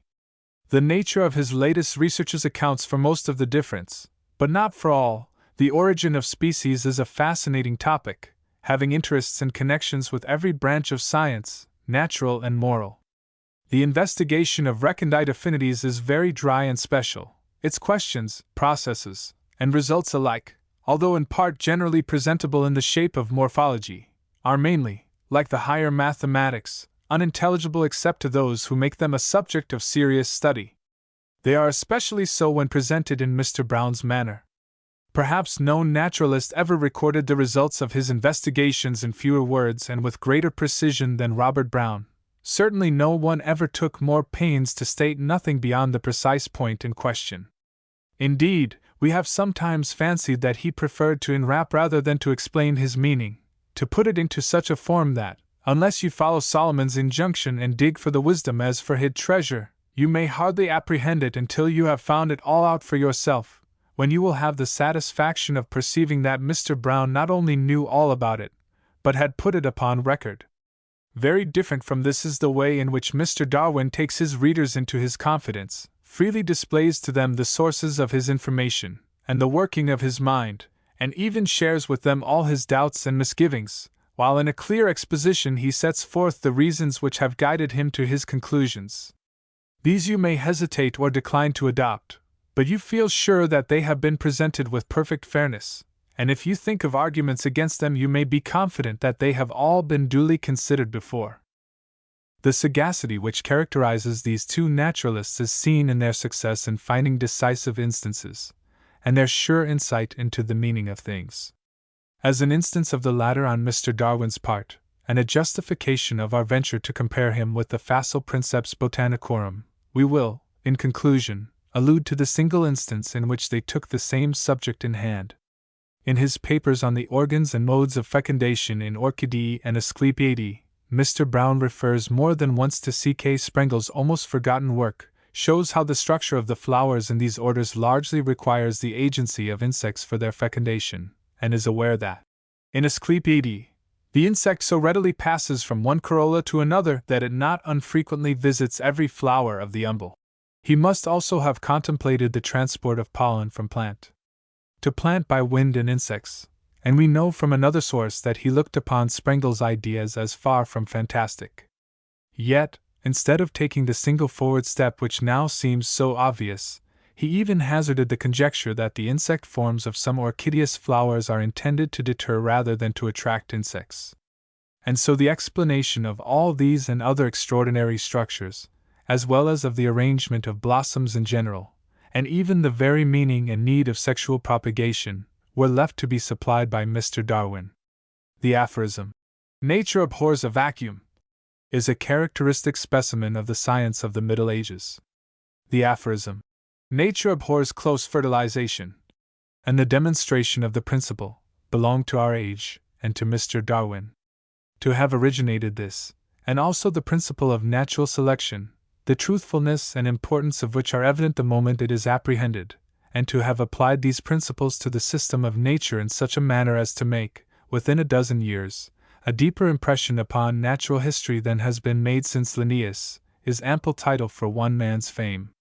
There is no need of our giving any account, or of estimating the importance of such works as the Origin of Species by Means of Natural Selection, the Variation of Animals and Plants under Domestication, the Descent of Man and Selection in Relation to Sex, and the Expression of the Emotions in Men and Animals, a series to which we may hope other volumes may in due time be added. We would rather, if space permitted, attempt an analysis of the less known, but not less masterly, subsidiary essays, upon the various arrangements for ensuring cross-fertilization in flowers, for the climbing of plants, and the like. These, as we have heard, may before long be reprinted in a volume, and supplemented by some long-pending but still unfinished investigations upon the action of DNA and Drosera, a capital subject for Mr. Darwin's handling. Apropos to these papers, which furnish excellent illustrations of it, let us recognize Darwin's great service to natural science in bringing back to it teleology, so that, instead of morphology versus teleology, we shall have morphology wedded to teleology. To many, no doubt, evolutionary teleology comes in such a questionable shape as to seem shorn of all its goodness, but they will think better of it in time, when their ideas become adjusted, and they see what an impetus the new doctrines have given to investigation. They are much mistaken who suppose that Darwinism is only of speculative importance, and perhaps transient interest.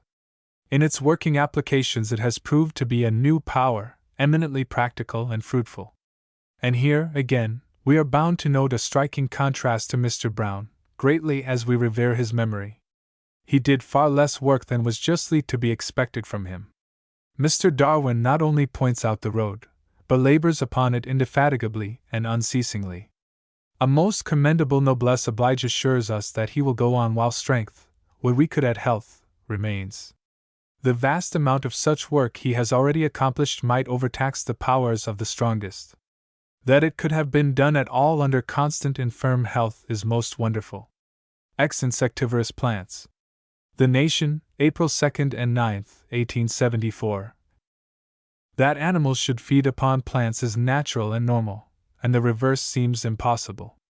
But the adage, natura non agit saltatum, has its application even here. It is the naturalist, rather than nature, that draws hard and fast lines everywhere, and marks out abrupt boundaries where she shades off with gradations. However opposite the parts which animals and vegetables play in the economy of the world as the two opposed kingdoms of organic nature, it is becoming more and more obvious that they are not only two contiguous kingdoms, but are parts of one whole, antithetical and complementary to each other, indeed, but such thin partitions do the bounds divide, that no definitions yet framed hold good without exception.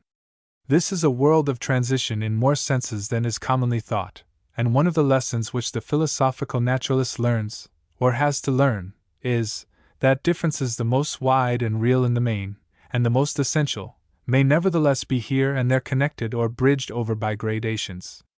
There is a limbo filled with organisms which never rise high enough in the scale to be manifestly either animal or plant, unless it may be said of some of them that they are each in turn and neither long. There are undoubted animals which produce the essential material of vegetable fabric, or build up a part of their structure of it, or elaborate the characteristic leaf green which, under solar light, assimilates inorganic into organic matter, the most distinguishing function of vegetation. On the other hand, there are plants, microscopic, indeed, but unquestionable, which move spontaneously and freely around and among animals that are fixed and rooted. And to come without further parley to the matter in hand, while the majority of animals feed directly upon plants, for 'tis their nature to, there are plants which turn the tables and feed upon them. Some, being parasitic upon living animals, feed insidiously and furtively.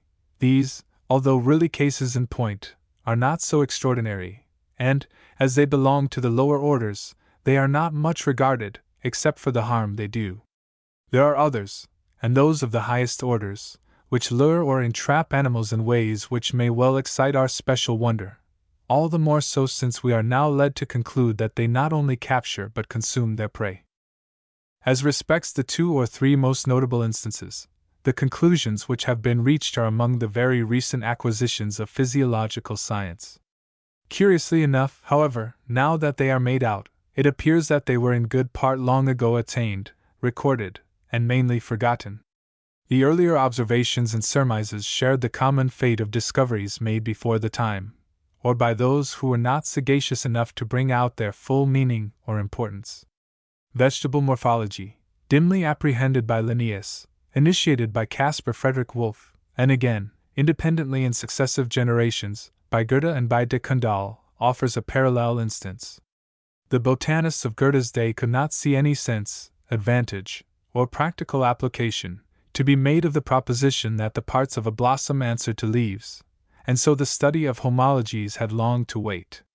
Until lately it appeared to be of no consequence whatever, except, perhaps, to the insects, whether Drosera and Sarracenia caught flies or not, and even Dianaea excited only unreflecting wonder as a vegetable anomaly. As if there were real anomalies in nature, and some one plant possessed extraordinary powers denied to all others, and, as was supposed, of no importance to itself. That most expert of flycatchers, Dianaea, of which so much has been written and so little known until lately, came very near revealing its secret to Solander and Ellis 100 years ago, and doubtless to John Bartram, our botanical pioneer, its probable discoverer, who sent it to Europe. Ellis, in his published letter to Linnaeus, with which the history begins, described the structure and action of the living trap correctly, noticed that the irritability which called forth the quick movement closing the trap entirely resided in the few small bristles of its upper face, that this whole surface was studded with glands, which probably secreted a liquid, and that the trap did not open again when an insect was captured, even upon the death of the captive, although it opened very soon when nothing was caught, or when the irritation was caused by a bit of straw, or any such substance. It was Linnaeus who originated the contrary and erroneous statement, which has long prevailed in the books, that the trap reopened when the fatigued captive became quiet, and let it go, as if the plant caught flies in mere play and pastime. Linnaeus also omitted all allusion to a secreted liquid, which was justifiable, as Ellis does not state that he had actually seen any, and if he did see it, quite mistook its use, supposing it to be, like the nectar of flowers, a lure for insects, a bait for the trap. Whereas, in fact, the lure, if there be any, must be an odor, although nothing is perceptible to the human olfactories, for the liquid secreted by the glands never appears until the trap has closed upon some insect, and held it at least for some hours a prisoner. Within 24 or 48 hours this glary liquid is abundant, bathing and macerating the body of the perished insect. Its analogue is not the nectar of flowers, but the saliva or the gastric juice. The observations which compel such an inference are recent, and the substance of them may be briefly stated. The late Rev. Dr. M. A. Curtis, by whose death, 2 years ago, we lost one of our best botanists, and the master in his especial line, mycology, 40 years and more ago resided at Wilmington, North Carolina, in the midst of the only district to which the DNA is native, and he published, in 1834, in the first volume of the Journal of the Boston Society of Natural History, by far the best account of this singular plant which had then appeared. He remarks that the little prisoner is not crushed and suddenly destroyed, as is sometimes supposed, for he had often liberated captive flies and spiders, which sped away as fast as fear or joy could hasten them. But he neglected to state, although you must have noticed the fact, that the two sides of the trap, at first concave to the contained insect, at length flatten and close down firmly upon the prey, exerting no inconsiderable pressure, and ensuring the death of any soft-bodied insect, if it had not already succumbed to the confinement and salivation. This last Dr. Curtis noticed, and first discerned its import, although he hesitated to pronounce upon its universality. That the captured insects were in some way made subservient to the nourishment of the plant had been conjectured from the first. Dr. Curtis, at times, and he might have always at the proper time, found them enveloped in a fluid of mucilaginous consistence, which seems to act as a solvent, the insects being more or less consumed in it. This was verified, and the digestive character of the liquid well-nigh demonstrated 6 or 7 years ago by Mr. Canby, of Wilmington, Delaware, who, upon a visit to the sister town of North Carolina, and afterward at his home, followed up Dr. Curtis's suggestions with some capital observations and experiments. These were published at Philadelphia in the 10th volume of Meehan's Gardener's Monthly, August, I. 1868. But they do not appear to have attracted the attention which they merited. The points which Mr. Canby made out are, that this fluid is always poured out around the captured insect in due time, if the leaf is in good condition and the prey suitable, that it comes from the leaf itself, and not from the decomposing insect, for, when the trap caught a plumperculio, the fluid was poured out while he was still alive, though very weak, and endeavoring, ineffectively, to eat his way out, that bits of raw beef, although sometimes rejected after a while, were generally acted upon in the same manner, i.e., closed down upon tightly, salvered with the liquid, dissolved mainly, and absorbed, so that, in fine, the fluid may well be said to be analogous to the gastric juice of animals, dissolving the prey and rendering it fit for absorption by the leaf. Many leaves remain inactive or slowly die away after one meal. Others reopen for a second and perhaps even a third capture, and are at least capable of digesting a second meal. Before Mr. Canby's experiments had been made, we were aware that a similar series had been made in England by Mr. Darwin, with the same results, and with a small but highly curious additional one, namely, that the fluid secreted in the trap of DNA, like the gastric juice, has an acid reaction. Having begun to mention unpublished results, too long allowed to remain so, it may be well, under the circumstances, to refer to a still more remarkable experiment by the same most sagacious investigator.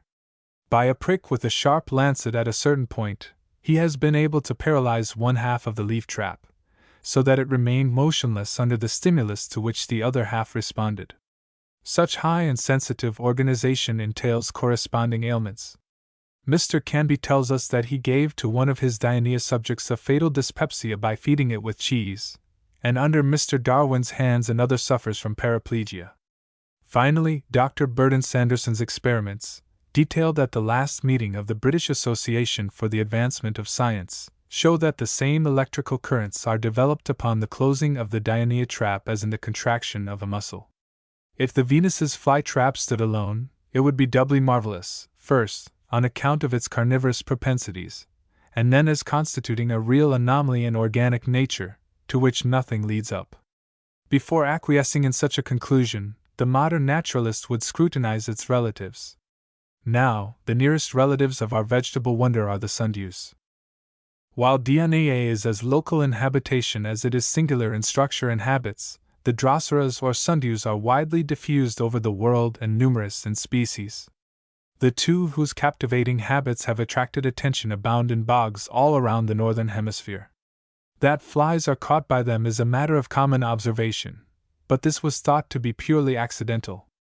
They spread out from the root a circle of small leaves, the upper face of which especially is beset and the margin fringed with stout bristles, or what seem to be such, although the structure is more complex, tipped by a secreting gland, which produces, while in vigorous state, a globule of clear liquid like a drop of dew, whence the name, both Greek and English. One expects these seeming dewdrops to be dissipated by the morning sun, but they remain unaffected. A touch shows that the glistening drops are glutinous and extremely tenacious, as flies learn to their cost on alighting, perhaps to sip the tempting liquid, which acts first as a decoy and then like birdlime.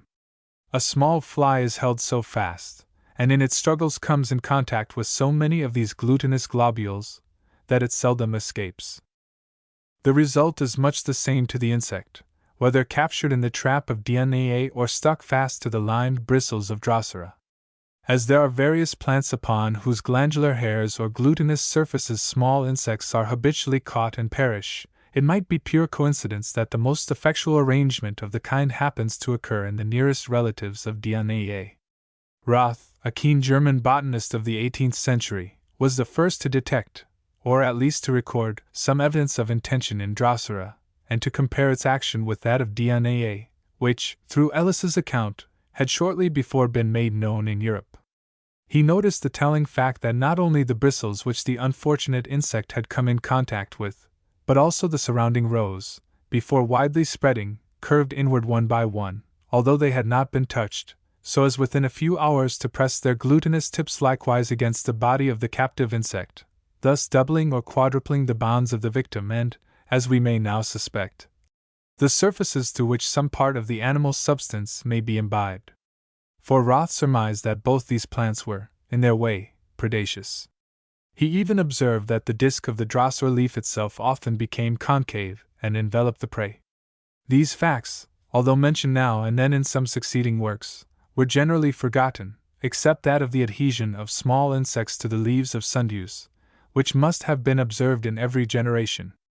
Up to and even within a few years past, if any reference was made to these asserted movements, as by such eminent physiologists as Mayen and Treviranus, it was to discredit them. Not because they are difficult to verify, but because, being naturally thought improbable, it was easier to deny or ignore them.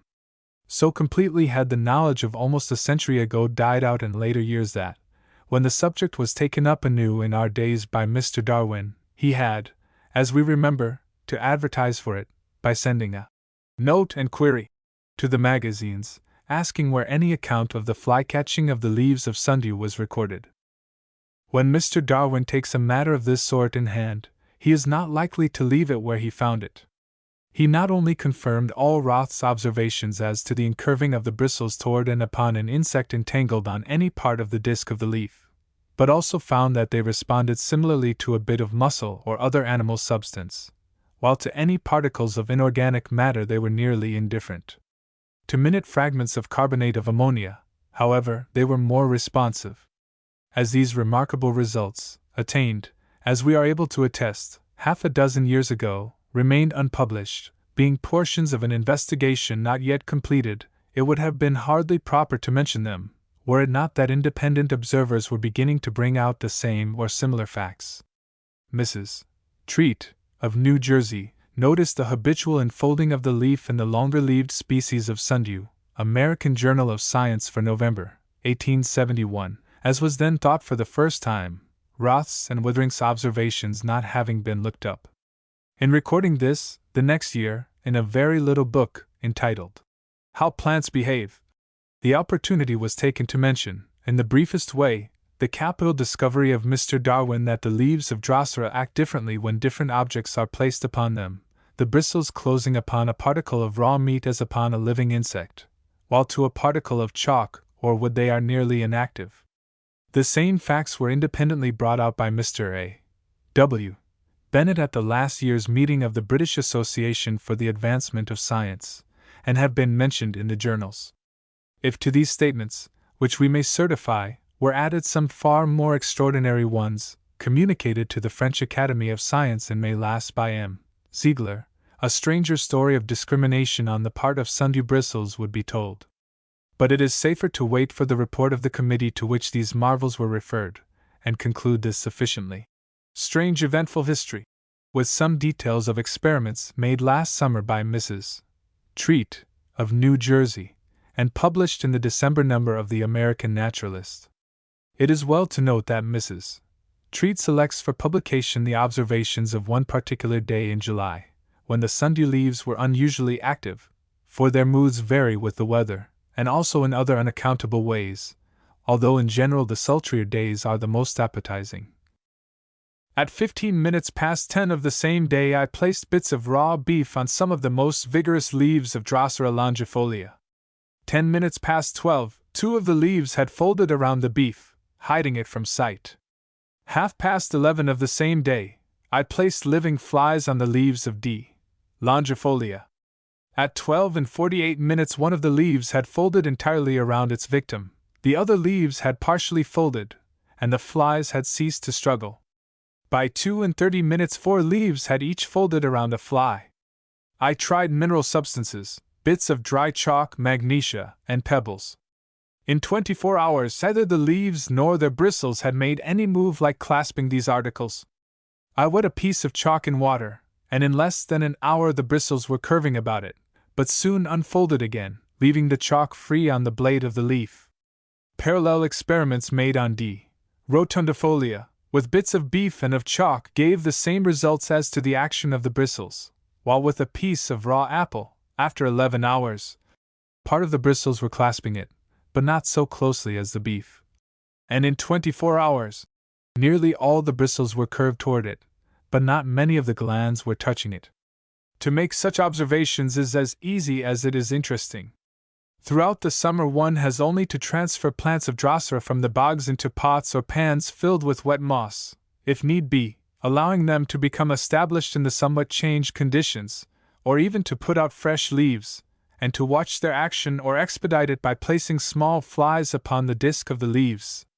The more common round-leaved sundew acts as well as the other by its bristles, and the leaf itself is sometimes almost equally prehensile, although in a different way, enfolding the whole border instead of the summit only.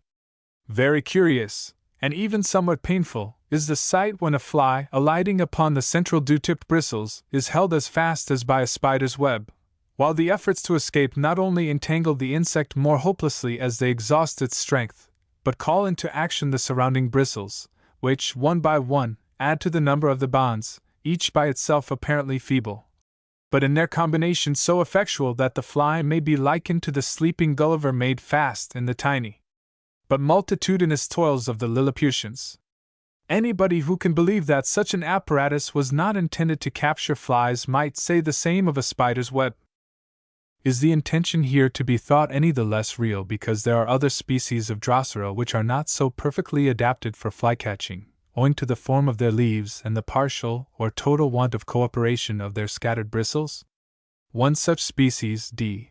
filiformis, the thread-leaved sundew, is not uncommon in this country, both north and south of the district that Darwiniana locally inhabits. Its leaves are long and thread-shaped, beset throughout with glutinous gland-tipped bristles, but wholly destitute of a blade.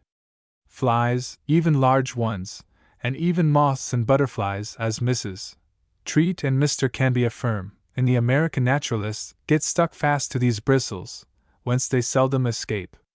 Accidental as such captures are, even these thread-shaped leaves respond more or less to the contact, somewhat in the manner of their brethren. In Mr. Canby's recent and simple experiment, made at Mr. Darwin's suggestion, when a small fly alights upon a leaf a little below its slender apex, or when a bit of crushed fly is there affixed, within a few hours the tip of the leaf bends at the point of contact, and curls over or around the body in question, and Mrs. Treat even found that when living flies were pinned at half an inch in distance from the leaves, these in 40 minutes had bent their tips perceptibly toward the flies, and in less than 2 hours reached them. If this be confirmed, and such a statement needs ample confirmation, then it may be suspected that these slender leaves not only incurve after prolonged contact, just as do the leaf stalks of many climbers, but also make free and independent circular sweeps, in the manner of twining stems and of many tendrils. Correlated movements like these indicate purpose. When performed by climbing plants, the object and the advantage are obvious. That the apparatus and the actions of Darwinia and Drosera are purposeless and without advantage to the plants themselves, many have been believed in former days, when it was likewise conceived that abortive and functionless organs were specially created for the sake of symmetry, and to display a plan, but this is not according to the genius of modern science. In the cases of insecticide next to be considered, such evidence of intent is wanting, but other and circumstantial evidence may be had, sufficient to warrant convictions. Sarracenias have hollow leaves in the form of pitchers or trumpet-shaped tubes, containing water, in which flies and other insects are habitually drowned. They are all natives of the eastern side of North America, growing in bogs or low ground, so that they cannot be supposed to need the water as such. Indeed, they secrete a part if not all of it. The commonest species, and the only one at the north, which ranges from Newfoundland to Florida, has a broad-mouthed pitcher with an upright lid, into which rain must needs fall more or less. The yellow Sarracenia, with long tubular leaves called trumpets in the southern states, has an arching or partly upright lid, raised well above the orifice, so that some water may rain in, but a portion is certainly secreted there, and may be seen bedewing the sides and collected at the bottom before the mouth opens. In other species, the orifice is so completely overarched as essentially to prevent the access of water from without. In these tubes, mainly in the water, flies and other insects accumulate, perish, and decompose. Flies thrown into the open-mouthed tube of the yellow Sarracenia, even when free from water, are unable to get out. One hardly sees why, except that they cannot fly directly upward, and microscopic chevaudiefrisae of fine, sharp-pointed bristles which line most of the interior, pointing strictly downward, may be a more effectual obstacle to crawling up the sides than one would think possible. On the inside of the lid or hood of the purple northern species, the bristles are much stronger, but an insect might escape by the front without encountering these. In this species, the pitchers, however, are so well supplied with water that the insects which somehow are most abundantly attracted thither are effectually drowned, and the contents all summer long are in the condition of a rich liquid manure. That the tubes or pitchers of the southern species are equally attractive and fatal to flies is well known. Indeed, they are said to be taken into houses and used as fly traps. There is no perceptible odor to draw insects, except what arises from the decomposition of macerated victims, nor is any kind of lure to be detected at the mouth of the pitcher of the common purple-flowered species. Some incredulity was therefore natural when it was stated by a Carolinian correspondent, Mr. B. F. Grady, that in the long-leaved, yellow-flowered species the lid just above the mouth of the tubular pitcher habitually secretes drops of a sweet and viscid liquid, which attracts flies and apparently intoxicates them, since those that sip it soon become unsteady in gait, and mostly fall irretrievably into the well beneath.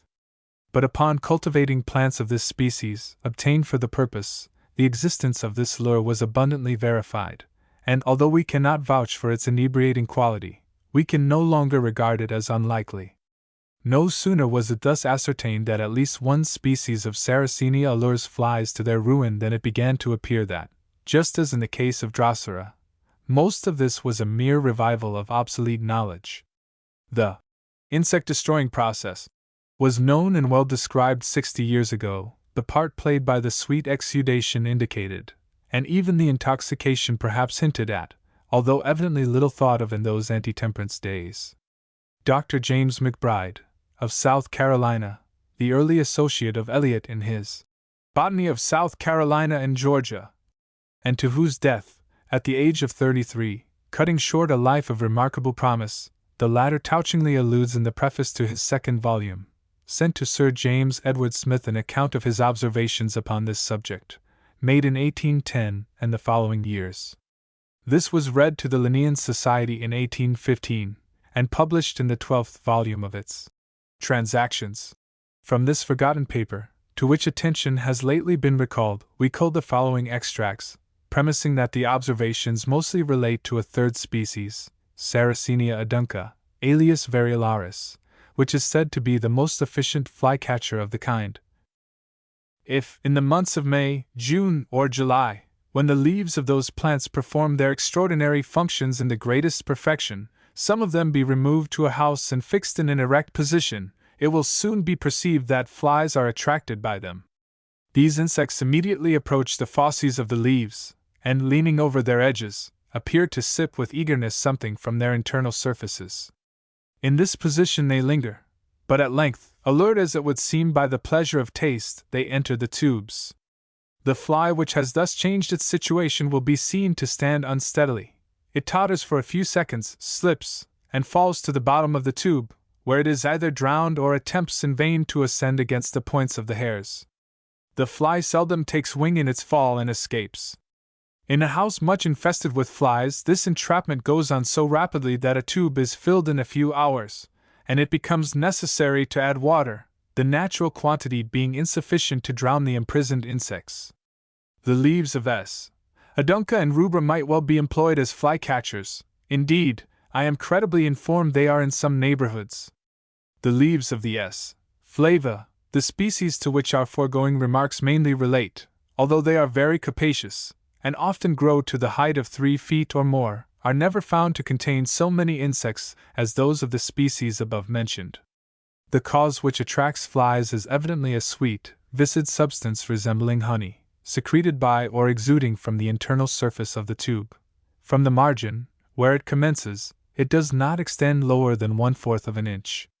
The falling of the insect as soon as it enters the tube is wholly attributable to the downward or inverted position of the hairs of the internal surface of the leaf. At the bottom of a tube split open, the hairs are plainly discernible pointing downward. As the eye ranges upward, they gradually become shorter and attenuated, till at or just below the surface covered by the bait they are no longer perceptible to the naked eye nor to the most delicate touch. It is here that the fly cannot take a hold sufficiently strong to support itself, but falls. The ability of insects to crawl up against the points of the hairs I have often tested in the most satisfactory manner. From the last paragraph it may be inferred that Dr. McBride did not suspect any inebriating property in the nectar, and in a closing note there is a conjecture of an impalpable loose powder in S. flava, at the place where the fly stands so unsteadily, and from which it is supposed to slide. We incline to take Mr. Grady's view of the case. The complete oblivion into which this paper and the whole subject had fallen is the more remarkable when it is seen that both are briefly but explicitly referred to in Eliot's book, with which botanists are familiar. It is not so wonderful that the far earlier allusion to these facts by the younger Bartram should have been overlooked or disregarded. With the genuine love of nature and fondness for exploration, William Bartram did not inherit the simplicity of his father, the earliest native botanist of this country. Fine writing was his foible, and the preface to his well-known Travels, published at Philadelphia in 1791, is its full-blown illustration, sometimes perhaps deserving the epithet which he applies to the palms of Florida, that of pomposity. In this preface he declares that all the Sarracenias are insect catchers, and so is the Drosera rotundifolia. Whether the insects caught in their leaves, and which dissolve and mix with the fluid, serve for aliment or support to these kind of plants is doubtful, he thinks, but he should be credited with the suggestion. In one sentence he speaks of the quantities of insects which, being invited down to sip the mellifluous exuvia from the interior surface of the tube, where they inevitably perish, being prevented from returning by the stiff hairs all pointing downward. This, if it refers to the sweet secretion, would place it below, and not, as it is, above the bristly surface, while the liquid below, charged with decomposing insects, is declared in an earlier sentence to be cool and animating, limpid as the morning dew. Bartram was evidently writing from memory, and it is very doubtful if he ever distinctly recognized the sweet exudation which entices insects. Why should these plants take to organic food more than others? If we cannot answer the question, we may make a probable step toward it. For plants that are not parasitic, these, especially the sundews, have much less than the ordinary amount of chlorophyll, that is, of the universal leaf green upon which the formation of organic matter out of inorganic materials depends. These take it instead of making it, to a certain extent. What is the bearing of these remarkable adaptations and operations upon doctrines of evolution? There seems here to be a field on which the specific creationist, the evolutionist with design, and the necessary evolutionist, may fight out an interesting, if not decisive, triangular duel. 11. Insectivorous and climbing plants, 11-1. The Nation, January 6 and 13, 1876. Minerals grow, vegetables grow and live, animals grow alive and feel. This is the well-worn, not to say outworn, diagnosis of the three kingdoms by Linnaeus. It must be said of it that the agreement indicated in the first couplet is unreal, and that the distinction declared in the second is evanescent. Crystals do not grow at all in the sense that plants and animals grow. On the other hand, if a response to external impressions by special movements is evidence of feeling, vegetables share this endowment with animals. While, if conscious feeling is meant, this can be affirmed only of the higher animals. What appears to remain true is that the difference is one of successive addition. That the increment in the organic world is of many steps, that in the long series no absolute lines separate, or have always separated, organisms which barely respond to impressions from those which more actively and variously respond, and even from those that consciously so respond.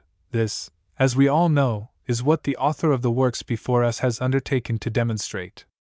Without reference here either to that part of the series with which man is connected, and in some sense or other forms a part of, or to that lower limbo where the two organic kingdoms apparently merge, or whence, in evolutionary phrase, they have emerged, Mr. Darwin, in the present volumes, directs our attention to the behavior of the highest plants alone.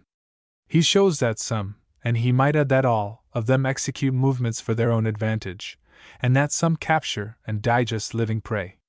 When plants are seen to move and to devour, what faculties are left that are distinctively animal?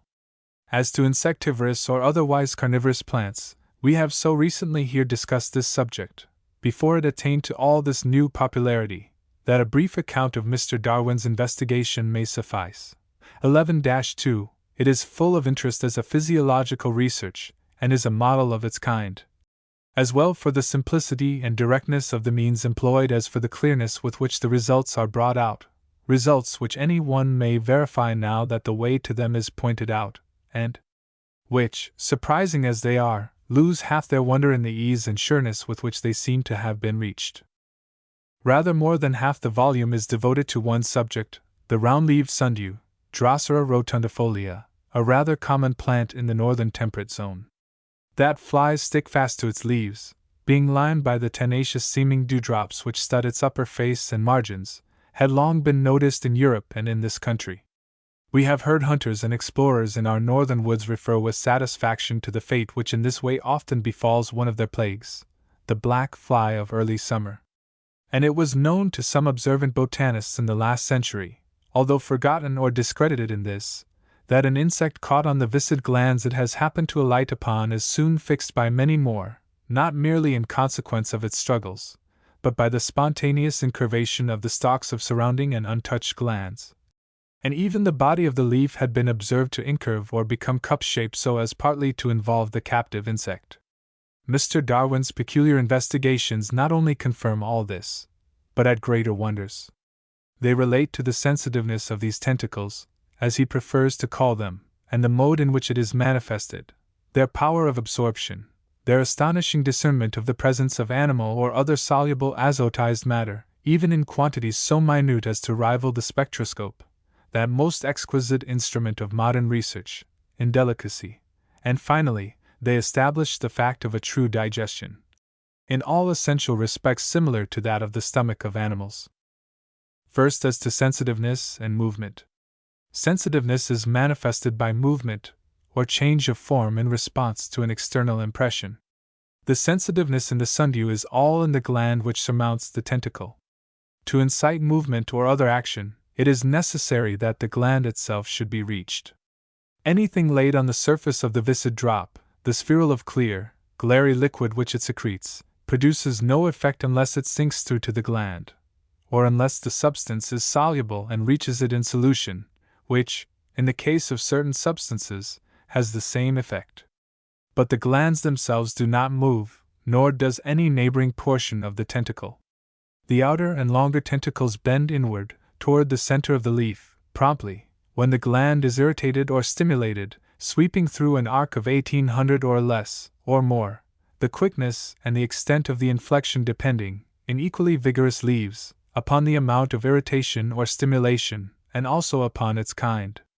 A tentacle with a particle of raw meat on its glands sometimes visibly begins to bend in 10 seconds, becomes strongly incurved in 5 minutes, and its tip reaches the center of the leaf in half an hour, but this is a case of extreme rapidity. A particle of cinder, chalk, or sand will also incite the bending, if actually brought in contact with the gland, not merely resting on the drop, but the inflection is then much less pronounced and more transient. Even a bit of thin human hair, only 1/8,000 of an inch in length, weighing only the 1/78740 of a grain, and largely supported by the viscid secretion, suffices to induce movement. But, on the other hand, 1 or 2 momentary, although rude, touches with a hard object produce no effect, although a repeated touch or the slightest pressure, such as that of a gnat's foot, prolonged for a short time, causes bending. The seat of the movement is wholly or nearly confined to a portion of the lower part of the tentacle, above the base, where local irritation produces not the slightest effect. The movement takes place only in response to some impression made upon its own gland at the distant extremity, or upon other glands far more remote. For if one of these members suffers irritation, the others sympathize with it. Very noteworthy is the correlation between the central tentacles, upon which an insect is most likely to alight, and these external and larger ones, which, in proportion to their distance from the center, take the larger share in the movement. The shorter central ones do not move at all when a bit of meat, or a crushed fly, or a particle of a salt of ammonia, or the like, is placed upon them, but they transmit their excitation across the leaf to the surrounding tentacles on all sides, and they, although absolutely untouched, as they successively receive the mysterious impulse, bend strongly inward, just as they do when their own glands are excited. Whenever a tentacle bends in obedience to an impulse from its own gland, the movement is always toward the center of the leaf, and this also takes place, as we have seen, when an exciting object is lodged at the center. But when the object is placed upon either half of the leaf, the impulse radiating thence causes all the surrounding untouched tentacles to bend with precision toward the point of excitement, even the central tentacles, which are motionless when themselves charged, now responding to the call. The inflection which follows mechanical irritation or the presence of any inorganic or insoluble body is transient. That which follows the application of organic matter lasts longer, more or less, according to its nature and the amount. But sooner or later the tentacles resume their former position, their glands glisten anew with fresh secretion, and they are ready to act again. As to how the impulse is originated and propagated, and how the movements are made, comparatively simple as the structure is, we know as little as we do of the nature of nervous impulse and muscular motion. But 2 things Mr. Darwin has well nigh made out, both of them by means and observations so simple and direct as to command our confidence, although they are contrary to the prevalent teaching. First, the transmission is through the ordinary cellular tissue, and not through what are called the fibrous or vascular bundles. Second, the movement is a vital one, and is effected by contraction on the side toward which the bending takes place, rather than by turgescent tension of the opposite side. The tentacle is pulled over rather than pushed over. So far all accords with muscular action. The operation of this fly-catching apparatus, in any case, is plain. If the insect alights upon the disc of the leaf, the viscid secretion holds it fast. At least, an ordinary fly is unable to escape. Its struggles only increase the number of glands involved and the amount of excitement. This is telegraphed to the surrounding and successively longer tentacles, which bend over in succession, so that within 10 to 30 hours, if the leaf is active and the fly large enough, every one of the glands, on the average, nearly 200 in number, will be found applied to the body of the insect. If the insect is small, and the lodgment toward one side, only the neighboring tentacles may take part in the capture. If 2 or 3 of the strong marginal tentacles are first encountered, their prompt inflection carries the intruder to the center, and presses it down upon the glands which thickly pave the floor. These notify all the surrounding tentacles of the capture, that they may share the spoil, and the fate of that victim is even as of the first. A bit of meat or a crushed insect is treated in the same way. This language implies that the animal matter is in some way or other discerned by the tentacles, and is appropriated. Formerly there was only a presumption of this, on the general ground that such an organization could hardly be purposeless. Yet, while such expressions were natural, if not unavoidable, they generally were used by those familiar with the facts in a half-serious, half-metaphorical sense. Thanks to Mr. Darwin's investigations, they may now be used in simplicity and seriousness. That the glands secrete the glary liquid of the drop is evident, not only from its nature, but from its persistence through a whole day's exposure to a summer sun, as also from its renewal after it has been removed, dried up, or absorbed. That they absorb as well as secrete, and that the whole tentacle may be profoundly affected thereby, are proved by the different effects, in kind and degree, which follow the application of different substances. Drops of rainwater, like single momentary touches of a solid body, produce no effect, as indeed they could be of no advantage. But a little carbonate of ammonia in the water, or an infusion of meat, not only causes inflection, but promptly manifests its action upon the contents of the cells of which the tentacle is constructed. These cells are sufficiently transparent to be viewed under the microscope without dissection or other interference, and the change which takes place in the fluid contents of these cells, when the gland above has been acted upon, is often visible through a weak lens, or sometimes even by the naked eye, although higher powers are required to discern what actually takes place. This change, which Mr. Darwin discovered, and turns to much account in his researches, he terms aggregation of the protoplasm. When untouched and quiescent, the contents appear as an homogeneous purple fluid. When the gland is acted upon, minute purple particles appear, suspended in the now colorless or almost colorless fluid, and this change appears first in the cells next the gland, and then in those next beneath, traveling down the whole length of the tentacle. When the action is slight, this appearance does not last long, the particles of aggregated protoplasm redissolved, the process of redissolution traveling upward from the base of the tentacle to the gland in a reverse direction to that of the aggregation. Whenever the action is more prolonged or intense, as when a bit of meat or crushed fly, or a fitting solution, is left upon the gland, the aggregation proceeds further, so that the whole protoplasm of each cell condenses into one or two masses, or into a single mass which will often separate into two, which afterward reunite. Indeed, they incessantly change their forms and positions, being never at rest, although their movements are rather slow. In appearance and movements they are very like amoebae and the white corpuscles of the blood. Their motion, along with the streaming movement of rotation in the layer of white granular protoplasm that flows along the walls of the cell, under the high powers of the microscope, presents a wonderful scene of vital activity. This continues while the tentacle is inflected or the gland fed by animal matter, but vanishes by dissolution when the work is over and the tentacle straightens. That absorption takes place, and matter is conveyed from cell to cell, is well made out, especially by the experiments with carbonate of ammonia. Nevertheless, this aggregation is not dependent upon absorption, for it equally occurs from mechanical irritation of the gland, and always accompanies inflection, however caused, though it may take place without it. This is also apparent from the astonishingly minute quantity of certain substances which suffices to produce sensible inflection and aggregation, such, for instance, as the 1/200000000 or even the 1/300000000 of a grain of phosphate or nitrate of ammonia. By varied experiments it was found that the nitrate of ammonia was more powerful than the carbonate, and the phosphate more powerful than the nitrate, this result being intelligible from the difference in the amount of nitrogen in the first two salts, and from the presence of phosphorus in the third.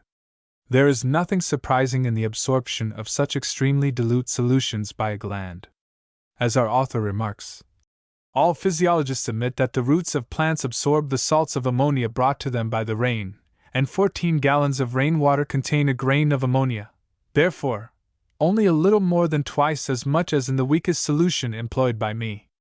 The fact which appears truly wonderful is that the 1/2000000 of a grain of the phosphate of ammonia, including less than 1/3000000 of efficient matter, if the water of crystallization is deducted, when absorbed by a gland, should induce some change in it which leads to a motor impulse being transmitted down the whole length of the tentacle, causing its basal part to bend, often through an angle of 180 degrees. But odoriferous particles which act upon the nerves of animals must be infinitely smaller, and by these a dog a quarter of a mile to the leeward of a deer perceives his presence by some change in the olfactory nerves transmitted through them to the brain. When Mr. Darwin obtained these results, 14 years ago, he could claim for Drosera a power and delicacy in the detection of minute quantities of a substance far beyond the resources of the most skillful chemist. But in a footnote he admits that now the spectroscope has altogether beaten Drosera, for, according to Bunsen and Kirchhoff, probably less than the 1/200000000 of a grain of sodium can be thus detected. Finally, that this highly sensitive and active living organism absorbs will not be doubted when it is proved to digest, that is, to dissolve otherwise insoluble animal matter by the aid of special secretions. That it does this is now past doubting. In the first place, when the glands are excited they pour forth an increased amount of the ropey secretion. This occurs directly when a bit of meat is laid upon the central glands, and the influence which they transmit to the long-stalked marginal glands causes them, while incurving their tentacles, to secrete more copiously long before they have themselves touched anything. The primary fluid, secreted without excitation, does not of itself digest. But the secretion under excitement changes in nature, and becomes acid. So, according to Schiff, mechanical irritation excites the glands of the stomach to secrete an acid. In both this acid appears to be necessary to, but of itself insufficient for, digestion. The requisite solvent, a kind of ferment called pepsin, which acts only in the presence of the acid, is poured forth by the glands of the stomach only after they have absorbed certain soluble nutritive substances of the food. Then this pepsin promptly dissolves muscle, fibrin, coagulated albumin, cartilage, and the like. Similarly, it appears that Drosera glands, after irritation by particles of glass, did not act upon little cubes of albumin. But when moistened with saliva, or replaced by bits of roast meat or gelatin, or even cartilage, which supply some soluble peptone matter to initiate the process, these substances are promptly acted upon, and dissolved or digested, whence it is inferred that the analogy with the stomach holds good throughout, and that a ferment similar to pepsin is poured out under the stimulus of some soluble animal matter. But the direct evidence of this is furnished only by the related carnivorous plant, DNA, from which the secretions, poured out when digestion is about to begin, may be collected in quantity sufficient for chemical examination. In short, the experiments show that there is a remarkable accordance in the power of digestion between the gastric juice of animals, with its pepsin and hydrochloric acid, and the secretion of Drosera, with its ferment and acid belonging to the acetic series. We can, therefore, hardly doubt that the ferment in both cases is closely similar, if not identically the same. That a plant and an animal should pour forth the same, or nearly the same, complex secretion, adapted for the same purpose of digestion, is a new and wonderful fact in physiology. There are one or two other species of sundew, one of them almost as common in Europe and North America as the ordinary round-leaved species, which act in the same way, except that, having their leaves longer in proportion to their breadth, their sides never curl inward, but they are much disposed to aid the action of their tentacles by incurving the tip of the leaf, as if to grasp the morsel. There are many others, with variously less efficient and less advantageously arranged insectivorous apparatus, which, in the language of the new science, may be either on the way to acquire something better, or of losing what they may have had, while now adapting themselves to a proper vegetable life. There is one member of the family, Drosophilum lusitanicum, an almost shrubby plant, which grows on dry and sunny hills in Portugal and Morocco, which the villagers call the flycatcher, and hang up in their cottages for the purpose, the glandular tentacles of which have wholly lost their powers of movement, if they ever had any, but which still secrete, digest, and absorb, being roused to great activity by the contact of any animal matter. A friend of ours once remarked that it was fearful to contemplate the amount of soul that could be called forth in a dog by the sight of a piece of meat. Equally wonderful is the avidity for animal food manifested by these vegetable tentacles, that can only stand and wait for it. Only a brief chapter is devoted to Darwiniana of North Carolina, the Venus's flytrap, albeit, from the rapidity and force of its movements, one of the most wonderful in the world. It is of the same family as the sundew, but the action is transferred from tentacles on the leaf to the body of the leaf itself, which is transformed into a springtrap, closing with a sudden movement over the alighted insect. No secretion is provided beforehand either for allurement or detention, but after the captive is secured, microscopic glands within the surface of the leaf pour out an abundant gastric juice to digest it. Mrs. Glass's classical directions in the cookbook, "First catch your hare," are implicitly followed. Avoiding here all repetition or recapitulation of our former narrative, suffice it now to mention two interesting recent additions to our knowledge, for which we are indebted to Mr. Darwin. One is a research, the other an inspiration. It is mainly his investigations which have shown that the glary liquid, which is poured upon and macerates the captured insect, accomplishes a true digestion, that, like the gastric juice of animals, it contains both a free acid and pepsin or its analog, these two together dissolving albumin, meat, and the like. The other point relates to the significance of a peculiarity in the process of capture. When the trap suddenly encloses an insect which has betrayed its presence by touching one of the internal sensitive bristles, the closure is at first incomplete.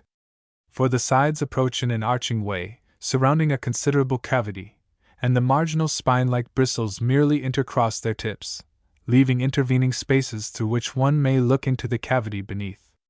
A good idea may be had of it by bringing the two palms near together to represent the sides of the trap, and loosely interlocking the fingers to represent the marginal bristles or bars.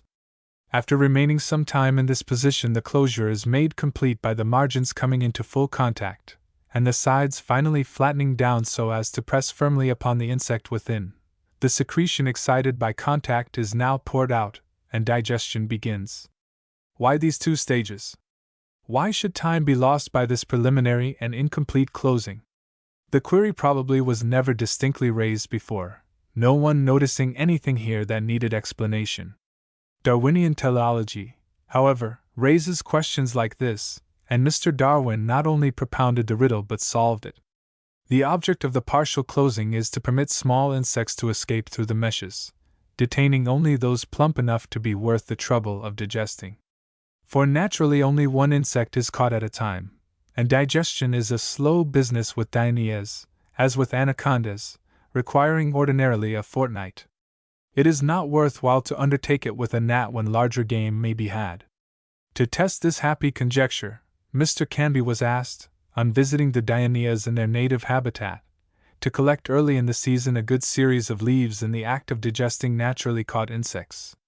Upon opening them, it was found that 10 out of 14 were engaged upon relatively large prey, and of the remaining 4, 3 had insects as large as ants, and 1 a rather small fly. There be land rats and water rats in this carnivorous sundew family. Aldrovanda, of the warmer parts of Europe and of India, is an aquatic plant, with bladdery leaves, which were supposed to be useful in rendering the herbage buoyant in water. But it has recently been found that the bladder is composed of 2 lobes, like the trap of its relative Darwiniana, or the valves of a mussel shell, that these open when the plant is in an active state, are provided with some sensitive bristles within, and when these are touched close with a quick movement. These water traps are manifestly adapted for catching living creatures, and the few incomplete investigations that have already been made render it highly probable that they appropriate their prey for nourishment, whether by digestion or by mere absorption of decomposing animal matter, is uncertain. It is certainly most remarkable that this family of plants, wherever met with, and under the most diverse conditions and modes of life, should always in some way or other be predaceous and carnivorous. If it be not only surprising but somewhat confounding to our classifications that a whole group of plants should subsist partly by digesting animal matter and partly in the normal way of decomposing carbonic acid and producing the basis of animal matter, we have, as Mr. Darwin remarks, a counterpart anomaly in the animal kingdom. While some plants have stomachs, some animals have roots. The rhizocephalous crustaceans do not feed like other animals by their mouths, for they are destitute of an alimentary canal, but they live by absorbing through root-like processes the juices of the animals on which they are parasitic. To a naturalist of our day, imbued with those ideas of the solidarity of organic nature which such facts as those we have been considering suggest, the greatest anomaly of all would be that they are really anomalous or unique. Reasonably supposing, therefore, that the sundew did not stand alone, Mr. Darwin turned his attention to other groups of plants, and first to the bladderworts, which have no near kinship with the sundews, but like the aquatic representative of that family, are provided with bladdery sacs under water. In the common species of Utricularia or bladderwort, these little sacs, hanging from submerged leaves or branches, have their orifice closed by a lid which opens inwardly, a veritable trapdoor. It had been noticed in England and France that they contained minute crustacean animals. Early in the summer of 1874, Mr. Darwin ascertained the mechanism for their capture and the great success with which it is used. But before his account was written out, Professor Cohn published an excellent paper on the subject in Germany, and Mrs. Treat, of Vineland, New Jersey, a still earlier one in this country, in the New York Tribune in the autumn of 1874. Of the latter, Mr. Darwin remarks that she has been more successful than any other observer in witnessing the actual entrance of these minute creatures. They never come out, but soon perish in their prison, which receives a continued succession of victims, but little, if any, fresh air to the contained water. The action of the trap is purely mechanical, without evident irritability in the opening or shutting. There is no evidence nor much likelihood of proper digestion. Indeed, Mr. Darwin found evidence to the contrary. But the more or less decomposed and dissolved animal matter is doubtless absorbed into the plant, for the whole interior of the sac is lined with peculiar, elongated and four-armed very thin-walled processes, which contain active protoplasm, and which were proved by experiment to have the power of absorbing matter from weak solutions of certain salts of ammonia and urea, and from a putrid infusion of raw meat. Although the bladderworts prey on garbage, their terrestrial relatives live cleanly, as nobler plants should do, and have a good and true digestion. Pinguicula, or butterwort, is the representative of this family upon land. It gets both its Latin and its English name from the fatty or greasy appearance of the upper face of its broad leaves, and this appearance is due to a dense coat or pile of short-stalked glands, which secrete a colorless and extremely viscid liquid. By this small flies, or whatever may alight or fall upon the leaf, are held fast. These waifs might be useless or even injurious to the plant. Probably Mr. Darwin was the first to ask whether they might be of advantage. He certainly was the first to show that they probably are so. The evidence from experiment, shortly summed up, is that insects alive or dead, and also other nitrogenous bodies, excite these glands to increased secretion. The secretion then becomes acid, and acquires the power of dissolving solid animal substances, that is, the power of digestion in the manner of Drosera and Dionaea. And the stalks of their glands under the microscope give the same ocular evidence of absorption. The leaves of the butterwort are apt to have their margins folded inward, like a rim or hem. Taking young and vigorous leaves to which hardly anything had yet adhered, and of which the margins were still flat, Mr. Darwin set within one margin a row of small flies. 15 hours afterward this edge was neatly turned inward, partly covering the row of flies, and the surrounding glands were secreting copiously. The other edge remained flat and unaltered. Then he stuck a fly to the middle of the leaf just below its tip, and soon both margins enfolded, so as to clasp the object. Many other and varied experiments yielded similar results. Even pollen, which would not rarely be lodged upon these leaves, as it falls from surrounding wind-fertilized plants, also small seeds, excited the same action, and showed signs of being acted upon. We may therefore conclude, with Mr. Darwin, that Pinguicula vulgaris, with its small roots, is not only supported to a large extent by the extraordinary number of insects which it habitually captures, but likewise draws some nourishment from the pollen, leaves, and seeds of other plants which often adhere to its leaves. It is, therefore, partly a vegetable as well as an animal feeder. What is now to be thought of the ordinary glandular hairs which render the surface of many and the most various plants extremely viscid? Their number is legion. The Chinese primrose of common garden and house culture is no extraordinary instance, but Mr. Francis Darwin, counting those on a small space measured by the micrometer, estimated them at 65,371 to the square inch of foliage, taking in both surfaces of the leaf, or 2 or 3 millions on a moderate-sized specimen of this small herb. Glands of this sort were loosely regarded as organs for excretion, without much consideration of the question whether, in vegetable life, there could be any need to excrete, or any advantage gained by throwing off such products, and while the popular name of catchfly, given to several common species of Silene, indicates long familiarity with the fact, probably no one ever imagined that the swarms of small insects which perish upon these sticky surfaces were ever turned to account by the plant. In many such cases, no doubt they perish as uselessly as when attracted into the flame of a candle. In the tobacco plant, for instance, Mr. Darwin could find no evidence that the glandular hairs absorb animal matter.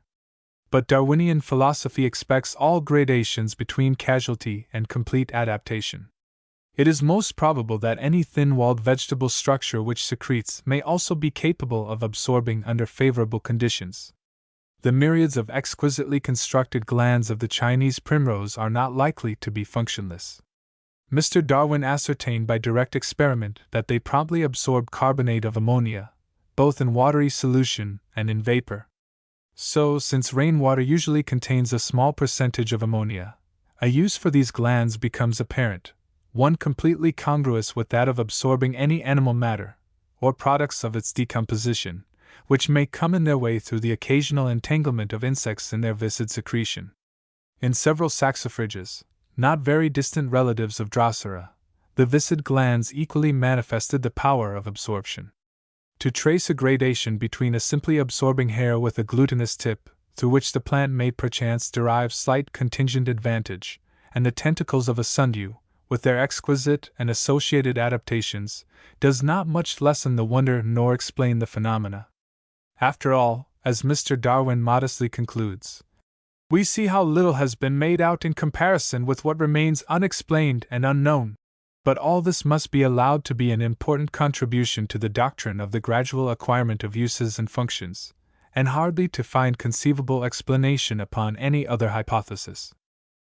There remains one more mode in which plants of the higher grade are known to prey upon animals, namely, by means of pitchers, urns, or tubes, in which insects and the like are drowned or confined, and either macerated or digested. To this Mr. Darwin barely alludes on the last page of the present volume. The main facts known respecting the American pitcher plants have, as was natural, been ascertained in this country, and we gave an abstract, 2 years ago, of our then incipient knowledge. Much has been learned since, although all the observations have been of a desultory character.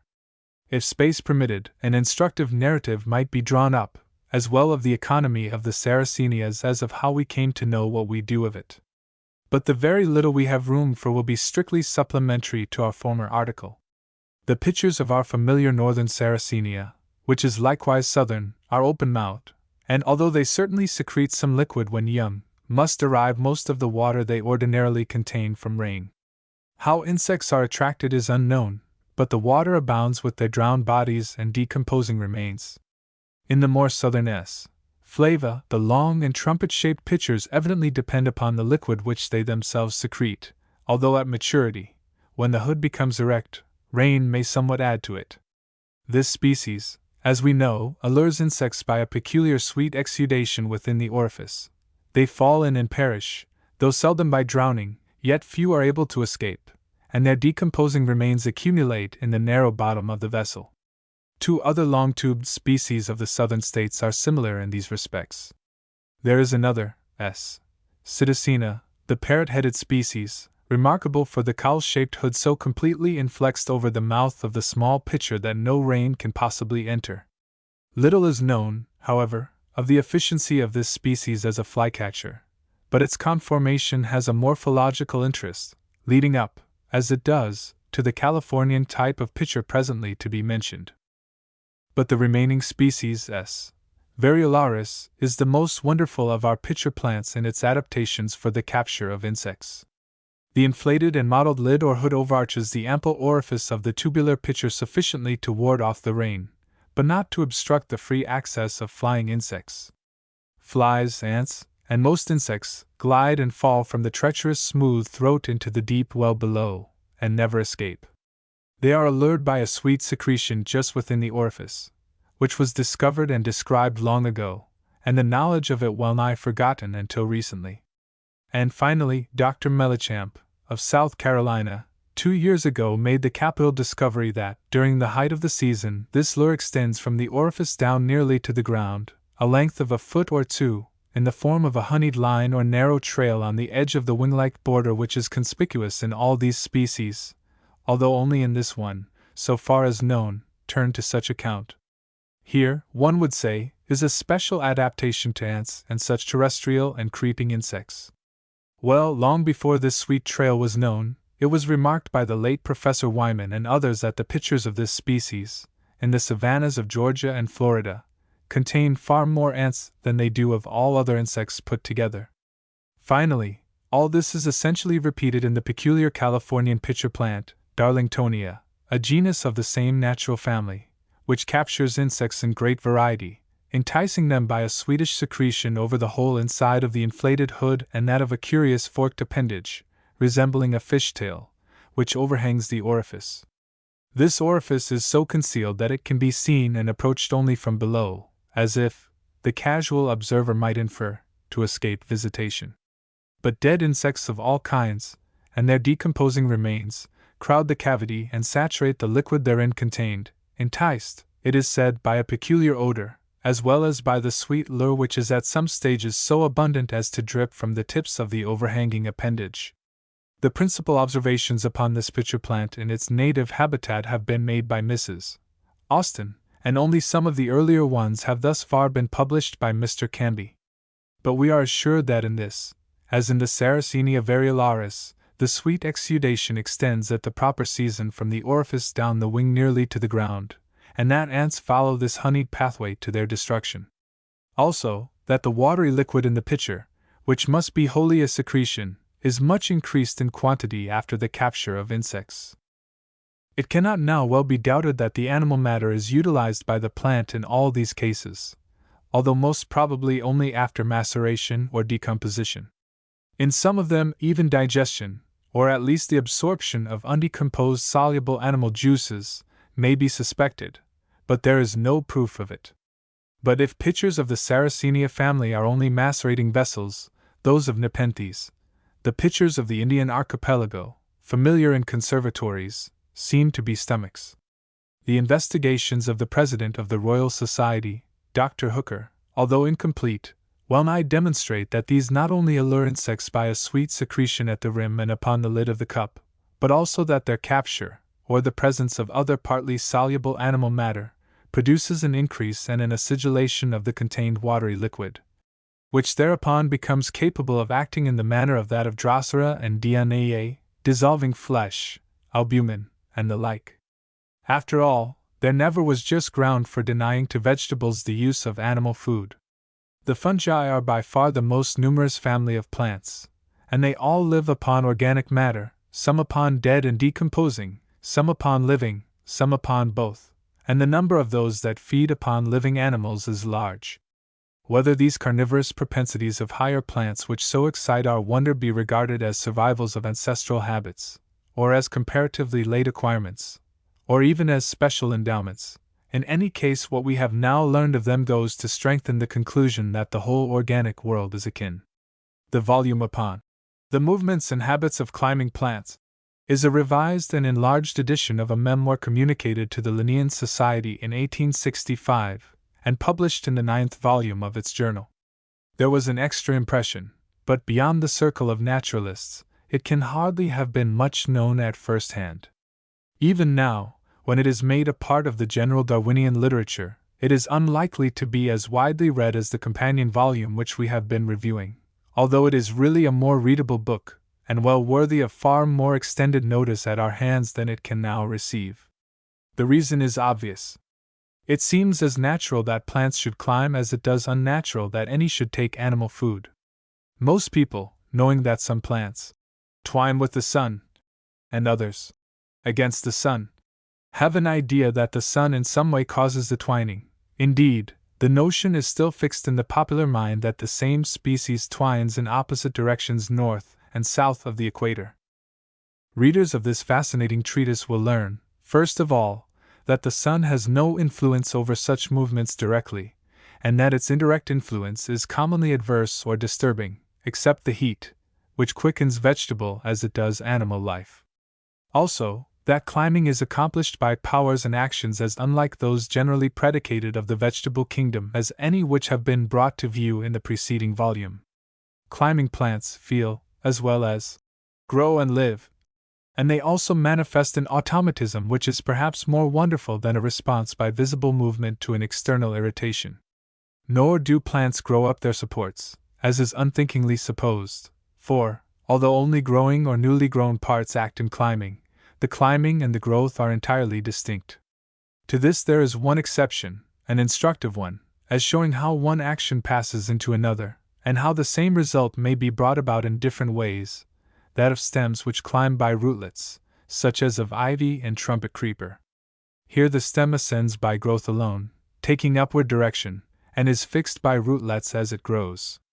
There is no better way of climbing walls, precipices, and large tree trunks. But small stems and similar supports are best ascended by twining, and this calls out powers of another and higher order. The twining stem does not grow around its support, but winds around it, and it does this by a movement the nature of which is best observed in stems which have not yet reached their support, or have overtopped it and stretched out beyond it.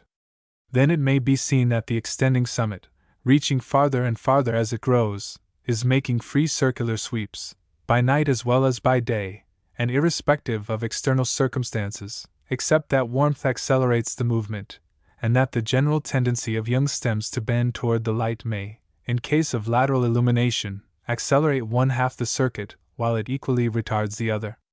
The arrest of the revolution where the supporting body is struck, while the portion beyond continues its movement, brings about the twining.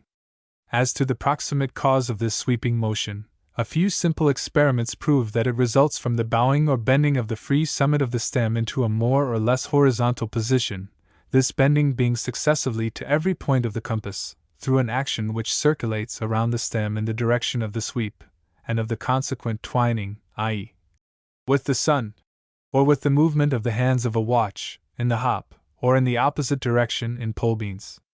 And most twining plants, therefore, ascend trees or other stems by an action and a movement of their own, from which they derive advantage. To plants liable to be overshadowed by more robust companions, climbing is an economical method of obtaining a freer exposure to light and air with the smallest possible expenditure of material. But twiners have one disadvantage: to rise 10 feet they must produce 15 feet of stem or thereabouts, according to the diameter of the support, and the openness or closeness of the coil. A rootlet climber saves much in this respect, but has a restricted range of action and other disadvantages. There are two other modes, which combine the utmost economy of material with freer range of action. There are, in the first place, leaf climbers of various sorts, agreeing only in this, that the duty of laying hold is transferred to the leaves, so that the stem may rise in a direct line. Sometimes the blade or leaflets, or some of them, but more commonly their slender stalks, undertake the work, and the plant rises as a boy ascends a tree, grasping first with one hand or arm, then with the other. Indeed, the comparison, like the leaf stalk, holds better than would be supposed, for the grasping of the latter is not the result of a blind groping in all directions by a continuous movement, but of a definite sensitiveness which acts only upon the occasion. Most leaves make no regular sweeps, but when the stalks of a leaf-climbing species come into prolonged contact with any fitting extraneous body, they slowly incurve and make a turn around it, and then commonly thicken and harden until they attain a strength which may equal that of the stem itself. Here we have the faculty of movement to a definite end, upon external irritation, of the same nature with that displayed by Dianaea and Drosera, although slower for the most part than even in the latter. But the movement of the hour hand of the clock is not different in nature or cause from that of the second hand. Finally, distribution of office being, on the whole, most advantageous and economical, and this, in the vegetable kingdom, being led up to by degrees, we reach, through numerous gradations, the highest style of climbing plants in the tendril climber. A tendril morphologically is either a leaf or branch of stem, or a portion of one, specially organized for climbing. Some tendrils simply turn away from light, as do those of grapevines, thus taking the direction in which some supporting object is likely to be encountered. Most are indifferent to light, and many revolve in the manner of the summit of twining stems.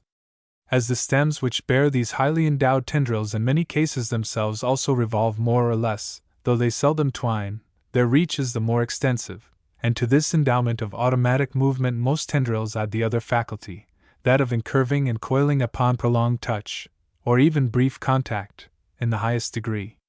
Some long tendrils, when in their best condition, revolve so rapidly that the sweeping movement may be plainly seen. Indeed, we have seen a quarter circuit in a Passiflora cycads accomplished in less than a minute, and the half circuit in 10 minutes. But the other half, for a reason alluded to in the next paragraph, takes a much longer time. Then, as to the coiling upon contact, in the case first noticed in this country, 11-3, in the year 1858, which Mr. Darwin mentions as having led him into this investigation, the tendril of Cicios was seen to coil within half a minute after a stroke with the hand, and to make a full turn or more within the next minute, furnishing ocular evidence that tendrils grasp and coil in virtue of sensitiveness to contact, and one would suppose, negativing Sachs's recent hypothesis that all these movements are owing to rapid growth on the side opposite to that which becomes concave, a view to which Mr. Darwin objects, but not so strongly as he might. The tendril of this sort, on striking some fitting object, quickly curls round and firmly grasps it, then, after some hours, one side shortening or remaining short in proportion to the other, it coils into a spire, dragging the stem up to its support, and enabling the next tendril above to secure a readier hold. In revolving tendrils perhaps the most wonderful adaptation is that by which they avoid attachment to, or winding themselves upon, the ascending summit of the stem that bears them. This they would inevitably do if they continued their sweep horizontally. But when in its course it nears the parent stem the tendril moves slowly, as if to gather strength, then stiffens and rises into an erect position parallel with it, and so passes by the dangerous point, after which it comes rapidly down to the horizontal position, in which it moves until it again approaches and again avoids the impending obstacle. Climbing plants are distributed throughout almost all the natural orders. In some orders climbing is the rule, in most it is the exception, occurring only in certain genera. The tendency of stems to move in circuits, upon which climbing more commonly depends, and out of which it is conceived to have been educed, is manifested incipiently by many a plant which does not climb. Of those that do there are all degrees, from the feeblest to the most efficient, from those which have no special adaptation to those which have exquisitely endowed special organs for climbing. The conclusion reached is that the power is inherent, though undeveloped, in almost every plant, that climbing plants have utilized and perfected a widely distributed and incipient capacity, which, as far as we can see, is of no service to ordinary plants. Inherent powers and incipient manifestations, useless to their possessors but useful to their successors, this, doubtless, is according to the order of nature, but it seems to need something more than natural selection to account for it. 12. Duration and origination of race and species, import of sexual reproduction. Do varieties wear out, or tend to wear out? New York Tribune, an American Journal of Science and the Arts, February 1875. This question has been argued from time to time for more than half a century, and is far from being settled yet. Indeed, it is not to be settled either way so easily as is sometimes thought. The result of a prolonged and rather lively discussion of the topic about 40 years ago in England, in which Linley bore a leading part on the negative side, was, if we rightly remember, that the nays had the best of the argument. The deniers could fairly well explain away the facts adduced by the other side, and evade the force of the reasons then assigned to prove that varieties were bound to die out in the course of time. But if the case were fully re-argued now, it is by no means certain that the nays would win it. The most they could expect would be the Scotch verdict. Not proven. And this not because much, if any, additional evidence of the actual wearing out of any variety has turned up since, but because a presumption has been raised under which the evidence would take a bias the other way. There is now in the minds of scientific men some reason to expect that certain varieties would die out in the long run, and this might have an important influence upon the interpretation of the facts. Curiously enough, however, the recent discussions to which our attention has been called seem, on both sides, to have overlooked this. But first of all, the question needs to be more specifically stated. There are varieties and varieties. They may, some of them, disappear or deteriorate, but yet not wear out, not come to an end from any inherent cause. One might even say, the younger they are, the less the chance of survival unless well cared for. They may be smothered out by the adverse force of superior numbers. They are even more likely to be bred out of existence by unprevented cross-fertilization, or to disappear from mere change of fashion. The question, however, is not so much about reversion to an ancestral state, or the falling off of a high-bred stock into an inferior condition. Of such cases it is enough to say that, when a variety or strain, of animal or vegetable, is led up to unusual fecundity or of size or product of any organ for our good, and not for the good of the plant or animal itself, it can be kept so only by high feeding and exceptional care, and that with high feeding and artificial appliances comes vastly increased liability to disease, which may practically annihilate the race. But then the race, like the bursted boiler, could not be said to wear out, while if left to ordinary conditions, and allowed to degenerate back into a more natural if less useful state, its hold on life would evidently be increased rather than diminished. As to natural varieties or races under normal conditions, sexually propagated, it could readily be shown that they are neither more nor less likely to disappear from any inherent cause than the species from which they originated. Whether species wear out, i.e., have their rise, culmination, and decline, from any inherent cause, is wholly a geological and very speculative problem, upon which, indeed, only vague conjectures can be offered. The matter actually under discussion concerns cultivated domesticated varieties only, and, as to plants, is covered by two questions.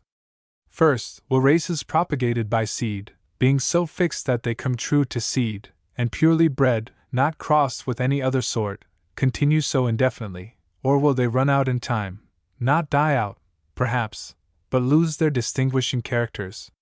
Upon this, all we are able to say is that we know no reason why they should wear out or deteriorate from any inherent cause. The transient existence, or the deterioration and disappearance of many such races are sufficiently accounted for otherwise, as in the case of extraordinarily exuberant varieties, such as mammoth fruits or roots, by increased liability to disease, already adverted to, or by the failure of the high feeding they demand. A common cause, in ordinary cases, is crossbreeding, through the agency of wind or insects, which is difficult to guard against. Or they go out of fashion and are superseded by others thought to be better, and so the old ones disappear. Or, finally, they may revert to an ancestral form. As offspring tend to resemble grandparents almost as much as parents, and as a line of close-bred ancestry is generally prepotent, so newly originated varieties have always a tendency to reversion. This is pretty sure to show itself in some of the progeny of the earlier generations, and the breeder has to guard against it by rigid selection. But the older the variety is, that is, the longer the series of generations in which it has come true from seed, the less the chance of reversion, for now, to be like the immediate parents, is also to be like a long line of ancestry, and so all the influences concerned, that is, both parental and ancestral heritability, act in one and the same direction. So, since the older a race is, the more reason it has to continue true, the presumption of the unlimited permanence of old races is very strong. Of course, the race itself may give off new varieties, but that is no interference with the vitality of the original stock. If some of the new varieties supplant the old, that will not be because the unvaried stock is worn out or decrepit with age, but because in wild nature the newer forms are better adapted to the surroundings, or, under man's care, better adapted to his wants or fancies. The second question, and one upon which the discussion about the wearing out of varieties generally turns, is, will varieties propagated from buds, i.e. by division, grafts, bulbs, tubers, and the like, necessarily deteriorate and die out? First, do they die out as a matter of fact? Upon this, the testimony has all along been conflicting. Andrew Knight was sure that they do, and there could hardly be a more trustworthy witness. The fact, he says 50 years ago, that certain varieties of some species of fruit which have been long cultivated cannot now be made to grow in the same soils and under the same mode of management, which was a century ago so perfectly successful, is placed beyond the reach of controversy. Every experiment which seemed to afford the slightest prospect of success was tried by myself and others to propagate the old varieties of the apple and pear which formerly constituted the orchards of Herefordshire, without a single healthy or efficient tree having been obtained, and I believe all attempts to propagate these varieties have, during some years, wholly ceased to be made.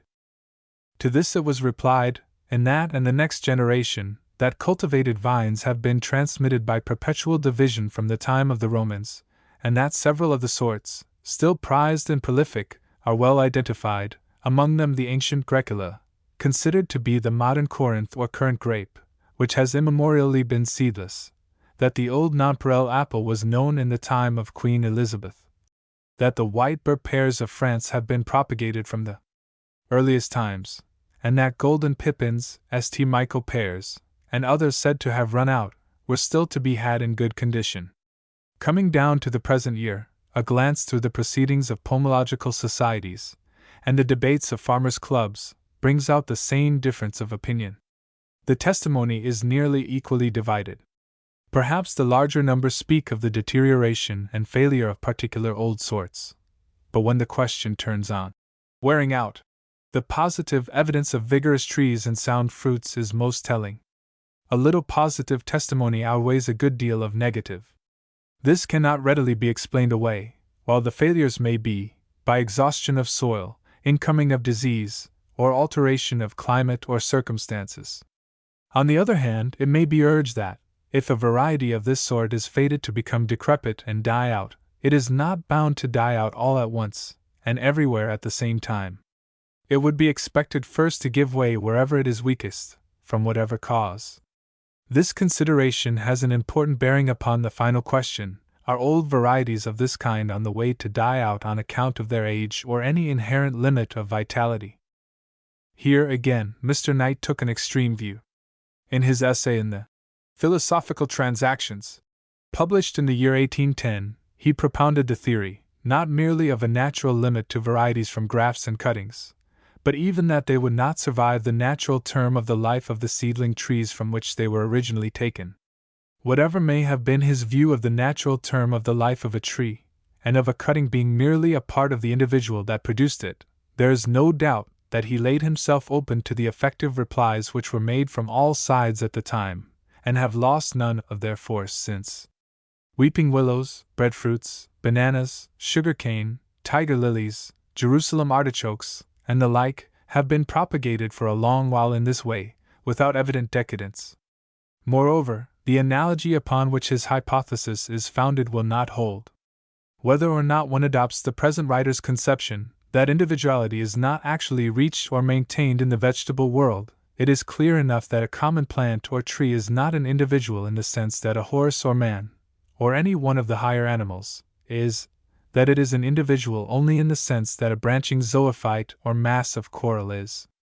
Salvator crescendo, the tree and the branch equally demonstrate that they are not individuals, by being divided with impunity and advantage, with no loss of life, but much increase. It looks odd enough to see a writer like Mr. Sisley reproducing the old hypothesis in so bare a form as this. I am prepared to maintain that varieties are individuals, and that as they are born they must die, like other individuals. We know that oaks, sequoias, and other trees live several centuries, but how many we do not exactly know. But that they must die, no one in his senses will dispute. Now, what people in their senses do dispute is, not that the tree will die, but that other trees, established from its cuttings, will die with it. But does it follow from this that non-sexually propagated varieties are endowed with the same power of unlimited duration that is possessed by varieties and species propagated sexually, i.e., by seed? Those who think so jump too soon at their conclusion. For, as to the facts, it is not enough to point out the diseases or the trouble in the soil or the atmosphere to which certain old fruits are succumbing. nor to prove that a parasitic fungus, Piranhaspora infestans, is what is the matter with potatoes. For how else would constitutional debility, if such there be, more naturally manifest itself than in such increased liability or diminished resistance to such attacks? And if you say that, anyhow, such varieties do not die of old age, meaning that each individual attack does not die of old age, but of manifest disease, it may be asked in return, what individual man ever dies of old age in any other sense than of a similar inability to resist invasions which in earlier years would have produced no noticeable effect? Aged people die of a slight cold or a slight accident, but the inevitable weakness that attends old age is what makes these slight attacks fatal. Finally, there is a philosophical argument which tells strongly for some limitation of the duration of non-sexually propagated forms, one that probably Knight never thought of, but which we should not have expected recent writers to overlook. When Mr. Darwin announced the principle that cross-fertilization between the individuals of a species is the plan of nature, and is practically so universal that it fairly sustains his inference that no hermaphrodite species continually self-fertilized would continue to exist, he made it clear to all who apprehend and receive the principle that a series of plants propagated by buds only must have weaker hold of life than a series reproduced by seed. For the former is the closest possible kind of close breeding. Upon this ground such varieties may be expected ultimately to die out, but the mills of the gods grind so exceeding slow that we cannot say that any particular grist has been actually ground out under human observation. If it be asked how the asserted principle is proved or made probable, we can here merely say that the proof is wholly inferential.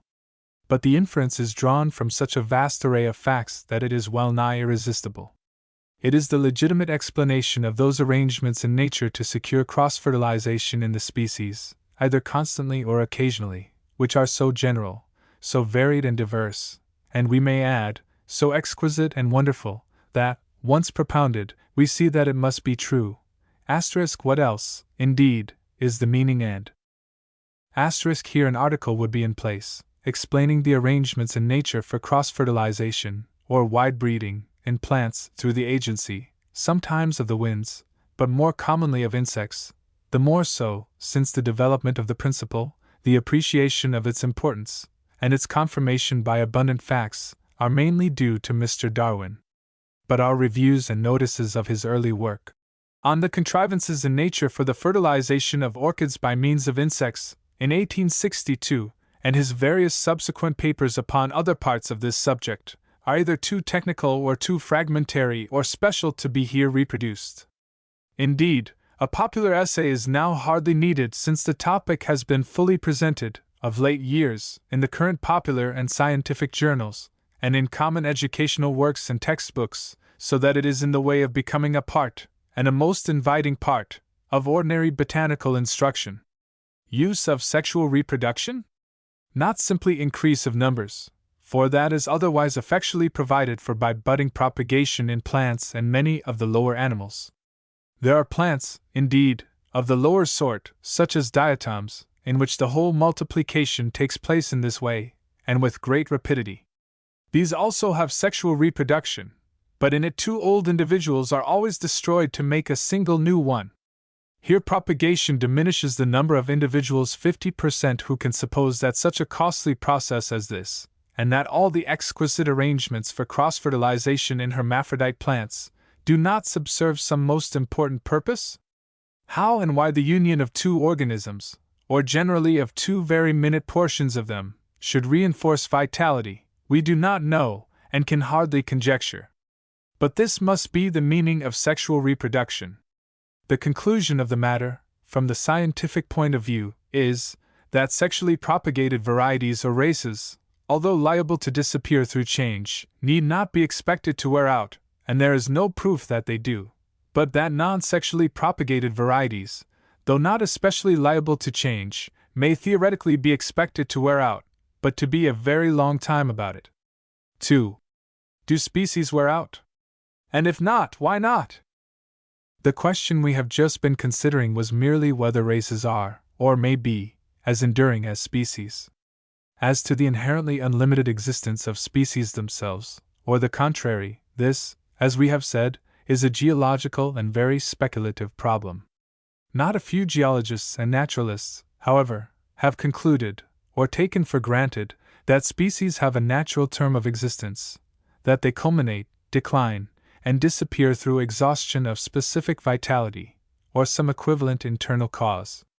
As might be expected from the nature of the inquiry, the facts which bear upon the question are far from decisive. If the fact that species in general have not been interminable, but that one after another in long succession has become extinct, would seem to warrant this conclusion, the persistence through immense periods of no inconsiderable number of the lower forms of vegetable and animal life, and of a few of the higher plants from the Tertiary period to the present, tells even more directly for the limitless existence of species. The disappearance is quite compatible with the latter view, while the persistence of any species is hardly explicable upon any other. So that, even under the common belief of the entire stability and essential inflexibility of species, extinction is more likely to have been accidental than predetermined, and the doctrine of inherent limitation is unsupported by positive evidence. On the other hand, it is an implication of the Darwinian doctrine that species are essentially unlimited in existence. When they die out, as sooner or later any species may, the verdict must be accidental death, under stress of adverse circumstances, not exhaustion of vitality, and commonly, when the species seems to die out, it will rather have suffered change. For the stock of vitality which enables it to vary and survive in changed forms under changed circumstances must be deemed sufficient for a continued unchanged existence under unaltered conditions.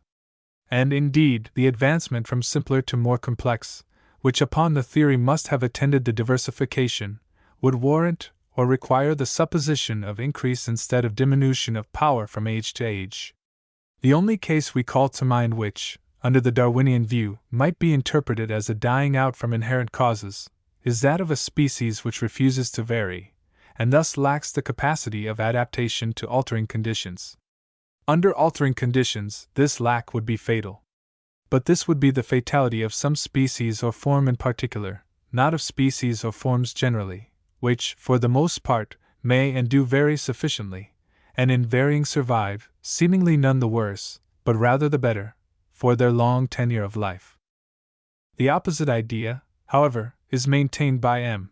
Naudin, 12-1, in a detailed exposition of his own views of evolution, which differ widely from those of Darwin in most respects, and notably in excluding that which, in our day, gives to the subject its first claim to scientific, as distinguished from purely speculative, attention, namely, natural selection. Instead of the causes or operations collectively personified under this term, and which are capable of exact or probable appreciation, M. Naudin invokes the two principles of rhythm and of the decrease of forces in nature. He is a thorough evolutionist, starting from essentially the same point with Darwin, for he conceives of all the forms or species of animals and plants. Cum tire tout entier dun protoplasma primordial, uniform, unstable, eminemid plastique. Also in L'integration. Croissant de la force évolutive à mesure qu'elle se partage dans les formes produites, et la décroissance proportionnelle de la plasticité de ces formes à mesure qu'elles s'éloignent davantage de leur origine, et qu'elles sont muérites. As they get older, they gain in fixity through the operation of the fundamental law of inheritance. But the species, like the individual, loses plasticity and vital force. To continue in the language of the original, c'est dire qu'il pour l'ensemble du monde organique, une période de formation ou tout été changeant et mobile, une phase analogue à la vie embryonnaire et à la jeunesse de chaque être particulier, et tu cet âge de mobilité et de croissance succède une période de stabilité, au moins relative, une sorte d'âge adulte, où la force évolutive, ayant achieve son œuvre, n'est plus occupée la maintenir, sans pouvoir produire d'organismes nouveaux. Limité en quantité, comme toutes les forces en jeu dans une planète ou dans un système sidéral tout entier, cette force n'a pu accomplir un travail limite, et du même un organisme, animal ou végétal, n'y croit pas indéfiniment et il essaie de proportions que rien n'y peut faire dépasser, De même aussi l'organisme total de la nature est de un état d'équilibre. Dont la durée, selon toutes vraisemblances, doit être beaucoup plus longue que celle de la phase de développement et de croissance. A fixed amount of evolutive force is given, to begin with. At first enormous, because none has been used up in work, it is necessarily enfeebled in the currents into which the stream divides, and the narrower and narrower channels in which it flows with slowly diminishing power. Hence the limited although very unequal duration of all individuals, of all species, and of all types of organization. A multitude of forms have disappeared already, and the number of species, far from increasing, as some have believed, must, on the contrary, be diminishing. Some species, no doubt, have suffered death by violence or accident, by geological changes, local alteration of the conditions, or the direct or indirect attacks of other species. But these have only anticipated their fate, for M. Naudin contends that most of the extinct species have died a natural death from exhaustion of force, and that all the survivors are on the way to it. The great timepiece of nature was wound up at the beginning, and is running down.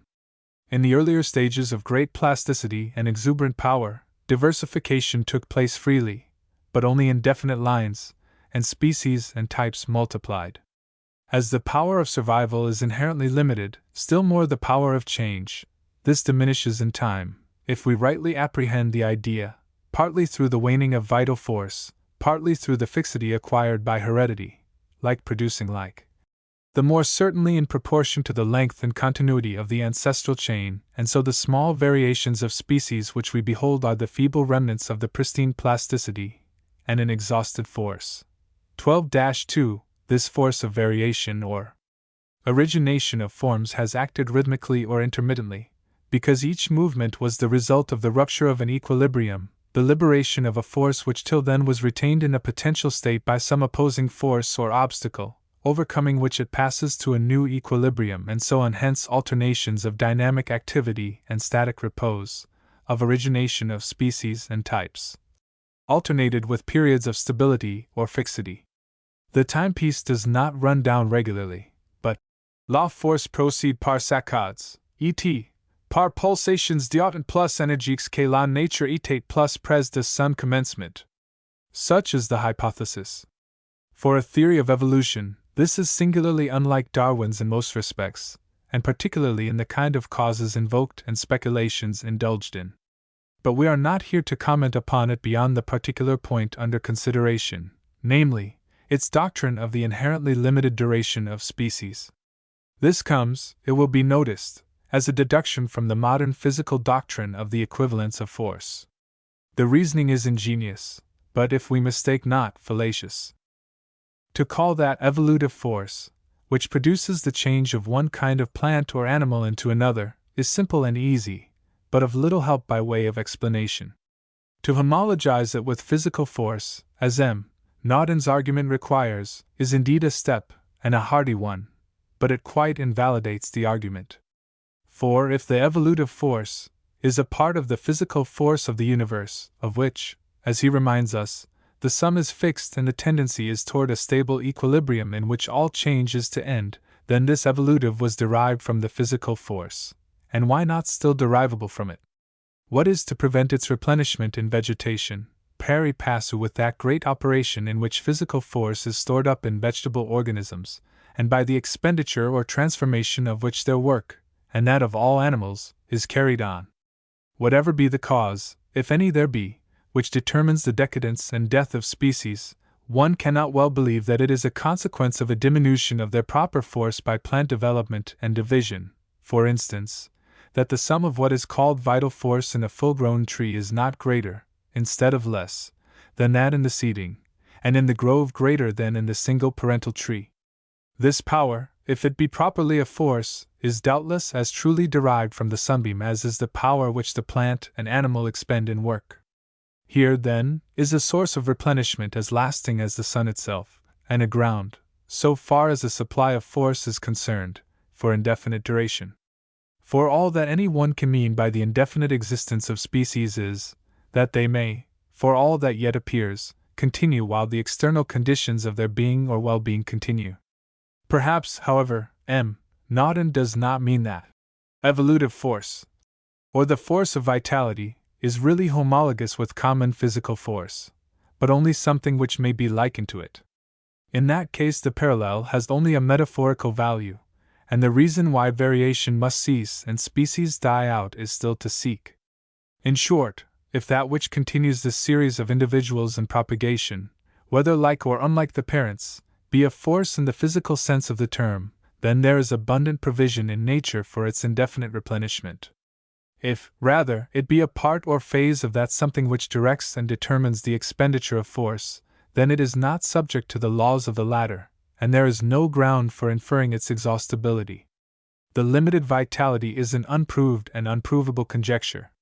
The evolutive force, dying out in the using, is either the same conjecture repeated, or a misapplied analogy. After all, apart from speculative analogies, the only evidences we possess which indicate a tendency in species to die out are those to which Mr. Darwin has called attention. These are, first, the observed deterioration which results, at least in animals, from continued breeding in, which may possibly be resolvable into cumulative heritable disease, and secondly, as already stated, page 285, what may be termed the sedulous and elaborate pains everywhere taken in nature to prevent close breeding, arrangements which are particularly prominent in plants, the greater number of which bear hermaphrodite blossoms. The importance of this may be inferred from the universality, variety, and practical perfection of the arrangements which secure the end, and the inference may fairly be drawn that this is the physiological import of sexes. It follows from this that there is a tendency, seemingly inherent, in species as in individuals, to die out, but that this tendency is counteracted or checked by sexual wider breeding, which is, on the whole, amply secured in nature, and which in some way or other reinforces vitality to such an extent as to warrant Darwin's inference that some unknown great good is derived from the union of individuals which have been kept distinct for many generations. Whether this reinforcement is a complete preventive of decrepitude in species, or only a palliative, is more than we can determine. If the latter, then existing species and their derivatives must perish in time, and the earth may be growing poorer in species, as Nauden supposes, through mere senility. If the former, then the earth, if not even growing richer, may be expected to hold its own, and extant species or their derivatives should last as long as the physical world lasts and affords favorable conditions. General analogies seem to favor the former view. Such facts as we possess, and the Darwinian hypothesis, favor the latter. 13. Evolutionary teleology. When Cuvier spoke of the combination of organs in such order that they may be in consistence with the part which the animal has to play in nature, his opponent, Geoffrey St. Hilaire, rejoined, "I know nothing of animals which have to play a part in nature." The discussion was a notable one in its day.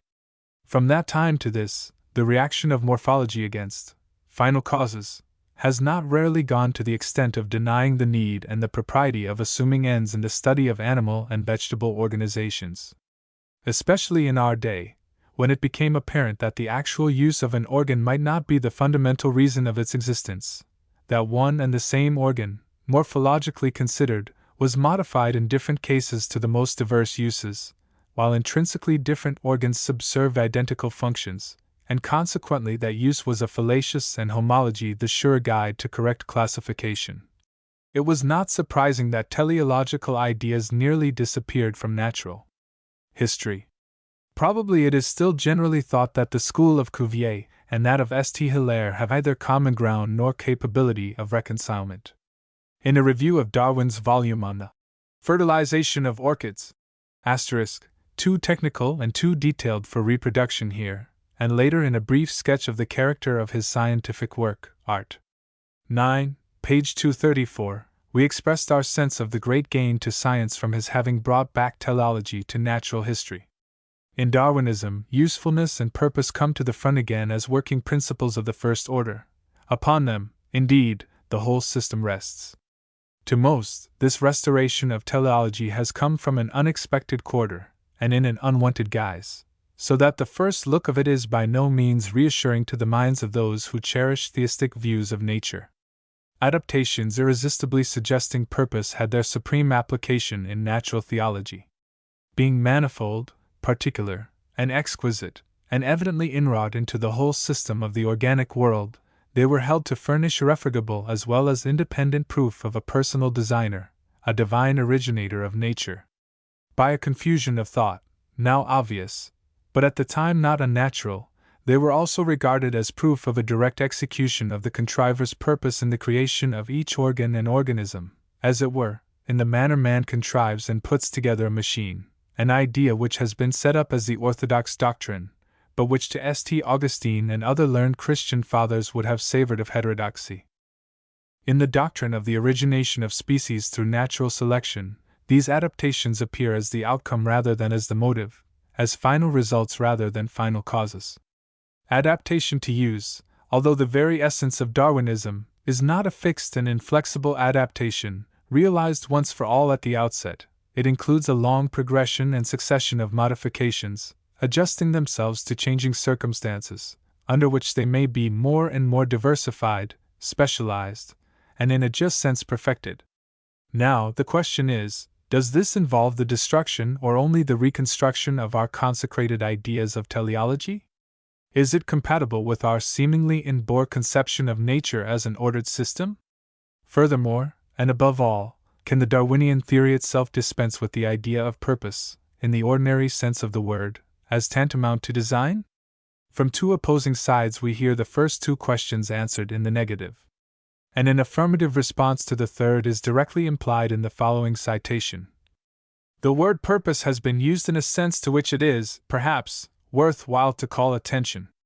Adaptation of means to an end may be provided in two ways that we at present know of: by processes of natural selection, and by the agency of an intelligence in which an image or idea of the end preceded the use of the means.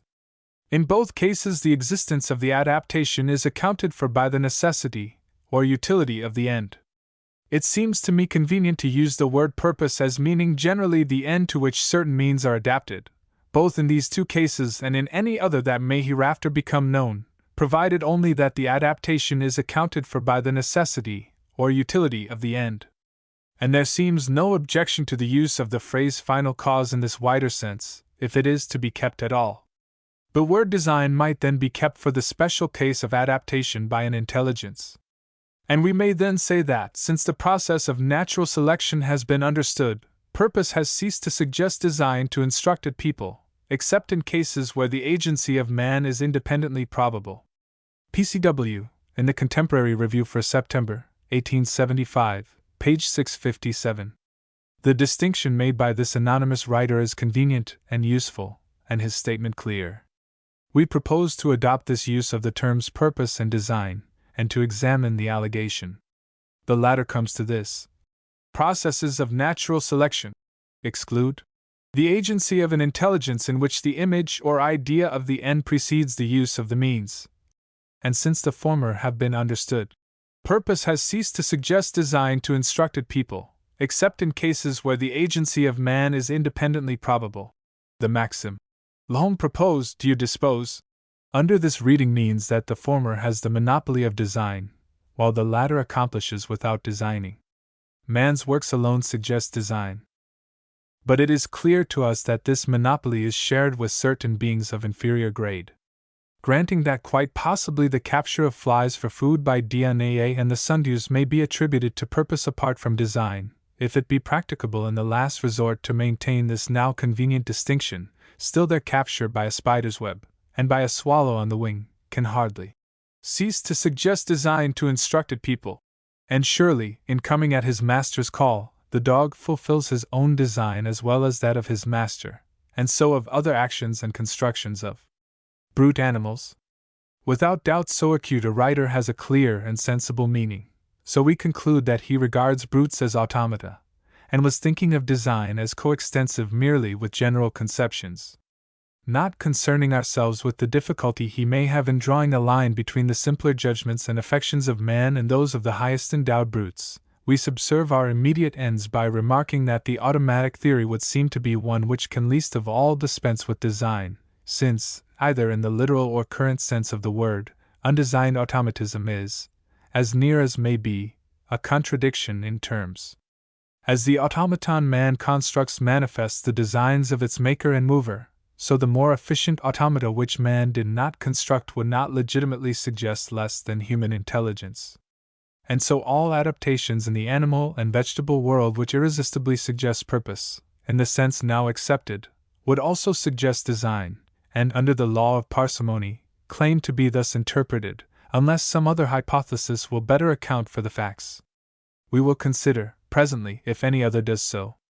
We here claim only that some beings other than men design, and that the adaptations of means to ends in the structure of animals and plants, in so far as they carry the marks of purpose, carry also the implication of having been designed. Also, that the idea or hypothesis of a designing mind, as the author of nature, however we came by it, having possession of the field, and being one which man, himself a designer, seemingly must needs form, cannot be rivaled except by some other equally adequate for explanation, or displaced except by showing the illegitimacy of the inference. As to the latter, is the common apprehension and sense of mankind in this regard well grounded? Can we rightly reason from our own intelligence and powers to a higher or a supreme intelligence ordering and shaping the system of nature? A very able and ingenious writer upon the evidences of design in nature, in the Westminster Review for July, 1875, maintains the negative. His article may be taken as the argument in support of the position assumed by PCW in the contemporary review above cited. It opens with the admission that the orthodox view is the most simple and apparently convincing, has had for centuries the unhesitating assent of an immense majority of thinkers, and that the latest master writer upon the subject disposed to reject it, namely, Mill, comes to the conclusion that, in the present state of our knowledge, the adaptations in nature afford a large balance of probability in favor of creation by intelligence. It proceeds to attack not so much the evidence in favor of design as the foundation upon which the whole doctrine rests, and closes with the prediction that sooner or later the superstructure must fall. And truly, if his reasonings are legitimate, and his conclusions just, science has laid the axe to the tree. Given a set of marks which we look upon in human productions as unfailing indications of design, he asks, is not the inference equally legitimate when we recognize these marks in nature? To gaze on such a universe as this, to feel our hearts exult within us in the fullness of existence, and to offer an explanation of such beneficent provision no other word but chance, seems as unthankful and iniquitous as it seems absurd. Chance produces nothing in the human sphere, nothing, at least, that can be relied upon for good. Design alone engenders harmony, consistency, and chance not only never is the parent, but is constantly the enemy of these. How, then, can we suppose chance to be the author of a system in which everything is as regular as clockwork? The hypothesis of chance is inadmissible. There is, then, in nature an order, and in PCW's sense of the word, a manifest purpose. Some sort of conception as to the cause of it is inevitable, that of design first and foremost. Why, the Westminster Reviewer repeats the question. Why, if the marks of utility and adaptation are conclusive in the works of man, should they not be considered equally conclusive in the works of nature? His answer appears to us more ingenious than sound. Because, referring to Paley's watch, the watchfinder is not guided solely in his inference by marks of adaptation and utility. He would recognize design in half a watch, in a mere fragment of a watch, just as surely as in a whole timekeeper. Two cogwheels, grasping each other, will be thought conclusive evidence of design, quite independently of any use attaching to them. And the inference, indeed, is perfectly correct, only it is an inference, not from a mark of design, properly so called, but from a mark of human workmanship. No more is needed for the watchfinder, since all the works of man are, at the same time, products of design. But a great deal more is requisite for us, who are called upon by Paley to recognize design in works in which this stamp, this label of human workmanship, is wanting. The mental operation required in the one case is radically different from that performed in the other. There is no parallel, and Paley's demonstration is totally irrelevant. 13-2 But surely, all human doings are not products of design. Many are contingent or accidental. And why not suppose that the finder of the watch, or of the watch wheel, infers both design and human workmanship? The two are mutually exclusive only on the supposition that man alone is a designer, which is simply begging the question in discussion. If the watchfinder's attention had been arrested by a different object, such as a spider's web, he would have inferred both design and non-human workmanship. Of some objects he might be uncertain whether they were of human origin or not, without ever doubting they were designed, while of others this might remain doubtful. Nor is man's recognition of human workmanship, or of any other, dependent upon his comprehending how it was done, or what particular ends it subserves.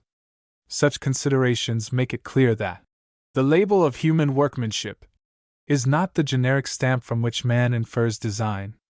It seems equally clear that the mental operation required in the one case is not so radically or materially different from that performed in the other, as this writer would have us suppose. The judgment respecting a spider's web, or a trapdoor spider's dwelling, would be the very same in this regard if it preceded, as it occasionally might, all knowledge of whether the object met with were of human or animal origin. A dam across a stream, and the appearance of the stumps of trees which entered into its formation, would suggest design quite irrespective of and antecedent to the considerable knowledge or experience which would enable the beholder to decide whether this was the work of men or of beavers. Why, then, should the judgment that any particular structure is a designed work be thought illegitimate when attributed to a higher instead of a lower intelligence than that of man? It might, indeed, be so if the supposed observer had no conception of a power and intelligence superior to his own. But it would then be more than irrelevant. It would be impossible, except on the supposition that the phenomena would of themselves give rise to such an inference. That it is now possible to make the inference, and indeed, hardly possible not to make it, is sufficient warrant of its relevancy. It may, of course, be rejoined that, if this important factor is given, the inference yields no independent argument of a divine creator, and it may also be reasonably urged that the difference between things that are made under our observation and comprehension, and things that grow, but have originated beyond our comprehension, is too wide for a sure inference from the one to the other. But the present question involves either of these. It is simply whether the argument for design from adaptations in nature is relevant, not whether it is independent or sure. It is conceded that the argument is analogical, and the parallel incomplete. But the gist is in the points that are parallel or similar. Pulleys, valves, and such like elaborate mechanical adaptations cannot differ greatly in meaning, wherever met with. The opposing argument is repeated and passed in another form. The evidence of design afforded by the marks of adaptation in works of human competence is null and void in the case of creation itself. Nature is full of adaptations, but these are valueless to us as traces of design, unless we know something of the rival adaptations among which an intelligent being might have chosen. To assert that in nature no such rival adaptations existed, and that in every case the useful function in question could be established by no other instrument but one, is simply to reason in a circle, since it is solely from what we find existing that our notions of possibility and impossibility are drawn. We cannot imagine ourselves in the position of the Creator before His work began, nor examine the materials among which He had to choose, nor count the laws which limited His operations. Here all is dark, and the inference we draw from the seeming perfections of the existing instruments, or means, is a measure of nothing but our ignorance. But the question is not about the perfection of these adaptations, or whether others might have been instituted in their place. It is simply whether observed adaptations of intricate sorts, admirably subserving uses, do or do not legitimately suggest to one designing mind that they are the product of some other. If so, no amount of ignorance, or even inconceivability, of the conditions and mode of production could affect the validity of the inference, nor could it be affected by any misunderstanding on our part as to what the particular use or function was, a statement which would have been deemed superfluous, except for the following. There is not an organ in our bodies but what has passed, and is still passing, through a series of different and often contradictory interpretations. Our lungs, for instance, were anciently conceived to be a kind of cooling apparatus, a refrigerator. At the close of the last century they were supposed to be a center of combustion, and nowadays both these theories have been abandoned for a third. Have these changes modified in the slightest degree the supposed evidence of design? We have not the least idea why they should. So, also, of complicated processes, such as human digestion, being replaced by other and simpler ones in lower animals, or even in certain plants.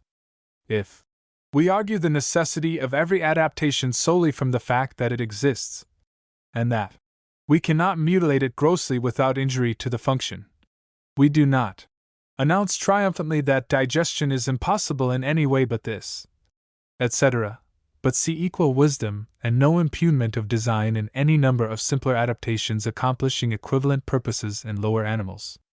Finally, adaptation and utility being the only marks of design in nature which we possess, and adaptation only as subservient to usefulness, the Westminster Reviewer shows us how the argument from utility may be equally refuted another way.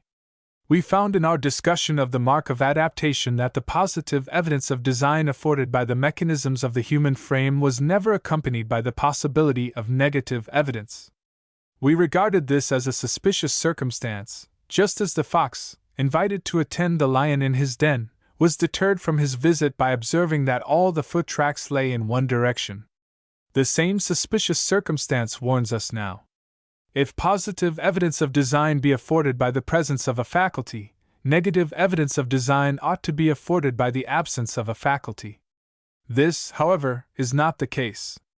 Then follows the account of a butterfly, which, from the wonderful power of the males to find the females at a great distance, is conceived to possess a sixth sense. Do we consider the deficiency of this sixth sense in man as the slightest evidence against design? Should we be less apt to infer creative wisdom if we had only 4 senses instead of 5, or 3 instead of 4? No, the case would stand precisely as it does now. We value our senses simply because we have them, and because our conception of life as we desire it is drawn from them.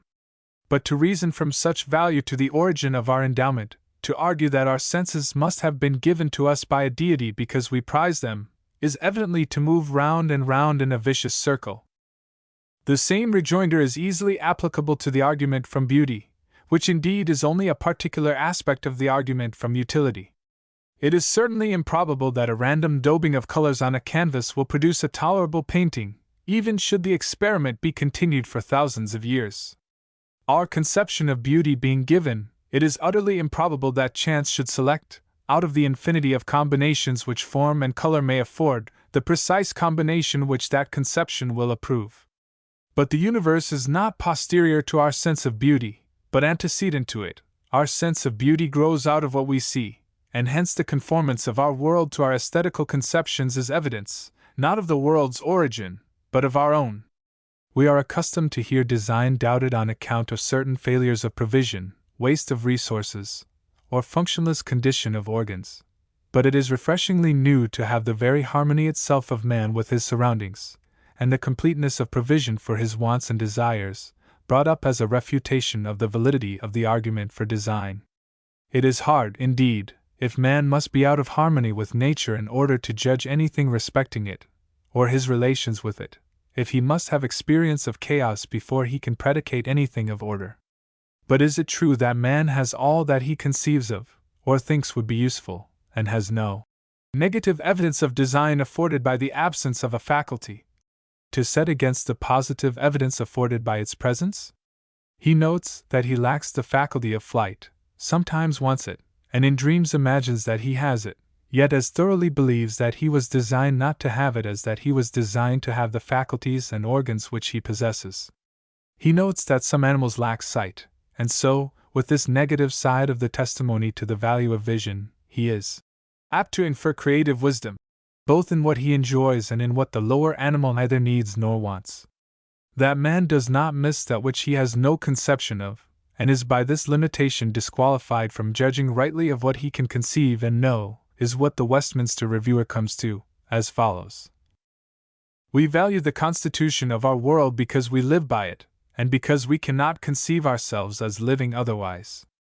Our conceptions of possibility, of law, of regularity, of logic, are all derived from the same source, And as we are constantly compelled to work with these conceptions, as in our increasing endeavors to better our condition and increase our provision, we are constantly compelled to guide ourselves by nature's regulations, we accustom ourselves to look upon these regularities and conceptions as antecedent to all work, even to a creator's, and to judge of the origin of nature as we judge of the origin of inventions and utilities ascribable to man. This explains why the argument of design has enjoyed such universal popularity. But that such popularity is no criterion of the argument's worth, and that, indeed, it is no evidence of anything save of an unhappy weakness in man's mental constitution, is abundantly proved by the explanation itself. Well, the constitution and condition of man being such that he always does infer design in nature, what stronger presumption could there possibly be of the relevancy of the inference? We do not say of its correctness, that is another thing, and is not the present point. At the last, as has well been said, the whole question resolves itself into one respecting the ultimate veracity of nature, or of the author of nature, if there be any. Passing from these attempts to undermine the foundation of the doctrine, which we judge to be unsuccessful, we turn to the consideration of those aimed at the superstructure. Evidences of design may be relevant, but not cogent. They may, as Mill thought, preponderate, or the wavering balance may incline the other way. There are two lines of argument, one against the sufficiency, the other against the necessity, of the principle of design. Design has been denied on the ground that it squares with only one part of the facts, and fails to explain others. It may be superseded by showing that all the facts are in the way of being explained without it. The things which the principle of design does not explain are many and serious. Some are in their nature inexplicable, at least are beyond the power and province of science. Others are of matters which scientific students have to consider, and upon which they may form opinions, more or less well grounded. As to biological science, with which alone we are concerned, it is getting to be generally thought that this principle, as commonly understood, is weighted with much more than it can carry. This statement will not be thought exaggerated by those most familiar with the facts and the ideas of the age, and accustomed to look them in the face. Design is held to, no doubt, by most, and by a sure instinct, not, however, as always offering an explanation of the facts, but in spite of the failure to do so. The stumbling blocks are various, and they lie in every path. We can allude only to one or two as specimens. Adaptation and utility are the marks of design. What, then, are organs not adapted to use marks of? Functionless organs of some sort are the heritage of almost every species. We have ways of seeming to account for them, and of late one which may really account for them, but they are unaccountable on the principle of design. Some, shutting their eyes to the difficulty, deny that we know them to be functionless, and prefer to believe they must have a use because they exist, and are more or less connected with organs which are correlated to obvious use. But only blindfolded persons care to tread the round of so narrow a circle. Of late some such abortive organs in flowers and fruits are found to have a use, though not the use of their kind. But unwavering believers in design should not trust too much to instances of this sort. There is an old adage that, if anything be kept long enough, a use will be found for it. If the following up of this line, when it comes in our way, should bring us round again to a teleological principle, it will not be one which conforms to the prevalent ideas now attacked. It is commonly said that abortive and useless organs exist for the sake of symmetry, or as parts of a plan. To say this, and stop there, is a fine instance of mere seeming to say something. For, under the principle of design, what is the sense of introducing useless parts into a useful organism, and what shadow of explanation does symmetry give? To go further and explain the cause of the symmetry and how abortive organs came to be, is more to the purpose, but it introduces quite another principle than that of design. The difficulty recurs in a somewhat different form when an organ is useful and of exquisite perfection in some species, but functionless in another. An organ, such as an eye, strikes us by its exquisite and, as we may, perfect adaptation and utility in some animal. It is found repeated, still useful but destitute of many of its adaptations, in some animal of lower grade. In some one lower still it is rudimentary and useless. It is asked if the first was so created for its obvious and actual use, and the second for such use as it has, what was the design of the third? One more case, in which use after all is well subserved, we cite from the article already much quoted from. It is well known that certain fishes, Pleuronecta, display the singularity of having both eyes on the same side of their head, one eye being placed a little higher than the other. This arrangement has its utility, for the Pleuronecta, swimming on their side quite near the bottom of the sea, have little occasion for their eyesight except to observe what is going on above them. But the detail to which we would call notice is, that the original position of the eyes is symmetrical in these fishes, and that it is only at a certain point of their development that the anomaly is manifested, one of the eyes passing to the other side of the head. It is almost inconceivable that an intelligent being should have selected such an arrangement, and that, intending the eyes to be used only on one side of the head, he should have placed them originally on different sides. Then the waste of being is enormous, far beyond the common apprehension. Seeds, eggs, and other germs are designed to be plants and animals, but not one of 1,000 or of 1,000,000 achieves its destiny. Those that fall into fitting places and in fitting numbers find beneficent provision, and if they were to wake to consciousness, might argue design from the adaptation of their surroundings to their well-being. But what of the vast majority that perish? As of the light of the sun, sent forth in all directions, only a minute portion is intercepted by the Earth or other planets where some of it may be utilized for present or future life, so of potential organisms, or organisms begun, no larger proportion attain the presumed end of their creation.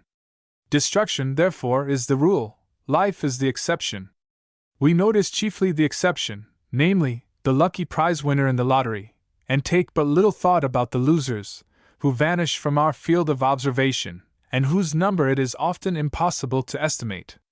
But in this question of design, the losers are important witnesses. If the maxim audi alterum partem is applicable anywhere, it is applicable here. We must hear both sides, and the testimony of the seed fallen on good ground must be corrected by the testimony of that which falls by the wayside, or on the rocks. When we find, as we have seen above, that the sowing is a scattering at random, and that, for one being provided for and living, 10,000 perish unprovided for, we must allow that the existing order would be accounted as the worst disorder in any human sphere of action. It is urged, moreover, that all this and much more applies equally to the past stages of our earth, and its immensely long and varied succession of former inhabitants, different from, yet intimately connected with, the present. It is not one specific creation that the question has to deal with, as was thought not very many years ago, but a series of creations through countless ages, and of which the beginning is unknown. These references touch a few out of many points, and merely allude to some of the difficulties which the unheeding pass by, but which, when brought before the mind, are seen to be stupendous. Somewhat may be justly, or at least plausibly, said in reply to all this from the ordinary standpoint, but probably not to much effect. There were always insuperable difficulties, which, when they seemed to be few, might be regarded as exceptional, but, as they increase in number and variety, they seem to fall into a system. No doubt we may still insist that, in the present state of our knowledge, the adaptations in nature afford a large balance of probability in favor of creation by intelligence.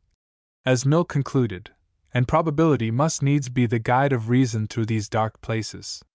Still, the balancing of irreconcilable facts is not a satisfying occupation, nor a wholly hopeful one, while fresh weights are from time to time dropping into the lighter side of the balance. Strong as our convictions are, they may be overborne by evidence.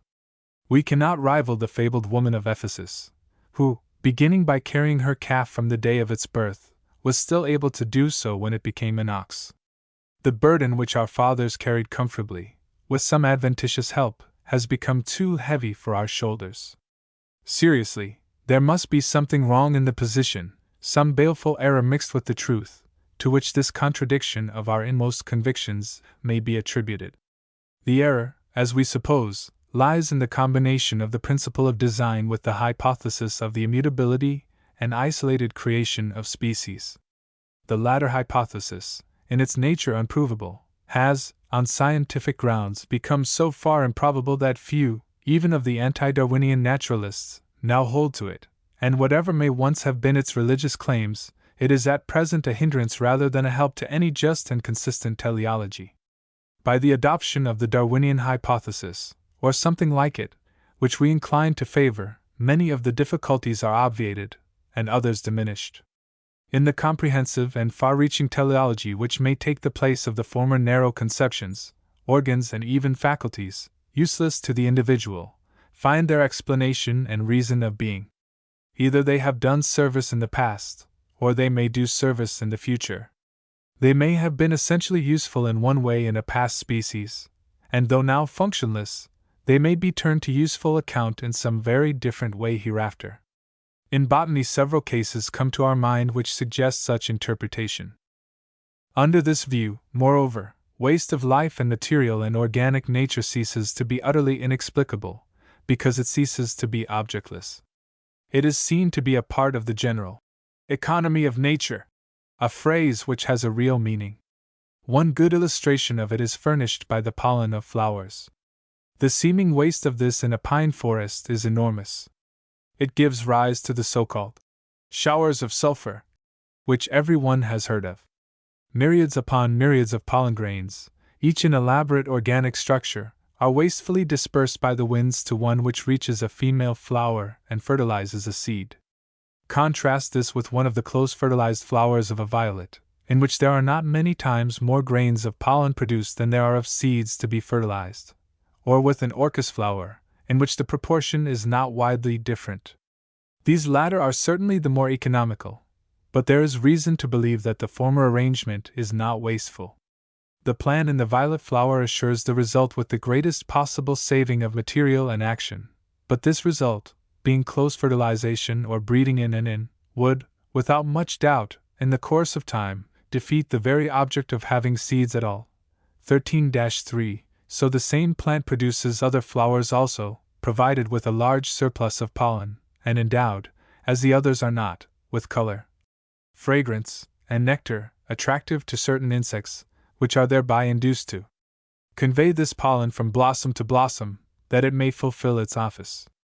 In such blossoms, and in the great majority of flowers, the fertilization and consequent perpetuity of which are committed to insects, the likelihood that much pollen may be left behind or lost in the transit is sufficient reason for the apparent superfluity. So, too, the greater economy in orchis flowers is accounted for by the fact that the pollen is packed in coherent masses, all attached to a common stalk, the end of which is expanded into a sort of button, with a glutinous adhesive face, like a bit of sticking plaster, and this is placed exactly where the head of a moth or butterfly will be pressed against it when it sucks nectar from the flower. And so the pollen will be bodily conveyed from blossom to blossom, with small chance of waste or loss. The floral world is full of such contrivances, and while they exist, the doctrine of purpose or final cause is not likely to die out. Now, in the contrasted case, that of pine trees, the vast superabundance of pollen would be sheer waste if the intention was to fertilize the seeds of the same tree, or if there were any provision for insect carriage, but with wide breeding as the end, and the wind which bloweth where it listeth as the means, no one is entitled to declare that pine pollen is in wasteful excess. The cheapness of wind carriage may be set against the overproduction of pollen. Similar considerations may apply to the mold fungi and other very low organisms, with spores dispersed through the air in countless myriads, but of which only an infinitesimal portion find opportunity for development. The myriads perish. The exceptional one, falling into a fit medium, is imagined by the Westminster Reviewer to argue design from the beneficial provision it finds itself enjoying, in happy ignorance of the perishing or latent multitude.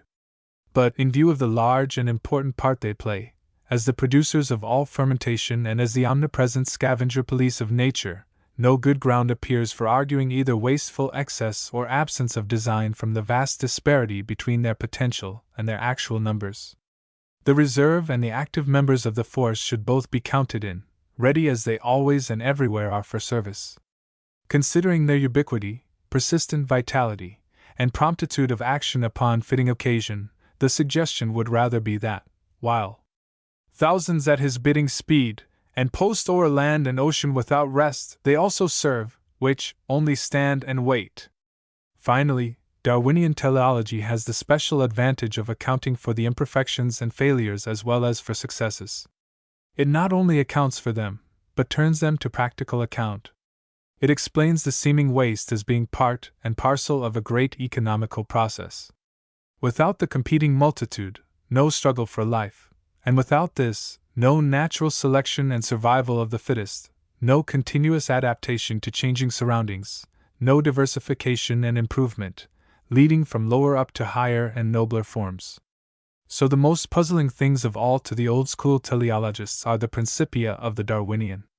In this system the forms and species, in all their variety, are not mere ends in themselves, but the whole a series of means and ends, in the contemplation of which we may obtain higher and more comprehensive, and perhaps worthier, as well as more consistent, views of design in nature than heretofore.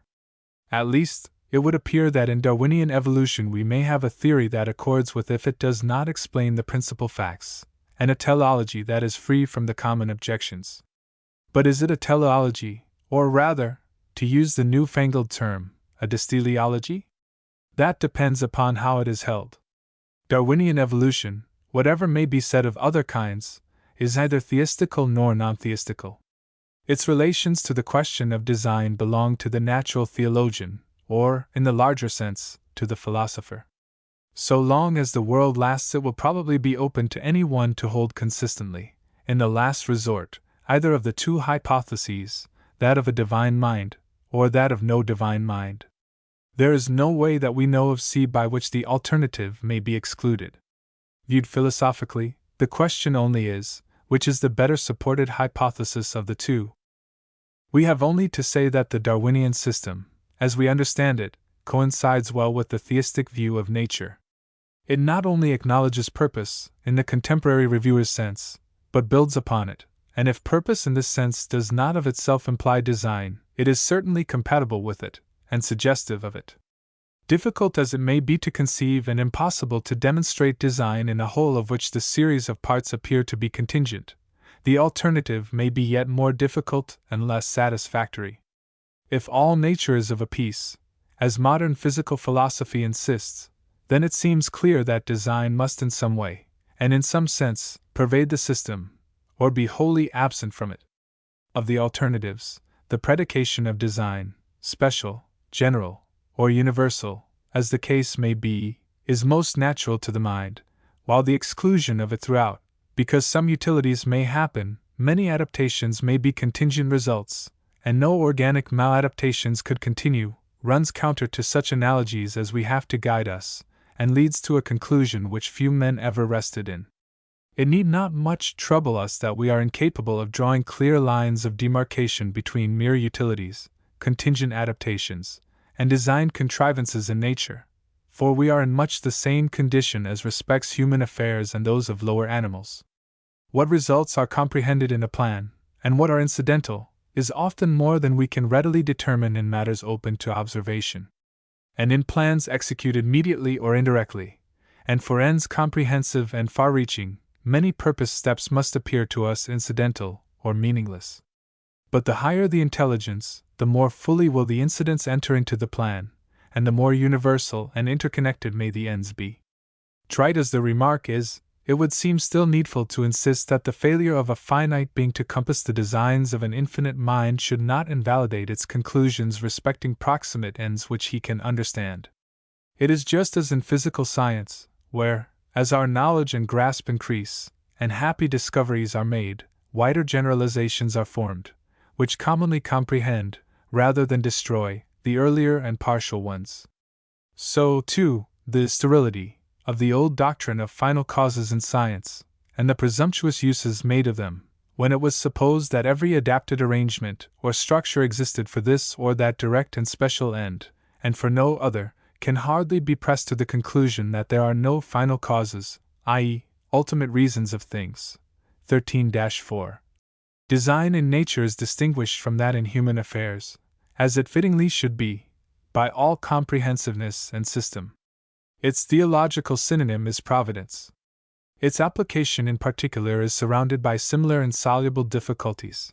Nevertheless, both are bound up with theism. Probably few at the present day will maintain that Darwinian evolution is incompatible with the principle of design, but some insist that the theory can dispense with, and in fact supersedes, this principle. The Westminster Reviewer cleverly expounds how it does so. The exposition is too long to quote, and an abstract is unnecessary, for the argument adverse to design is, as usual, a mere summation or illustration of the facts and assumptions of the hypothesis itself, by us freely admitted.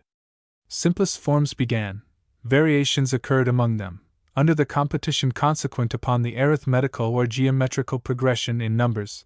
Only the fittest for the conditions survive and propagate, vary further, and are similarly selected, and so on. Progress having once begun by the establishment of species, the laws of atavism and variability will suffice to tell the remainder of the story. The colonies gifted with the faculty of forming others in their likeness will soon by their increase become sole masters of the field. But the common enemy being thus destroyed, the struggle for life will be renewed among the conquerors. The saying that a house divided against itself cannot stand, receives in nature its flattest contradiction. Civil war is here the very instrument of progress. It brings about the survival of the fittest.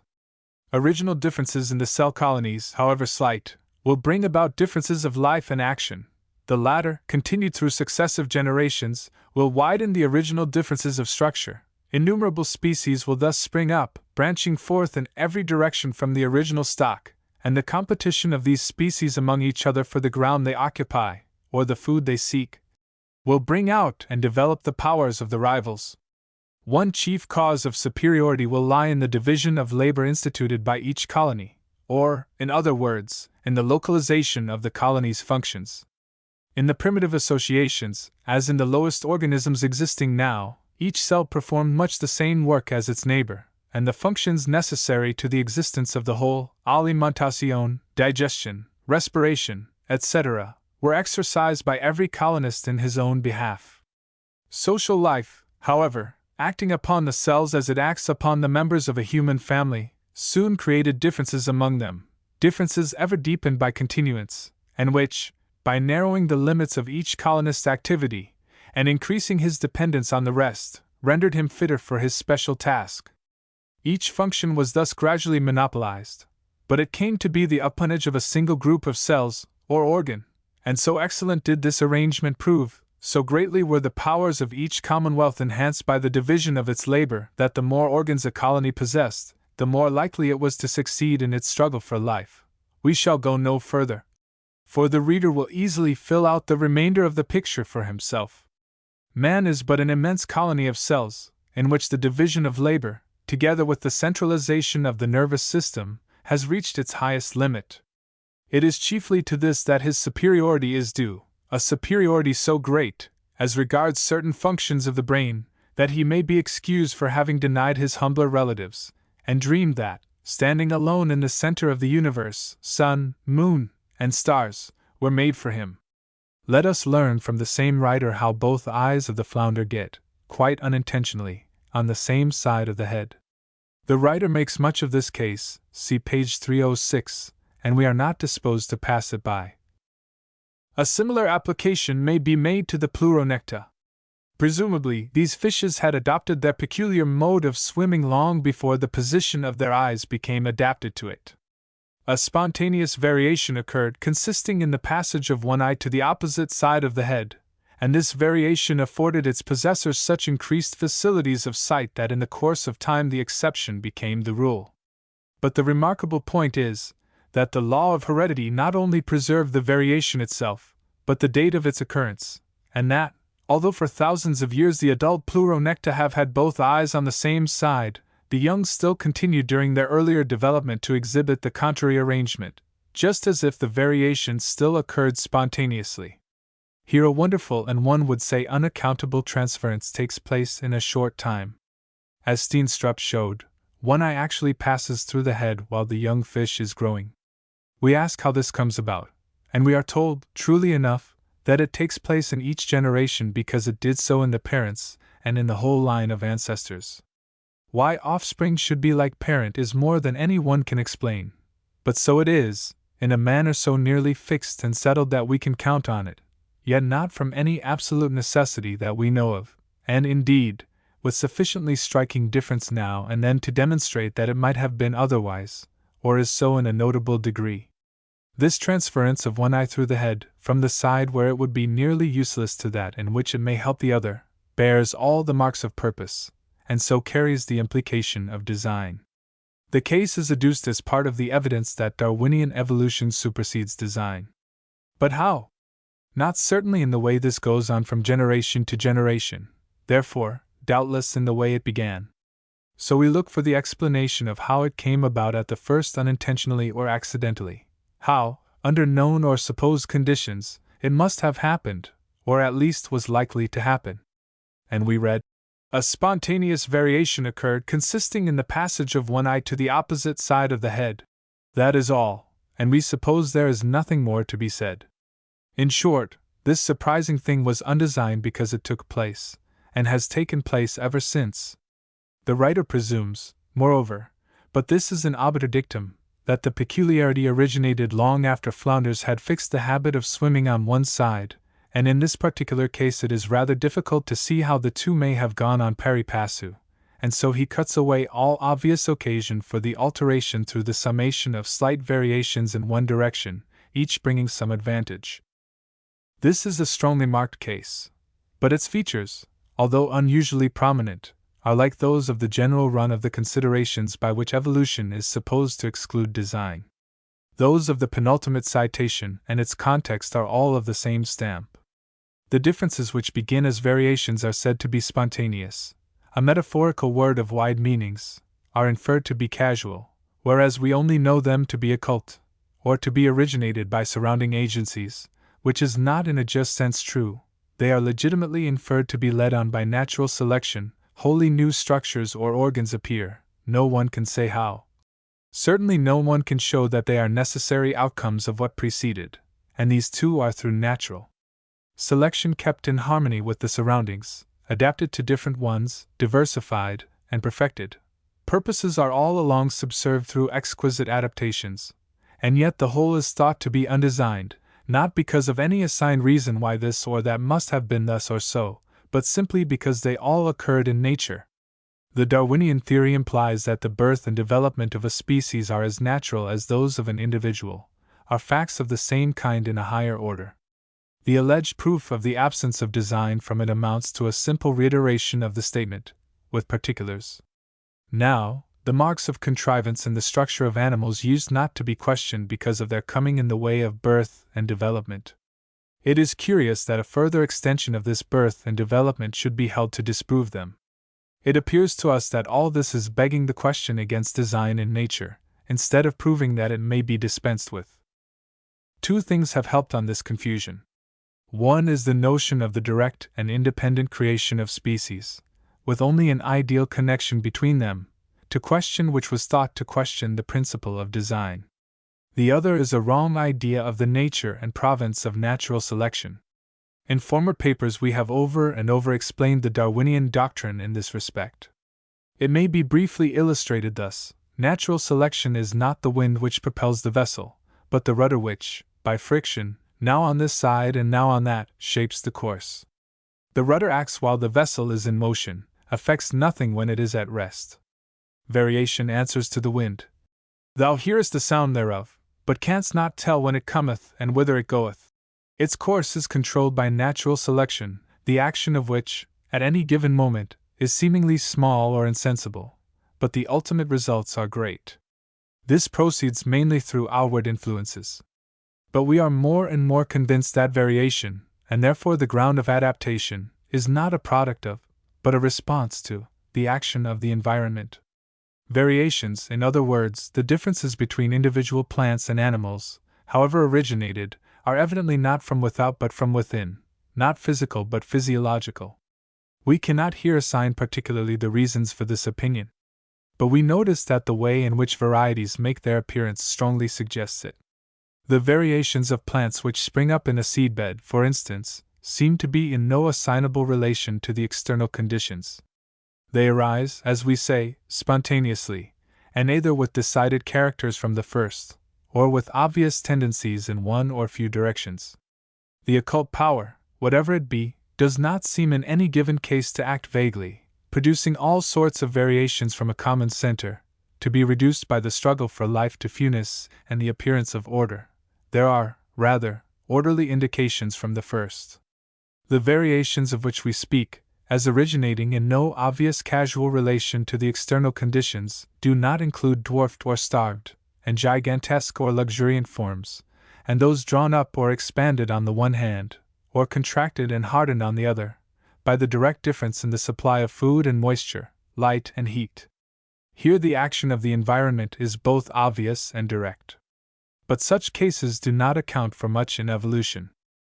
Moreover, while we see how the mere struggle and interplay among occurring forms may improve them and lead them on, we cannot well imagine how the adaptations which arrest our attention are thereby secured. Our difficulty, let it be understood, is not about the natural origination of organs. To the triumphant outcry, "How can an organ, such as an eye, be formed under nature?" we would respond with a parallel question: how can a complex and elaborate organ, such as a nettle sting, be formed under nature? But it is so formed. In the same species, some individuals have these exquisitely constructed organs and some have not. And so of other glands, the structure and adaptation of which, when looked into, appear to be as wonderful as anything in nature. The impossibility lies in conceiving how the obvious purpose was effectuated under natural selection alone. This, under our view, any amount of gradation in a series of forms goes a small way in explaining. The transit of a young flounder's eye across the head is a capital instance of a wonderful thing done under nature, and done unaccountably. But simpler correlations are involved in similar difficulty.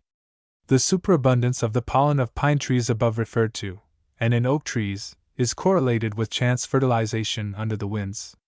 In the analogous instance of willows, a diminished amount of pollen is correlated with direct transportation by insects. Even in so simple a case as this, it is not easy to see how this difference in the conveyance would reduce the quantity of pollen produced.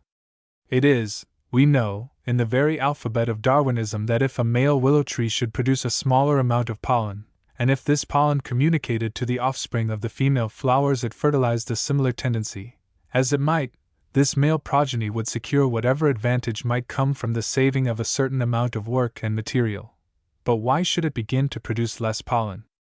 But this is as nothing compared with the arrangements in orchid flowers, when new and peculiar structures are introduced, structures which, once originated and then set into variation, may thereupon be selected, and thereby led on to improvement and diversification.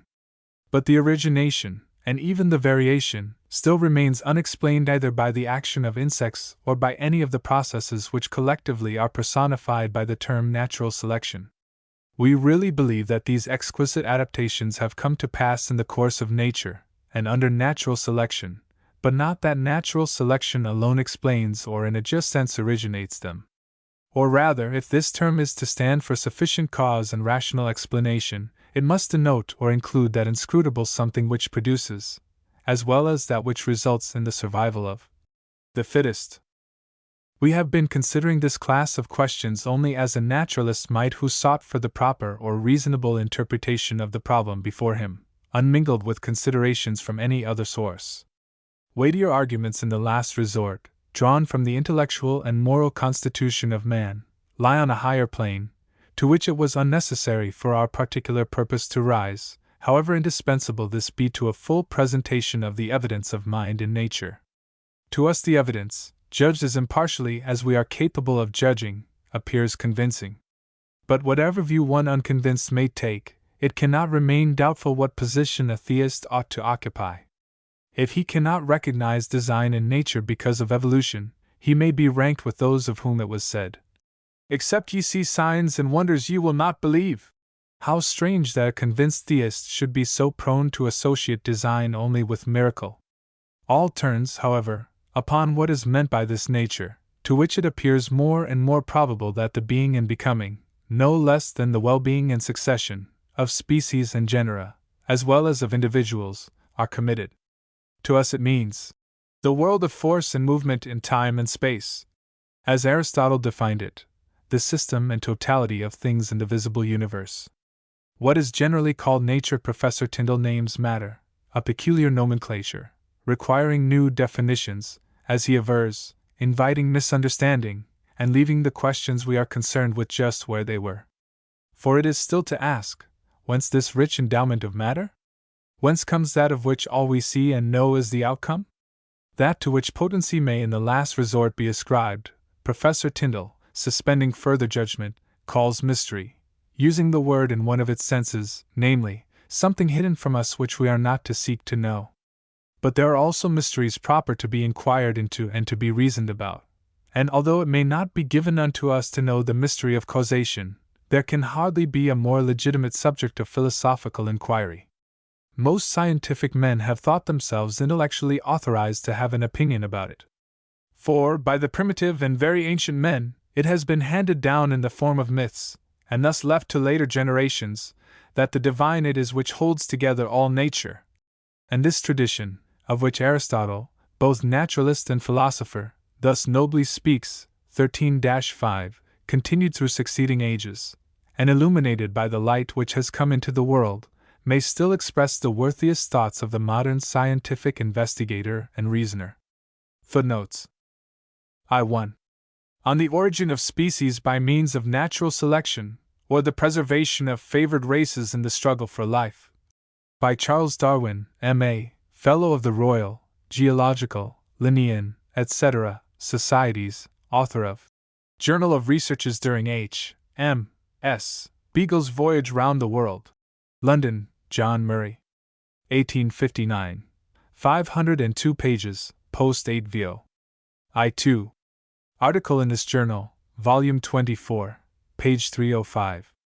I3. Species tot sunt, quod diversas formas ab initio produxit infinitum ens, quae formae secundum generationis inditas legis, produxera pluers, at sibi semper similes. Linn. Phil. Bot 99, 157. I4. Agassiz. Essay on Classification, Contributions to Natural History, page 132 et seq. I5.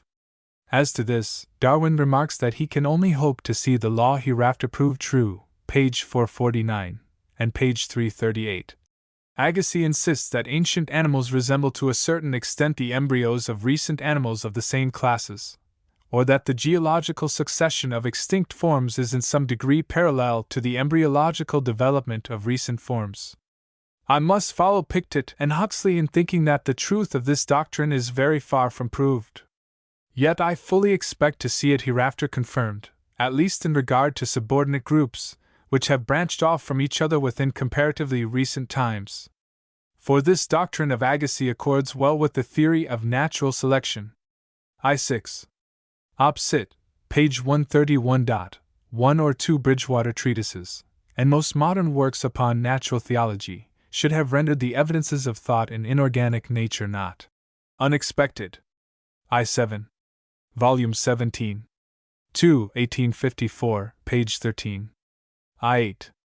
We suspect that this is not an ultimate fact, but a natural consequence of inheritance, the inheritance of disease or of tendency to disease, which close interbreeding perpetuates and accumulates, but wide breeding may neutralize or eliminate.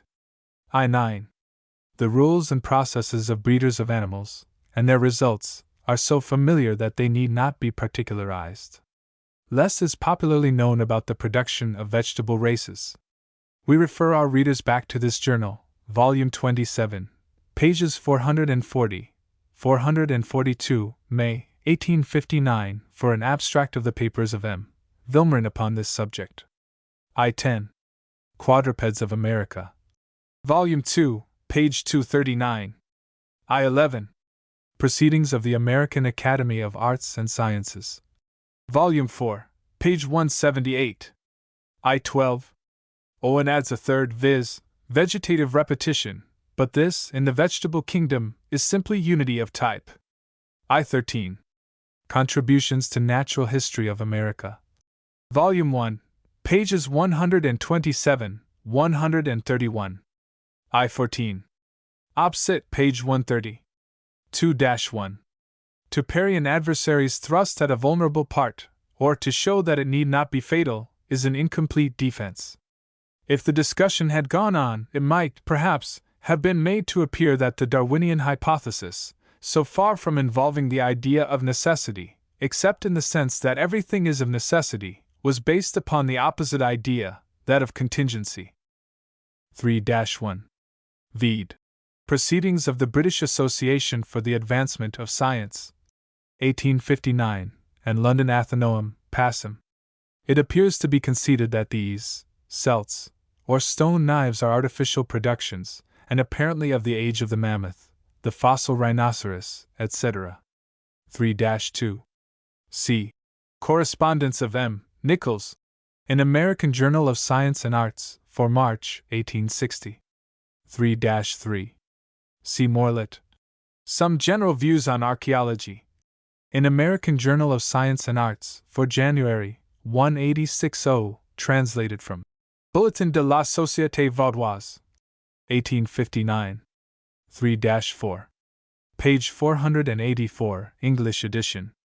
In the New American Edition, Bede Supplement, pages 431, 432, the principal analogies which suggest the extreme view are referred to, and the remark is appended. But this inference is chiefly grounded on analogy, and it is immaterial whether or not it be accepted. The case is different with the members of each great class, as the vertebrata or articulata, for here we have in the laws of homology, embryology, etc., some distinct evidence that all have descended from a single primordial parent. 3-5. In Bibliothèque Universelle de Genève, March, 1860. 3-6. This we learn from his very interesting article, De la question de l'homme fossile, in the same March number of the Bibliothèque Universelle. See also the same authors. Note sur la période quaternaire au de Livienne, considéré dans SCS rapports avec l'époque actuelle, in the number for August, 1860, of the same periodical. 3-7. In Comptes Rendus, Académie des Sciences, February 2, 1857. 3-8. Whatever it may be, it is not the homeopathic form of the transmutative hypothesis, as Darwin's is said to be, page 252, American reprint, so happily that the prescription is repeated in the second, page 259, and third, page 271, dilutions, no doubt, on Hahnemann's famous principle of an increase of potency at each dilution. Probably the supposed transmutation is per saltus. Homeopathic doses of transmutation. Indeed. Well, if we really must swallow transmutation in some form or other, as this reviewer intimates, we might prefer the mild homeopathic doses of Darwin's formula to the allopathic bolus which the Edinburgh general practitioner appears to be compounding. 3-9. V. North American Review, for April, 1860, page 475, and Christian Examiner, for May, page 457. 3-10. Page 188, English edition. 3-11. In American Journal of Science, July, 1860, pages 147, 149. 3-12. In Contributions to the Natural History of the United States, Volume 1, page 128, 129. 3-13. Contributions to the Natural History of the United States, Volume 1, page 130, and American Journal of Science, July, 1860, page 143. 3-14. North American Review for April 1860, page 506. 3-15. Vide motto from Butler, prefixed to the second edition of Darwin's work. 3-16. North American Review, Lock Sit, page 504. 3-17. North American Review, Lock Sit, page 487, et Passum. 3-18. In American Journal of Science, July, 1860, page 143. 3-19. Vide article by Mr. C. Wright, in the Mathematical Monthly for May last. 3-20. Vide Edinburgh Review for January, 1860, article on acclimatization, etc. 3-21. American Journal of Science, July, 1860, page 146. 4-1. A name which, at the close of his article, de Candolle proposes for the study of the succession of organized beings, to comprehend, therefore, paleontology and all included under what is called geographical botany and zoology, the whole forming a science parallel to geology, the latter devoted to the history of unorganized bodies, the former, to that of organized beings, as respects origin, distribution, and succession. We are not satisfied with the word, notwithstanding the precedent of paleontology, since ontology, the science of being, has an established meaning as referring to mental existence, i.e., is a synonym for a department of metaphysics. 4-2. Natural History Review, January 1862. 4-3. What the Rev. Principal Tulloch remarks in respect to the philosophy of miracles has a pertinent application here. We quote at second hand. The stoutest advocates of interference can mean nothing more than that the Supreme Will has so moved the hidden springs of nature that a new issue arises on given circumstances. The ordinary issue is supplanted by a higher issue. The essential facts before us are a certain set of phenomena, and a higher will moving them. How moving them? Is a question for human definition, the answer to which does not and cannot affect the divine meaning of the change. Yet when we reflect that this higher will is where reason and wisdom, it seems a juster as well as a more comprehensive view to regard it as operating by subordination and evolution, rather than by interference or violation. 4-4. Particularly citing Flourens. La ressemblance n'est condition secondaire. La condition essentielle est la descendance. Si n'est pas la ressemblance, c'est la succession de individus, que fait l'espèce. V1.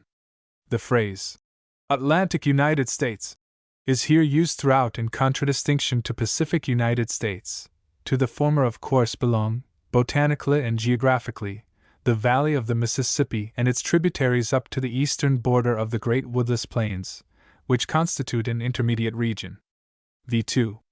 The tabulated list referred to was printed as an appendix to the official edition of this discourse, but is here omitted. V3. American Journal of Science, 1867, page 402. Proceedings of American Academy, Volume 8, page 244. V4. Memoirs of American Academy, Volume 6, pages 377, 458, 1859. V5. Die Vegetation der Erde nach ihrer klimatischen Anordnung, 1871. V6. Reference should also be made to the extensive researches of Newberry upon the Tertiary and Cretaceous floras of the western United States. See especially Professor Newberry's paper in the Boston Journal of Natural History, Volume 7, Number 4, describing fossil plants of Vancouver's Island, etc., his Notes on the later extinct floras of North America, etc., in Annals of the Lyceum of Natural History, Volume 9, April 1868. Report on the Cretaceous and Tertiary plants collected in Reynolds and Hayden's Yellowstone and Missouri Exploring Expedition, 1859–1860. Published in 1869, and an interesting article entitled, The Ancient Lakes of Western America, Their Deposits and Drainage, published in the American Naturalist, January 1871. The only document I was able to consult was Lescuriax's Report on the Fossil Plants, in Hayden's report of 1872. V7. There is, at least, one instance so opportune to the present argument that it should not pass unnoticed, although I had overlooked the record until now.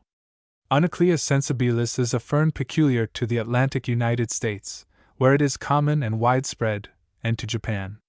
Professor Newberry identified it several years ago in a collection, obtained by Dr. Hayden, of Miocene fossil plants of Dakota Territory, which is far beyond its present habitat. He moreover regards it as probably identical with a fossil specimen, described by the late Professor E. Forbes, under the name of Phyllosites hybridicus, and obtained by the Duke of Argyll from the island of Mull. V8. Darwinism and Morals. In Theological Review, April, 1871. 6-1. Histoire des sciences et des savants depuis du siècles, suivi d'autres études sur des sujets scientifiques, en particulier sur la sélection dans une espèce humaine, par Alphonse de Candolle. Genève H. George. 1873. Addresses of George Bentham, President, read at the anniversary meetings of the Linnean Society, 1862 to 1873. Notes on the classification, history, and geographical distribution of compositae. By George Bentham. Separate issue from the Journal of the Linnean Society. Volume 13. London. 1873. On Paleontological Evidence of Gradual Modification of Animal Forms, read at the Royal Institution of Great Britain, April 25, 1873. By Professor W. H. Flower. Journal of the Royal Institution, pages 11. The Distribution and Migration of Birds. Memoir presented to the National Academy of Sciences, January 1865, abstracted in the American Journal of Science and the Arts. 1866, etc. by Spencer F. Baird. The Story of the Earth and Man. By J. W. Dawson, Doctor of Laws, FRS, FGS, Principal and Vice-Chancellor of McGill University, Montreal. London, Hodder and Stoughton, New York, Harper and Brothers. 1873, pages 403, 12 mo. 6-2. Since this article was in type, noteworthy examples of appreciative scientific judgment of the derivative hypothesis have come to hand. 1. In the opening address to the Geological Section of the British Association, at its recent meeting, by its president, the veteran Phillips, perhaps the oldest surviving geologist after Lyell, and 2. That of Professor Ullman, president of the Biological Section. The first touches the subject briefly, but in the way of favorable suggestion. The second is a full and discriminating exposition of the reasons which seem to assure at least the provisional acceptance of the hypothesis, as a guide in all biological studies. A key to the order and hidden forces of the world of life. 7-1. The theory of evolution of living things, and the application of the principles of evolution to religion, considered as illustrative of the wisdom and beneficence of the Almighty. By the Rev. George Henslow, M.A., FLS, FGS, etc. New York, Macmillan and Company, 1873. 12 mo, pages 220. Systematic Theology. By Charles Hodge, D.D., Professor in the Theological Seminary, Princeton, New Jersey. Volume 2. Part 2, Anthropology. New York, Charles Scribner and Company, 1872. Religion and Science, a series of Sunday lectures on the relation of natural and revealed religion, or the truths revealed in nature and scripture. By Joseph LeConte, Professor of Geology and Natural History in the University of California. New York, D. Appleton and Company, 1874. 12 mo, pages 324. 7-2. But with regard to the material world, we can at least go so far as this. We can perceive that events are brought about, not by insulated interpositions of divine power, exerted in each particular case, but by the establishment of general laws. Wool's Bridgewater Treatise. The only distinct meaning of the world natural is stated, fixed, or settled, since what is natural as much requires and presupposes an intelligent agent to render it so, i.e., to effect it continually or at stated times, as what is supernatural or miraculous does to effect it for once. Butler's Analogy. 8-1. What is Darwinism? By Charles Hodge, Princeton, New Jersey. New York. Scribner, Armstrong and Company, 1874. The Doctrine of Evolution. By Alexander Winchell, Doctor of Laws, etc. New York, Harper and Brothers. 1874. Darwinism and Design, or Creation by Evolution. By George S. T. Clare. London, Hodder and Stoughton. 1873. Westminster Sermons. By the Rev. Charles Kingsley, FLS, FGS, Canon of Westminster, etc. London and New York, Macmillan and Company, 1874. 8-2. These two postulate mottos are quoted in full in a previous article, in number 446 of The Nation. 11-1. Insectivorous Plants. By Charles Darwin, M.A. FRS. With illustrations. London, John Murray. 1875. Pages 462. New York, D. Appleton and Co. The Movements and Habits of Climbing Plants. By Charles Darwin, M.A., F.R.S., etc. Second edition, revised, with illustrations. London, John Murray. 1875. Pages 208. New York, D. Appleton and Co. 11-2. The Nation, numbers 457, 458, 1874. It was in these somewhat light and desultory, but substantially serious, articles that some account of Mr. Darwin's observations upon the digestive powers of Drosera and Darwinia first appeared. In fact, their leading motive was to make sufficient reference to his then unpublished discoveries to guard against expected or possible claims to priority. Dr. Burton Sanderson's lecture, and the report in Nature, which first made them known in England, appeared later. A mistake on our part in the reading of a somewhat ambiguous sentence in a letter led to the remark, at the close of the first of those articles, that the leaf trap of Darwinia had been paralyzed on one side in consequence of a dexterous puncture. What was communicated really related to Drosera. 11-3. A. Gray in Proceedings of the American Academy of Arts and Sciences.